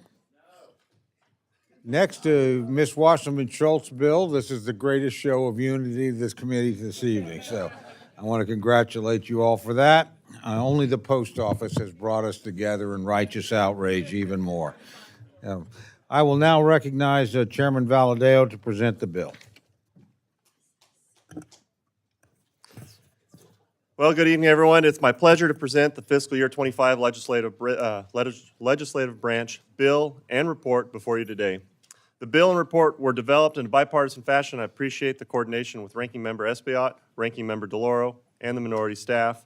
Also, thank the Chairman Cole for his support and leadership. It has been tremendously helpful as I've learned to navigate the process in my new role as a chairman. The committee placed great emphasis on accommodating members' priorities and including as many requests as possible. The bill funds the operations of Congress and the agencies that support our work on behalf of our constituents that we're here to serve. And it also provides funding for security, capital improvements, and modernization efforts in a fiscally responsible way. The fiscal year 2025 legislative branch appropriations recommendation provides $5.546 billion, a 3.5% increase for the fiscal year 2024 enacted House levels. Adding the Senate items, the discretionary allocations total just over $7 billion, which is a 5.6% above fiscal year enacted level. The bill supports the legislative branch, an essential branch of government that is open to and works for the American people. I had longer remarks prepared, which I will submit for the record, but in an effort to keep things moving, to summarize, this bill ensures Congress remains open, safe, and working for the American people and provides the resources necessary for Congress to effectively serve our constituents and conduct oversight responsibilities. Again, I'd like to thank Ranking Member Espaillat for his role in the process, as well as my appreciation to all the members of the subcommittee, Chairman Cole, and Ranking Member DeLauro. And finally, thank you to the subcommittee staff, Michelle Reinschuttle, April Lyman, Faye Cobb, and all the other staffs that have worked on this for all their due diligence and hard work. And with that, Mr. Chairman, I yield back. Thank you very much. I'd now like to recognize Mr. Espaillat for remarks on the bill. Thank you, Mr. Chairman, and Ranking Member DeLauro and Chairman Valadeo for the opportunity to discuss the fiscal year 25 legislative branch bill. Chairman Valadeo and I, we appreciate working together. I appreciate your leadership and look forward to more collaboration. I want to also thank the staff, Faye Cobb, Raquel Spencer, Michelle Reinschuttle, April Lyman, and Monica Garay from my legislative director. The fiscal year legislative branch bill allocates $5.5 billion or a 3.5 increase from fiscal year 24. It funds essential agencies like Capitol Police, Library of Congress, and Government Accountability Office, and supports modernization, infrastructure, and security initiatives. However, it has unnecessary harmful policy riders. These harmful policy riders undermine diversity programs, LGBTQ rights, and environmental efforts. Instead, we should focus on restoring the Office of Diversity and Inclusion, providing work eligibility for DACA recipients, and reducing our environmental impact. Let's lead by example. Partisan provision in this bill were rejected in 24 and should not be considered in 25. Despite our agreement on funding of the legislative branch, I cannot support the bill that divides us here in Congress and our country. I urge my colleagues to vote no, and thank you, and I yield back. Thank the gentleman. I now recognize myself for remarks on the bill. Our work as representatives is prescribed by the Constitution, and we are all here today to keep the government working for the American people. The Legislative Branch Appropriations Act before us will enable us to execute our Article I responsibilities. Our greatest duty is to our constituents, and this bill provides additional resources for us to effectively serve their needs. It supports the safety of the Capitol complex for visitors and reinforces the work of the U.S. Capitol Police, and it keeps national institutions like the Library of Congress, the Government Accountability Office, and the Congressional Budget Office functioning. Importantly, it also upholds accountability, ensuring Congress can mandate strong oversight over the Biden administration. This bill supports the legislative branch's capacity to effectively serve the public in a fiscally responsible manner. I want to thank Chairman Valadao and Ranking Member Espaillat for their hard work, and I look forward to today's markup. With that, I yield back, and I recognize the gentlelady from Connecticut, my good friend, Ms. DeLauro, for her opening remarks. Thank you very much, Mr. Chairman, and I want to thank you and Chairman Valadao and Ranking Member Espaillat and the majority and minority staff for their great work on this bill, especially Faye Cobb and Raquel Spencer. As I said when we marked up this bill in subcommittee, the bill before us today is not far removed from a bill that I would support. It builds upon our investments in the legislative branch that have enabled us to better serve the American people. But unfortunately, the majority has included harmful policy riders that undo the sensible historical restrictions in statute on compensation for outside work for certain members of Congress, hurt our ability to attract and retain diverse and talented staff, and unwind important measures that ensure we are doing our part to protect the environment. The bill includes a provision that creates loopholes for medical and dental professionals serving in Congress to receive compensation for outside work in addition to their congressional salary, opening the door to changing the rules we must all follow when it comes to external professions, unfairly benefiting certain members and potentially creating conflicts of interest. This body considers legislation touching every single facet of the economy, including health care. We should be focusing on helping people, not doing the job of authorizers or the Ethics Committee to amend current law. Other partisan policies in this bill will hurt our ability to attract and retain talented staff, and every one of us knows that it is our staff that keep our names on the door. The bill would create a license to discriminate against LGBTQ plus people and block diversity and inclusion programs.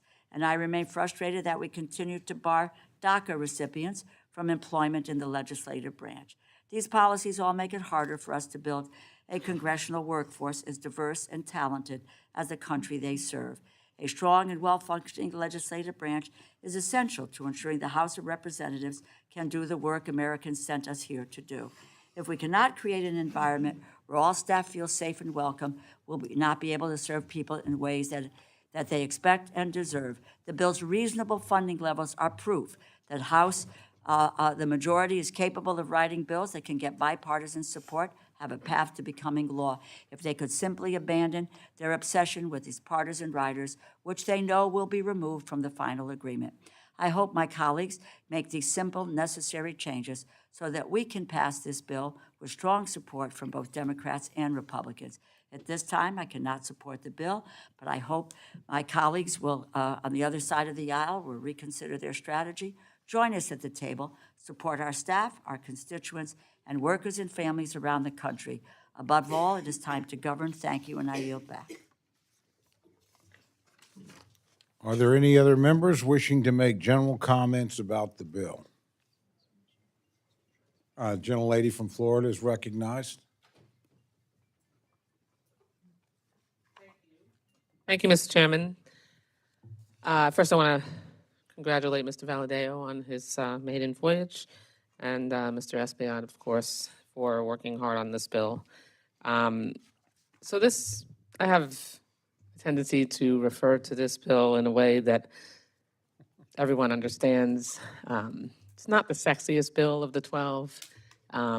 It's not the most interesting, but it stirs my wonky little heart. And that's why I'm standing here. I was the chair of the ranking member of this subcommittee for 10 years. So I kind of always hold that special place, which makes it not easy for me to oppose the bill. But after reviewing the bill and the report, I do rise in opposition.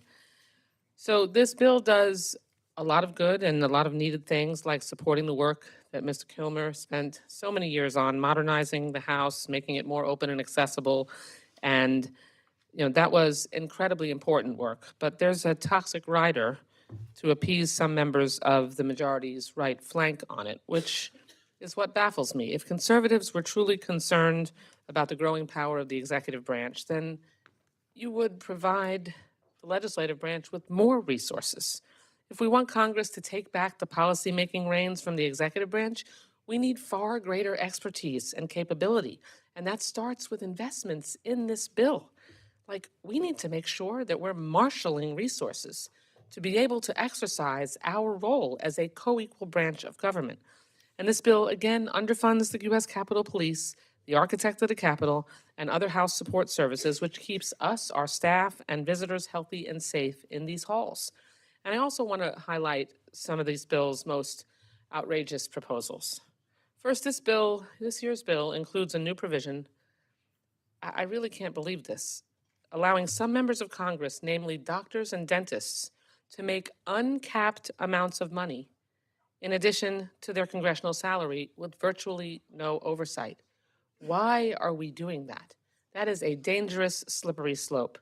And I agree that medical professionals deserve to be paid their fair share when they're doing medical work, but members of Congress have to be held to the highest standard, and knocking down congressional ethics rules and second income rules for just one class of members is deeply concerning.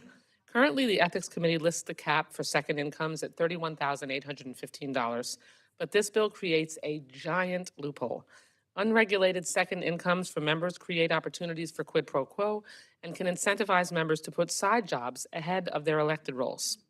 If we're going to change the rules that govern us, it should be done through the Ethics Committee and the proper channels, not taped onto the back of the ledge branch bill in appropriations. Second, this bill allows for the discrimination of the LGBTQ plus community under the guise of religious liberty while hindering the federal government's ability to respond. It was amendments, not opening statements, Mr. Chairman. Thank you. I checked first. Thank you. Thank you so much. But Republican attacks on LGBTQ Americans are apparently not enough. We have to go further and further and further. But the bill also targets women and people of color, as they're also blocking programs or activities that promote diversity, equity, and inclusion training across the ledge branch. These trainings cover everything from appropriately recognizing holidays to creating an inclusive, welcoming workplace and an environment for anyone who enters our offices or meets with our office staff. It's galling that we have to fight for an inclusive representative House of Representatives. That's what we are. That focuses on the needs of all Americans under this Republican majority. In this Republican-controlled House, there are 3 words that are now deemed so dangerous that for over a year, our far-right colleagues are hell-bent on erasing them. Diversity, equity, and inclusion. What are you afraid of?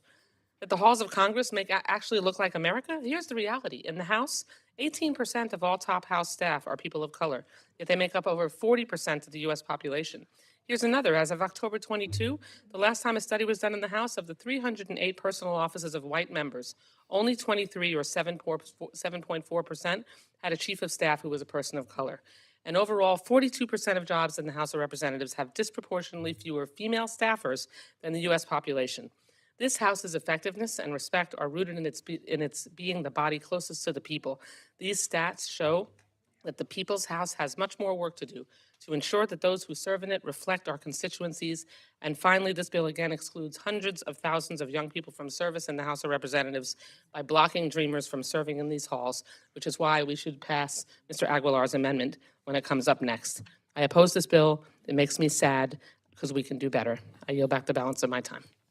Thank the gentlelady. Again, apologize for interrupting her. She trained a couple of generations of Republican cardinals. I was one of them, but I was at the bottom of the class, so as we just demonstrated. Do we have any other members who wish to make general comments about the bill?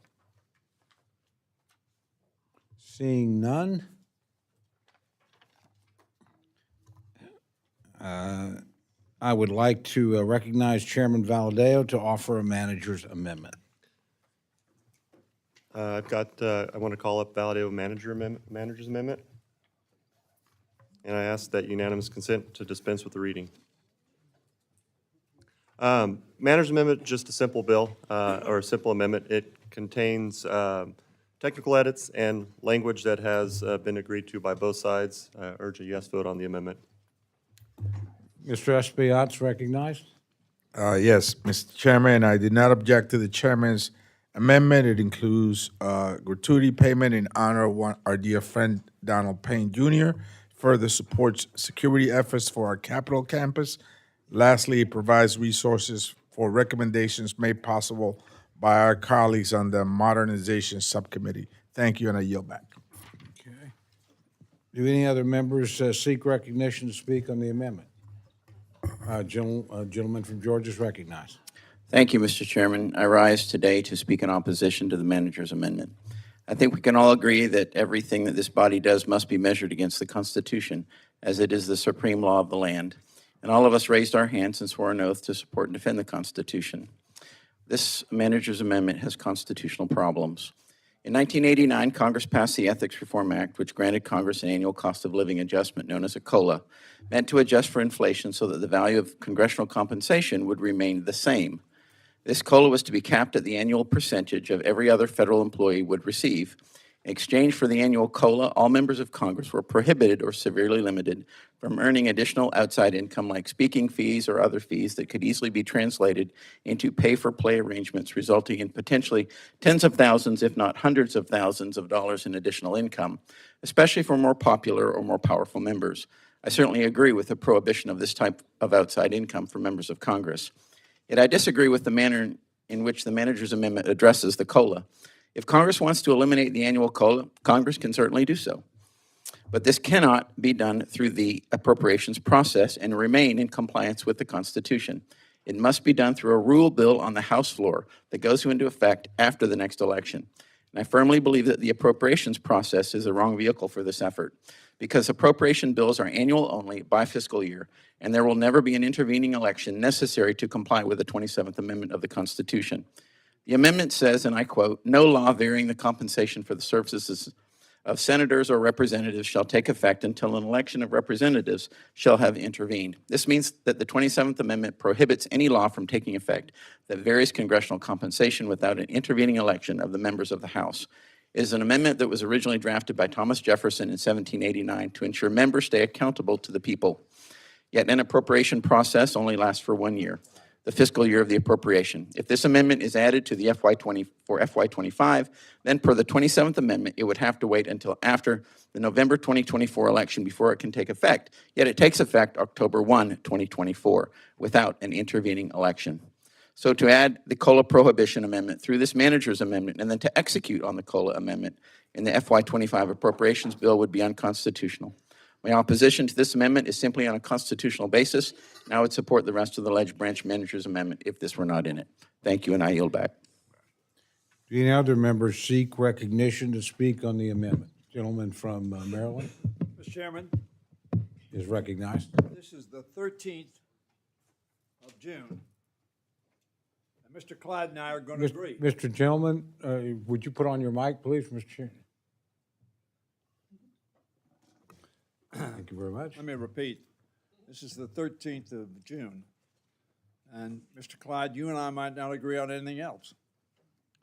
But I agree with you 100% on this issue. As a matter of fact, the district court judges agreed with you as well on your constitutional review. And therefore, when you, for a very long time, were making exactly the same thing as we were making, tied together, they ruled that that was not constitutional. And they're now making $238,000 just with a cost of living adjustment. Members, I have worked with every majority leader or minority leader, depending upon whether you were in the majority or we were in the majority, to secure a COLA adjustment for members. I live in the Washington, D.C. area. It's an expensive area in which to live. I don't need to tell you that. I have one home. Actually, I have more than that, but I have one main home. My wife has a home also. She lets me stay there. What can I tell you? It's a good life. So I don't pay for that. She doesn't pay for my home, and we had them, and now we're together. But this is a serious issue as to whether or not the only people that can serve here are rich people. Now, I know this is politically controversial, And I know members on my side and members on your side will demagogue this issue. And that's unfortunate, because it's like cutting off our nose to spite our face. I want to thank Mr. Amadei for his leadership on this issue. I talked to some people today. We have press here. I'm going to not go too far on where I am. But we ought to have the self-respect to do what we did for years, and that is allow ourselves to get a COLA. Why? In 2010, a one-bedroom apartment in D.C. was, on average, $1,100 a month. You were making $174,000 if you were here. Today, that figure is closer to $2,300, otherwise known as twice as much. And your salary is $174,000. Now, very frankly, as leader, I got more. The two leaders get a little more than that. But the fact of the matter is, members are afraid, in my view, to stand up and say, I am worth, you're saying you don't know? And if you don't think I am, get somebody else.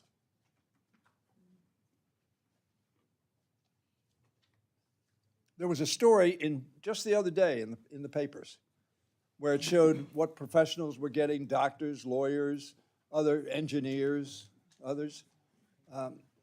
Mr. Harris, I don't know what his salary was, but I'll guarantee he took a cut, a big cut. When I came to Congress, we were making $60,000, $64,000, I think it was. And this is not a question about trying to get something, but it is a question of being able to keep our families intact and be able to afford. My house is an hour from here, so I could go home, except it's awful tough to get up at 6 o'clock in the morning, fight traffic, and to get here for an 8 o'clock meeting. Andy, you must have that problem in Baltimore. So I'm going to be working on this, but I think, Mr. Clyde, you're absolutely right. I think the Constitution says you can't reduce our salary. And without a COLA, you are effectively reducing our salary, and the district court judges found that to be the case. And so they separated themselves from us because of the Constitution. So I thank you for raising this issue. We're not going to resolve it tonight, but I am hopeful that all of us have enough self-respect and care for ourselves and our families. And I hope the citizens who send me to Congress think that capping my salary for 13 or 14 years is really not what they had in mind. Now, they may think I'm worth zero, some of them. But, and fine, if I'm worth zero, get rid of me. But let us have the self-respect to make sure that it's not just the rich that can serve in the Congress of the United States, and I yield back. The gentleman, I was so mesmerized by his eloquence that he got extra time. None of the rest of you will. So with that, are there other members that seek to speak on the amendment? Okay, seeing none, I recognize Chairman Valadeo for 1 minute to close.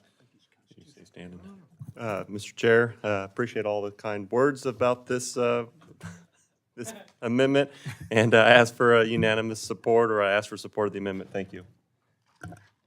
Okay, the questions on the amendment, all those in favor say aye. Aye. Those opposed say no. No. No. The opinion of the chair, the ayes have it, and the amendment is adopted. Okay.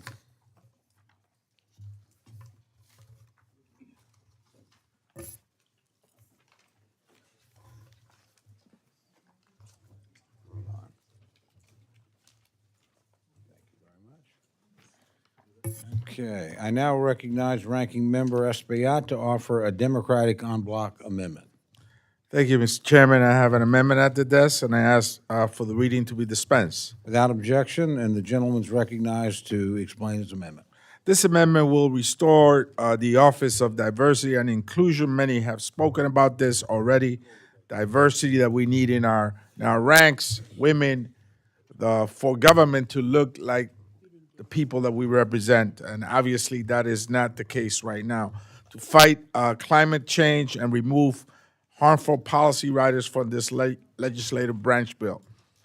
We must restore the Office of Diversity and Inclusion. It is the vehicle through which we will guarantee that government looks like the people we represent, provide work eligibility for DACA recipients, and reduce our environmental impact by leading plastic use and leasing low-emission vehicles. Let's lead by example.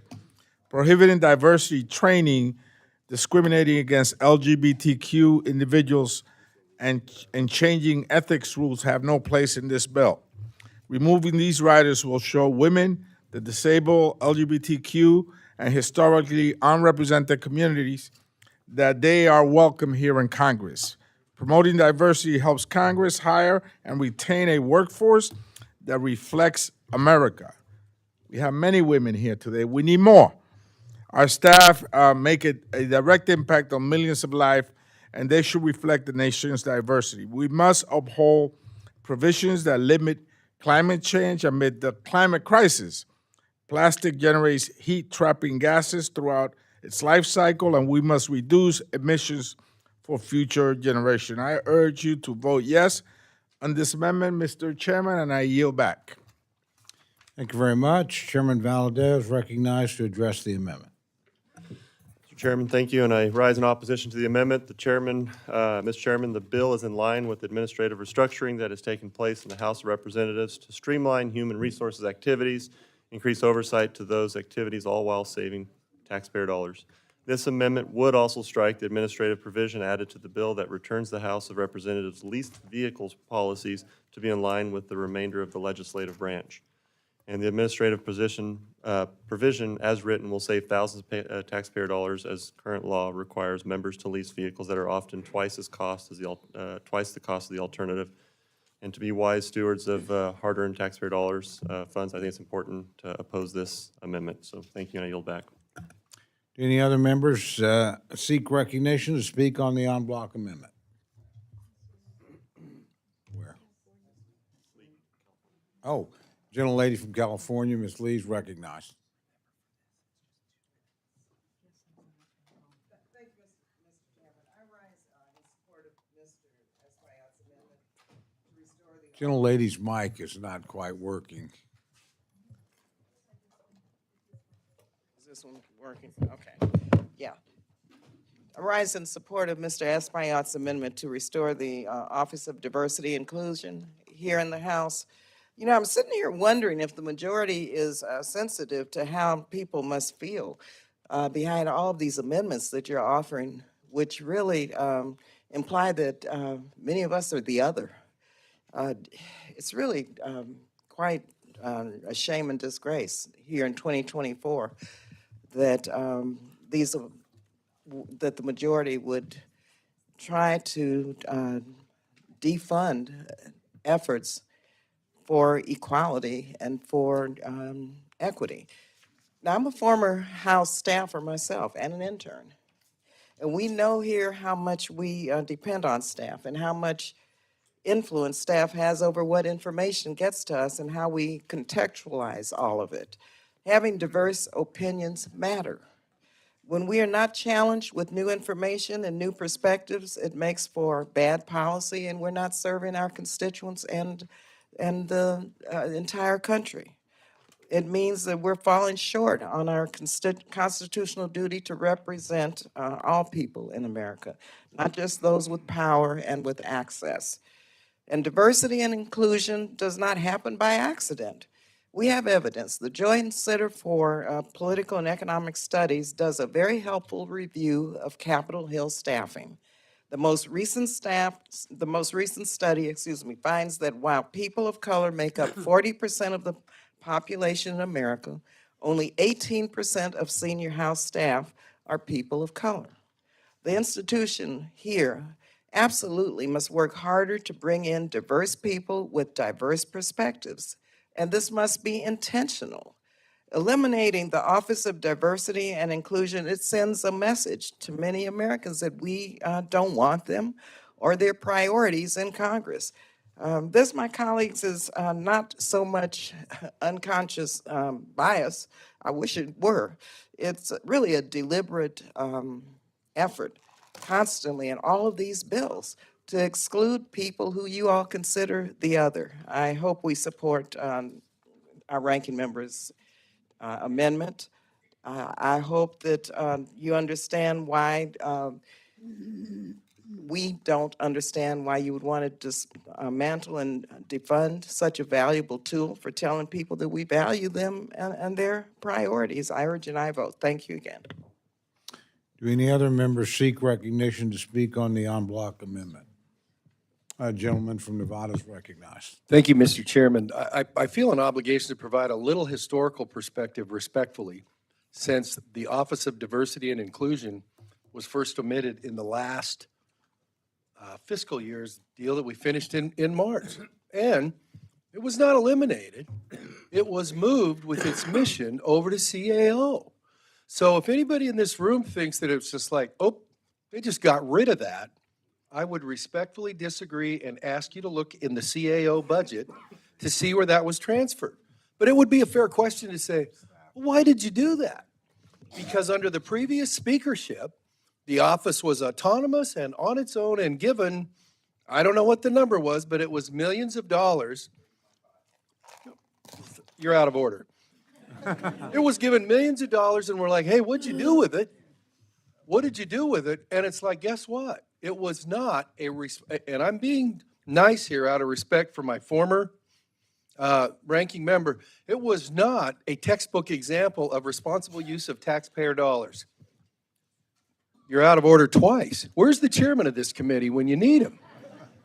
So anyhow, I'll just say this. It was something that was done not as disrespect to diversity and inclusion. It was done because you can't spend your whole, and by the way, there was no supervision structure, which is how it allowed, we went on retreats, we had windbreakers, we had all this other sort of stuff, very little in terms of really going after the diversity and inclusion mission. So the decision was made not to try to cheapen that or disrespect it or disregard it. The decision was made to go, this mission will be better served with some supervision, which is why it's under the CAO. Thank you. I yield back and call security for the guy over at the next table. Any other members seek recognition to speak on the en bloc amendment? Seeing none, I recognize Ranking Member Espaillat for 1 minute to close. Again, the Office of Diversity and Inclusion is a vital tool to bringing the people to the people's house.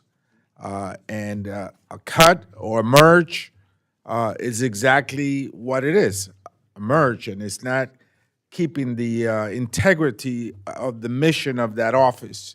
And if there are difficulties within that office, then we should be looking at staff issues, not merging it with another office. It is a vital office that will continue to drive this institution forward and making it look like the rest of America. I yield back. Questions on the amendment? All those in favor say aye. Aye. Those opposed say no. No. The opinion of the chair, the noes have it. Recorded vote has been requested. Can we see a show of hands? Sufficient number of hands being raised. The clerk will call the roll. Mr. Adderholt. Mr. Adderholt, no. Mr. Aguilar. Mr. Aguilar, aye. Mr. Amedee. Mr. Amedee, no. Mrs. Bice. Mrs. Bice, no. Mr. Bishop. Yes. Mr. Bishop, aye. Mr. Calvert. Mr. Calvert, no. Mr. Carl. No. Mr. Carl, no. Mr. Carter.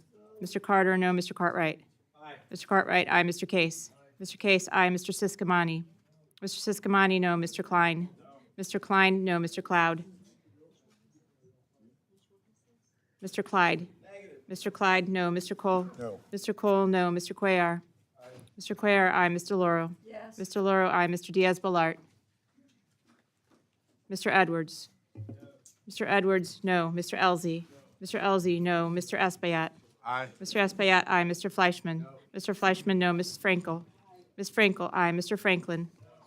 Mr. Franklin, no. Mr. Garcia. Mr. Garcia, no. Mr. Gonzalez. Mr. Gonzalez, no. Ms. Granger. Mr. Guest. Mr. Guest, no. Mr. Harder. Mr. Harder, aye. Dr. Harris. Dr. Harris, no. Mrs. Henson. Mrs. Henson, no. Mr. Hoyer. Aye. Mr. Hoyer, aye. Mr. Joyce. Ms. Capter. Aye. Ms. Capter, aye. Mr. Kilmer. Mr. Kilmer, aye. Mr. Laturner. Mr. Laturner, no. Ms. Lee of California. Ms. Lee of California. Ms. Lee of California. Ms. Lee. Yes. Ms. Lee of California, aye. Ms. Lee of Nevada. Ms. Letlow. Ms. Letlow, no. Ms. McCollum. Ms. McCollum, aye. Ms. Ming. Ms. Ming, aye. Mr. Molinar. Mr. Molinar, no. Ms. Morelli. Mr. Morelli, aye. Mr. Newhouse. Mr. Newhouse, no. Ms. Pingree. Ms. Pingree, aye. Mr. Pocan. Mr. Pocan, aye. Mr. Quigley. Mr. Quigley, aye. Mr. Rushenthaler. Mr. Rushenthaler, no. Mr. Rogers. Mr. Rogers, no. Mr. Ruppersberger. Mr. Ruppersberger, aye. Mr. Rutherford. Mr. Rutherford, no. Mr. Simpson. Mr. Simpson, no. Mrs. Torres. Mrs. Torres, aye. Mr. Trone. Ms. Underwood. Ms. Underwood, aye. Mr. Valadeo. Mr. Valadeo, no. Ms. Wasserman Schultz. Ms. Wasserman Schultz, aye. Mrs. Watson Coleman. Ms. Wexton. Ms. Wexton, aye. Mr. Womack. Mr. Womack, no. Mr. Zinke. Mr. Zinke, no. Are there any members, gentlemen from Florida? Mr. Diaz-Balart, no. Gentleman from Ohio? Gentleman's not recorded. Mr. Joyce, no. Are there other members who have not been recorded or wish to change their vote? Clerk will tally.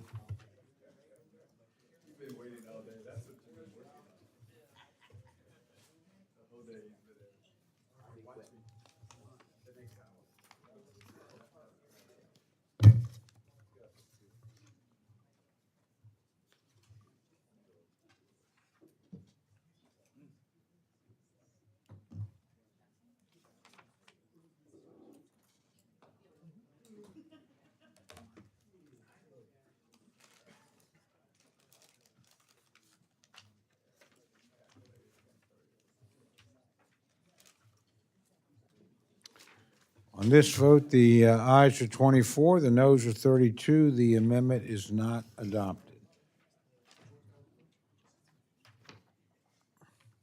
Mr. Aguilar is recognized for the amendment.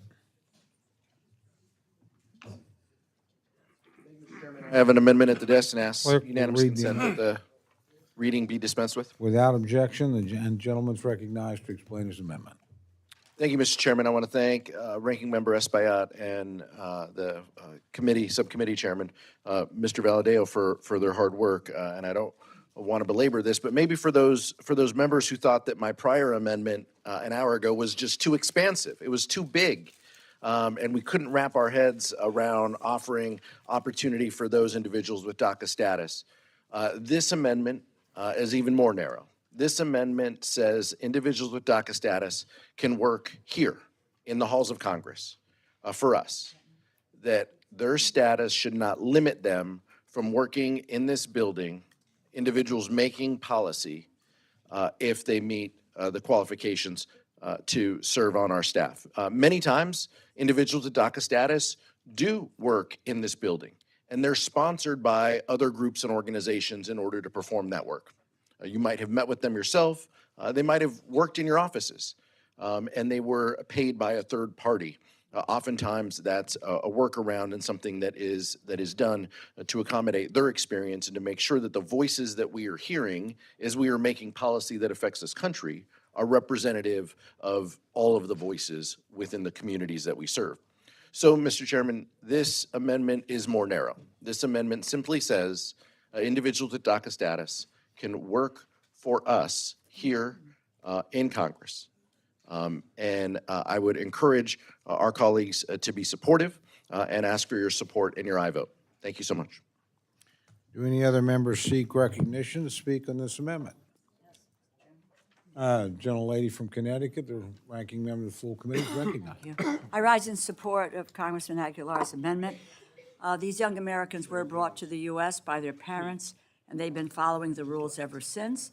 Our country is made stronger and enriched by dreamers. My state of Connecticut, there are almost 4,000 dreamers. Yesterday, a new report from the Coalition for the American Dream found that DACA recipients contribute nearly $230 billion in U.S. total income. But they do not just contribute economically, they are part of the fabric of our society.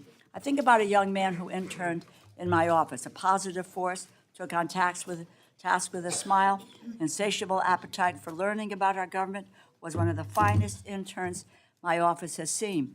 Sadly, a week after the 2016 election, he abruptly left the internship, and about a week later, I received a letter from him. It says, after the presidential election, all the stability that allowed my family and me to become part of the American life was turned into fear and doubt about our future. Not only has the president-elect vowed to deport millions of undocumented immigrants, he also promised to remove the DACA program. For this reason, I had to return to New Haven, assist my family as we figure out which decisions are the best to take to move forward. I'm sorry to inform you that I will no longer be able to continue my internship in your office. I want to express that while I'm in constant fear, questioning whether I will be able to complete my undergraduate degree or if my U.S. citizen sister will be separated from this, I am not giving in. He is not giving in. I think about him often. He's a source of information. He's a source of inspiration in that effort. I ask you to think about the courage of this young man. Find it in yourself to do the right thing. Support this community. They are an invaluable part of our nation's fabric. Dreamers live with us, work with us. They want to give back to this country. We should, by all means, let them keep working on a path to citizenship. I urge my colleagues to vote in favor of Mr. Aguilar's amendment. I yield back. Do any other members seek recognition to speak on the amendment? Gentleman, New York is recognized. Thank you, Mr. Chairman. I rise in support of the amendment. DACA has been transformative for the lives of thousands of young people. There are nurses and doctors and teachers. There are homeowners. There are small business owners. There were essential workers during the pandemic. There were emergency workers during the pandemic that were there to save our lives. But they're just like us, but for one thing, that card. And many of them, as the gentleman from California stated, came here when they were 1, 2 years old. Some of them don't even speak the language of the country they were born in. They have no relatives in that nation. And they feel just as American as any one of us. In fact, I know one of those young people really well, probably better than anybody else here tonight, because one of them was myself as a young boy, and now I'm a member of Congress. Mr. Chairman, I yield back. Thank you. Do any other members seek recognition? The gentleman from Texas is recognized.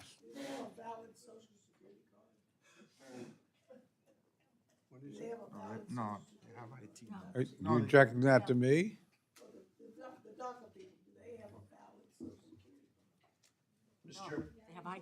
Gentleman from California is recognized to respond. Mr. Chairman, it's often that individuals with DACA status have ITIN numbers that are used in place of Social Security numbers. They don't have a Social Security number.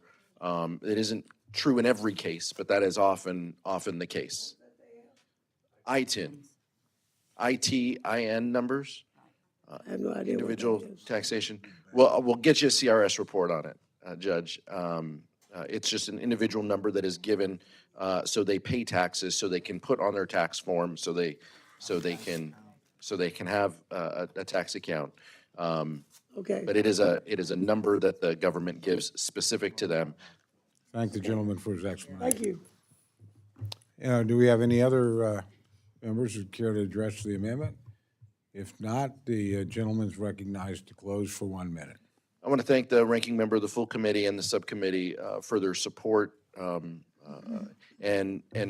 So my colleagues know, and it was mentioned by the full committee ranking member, many of these individuals have been interns in our offices. And one of the rites of passages, one of the things that we take a lot of pride in, that I'm sure you do, is when an intern applies to be a staff assistant. And they are fortunate enough to have worked in your office and know individuals, and you have a comfort level with them, and then you extend an offer. Imagine if you couldn't do that because they are prohibited from taking this step. They're prohibited from doing relatively similar work. Just in one side, they're a full-time employee, and on the other side, they're an intern. We shouldn't deny that opportunity to anyone. I encourage and I vote. Questions now on the amendment offered by the gentleman from California. All those in favor say aye. Aye. All those opposed say no. No. The opinion of the chair of the noes have it. The amendment is not adopted.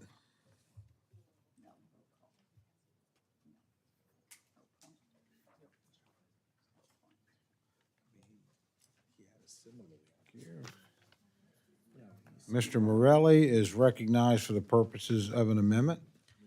Thank you, Mr. Chairman. I have an amendment at the desk, and I ask Clerk will unanimous read the consent to amendment. dispense with the reading. Without objection, and the gentleman's recognized to explain his amendment.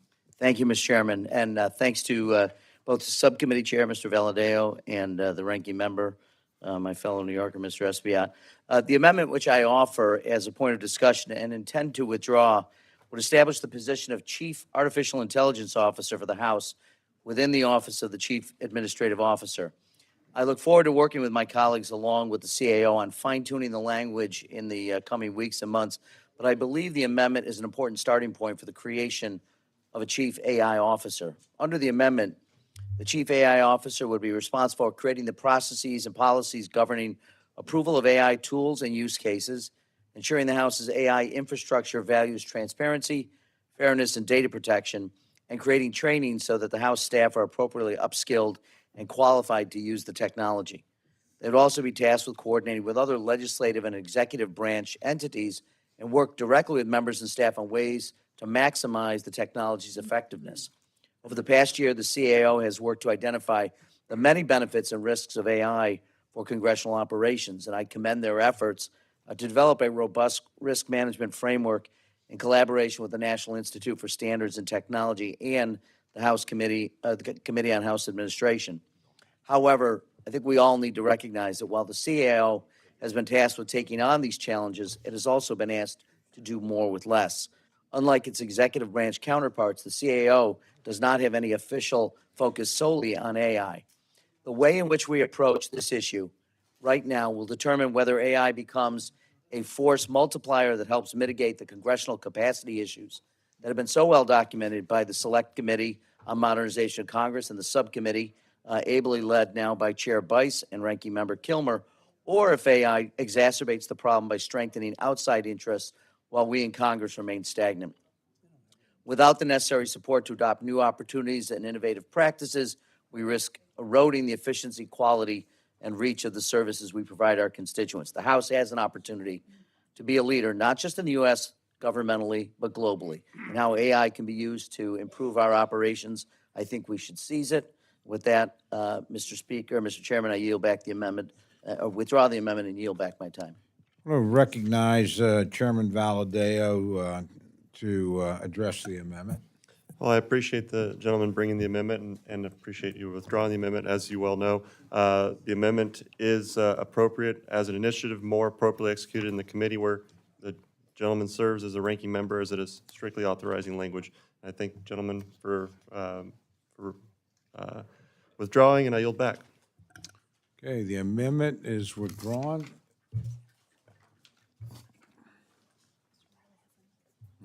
Okay. Mr. Morelli is recognized for another amendment. Mr. Chairman, I have an amendment at the desk and ask unanimous consent to dispense with its reading. Without objection, and the gentleman's recognized to explain his amendment. This amendment would authorize the architect of the Capitol to accept court-ordered restitution payments made by convicted January 6 defendants. I understand my colleagues in the majority have raised concerns about the text as written stating that the amendment will harm the ability for this committee to appropriate funds in the future. So I'm certainly happy to work with my colleagues on a solution here, and will be withdrawing the amendment at the conclusion of what I will make very brief remarks.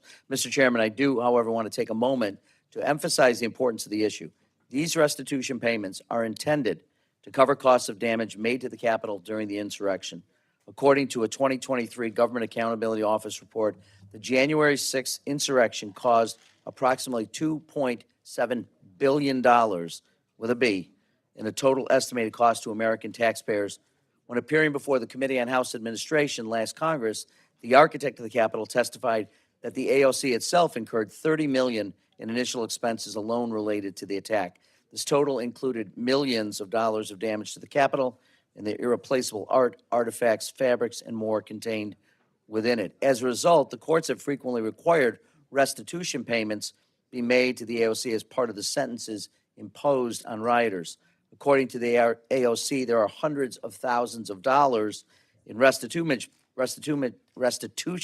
payments, sorry, it's getting late, sitting in an account at the Treasury Department, but there's no legal mechanism by which those funds can be accessed by the AOC. How does that make sense? In a word, it doesn't. The amendment would simply make the funds collected as restitution to cover the costs of damage to the Capitol on January 6th available to the AOC instead of having them sit dormant in an account at the Treasury Department. So I do look forward to working with my colleagues going forward, and with that, I withdraw this amendment and yield back my time. The amendment is withdrawn. We have it. Okay.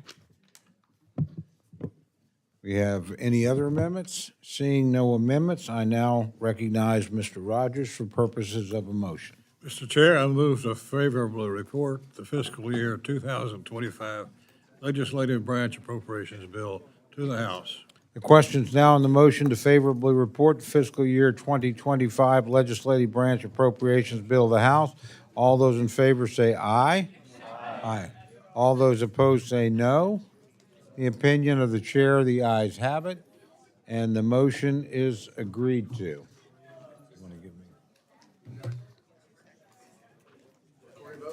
Recorded vote? Oh, well, sorry, we had not. Moving along, I was looking for somebody. Recorded vote has been requested. Sufficient hands have been raised, so the recorded vote will occur. The clerk will call the roll. Mr. Adderholt. Mr. Adderholt, aye. Mr. Aguilar. No. Mr. Aguilar, no. Mr. Amade. Mr. Amade, aye. Mrs. Bice. Mrs. Bice, aye. Mr. Bishop. No. Mr. Bishop, no. Mr. Calvert. Mr. Calvert, aye. Mr. Carl. Mr. Carl, aye. Mr. Carter. Mr. Carter, aye. Mr. Cartwright. No. Mr. Cartwright, no. Mr. Case. No. Mr. Case, no. Mr. Siscomani. Mr. Siscomani, aye. Mr. Klein. I would say, yes, I agree. Mr. Klein, aye. Mr. Cloud. Mr. Cloud, aye. Mr. Clyde. Mr. Clyde. No, Mr. Clyde, no. Mr. Cole. Aye. Mr. Cole, aye. Mr. Cuellar. Mr. Cuellar, no. Ms. DeLauro. thank you. I'm going to steal one of these from Steady. Ms. DeLauro, no. Mr. Diaz-Balart. May I steal one of those from you? Mr. Edwards. Mr. Edwards, aye. Mr. Elzey. Mr. Elzey, aye. Mr. Espaillat. No. Mr. Espaillat, no. Mr. Fleischman. Mr. Fleischman, aye. Ms. Frankel. Ms. Frankel, no. Mr. Franklin. Mr. Franklin, aye. Mr. Garcia. Mr. Garcia, aye. Mr. Gonzalez. Mr. Gonzalez, aye. Ms. Granger. Mr. Guest. Mr. Guest, aye. Mr. Harder. Mr. Harder, no. Dr. Harris. Dr. Harris, aye. Mrs. Hinson. Mrs. Hinson, aye. Mr. Hoyer. Mr. Hoyer. No. Mr. Hoyer, no. Mr. Joyce. Mr. Joyce, aye. Ms. Capter. No. Ms. Capter, no. Mr. Kilmer. Mr. Kilmer, no. Mr. LaTurner.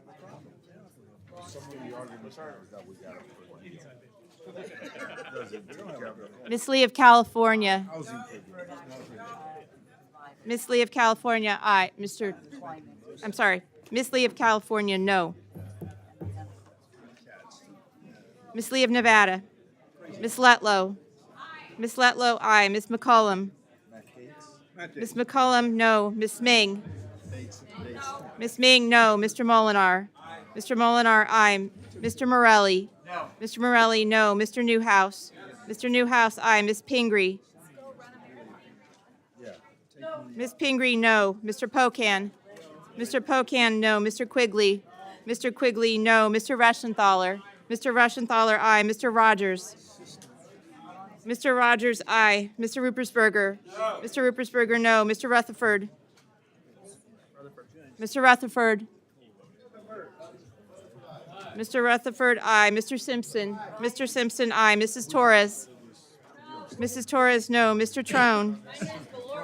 Miss Underwood? Miss Underwood, no. Mr. Valadeo? Mr. Valadeo, aye. Miss Wasserman Schultz? Miss Wasserman Schultz, no. Mrs. Watson Coleman? All right. Miss Wexton? Miss Wexton, no. Mr. Womack? Mr. Womack, aye. Mr. Zinke? Mr. Zinke, aye. The Italian lady at the other house I have. Okay, Miss. Gentleman from Florida? Mr. Diaz-Balart, aye. Gentleman from Kansas? Mr. LaTurner, aye. Do we have any other members wishing to record their votes or change their vote? That was Mr. Clyde. Off no and aye, Mr. Clyde. I have 2 hot dogs. You want the hot dog? Any others? Clerk will tally. Well done. You cleared the room, man.